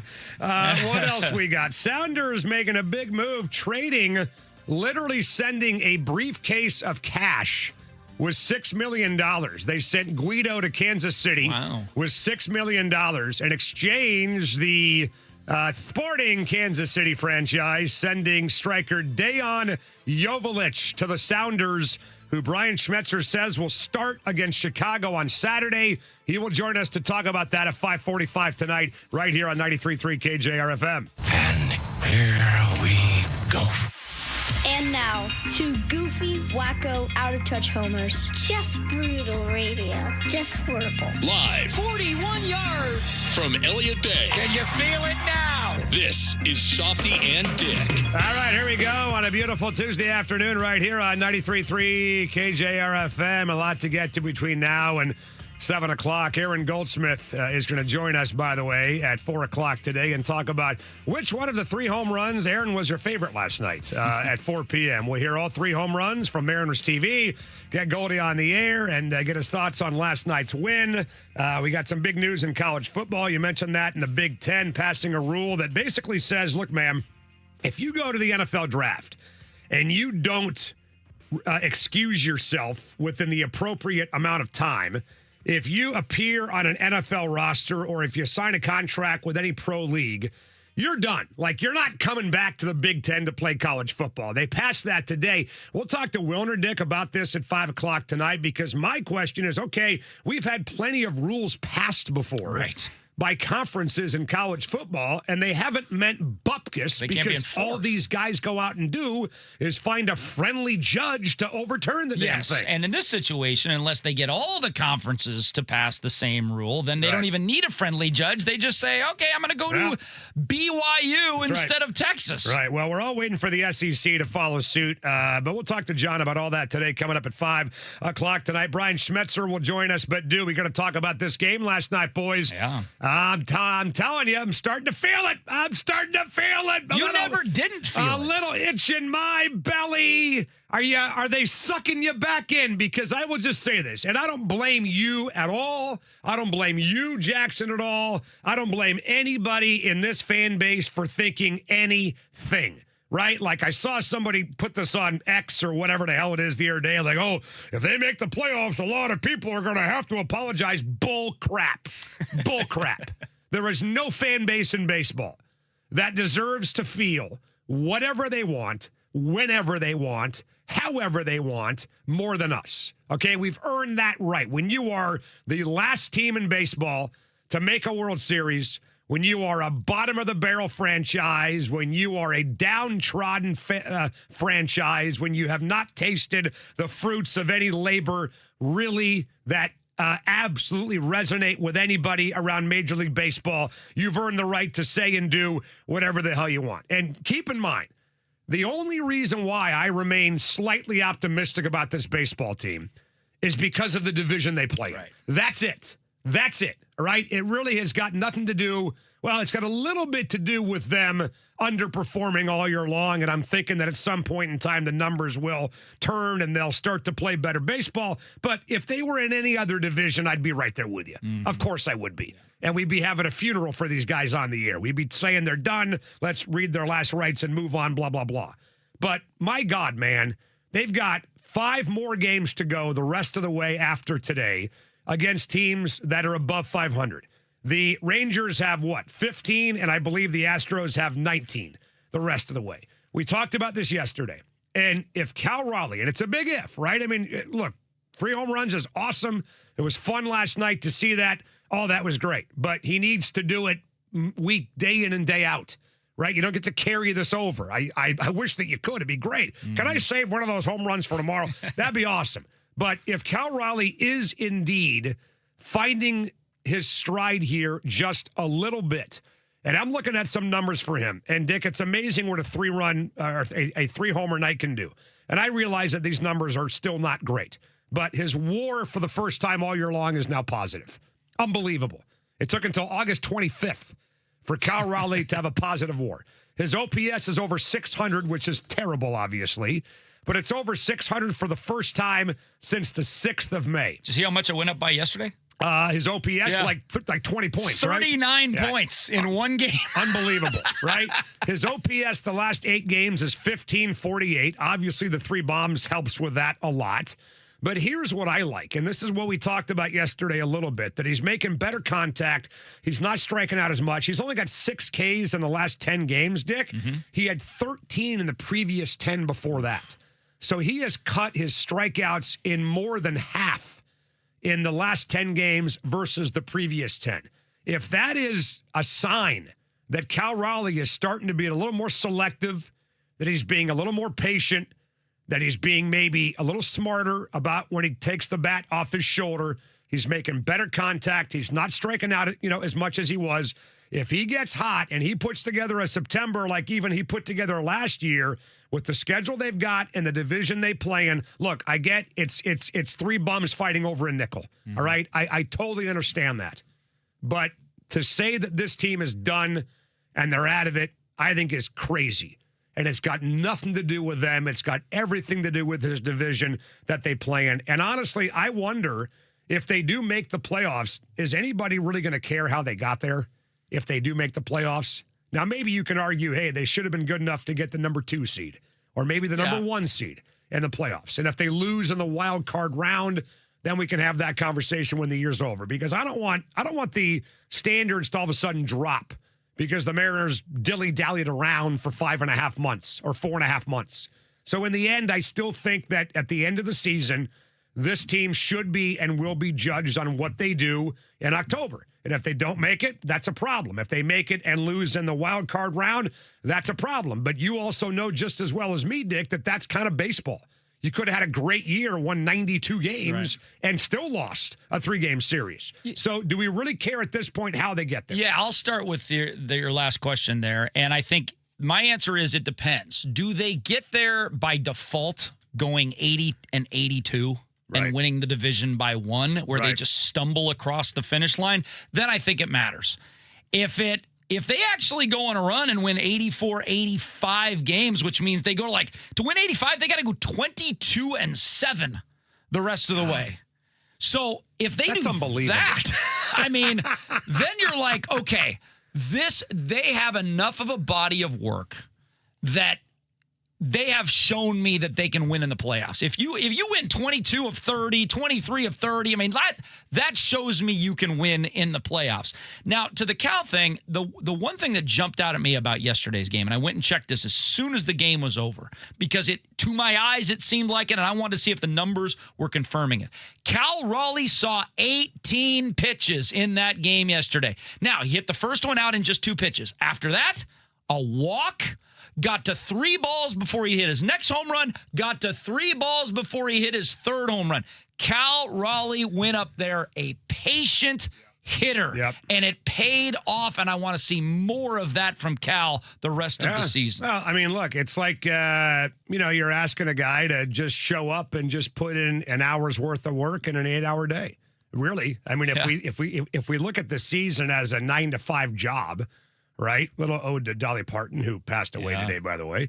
If we're looking at this as a 9-to-5 gig, hey, can you just get here by 4 and help us clean up? Just get here at 4 o'clock. You can leave at 5. Get here at 4. Help us get set up for tomorrow. Help us close a couple deals. Help us clean up the mess from the day, and just give us an hour. That's all we need is for Cal Raleigh to step up and just give us an hour of a 9-to-5 gig. That's it. This is what we ended the show with yesterday, and that's kind of what I said. Is just that we have to be patient. Ironically, we have to be patient with Cal Raleigh, because ultimately this isn't a thing where we already have to look at the rest of the deal and say, oh my gosh, do we have to get out of this contract? Like, he showed the patience in one game. Right. I think regardless of maybe the next 2-3 games, let's take a broader look at this next month. Right. And if he can just play, I think even a quarter of the guy you were last year over this next month, then we're talking about somebody who can make up that 2-3 games in this way. It's going to be that simple. Right. And then again, like to what you were asking, Softy, the reality is if this team gets in, we all talk, the strength of this team is the starting pitching staff. It's still the starting pitching staff. Absolutely. If you get in, the road's easy. You're not facing any good teams in the American League, because there are no good teams in the American League. Yeah. So the hope is alive. Well, right now you'd see the Yankees in the first round, but I mean that's an eternity away, right? Yeah. That's 5 weeks away. It's so far down the rearview mirror. I was down at the Emerald Queen Casino this morning. We were doing a little bit for college football with Connor Halliday and Jake Locker. They were chucking footballs off the roof of the steakhouse into the parking lot today. And let me tell you something, Locker and Halliday, they can still zing it, man. It was pretty amazing. But I went to the sports book and I said, hey, show me the odds on the division. And you guys saw this. Yeah. I mean, it's a dead heat. The Astros and Rangers are plus 175. The Mariners are plus 180. Like, Vegas is telling you that this is a coin toss. Yep, three-way tie. To win the American League West. And the division obviously is up for grabs. The wild card's up for grabs, but you got, 4 or 5 teams in front of you. I don't know, man. It just kind of feels like, how many times have we sat here and wondered this year, is that the moment? Is that the moment? Is that the moment? Many times. And it hasn't sparked. Right, which is what worries me about today. Yeah, for sure. I mean, I can just envision. I can envision 7-2 today. Well, exactly. I mean, again, but can they lose? Can they win for losing? Meaning they fight hard.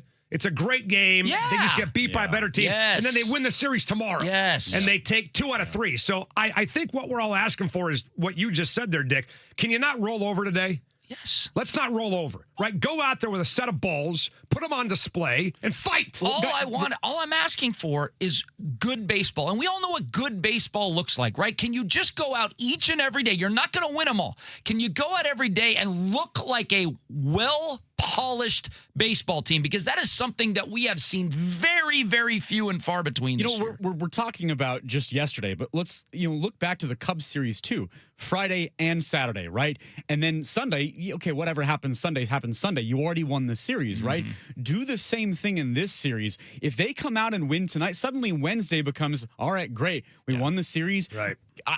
At the same time, though, I'm already looking at the scoreboard watching, and all of this talk about making a run and doing these things is great.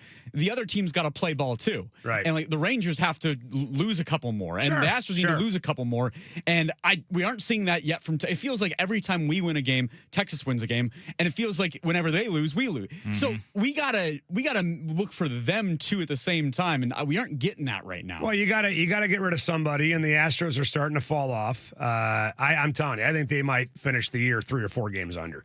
That's not a very good baseball team. And I think right now, this little 8-game stretch, like they started this 18-game stretch from hell on the 7th of August against Tampa Bay. They had Tampa, Yankees, Houston, Milwaukee, Chicago, Philadelphia.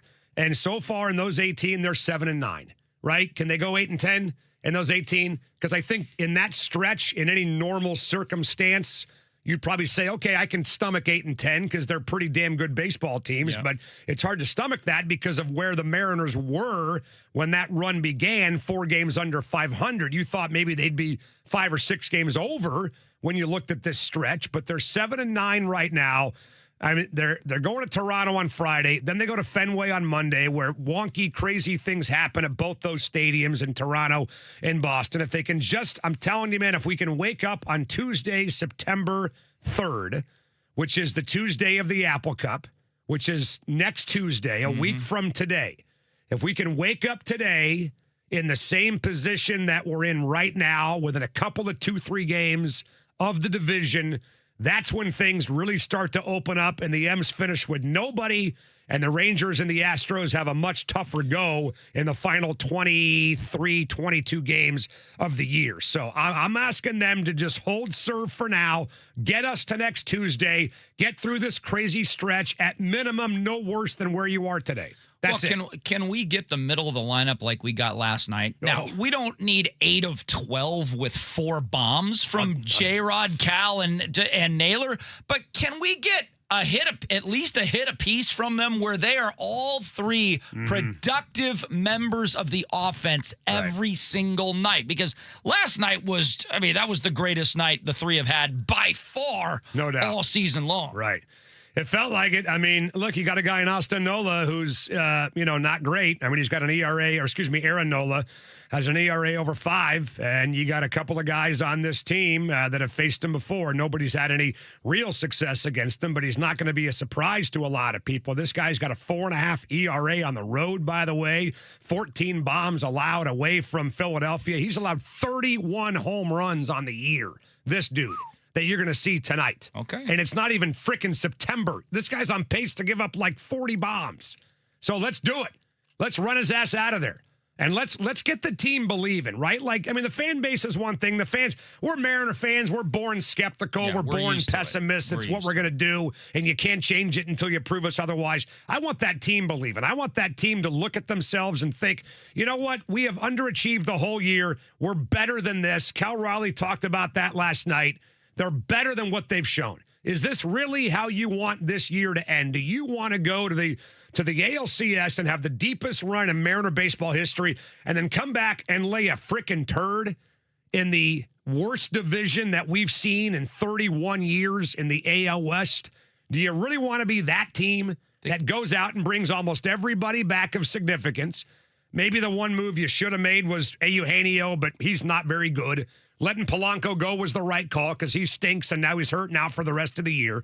But do you really want to be that team? Or do you want to be the team that makes the playoffs in consecutive years for the first time in 25 seasons? Because it's right there for you, guys. It's right there for you. They should be the most grateful team in Major League Baseball. Right, exactly. That they are getting the biggest do-over that any Mariner franchise has ever gotten before. No Mariner franchise in history has been able to play this crappy a baseball for 4.5 months. Correct. And been legitimately in the playoff race on August the 25th. The only one is the 94 team. That's it. And they were worse than this, and they were. And then there was a right strike, there. and so we didn't get to play. Dick, you always talk about the summer run and how a summer run always happens. Usually you say July, right? Yeah, usually it's July, August, early we're August. Still in mid-70s. We're still in 86 degrees still today. summer, yeah. The summer run just happened to come in September. Okay. Yeah. Well, let's just do a quick little run around the room here.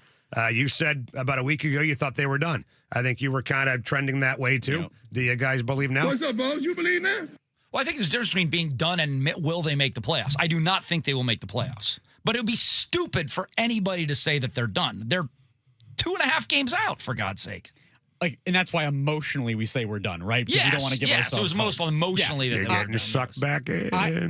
You're getting sucked back in. I have hope again. I hate it, but I have. What's up, Bones? You believe I don't think. Do you? That game gave you hope? No, yesterday? the last 4 games. The last 4 games. Friday, this Saturday, series and will give me hope. If they play great this series and win at least 2 of 3, then I will have hope. I'm with you. I don't think they make the playoffs because again, it takes 2 to tango. Haven't seen the Rangers tango with us yet. I mean, lose, but they have my emotions. They have my hope. Rangers have won 5 of 7. They're playing some pretty good baseball. Good ball. They're peaking at the wrong time. Yeah. I did a poll the other day, by the way. Update on the poll. Will the Mariners make the playoffs? 73% said no. No. 27% said yes, which actually I'm shocked it was that high. I agree with you. Yeah. I'm shocked it was 27%. I thought it'd be way over 80%. And we're gonna do this. All right, every series we'll keep checking in with the Mariner fans out there. But I'm telling you, man, I don't know, dude. Maybe I'm just being a sucker. Maybe I'm just being an optimist here. Maybe I want it so badly that I'm ignoring the reality that's right in front of my fat idiot face. That these guys are nowhere near done. I think they're going to make it. I think they're going to win the division, and they might even win it by 3 or 4 games. How's that? We're going to break. Which is back to what we thought was going to happen in like April. We're going to break. We got a lot to get to. John Wilner at 5 on 93.3 KJR FM.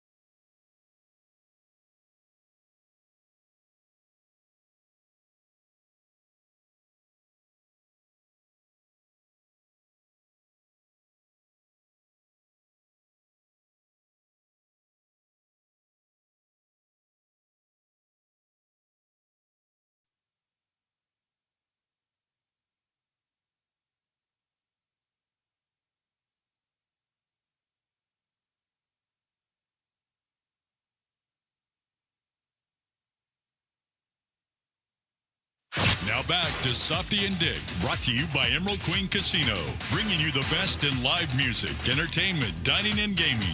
Whether it's your favorite games, food, concerts, MMA, or professional boxing, it's all at Emerald Queen Casino. Always entertaining. For more info, visit emeraldqueen.com. All right, we're back on a busy Tuesday night right here on 93.3 KJR FM. So the story that came out of the Big Ten, the Big Ten passing a rule that is stopping players from returning to the conference from the NFL. Any player who declared for the NFL draft and did not withdraw, appeared on an NFL roster, or signed a contract with a pro league, I guess that also includes the UFL or whatever it is, right, cannot be on a Big Ten roster. And I don't know, man. I hear things like this, and I think it's great the Big Ten wants to do it. I think it's great if the SEC wants to do it. Hell, it's great if the NCAA wants to do it. But there's no more toothless organization right now in sports than the NCAA and its member conferences. They have no power over any of this stuff. What's to say that a guy's not going to go sue and get a friendly judge to say, okay, he can play, get an injunction, whatever, appear on the field, and then have to leave after week 2, whatever. I know the NCAA was granted a stay in this whole thing, but, LSU has got this guy coming in from the NFL, whatever his name is, the tight end from the Browns. Is it Daquan Wright? Yes, is that right? That's correct. And, look, he went out and got a local judge to side with him and bypassed the NCAA's stay that they received from the national level. So I hear all this stuff, Dick, and it's great, and it makes a lot of sense. I don't want pro players going back to college. I don't think anybody wants pro players going back to college. Like, once you're done, you're done. You're just making a mockery of the whole thing at that point, right? Like, I understand that this is no longer about amateur athletics. Once you start paying guys hundreds of thousands of dollars a year, UW's got a quarterback making $4 million. Cade Pinnock, the kid that got the Cougar job yesterday, he's making $250,000, which for the Cougs is a lot of money, right? And so there's no amateur label. It's done. The whole idea of amateur athletics is over. But I also think you got to have at least some modicum of a rule in place that says that if you are a professional athlete getting paid by somebody else and not going to class, your eligibility is expired. And I would hope that all of us could agree on that. So I'm glad the Big Ten's doing this, Dick. I just don't know if they have anything to back it up when it comes to the courts. Well, that's why I think that the only way this ends is through collective bargaining. And for it to end through collective bargaining, you have to make such sweetheart a deal to the players that they're actually going to want to form a union and sign on for collective bargaining. Because otherwise, I think you're right. I mean, there will be too many loopholes that players, if they truly want to come back, will be able to find the correct loophole at the correct school or at the correct conference, and they'll be able to come back and play. Well, I mean, here's the thing. Like, I don't want it. You don't want it. Jackson, I don't know what your take is. I mean, maybe people listening don't even care.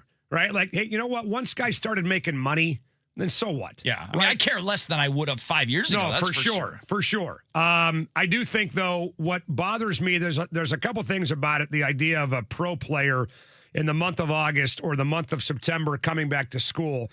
One thing that bothers me about it is that you got guys like on the Husky roster or the Coug roster or Oregon, whatever, that are busting their ass. They're in training camp with the Huskies, right? They're going through the ringer. They're doing practice. They're busting their butt in camp. They're working hard to earn a spot. And then some putz who gets cut by the Browns or the Seahawks waltzes in and just takes over, right? Like, is that really the way you want to build a football team? Where you just, I mean, you've heard the term mercenaries before. All of us have heard the term mercenaries. But the mercenaries that we think of in college football at least are there in August. They're at least there in July when players report. They're not showing up 5 days before the season starts and getting hired to do a job for 3 months. I mean, that is ridiculous to have guys doing that. That's not the way I want my football team built. I want a little bit of camaraderie on the team where guys can come together and maybe fight for each other late in the year in November. And if there's guys on the football team that like the guy that is no longer going to play, because some 24-year-old is going to show up and take his job, that's a problem too. So all of that is an issue for me. You know, I've said before, I think we're going to see at some point guys that aren't even in school going to play football for UW. I think that'll happen at one point down the road. But this is just it just feels like it's getting more and more and more ridiculous as the months go by. And not years, months.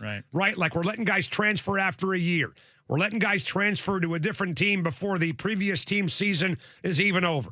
Now we're talking about guys that are playing in the NFL, getting cut from training camp, going back to college football, and taking the job of somebody else who's waited their turn to play for that team. Every single month, it feels like there's a new ridiculous proposition that's coming up in college football. Well, when you use the term mercenary, all I can get in my mind is Bill Walsh. Remember when he said that about the Huskies? UW, yeah, yes. he said called them mercenaries, and then he came in here and we kicked their ass like 42-10 when he was coaching for Stanford. Right. And but I mean, I guess there is another option other than collective bargaining, and that is the Congress actually doing something. It would have to take, I mean, it's a term that people kind of use loosely. Take an act of Congress. Well, this would take an act of Congress. I mean, that's how big a mess this is that the NCAA created and just let run amok, that it's going to take either collective bargaining or an act of Congress to fix it. But here we are, and like we've said before, and maybe it's gambling, maybe it's something else, I don't know. We've talked about reasons why. Ratings are great. People are all engaged. They love the game. And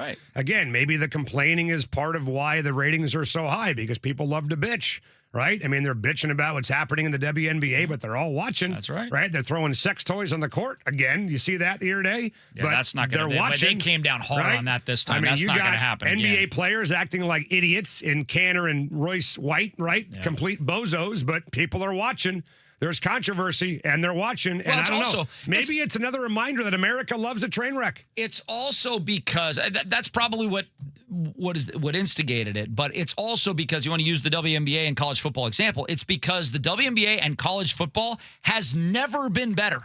Right. College football teams are better today than they have ever been. And part of the reason is there's a lot of 23 and 24-year-olds that used to be playing pro ball at 23 and 24 that are now playing in college making $3 million. Well, and how much better would you feel? I mean, I'll just speak for myself. Like, if I knew that Damon Williams was going to be here for 3 more years or 2 more years, right? Like Jed's talking about the idea of the 5-for-5 thing. He can play 3 years, right? This year and then 2 more. Right. If I knew that Damon Williams, for lack of a better term, was stuck at Washington for 1 more season. And technically, if we're using the old rules, he'd be eligible after this year because that'd be 3 years on campus.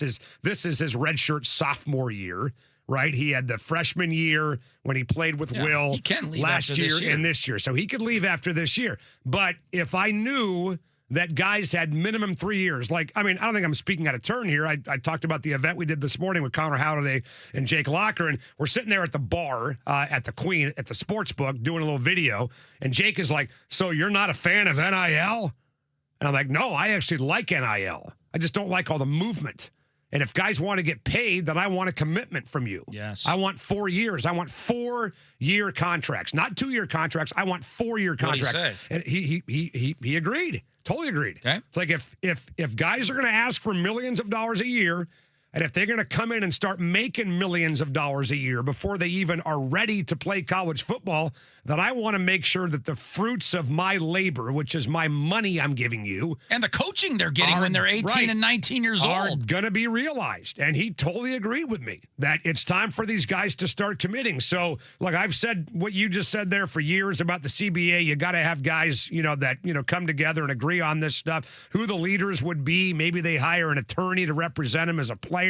We talked about Jeffrey Kessler getting involved. Maybe at some point, maybe some prominent sports agent ends up representing all the players as their union head, and this goes through. I honestly think a lot of the consternation that we have as college football fans will be eliminated if guys would just commit. Yeah. If they would just commit, make money, be a part of it, get what you can, but stay with me for 4 years and let's grow and let's go win something.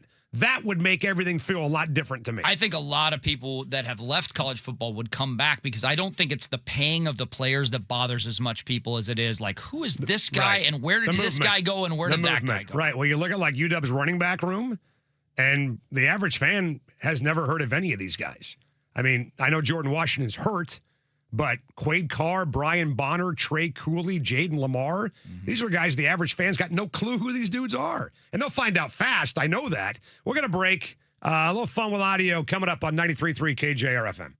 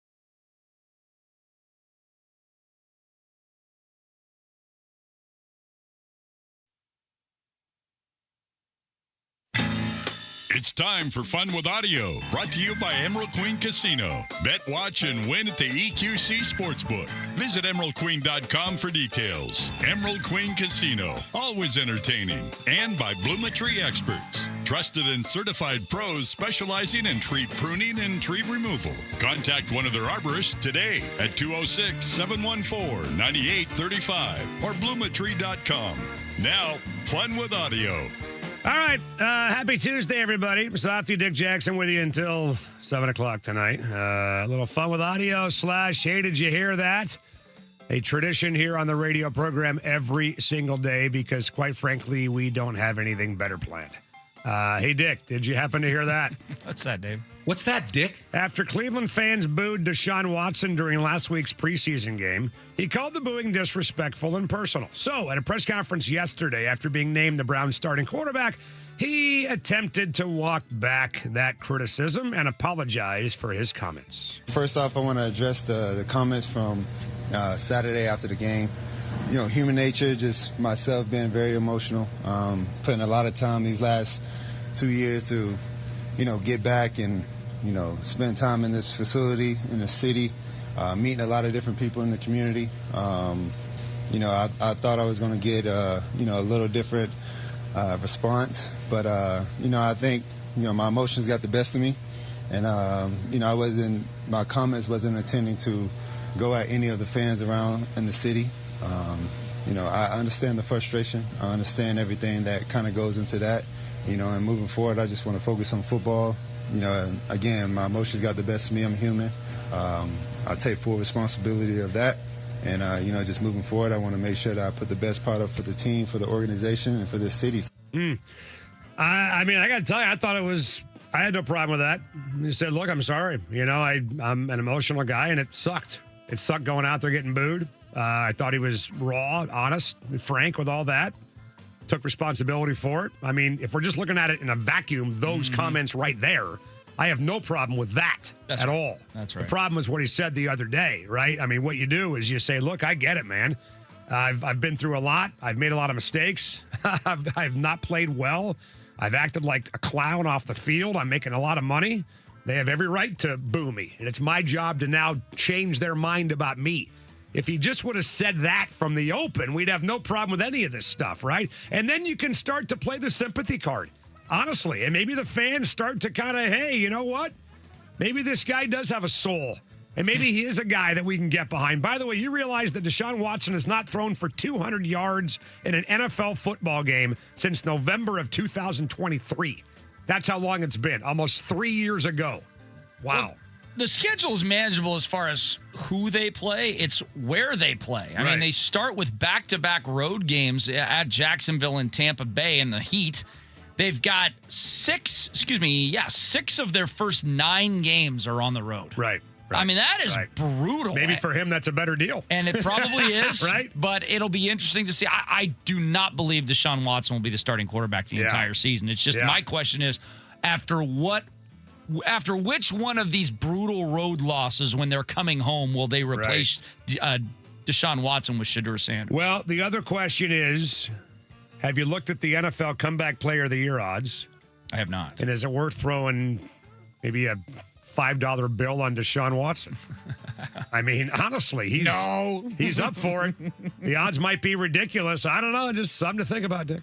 All right. Hey, Dick, did you happen to hear that? What's that, Dave? What's that, Dick? Stay with the Browns' dysfunctional situation. During last weekend's loss to the Bills, Shedeur Sanders was the starting quarterback and was named a captain for the game.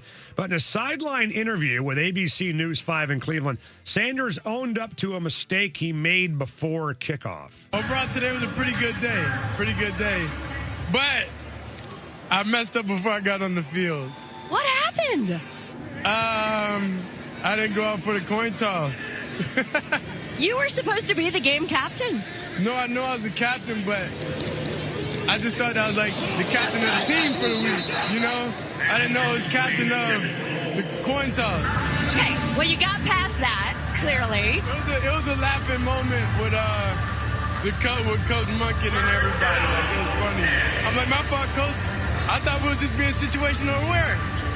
I thought you were just informing me on what we gonna do, when it happens. So I'm happy I got that out the way. Okay, so what is it with that organization where they just draft bozo after bozo terrible after ownership. bozo? Is that what it is? Yes. You think it's just all about ownership? It's, I mean, Okay. 90% of Right, the time, right. if you have a consistently horrible organization, it's Right, because you right. have horrible ownership. But they've had different owners, though. They've had different, like the Haslams haven't been there forever, Well, right? they've been there a long time, though, right? They have different owners over the course of their franchise history, and nobody can get it right. And that's a good football town, right? Cleveland's a good football town. Those guys are supportive. It's like they almost ask themselves in their pre-draft meeting, who's the biggest moron at the quarterback position? Let's draft him. That's right. It's incredible. Well, and they're probably going to draft a quarterback this year, and so all these guys are going to be gone. I mean, just kind of compare and contrast that to where the Seahawks, right? What we've had, that could be us, guys. You imagine living, well, I guess we do with the Mariners. I'm not even sure if they're that bad. Well, you heard honestly. what Daryl Ryder said. So this is 15 years with the Haslams. Right. And he says if they have another poor season this year, they will have twice as many losses as wins during the Haslam era. Now, think about how hard that is. Oh, man. I mean, if you're 6-11, that's not even twice as many losses as wins. Yeah. I feel That's bad how for bad they've been. I feel bad for them. I feel bad for Cleveland fans. I mean, they've paid their dues, and they deserve better, damn it. All right, Dick, did you happen to hear that? What's that? What's that, Dick? Marshall Manning, not Marshall Mathers, not Eminem. Son of Peyton Manning is a class of 2030 quarterback for the Baylor School in Tennessee. That sounds like a uppity, private, the Baylor School? snippety place. Wow. I go to the Baylor School in Tennessee. In a game that aired on ESPN2, Marshall took the first snap of his high school career last weekend. And boy, we have a change at quarterback. Yes, that's right. There is a Manning at quarterback for Baylor. Played in the Buford game in the scrimmage, but this is the first real snap of Marshall Manning's high school career. Going to roll to his right. They're going to let him throw it out wide. It's a beautiful throw to the sideline. Caught just short of a first down by Antoine Cornbread Adams. How about that fresh off the bench? Well, you saw him warming up there before this drive, and then no problem. They roll him out, extend the pocket, throws the ball, nearly batted down. All right, so when Marshall Manning makes the Hall of Fame, you're going to be sitting there at a bar one night, and a trivia question is going to pop up on the screen. Who caught Marshall Manning's first high school pass? Cornbread, baby. Cornbread Adams. All right? Isn't that what you took from that? That's right. That is the answer from now on into a trivia question. Who caught Marshall Manning's first pass? And it was Cornbread Adams. I'm looking at, by the way, just real quick. So this is Peyton's kid, right? Yes. So Cooper's kid is Archie. And Eli's got 4 kids, but his first 3 are all daughters. His son is Charlie, which is a great name. Chuck Manning for a quarterback, and he's 8 years old. So he's a ways away. He's a ways away. We can watch Marshall, and then we can watch Chuck. Chuck, exactly. But right. did you see, speaking of high school football names, did you see the name of the quarterback in Hawaii? No. That's going viral? No. Fat Boy Jesus. Fat Boy Jesus. And he's like, is he fat? But he looks like Jared Lorenzen. Wow. And he can sling it. Look up Fat Boy Jesus. Yeah. He plays Fat for Boy Jesus the Rainbow Warriors, like the University of Hawaii. No, he plays like high school in high school Hawaii. football. Well, what's his last name? Yeah, so 6'1", 268. His name is Fat Boy Jesus Capesi. Capesi. All right. Well, all we need is a Jewish kid. Fat Boy Jesus. We'll get the man. fat rabbi and the fat Jesus together. We'll get a break. Aaron Goldsmith is going to join us after calling all 3 of Cal Raleigh's homers. Can't forget about Julio or Cole Young. He'll join us from the park next.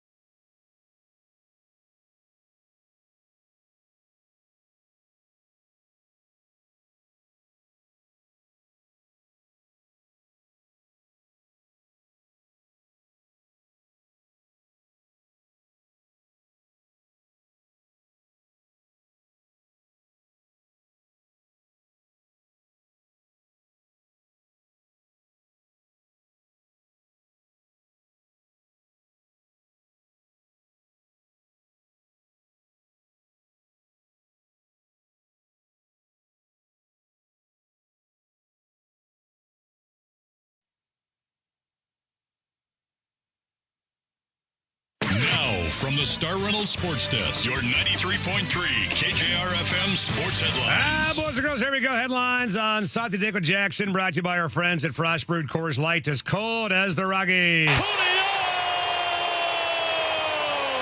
That guy, not Julio, but Aaron Goldsmith will join us in a matter of seconds here from T-Mobile Park. Talk about the 3-home run night for Cal Raleigh last night against the Phillies. Ems will do it again tonight in Game 2 at 3. George Kirby versus Aaron Nola. Brian Wu will go tomorrow against Jesus Luzardo in Game 3 against the Phils. And the M's have reinstated J.P. Crawford from the injured list. They have sent Leo Rivas and not Brock Rodden to AAA.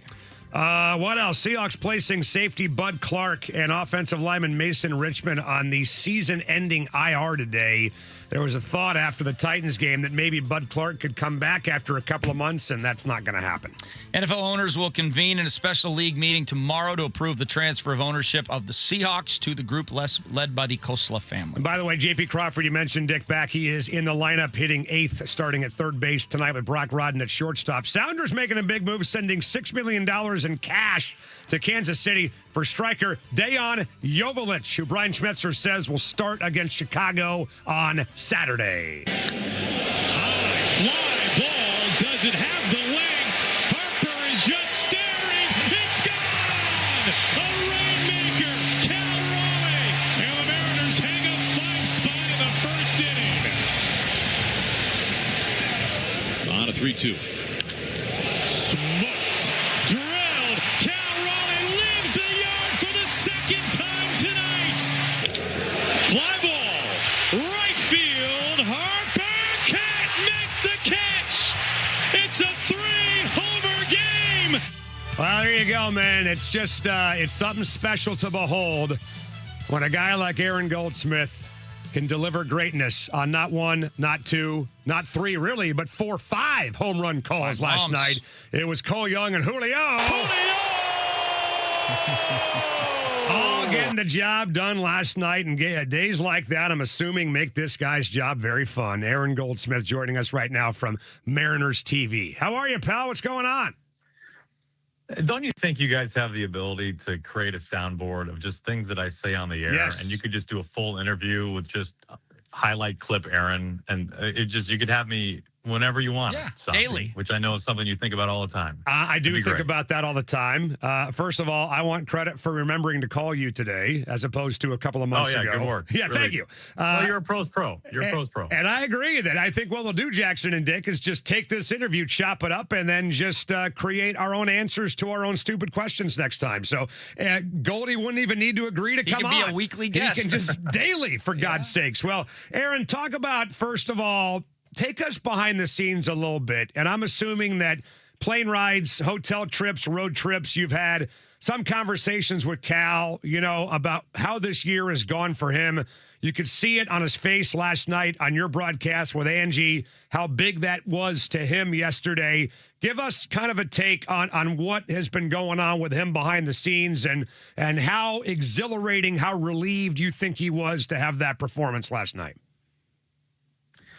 Yeah, there probably is not technology that exists that could accurately measure what Cal Raleigh felt like after that third ball went over the fence last night and he had that type of game, something that even he himself has never done before, a 3-homer game. Mm-hmm.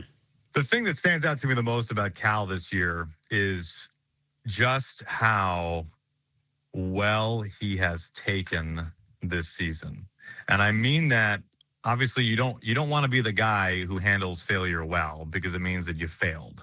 But in this just crazy game, they're all going to fail.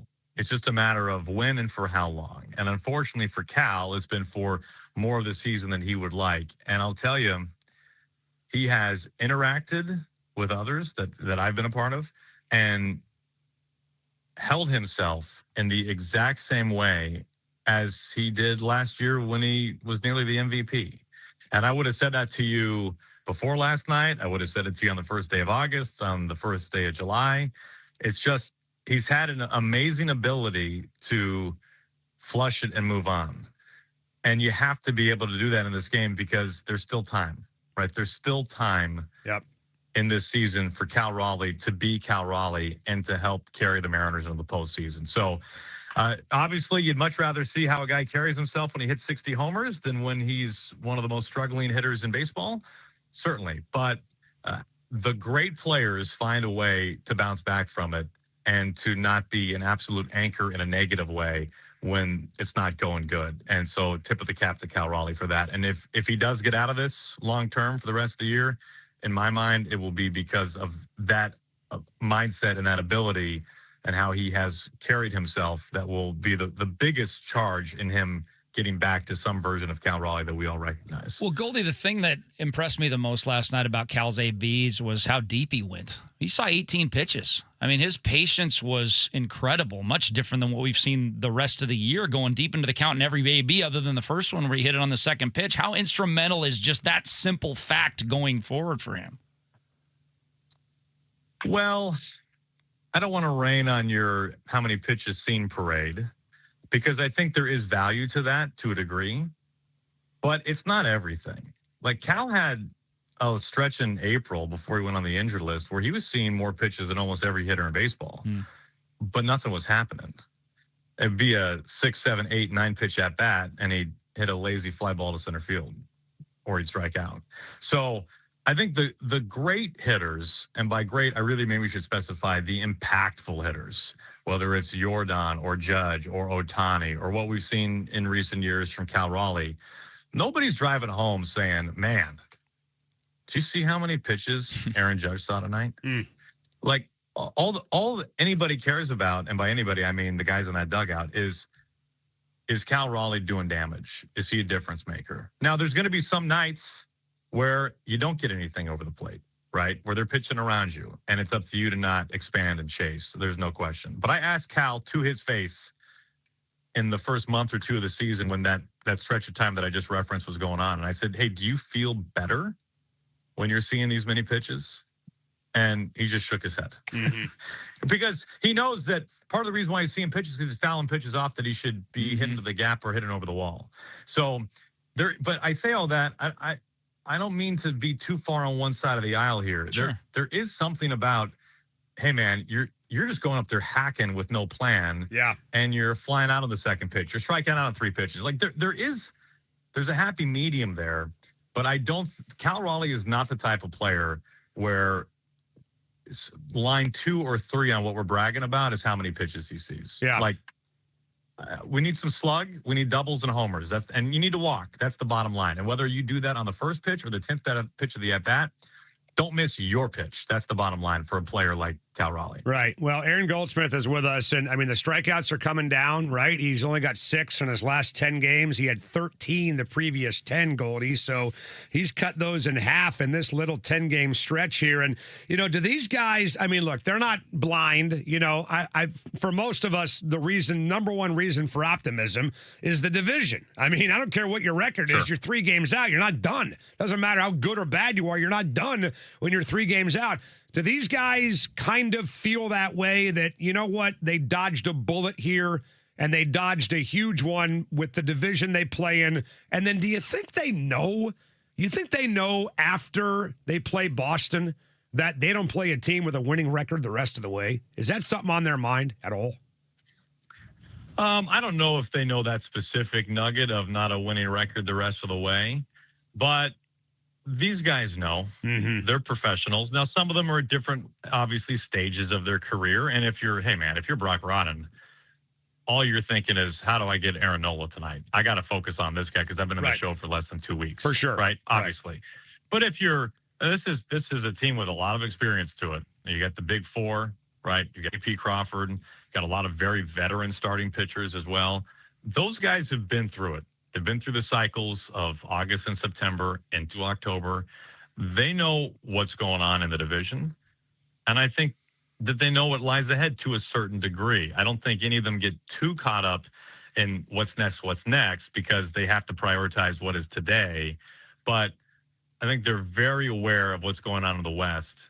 And yeah, it's a frustrating place that they've been in for the vast majority of the season. But the reality is, if you're going to have a season where you're underwhelming and yet you still have a chance to win the whole thing, this is it.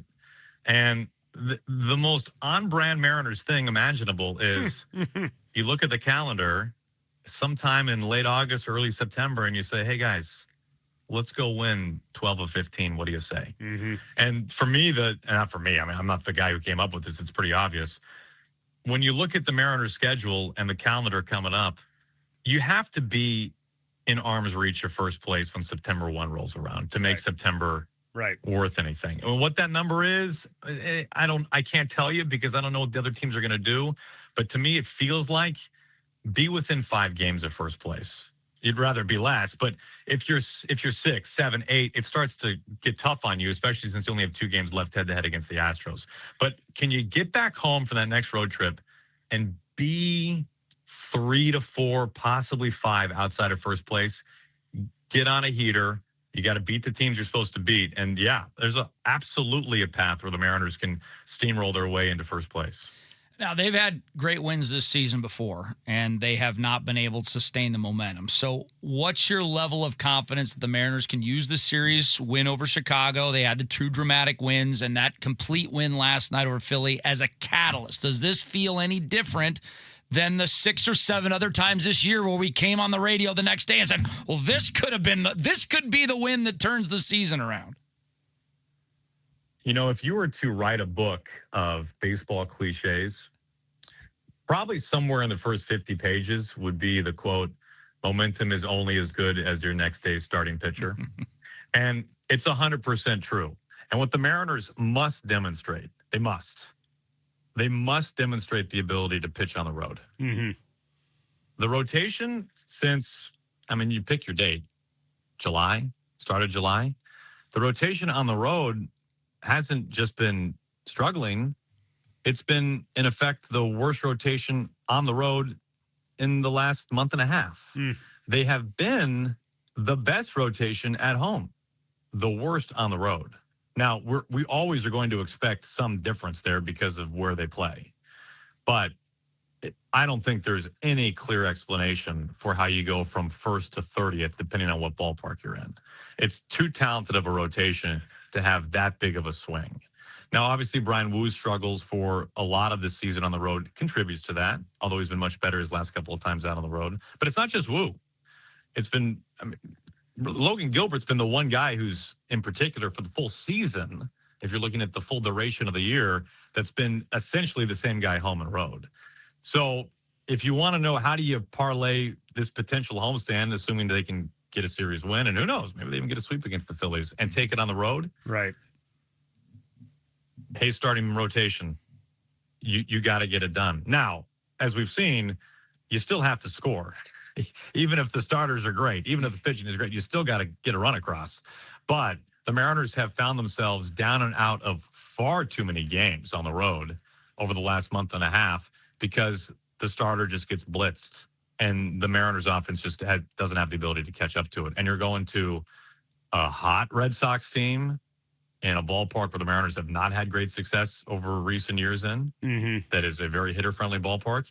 And then you're going to Toronto and seeing the Blue Jays. So it's, to me, my number one thing for the next road trip is the rotation, and can they get back to some form of what we have seen in the earlier part of the year and keep the Mariners in it. It has to happen. I love it. Well, Aaron Goldsmith's with us, and when things are going bad, people in this town get worked up and they get emotional, which I like. I like it better than apathy, right? And if I were the franchise, I would like it way better than apathy. And it's not fun, right? Going on the air every day and talking about this and ranting and raving. And I just wonder with Dan, for example, Aaron, because you've been with him, you've been behind the scenes, and we've known Dan, covered Dan for 30 years back when he was a player with the Mariners in the 90s. And does he share frustrations that maybe he doesn't share with the public? He seems to be, he is obviously very consistent with his approach with the media, right? Every single night,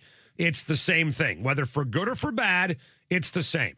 Do you see a different Dan behind the scenes than the guy that we see in public, or is that truly the way he is off camera, on camera? When Dan got the job, and I'll take you back to the day that Dan did get the job, in that late summer a couple of years ago, he was scheduled to be on TV with me that night. Wow. And instead of wearing a pair of khakis up in the booth, he was in full uniform in the dugout. So as we all remember, it happened fast, right? We all knew, and I'm speaking for the broadcast crew as a whole, we all knew that things were going to be different as soon as Dan was in the dugout. And we wanted to respect Dan in that regard and give him his respect of, you're now a major league skipper. You're one of 30. You're not the guy up in the booth that we're joking around with before first pitch. So I do think I have a unique relationship with the manager relative to maybe some other broadcaster with some other team because of the history and the 100+ games I've called on TV with Dan Wilson. Mm-hmm. But at the same time, I think there was this unspoken mutual understanding of it's a little different now. Now, when I see Dan, when we're on the road and I see Dan outside of a coffee shop, of course, we still stop and talk and catch up. And he asks how my family is and I ask how his is and all those pleasantries. But when it comes to the ballpark, he's now the major league manager of the Mariners. He's not my buddy anymore. And I think that's the right way to approach it out of respect for him, out of respect for the chair that he sits in. And to kind of get to the crux of your question, Dan, with a broad stroke, I mean, he treats us like he treats any other reporter or broadcaster or someone else who's coming to cover the team. And that's with grace and respect and understanding. But I'm not going into Dan's office 2 hours before the game, closing the door, pulling up a chair, crushing some peanut M&Ms and asking him, what are you doing with your bullpen in the 7th inning? It's just not, I wouldn't do that with Scott Service. Right. I wouldn't have done that with Lloyd McClendon. Wouldn't have done that with Eric Wedge. Like, it's just, there's a line there, and none of us spoke about it. I think we all understood it, and I think we're all comfortable with it. Goldie, what's best for Bryce Miller as far as both with the Mariners and Bryce going forward this season? That's a great question. It's a lot better than your pitch is seen question, I got to be honest. All right. Wow. Well, you know, 1 out of 2. Wow. It'll get me in the Hall of Fame. From the top freaking rope. That's right. I kid. You know, I can only have, there's only so many shows I can have this much fun on, guys. Of course. We encourage it. Are you kidding me? Let's go. Yeah. Softy's next, by the way. Oh, I can't wait. It has been such a wild ride for Bryce this year. From injured list to the most dominating version of a Mariner starter that we've seen in maybe a while outside of Brian Wu, to now this. And then, of course, the discussion about the lat after his last start. I don't know. I don't know what the full health report is on Bryce, how serious that is. I thought his velocity was maintained better in his last start. He's the biggest question mark. I mean, you got Cade Anderson who's made 1 start, so I suppose he's the biggest question mark, to be fair about it. Mm-hmm. But I don't know what that is and how you project next year. Not to get too far ahead of ourselves, but like, there's just been, if you zoom out even further and you go back to like the second half 2 years ago for Bryce when he was one of the best pitchers in baseball, truly. And then last year, the injuries, the decreased velocity, great in the postseason. This year, injured list, the best version we've ever seen of him, and now not nearly as good. Like, who is he? Yeah. Like, who is Bryce Miller? What is he? What can you count on? I don't think anybody knows the answer to that. And you know, part of it is this is what happens in the major leagues. It isn't always smooth sailing. The Mariners are just in a position where they generally have had 5 starting pitchers, if not 6, in recent years, where it's like, just book it, man. They're all going to have an ERA that starts with a 3. They're all going to make somewhere between 25 and 32 starts, and it's just going to be plug and play. And, you know, it isn't always that way. And we're seeing with that from Bryce, and hopefully he's able to get healthy and be back to the version that is really good and has been at times in his career one of the best starting pitchers in the American League. All right, before you go, because you took a shot at my guy over here. All right, I'm gonna put you on the spot before you take off. But this is a good thing, And by the way, Jackson's telling me that we're almost about 80% of the dictionary with you, so we can just, kind of let you. Yeah, you'll be good until next year. We'll fill it in maybe over the offseason. But Rick Riz has announced his retirement. He's going into the Mariner Hall of Fame. They announced that the other day when they did the top 50 thing. And this is going to be your show, man. It's going to be your team. I mean, you're going to be the OG of the broadcast crew when Rick Riz retires. You're a humble guy, whether you want to admit it or not. This is your deal starting next year because you're going to be the man. When you turn down the St. Louis Cardinals, which I thought was a genius move by you, right? Let it marinate for a little bit. Everybody, tells you how great you are, whatever, increase your Q rating in Seattle. Great move by you. When you did that, did you know that Rick Riz was going to retire? Thinking, man, if I stay here, Rico's stepping aside, this is going to be a different gig when he walks away. Did you know that Rick Riz was going to retire when you said no to your hometown St. Louis Cardinals? Well, first of all, you make me sound like this master chess player. 100%. Gig. Genius. That it was never supposed to get out that I was even a part of it. So there was nothing formulated on my end as you make me sound like the Joker over here. No. No, I kid. To be perfectly frank about it, I'm still surprised Rick is retiring. Wow. I mean, there's nobody who loves their job more than Rick, and there are very few people who love the Mariners more than Rick. Right. I mean, that doesn't surprise anybody. Rick is the most enthusiastic person I've maybe ever met, as kind and genuine as we all know, certainly of any person that I've ever met. And I really thought that Rick would call Mariner games forever. And he would have that right to do so as long as he was capable. It will be very strange coming to the ballpark next year without Rick around. It's been strange this year, quite frankly, on the road when he's not there, and he's not on many of the road trips, as people probably know. So it's going to feel much different without Rick in the building. He absolutely is a Mariners Hall of Famer, as we all would agree, and has done so much for this franchise. He's been behind the mic for 41 of 50 years of Mariners baseball. And I feel like I've been here for a while. This is my 14th year. I mean, I've been here for a day compared to Rick. So we all hope that we can have as long and fruitful of a career as Rick has had. And I know we're going to see him a lot when even starting next year and into the early days of his retirement. Right. And we hope that is true. He's just he's one of one, and we're very grateful. We should all be so grateful that he found the Mariners and the Mariners found him many, many years ago. Well, they'll be saying the same thing about you in about 30, 40, 50 years from now, man. So keep it going. And I really hope you've enjoyed this as much as we've enjoyed talking to you. All right. So we'll do it again. You'll get the first exclusive interview when I announce my retirement. We'll find some local nursing home, and we'll make sure that you put on your nicest gown that day, and that you drank everything out of a straw appropriately, and nothing on your face. Yes. And you'll have the first sit down with me. Another reminder of how much older I am than you. All right. I am your elder. Do not forget that, pal. You're the best. Have fun tonight. Great Love you job. guys. Great job last night, by the way. Great with you. All right. We'll talk soon. See you. Thank you, gentlemen. Aaron Goldsmith with us on the radio show after 3 home runs from Cal Riley last night. And again, Dick, when Rick Riz is done, he's the guy. Yeah, he's the absolutely. There's going to be 7, 8-year-olds that will have no idea about growing up with Riz or Niehaus or Ken Levine or Ron Fairley or any of that stuff. He will be their Dave Niehaus for maybe 40, 50 years. We're going to break. Got a lot more to get to, including John Wilner at 5 on 93.3 KJR FM.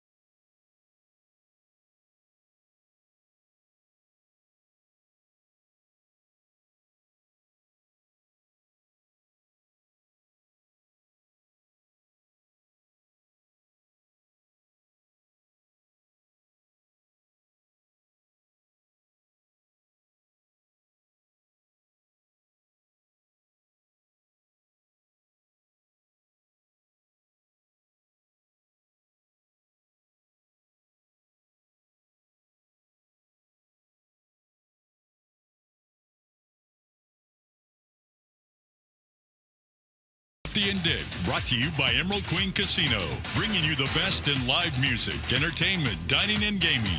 Whether it's your favorite games, food, concerts, MMA, or professional boxing, it's all at Emerald Queen Casino. Always entertaining. For more info, visit emeraldqueen.com. All right, we're back on a busy Tuesday. John Wilder coming up at 5 o'clock tonight. You guys excited, by the way? You excited? You fired up? For Apple Cup, a week from Sunday. Yeah. Let's go. Yes. Let's go, man. Come on. Cougar ass kicking. Come on. Let me hear when would it. I not be? When would I Let not me be hear fired it. up for that? Let's go. I want to see some enthusiasm out of you guys. The party Apple boat's Cup. going to fire up from the shores of Ballard at Chinooks. I got about 400 dogs with me heading over, barking and drinking. If you ask the Cougar fans if they're fired up for the Apple Cup. No! Are they excited for the Apple Cup? 49451. You're a Coug fan. Are you fired up for the Apple Cup? Let us know. I got guys I know that are asking when the game is. When's the game? Are you going to the Apple Cup? Well, no, but when's the game? I don't know, man. Do you think there will be, because of that, do you think there will be significantly higher percentage of dog fans than there usually is at a Husky Stadium? I don't know Apple Cup? if there's going to be a significantly higher level of dog fans. I do think that there may be some empty seats at the Apple Cup. And I do think there's going to be maybe not significantly lower, but a noticeable difference in the amount of Coug fans in the building. Now, they may be loud, the ones that are there. Right. But I don't think you're going to see as many. And I don't know how outside of counting, I don't know how you would judge that, right? I mean, they put them in the corner, obviously, blah, blah, blah. And you know the way it is with the Cougar fans and the Duck fans. When they come to town to take on the Huskies, they're all over the place, right? They're in their one section, and then they're sprinkled all over the place like a little fungus, right? Just pop, like a rash, just popping up every now and then. Good So description. I mean, I don't know. Maybe I'm wrong about that. And, I'm just getting a lot of lukewarm energy from Cougar fans for this thing on Sunday or a week from Sunday. And I think when you go to the game that you're going to see, you won't see your typical Cougar representation at Husky Stadium. That's what I think. That's too bad. I feel really bad about that. I mean, that's up to them. I mean, if you don't want to support your team, then that's up to you. I'm going to support mine, and so will the other 60+ thousand Husky fans that are there. I don't blame them, and I don't like it. I'd like to have a little more energy in the building, to be honest with you. I like it when things get a little bit heated. I like the animosity between Cougar fans and Husky fans. I mean, let's face it, when we live in Seattle, we only have a select group of fan bases that we can really get crazy with. Niner fans are one of them. The Rams fans offer no resistance whatsoever because there are no Rams fans, right? Cardinal fans the same way. In the NFL, I mean, the Patriots, I guess, we got a little bit of a thing going with them. Mariners, really, Blue Jays, I guess. Astros still. Maybe, right? I mean, it's the Cougar Husky thing was always important because it stayed for 365. Yeah. Right? Like the Oregon thing, we can ignore those freaks for 364 it pops up for days. a week and then it goes We away. can ignore them, right? Cougar fans, you're married to one, for God's sakes. And she's fired up to go. They're to in the building, right? They're here, they're there, they're everywhere, like Roy Kent, right? Whatever, okay? So it's a totally different animal with Wazoo fans. We work with these people. We sleep with these people. We live with these people. We break bread with these people. And now all of a sudden, those people don't care. We have babies with these people. Yes, well, you do. And they're just, it's not as much fun for me, right? I mean, that's the way I feel about it. Yeah, I mean, the rivalry aspect has definitely gone down. I mean, the reality, I think maybe for me it's different, like, because I've never felt the intensity of the rivalry like I felt with Oregon. Like, Oregon for me is, because when I became a, presently minded Husky football fan, it was probably 2001, 2002. And since then, this rivalry's been so one-sided that it's always kind of just always been, oh yeah, that's our automatic win 9 out of 10 times. Right. And that's how I've always looked at the Cougs. So now all that I'm taking out of this is just kind of that little fun banter that I've had with a few Coug fans of mine. But the reality is what's going away isn't what I care about most, which is that this team wins games. The honest to God truth is that I just want the Huskies football team to win more games, however they need to. So I want this game to continue because I want another win 9 out of 10 years on the schedule. Well, I think we're going to have a problem with Wazoo's energy level to keep this thing going after the 28 season if they get crushed for 3 years in a row. Yeah. Which is a real possibility, right? I mean, again, let's not be naive here. why do we think Lorenzo Romar pulled out of the Gonzaga series? He was tired of getting his ass kicked, okay? And he knows it. I know it. Every Husky fan knows it. They were tired of it, okay? And I get it, right? When you're getting destroyed every single year, it's like, why are we doing this? Like, what's the point of doing this if we're getting beat by 35 points every single season? So I understand it, but I think that they are right now, for the most part, and I don't know how the new AD feels. I don't know how the president feels, Dick. I don't know how the big donors over at Wazoo feel about it. I get the sense that there's more than not that are willing to say the hell with it and put an end to it. So if you want the series to continue, I think what you're hoping for is some competitive games. Yes. I'm not saying Cougar wins per se from our part. Of course, you never say that, but at least competitive games. And I'm almost willing. You're going to hate me for saying this. I'm almost willing to sacrifice blowouts for some competition, as long as the Huskies win. Yeah. To keep this thing going. No, I'm with you. I mean, when you take a look at, there's a stretch between 1982 and 2008. That's not a short amount of time. Right. It's 27 Apple Cups. Right. Cougs won 11 of them. Right. I mean, that's when the rivalry was a rivalry. Now, look at the most recent history. My son is entering his junior year of high school. Mm-hmm. Here is the amount of times he has seen his Husky team lose.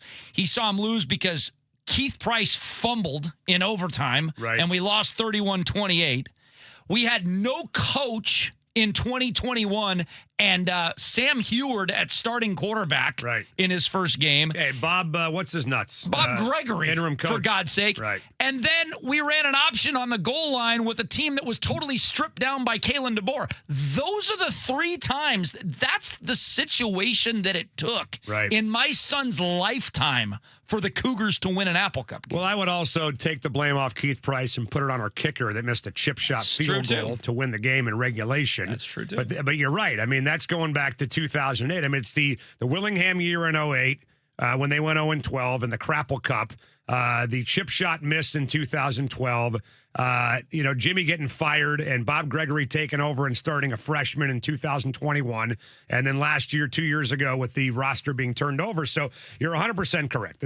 That's usually when Wazoo wins games like this. But I do think, again, that if they get killed next Sunday in Seattle, you're going to start to hear more. I'm telling you, watch it happen. You will hear more and more conversation and more Cougar fans going out publicly saying enough. No more, don't want to play this game anymore. We want it to end. Will Wazoo listen to them? I don't know. But I think you'll hear a lot more talk if they get crushed next Sunday. It's going to break. Testimonials, and then John Wilner joins at 5 on 93.3 KJR FM.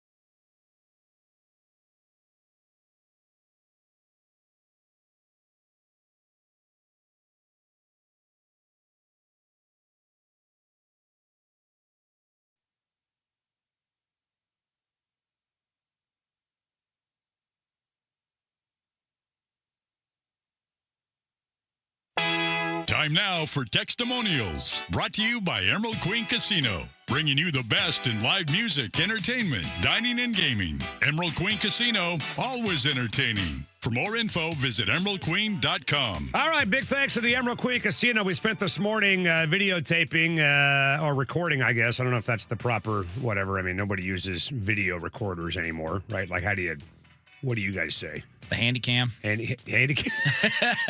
Jackson, you know what a handy cam is, by the way? Is that one of those kind of like, cube sort of things that you hold up with the? Yeah, those, and then back in the day, like they used to come in a briefcase. Like our equipment comes in a briefcase. God. Yeah. My dad, when the first time we went to Disneyland, he had a shoulder-mounted video camera that he walked around with, and he was not the only dad. So many things you don't know because you're not old, by the way. Right. But anyway, we spent the morning with Jake Locker and Connor Halliday throwing footballs off the roof of the steakhouse on the targets in the parking lot. So that'll be on their IG page at some point. If you woke up today thinking to yourself, I'd like to see Jake Locker and Connor Halliday throw footballs off the top of Slahal Steakhouse into the Emerald Queen parking lot, you're in luck because it's coming. All right, 49451 on the Tacoma Dodge text line. What do you got? Who cares how they get in? No one cared when the Seahawks won the NFC West at 7-9. Yeah. Just get in. Yeah. They all have their head up their ass, and that's a lousy take. The difference is that was a terrible football team the year before. They went 5-11 with no expectations. So 7-9 and winning the division was like, hey, this is fun. Exactly. Right? This is a little bonus. We won a couple extra games versus the year before. We won the division. We can, Pete's all excited, whatever, blah, blah, blah. This is totally different than the 2010 NFC West because that team was supposed to suck. Well, this team was not supposed to suck. Furthermore, if Drew Brees comes in and lights us up 41-10, we've got a very different opinion of that season. Well, I don't think you really care either way because you were supposed to be bad. I mean, you won the West. You won 7 games. You're moving in the right direction, right? Whatever. There were no expectations. None at all. There were people halfway through that year wondering if Pete Carroll was going to make it. That's right. Including guys that worked for this radio station. People that you work with, too. Who is that? Are you kidding me? No, I mean, I don't remember. Go ask your guy Mitch after the Ravens game how he felt about Pete Carroll. Yeah. He's like, he's not going to make it to the end of the year. Whatever. And a lot of people thought that way. So, yeah, you think we're pissed off right now just because the team is 5 games under 500 or whatever it is? Or are we pissed off because they were 8 outs away from the World Series last year? They won 67 games last year. We feel pretty good. Come on, guys. All right, what's next? We get JP back. And if you can keep Donovan away from absolutely everything in life so he does not get hurt, the Mariners are suddenly gonna become dangerous. We should have a bubble wrap night in honor of Brendan Donovan. I think it'd be great, by the way. Bring your own bubble wrap, right? All that stuff. I mean, it's just a freak accident, dude. But it's another chapter in the clown show that has been Mariner baseball in 2026, right? The piggyback, the 6-man rotation, Julio chucking the ball in the stands, Julio getting what was the call? The pitch clock delay. Right, because he's playing catch with a fan. Yeah. Brendan Donovan getting hit in the head in the batting cage. I mean, we can keep going. Kevin Martinez, get him on the phone right now. Right. Helmet night at T-Mobile Park. And you allow Brendan Donovan to get one of his own. But instead of a baseball helmet, it's an actual football helmet that everybody has to wear. See, they won't do things like they should. He does get the CJ Prosise Award for Seattle sports in 2026, does he not? For 2026, Yes. I mean, everybody should get a CJ Prosise Award each year in this city, and Brendan Donovan's the runaway winner. Frankly, the Sounders as a team should get that award. That's true. That is true. All right, what's next? We have gotten throttled by teams that will be in playoff positions. It is this kind of positive, nonsensical talk that gets us nowhere with this ball club that holds nobody accountable. Yeah, well, I tell you what, I don't know what you want from us or me because last week I went, ballistic on the owner and the manager and the players for not having any accountability, no leadership whatsoever. Nobody taking responsibility, nobody fearing for their job. Right? You got a guy how many times have I said if Rob Refsnyder was a Seahawk linebacker, he would have been cut in April. There's no way he would have made it as far as he did. Yet, Randy Arozarena is goofing around like a clown in left field. Oh, whatever. Throw him back out there. Why? Because Randy doesn't want a DH. Why is Bryce Miller not in the bullpen? Because Bryce Miller doesn't want to be in the bullpen. Why isn't Luis in the bullpen? Because he doesn't want it. I mean, what are we doing here, man? It's tiring to say the same thing over and over again. All right, what's next? It is a damn non-conference fake Apple Cup game. Why do you want us to get excited about it? I don't want you to do anything. I'm just asking you if you are excited, and clearly that guy's not. Well, but if you're a Husky fan, why wouldn't you, why would you not get excited about a Husky football game? And B, why wouldn't you get excited about a game where you're going to kick the Cougars' ass by 30? I'm excited about any game the Huskies play. Okay, let me tell you something. That might be the worst call I've ever seen. And the fact that we have more of that coming next there we Sunday. go. You think she's going to lose her mind, by the way? Yes. Like that? When they on the score their broadcast? 70th point, Yeah. No, I mean like on a bad call. If we get screwed, if the Huskies are getting hosed. See, we need to hear that. Terrible PI call, offensive PI call. Okay, let me tell you something. That might be the worst call I've ever seen. I mean, that is reason number one. I love the vuvuzela to in the be background excited. of that. It just makes that By the way, whole thing. you know what she told me? That was not on the air. That was off the air. Yeah. Whoever was doing the game that day recorded that, and that was off the air. Yeah. But we've gotten the blessing from her to keep playing. You have like 6 drops right there, don't you? It's beautiful. You have so many. Okay, you're really stupid. Do we have the whooping? Yes. This is a whooping. A whooping. See, that's what we need to hear She's from gotta make Elise that. with 3 minutes Yes. left to go in the Apple Cup. We need 7-7. that line. I told her she's got to make that her signature call. Absolutely. Like a lot of people get that job and they spend years, right, trying to find a signature call. It's already there for her. We've already done it. It's already It's been done. played for 20 if years. it's 75-3 in the fourth quarter on Sunday. This is a whooping. A whooping. Okay, let me tell you something. That might be the worst call I've ever seen. How dare you say we do not support our team? I love the Apple Cup. Go Cougars. I always believe. Is he talking to me? Is he talking to you? Is he talking to the? What's he talking about? I think Dick. Well, I'm just saying, Oh, hey, yeah, if you you took don't, a shot. If Yeah. you don't, I'm saying, Cougar fans, if you don't care about the Apple Cup, you're not supporting your football team. You stupid idiot. Like you can't have it both ways. You can't say, I support the Cougs, and then say, well, I'm not going to pay attention to the Apple Cup against your freaking rival of your lifetime. Hear that, Cougar fans? Good Lord. Dick Fane's calling you out, man. He is calling Go to your you freaking, out. go to the game and support your team. Dick Fane is Good calling Lord. you out, Don't man. stoop there. All right, go ahead. Jeez. If you guys believe anything about Deshaun Watson's apology, I have some oceanfront property in Iowa to sell you. Oh. Would he have said anything if they did not make him? No, of course not. No. I mean, that's not the point. The point is I was okay with what came out of his mouth. I'm also not naive enough to think that he would have done the same thing if he was backing up Shedeur Sanders. No, he's named QB1, and he needs to be a leader. He needs to avoid the PR disaster. He's the starting quarterback of the damn Browns. You can't have an NFL quarterback from week 1 that the fans hate. Can't do it. So he's trying to squash it. So I give him credit for that.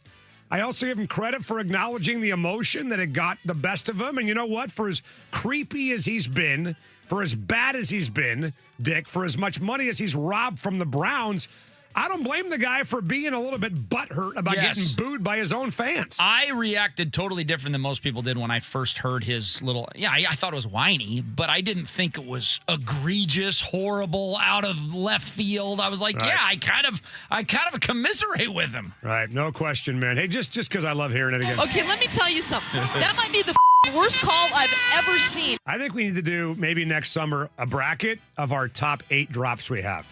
Honestly. I mean, we got so many to choose from. And I think there's a couple of them that have jumped into the mix in the last maybe couple of months that might be. You can't be trying to hump right now. This isn't the time for it. Right? I told you that'd be your favorite one all fall. 41 yards might be the top of the mountain, might be the overall number 1, but I don't know. We got a he lot to doesn't look choose from. Jewish. That one's sticking in my head right now. I love that. That one. is Dick Baird. Yes. by the way. Stay off the weed. Yeah, you want to hear it one more time before we go to a break? All right. This kid doesn't look Jewish. John Wilner. John Wilner, who is Jewish, by the way. Is that right? He's next. How about that?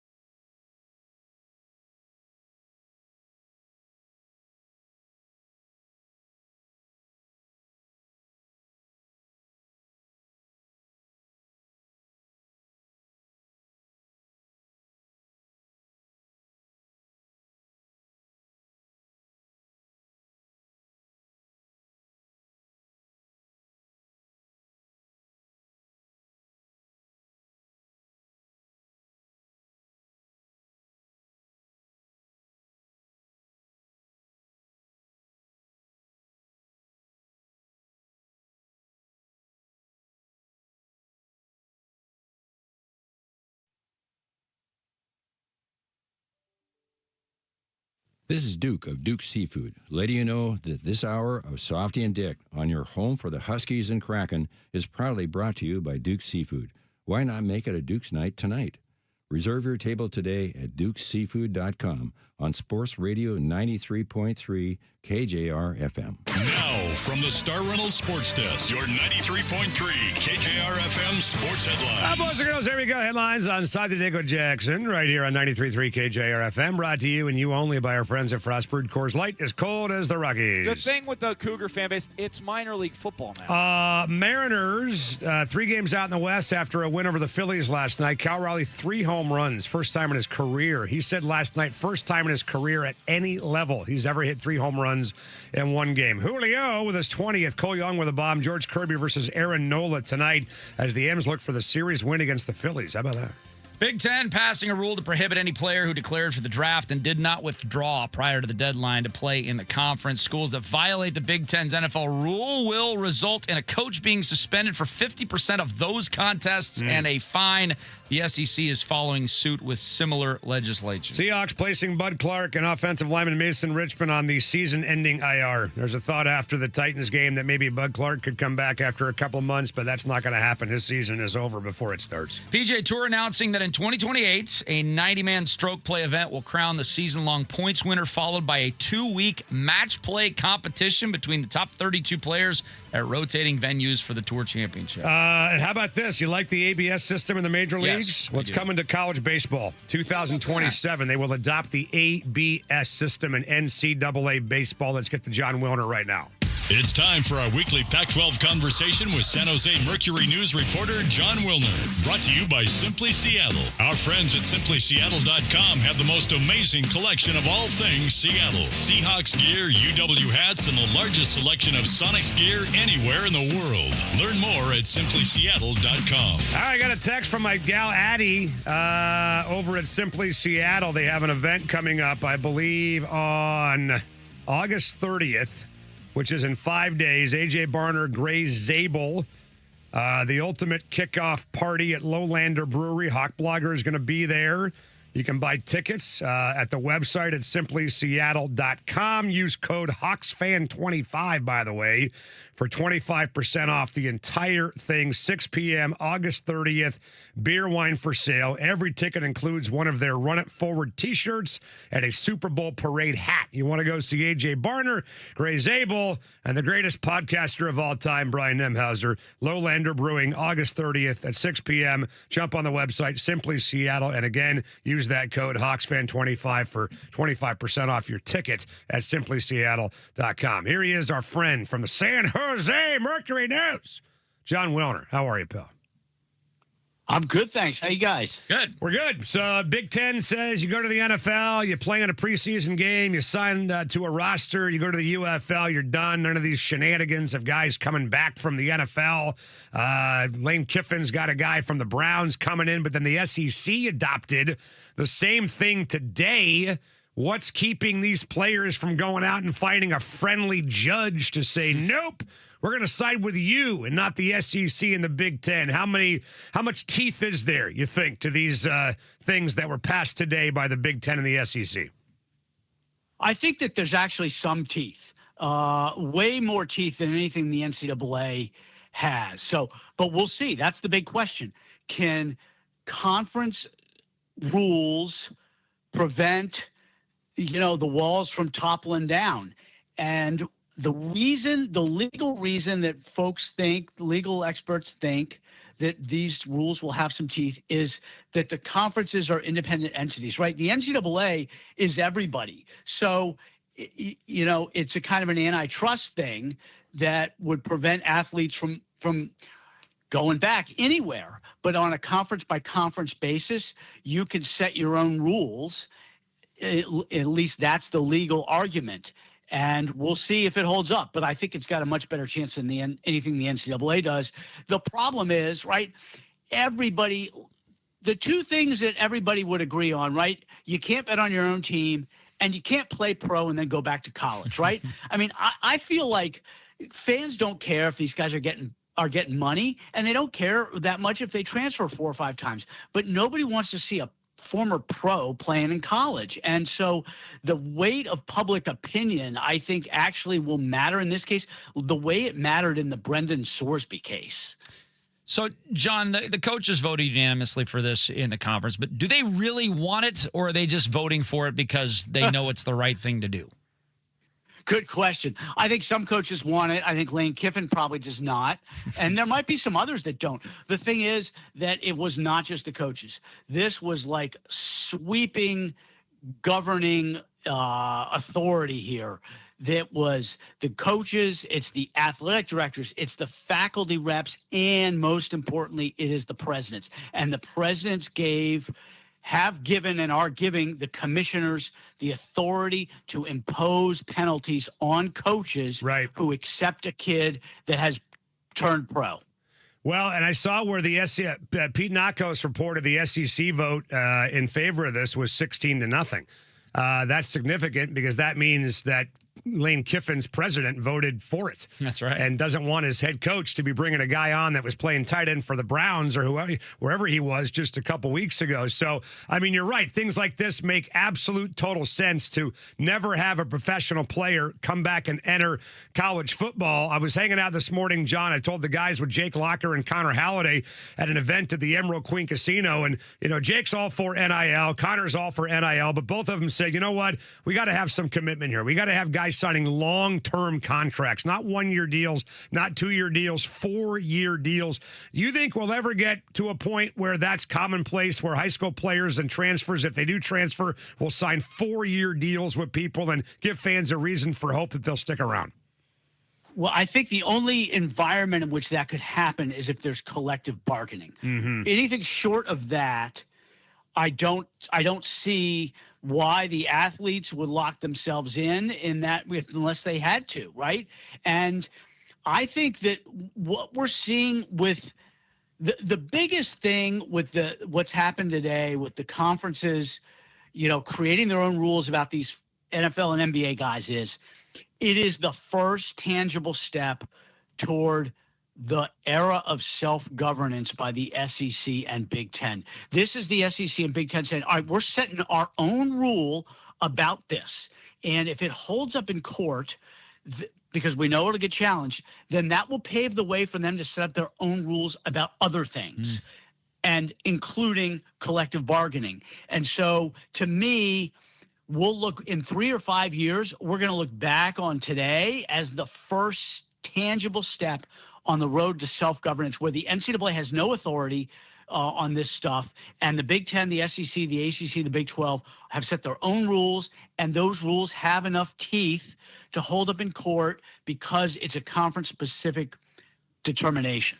So, John, what are the Wilner odds then in the next 3 to 5 years on option A, collective bargaining becomes reality in college sports, congressional legislation to put guardrails up, or nothing? We still have a mess in 3 to 5 years. Congressional legislation will be the sucker bet. That's like the home dog getting 14.5.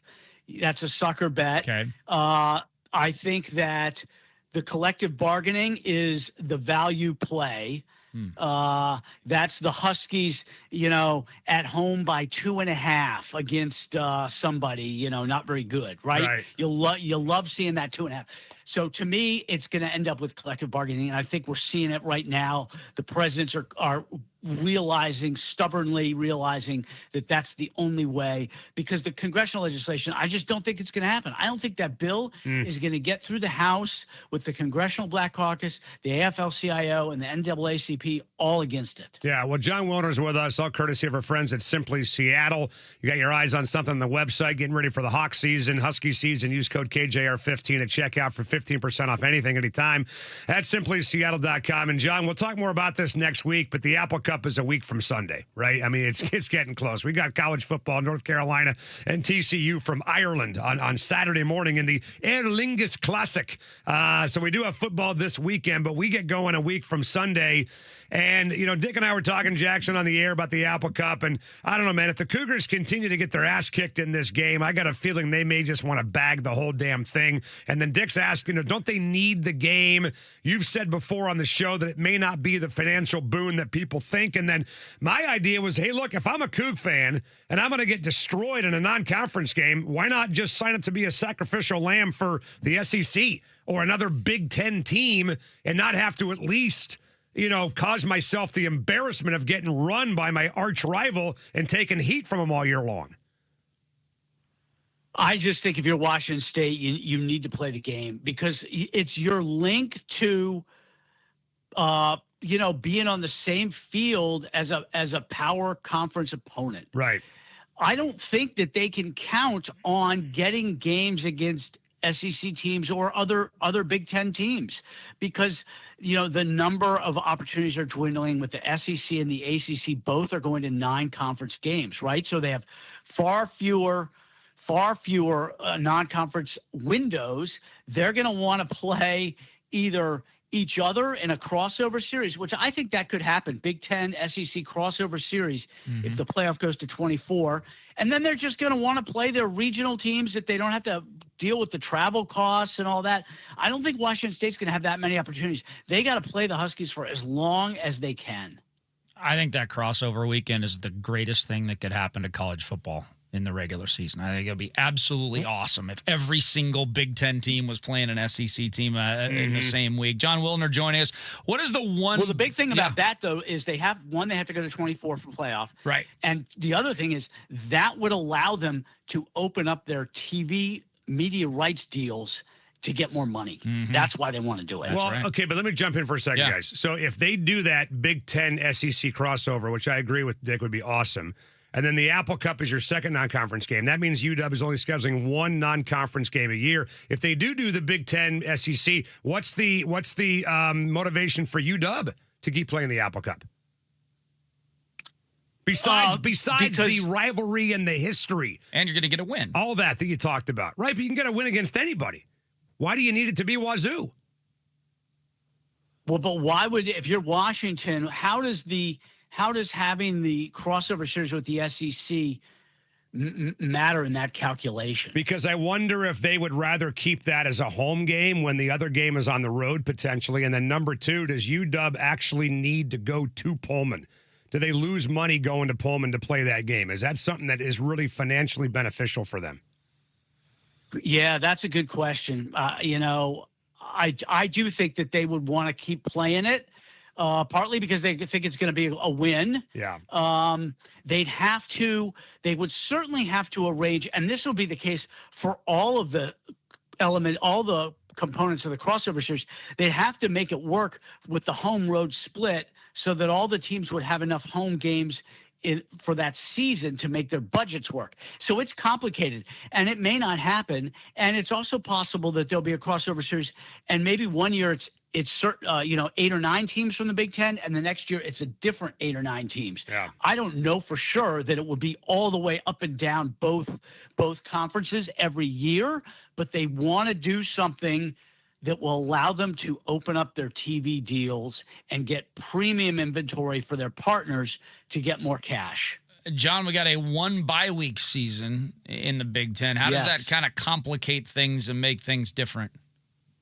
This is actually like a low-key big deal. And, it's the first time since the Big Ten went to the 18-school format that there's been a 1-bye season. Each of the last 2 years, there's been 2 byes. So one, that means that there's far less chance of you playing a team coming off a bye because it's been cut by 50%. But also the attrition issue and the depth issue is going to be a much bigger deal when you don't get that second break late October, early November, and you've got to finish 6 or 7 games in a row. Depth is going to be a bigger deal. And it's also a huge boon for the fans because there's very few weekends where there's not a lot of good games. Last year there were weekends when the Big Ten would have 4 teams on bye, and there was just nothing to choose from. Right. But with the byes reduced by 50%, there's a lot more good inventory for TV.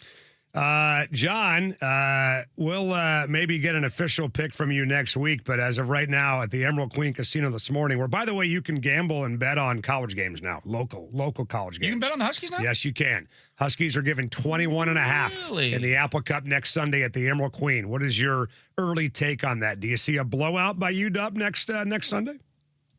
Boy, I would rather it be 20.5. That's for sure. Mm-hmm.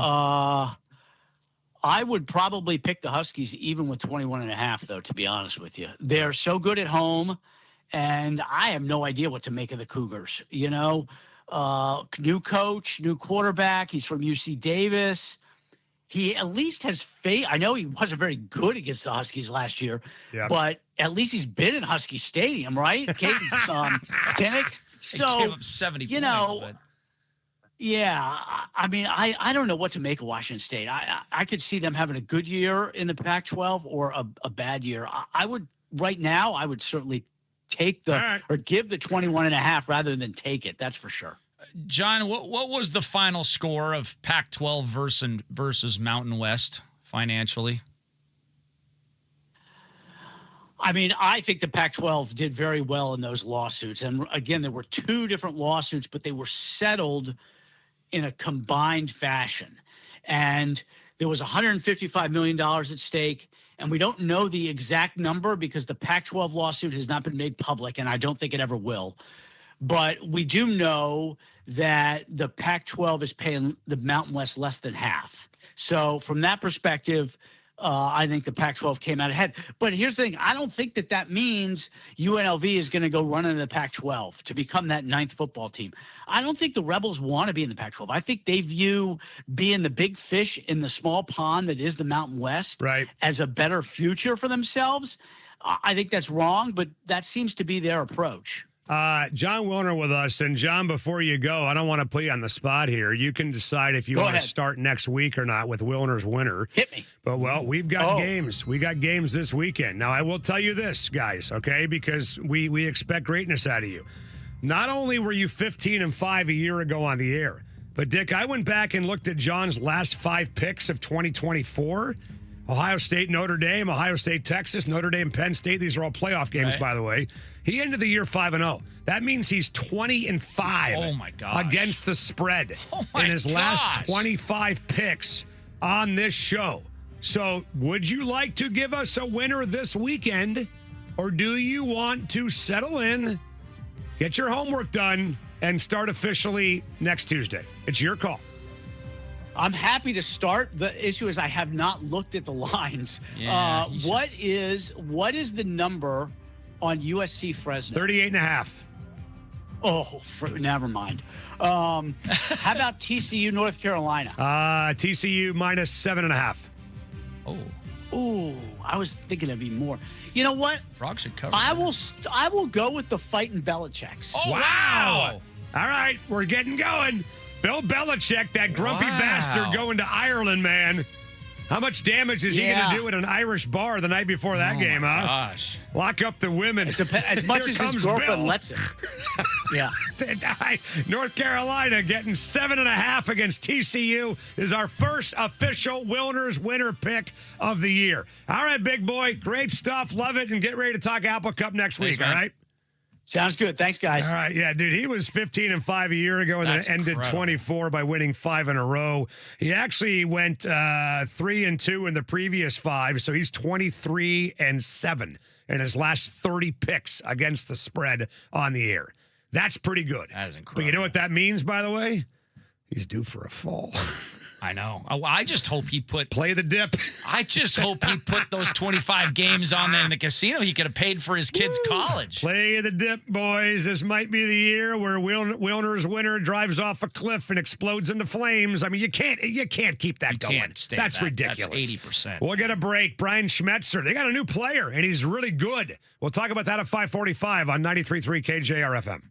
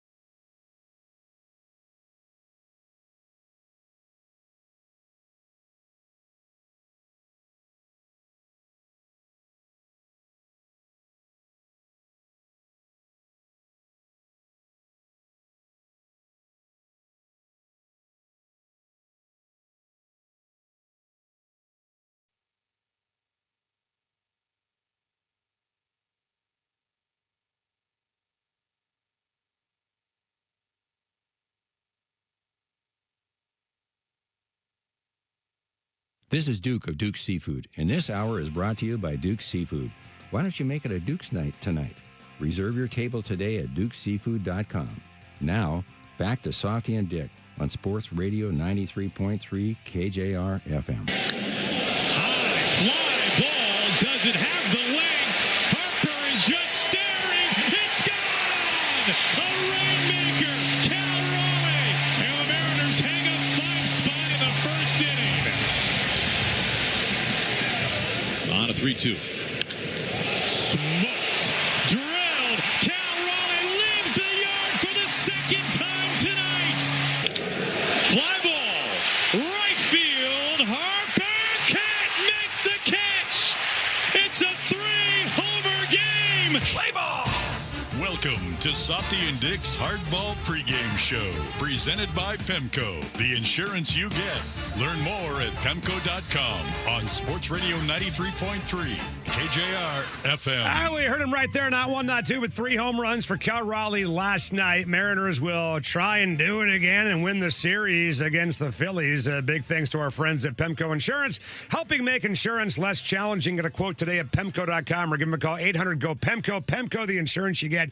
Pemco Mutual Insurance Company, Seattle, Washington. We're going to hear from that guy, Aaron Goldsmith, Dick, around 6:05 tonight.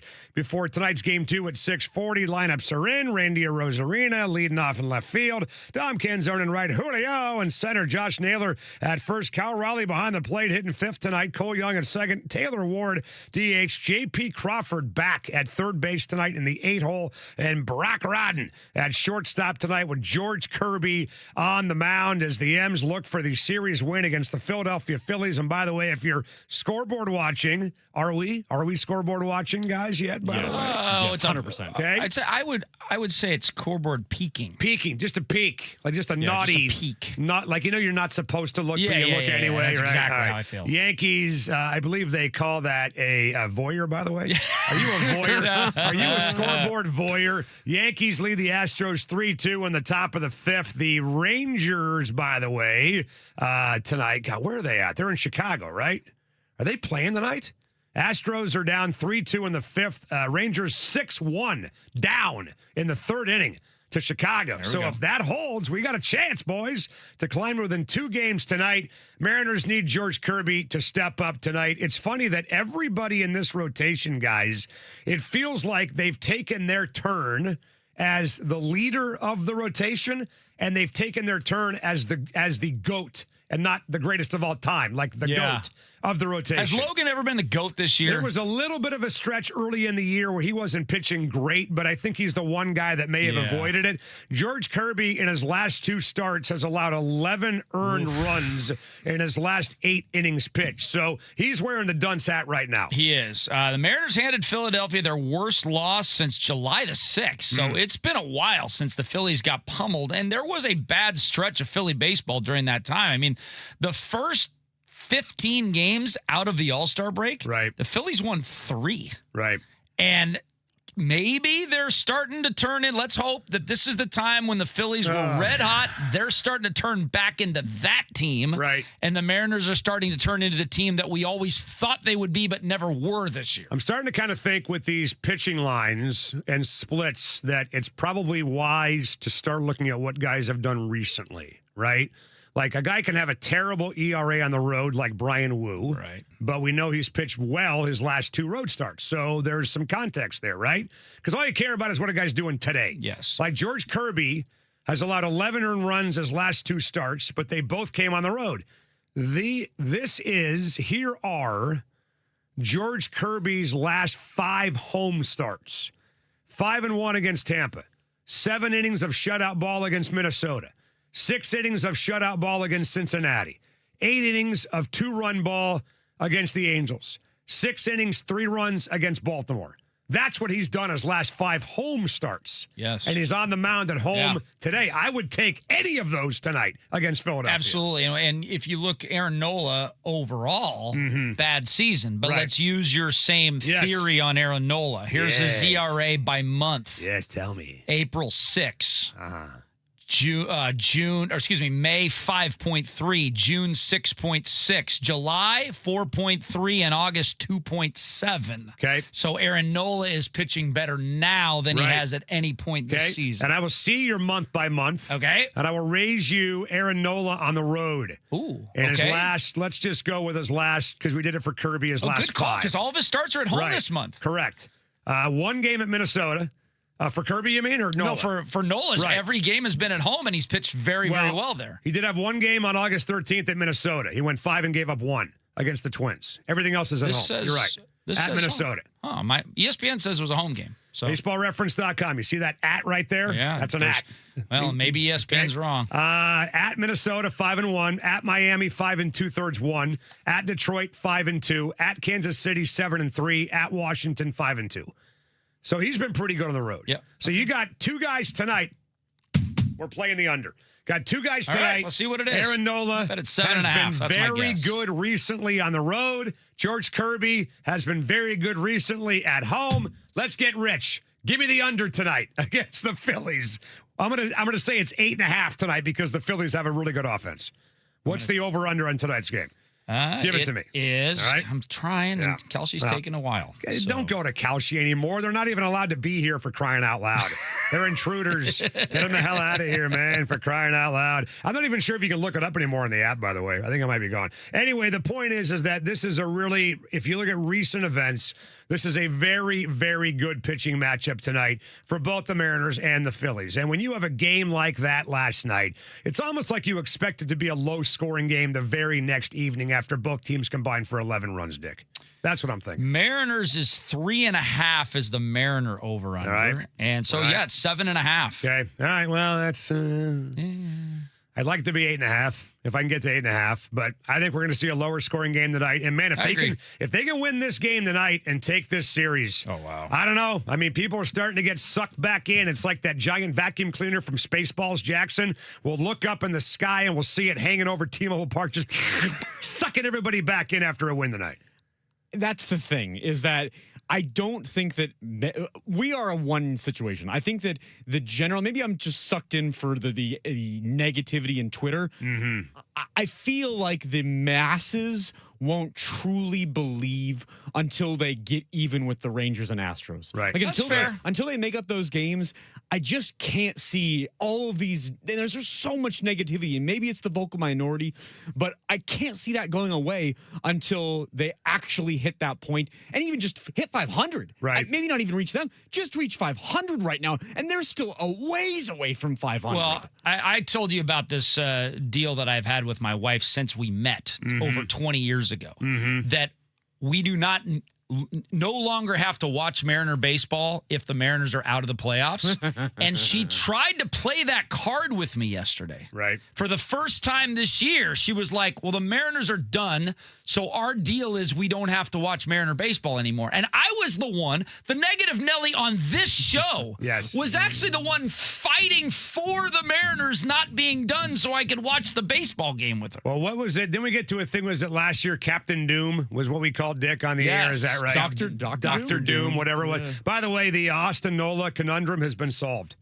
You know where that game was? Oh, was it a neutral site? It was the Field of Dreams game. Oh, that's why. So ESPN had it as a home game. Well, Baseball Reference had it as a road game. It technically counted as a home game for Minnesota because they took one of their home games of that 3-game series and put it in Iowa. But I would say for Austin Nola's purposes, the game was not in Philadelphia. That's right. It was a road game. It was away from Philadelphia, away from Citizens Bank Park. So he has pitched pretty good on the road. So we'll see. But, I mean, it would be, look, I mean, you want to start getting some momentum, right? You don't want to have these awesome moments and then just give them right back. And it seems like the Mariners have just been, you know, it's like we talk about how teams handle adversity. How about how you handle prosperity? They get these great prosperous moments and then just piss them away, right? So that's we can't have that. Show up tonight, show some damn fight, win the series, or at least look awesome in the game tonight. I don't want to see guys brain farting all over the field and getting destroyed. Hey, if we get down 4-1, but fight back to tie it up and lose 5-4, I'm gonna be like, okay.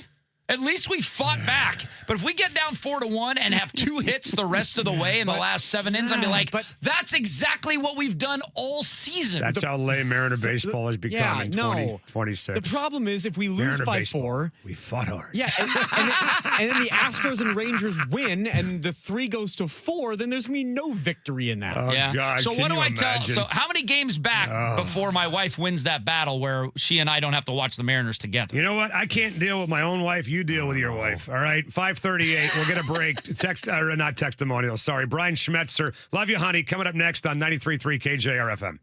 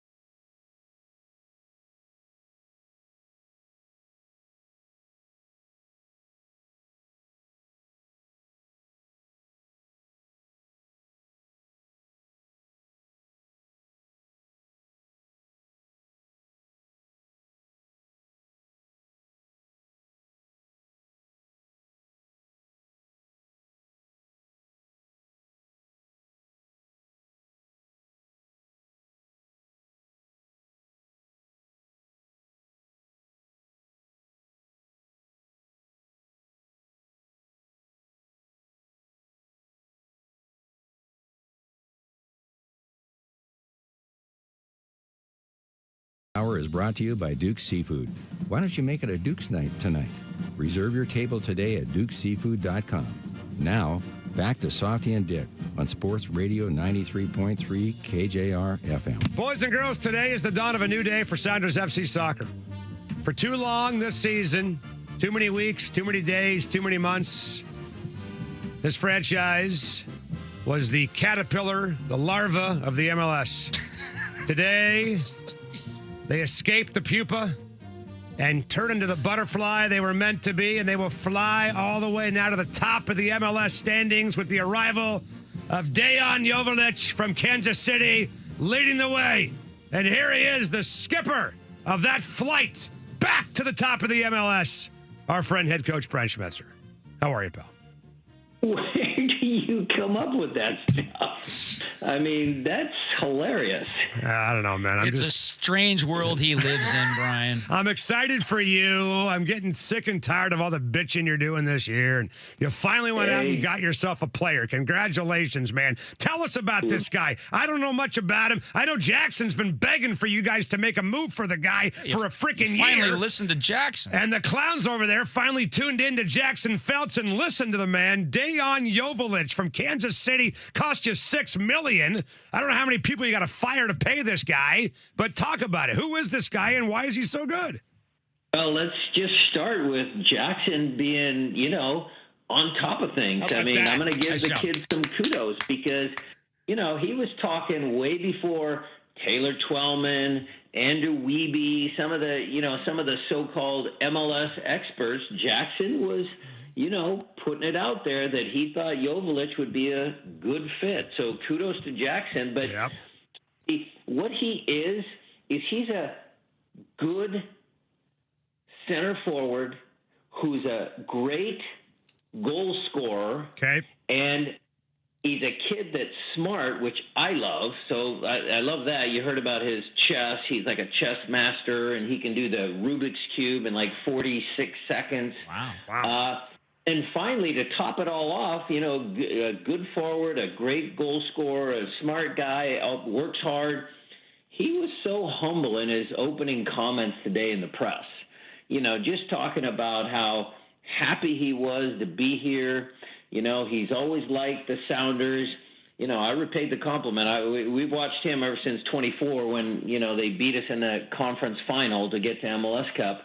But really just a down-to-earth, nice kid who's scored a lot of goals in MLS. Well, the good news is Jackson called it. The bad news is Jackson's now fired to pay for Joveljic. So that's the downside of the whole thing. His ego also grew about 50 times the size of what it was this morning. Yes, it did. Well, 1,000 Jackson salaries to pay off that. Wow. How about that? That might be pretty close. Yeah, it might be pretty close, actually. Coach, you mentioned chess. I mean, how did the chess pieces move around to fit this guy into your offense? Well, right now, I said in the press conference today that he's going to start, Dick. It's a no-brainer. He just had his last game, Sporting KC played St. Louis about five or 6 days ago. So he's ready, fit, ready to go. But we're still a little depleted. I mean, Jordan's going to be available off the bench. Christian, I got to see if he can start. Hassani's coming back. Jesus is still dinged up. So, look, I'm using this week to get him acclimated with his new teammates. We'll make final decisions as to, who's going to play next to him, but he's going to make everybody around him better, and that's one of the qualities you love to have in any player. Brian Schmetzer with us. And Brian, it seems to me, and if I'm wrong, correct me, that typically when you make a move like this, you would not be starting a guy this quickly, that you'd give him some time and give him the week, let him get here, get moved, whatever.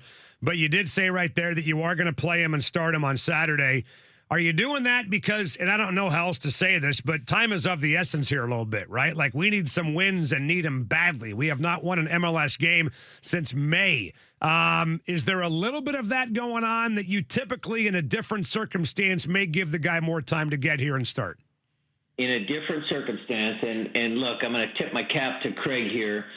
He did a good job of listening to the coaching staff as to who we wanted, and then he actually, delivered a tricky negotiation, moving Albert around and opening up the spot. So kudos to Craig. But look, again, Joveljic knows our league. He's played in our league the last six seasons.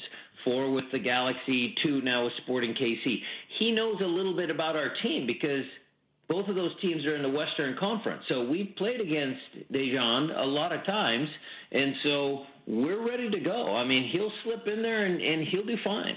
Well, the main pushback that Jackson got for months is there's no way in hell Kansas City would trade this or get this guy up. And why did they? Well, it's funny, how things change in life. Craig tells a story like, when we asked a couple months ago, they said, heck no chance. No, there's no way. And, then we kept bugging him. Like, he kept checking in, and finally they said, well, maybe. And then we jumped on maybe. Craig jumped on maybe, and we were able to negotiate a deal. I think there was some movement on their part because their new ownership group is spending a lot of money, and the new general manager, these were the last players from the old coach Peter Vermes that he brought in, and maybe the new general manager just wanted to, clean slate, just to get everybody out and make it his team. Well, Brian Schmetzer's with us, talking about the game coming up on Saturday with Chicago, brand new player from Kansas City, and Dejan Joveljic. And I'm just wondering, Brian, how this works. I mean, it's funny it's Kansas City because if you ever saw the movie Casino, you'll know that Kansas City is as far as the mob got to Vegas before the Fed started moving in, so they set up shop in Missouri. So do you have a guy with like a briefcase full of cash handcuffed to his hand, gets on a plane, goes to Kansas City, drops off the dough and goes home? Is it just a straight cash deal? GAM money, TAM money, general allocation money? Does it come from different circles, different pies, or different pools? Or is this just a straight $6 million to Kansas City for Dejan? I know there were some other things factored into it, and I know even Adrian at his level was talking to the owners of Kansas City. Okay. So it's $6 million in total value, cash. There's some GAM. There's some other things in there. We were desperate to get Joveljic, and we even offered players. I mean, there was a lot of talk going back and forth how to get this deal over the line, which included trading player for player. Okay, can you tell us who you thought about trading? Well, we've got a bunch of young, talented players, and Kansas City said, well, you guys are in an 8-game losing streak. We don't want any of your players.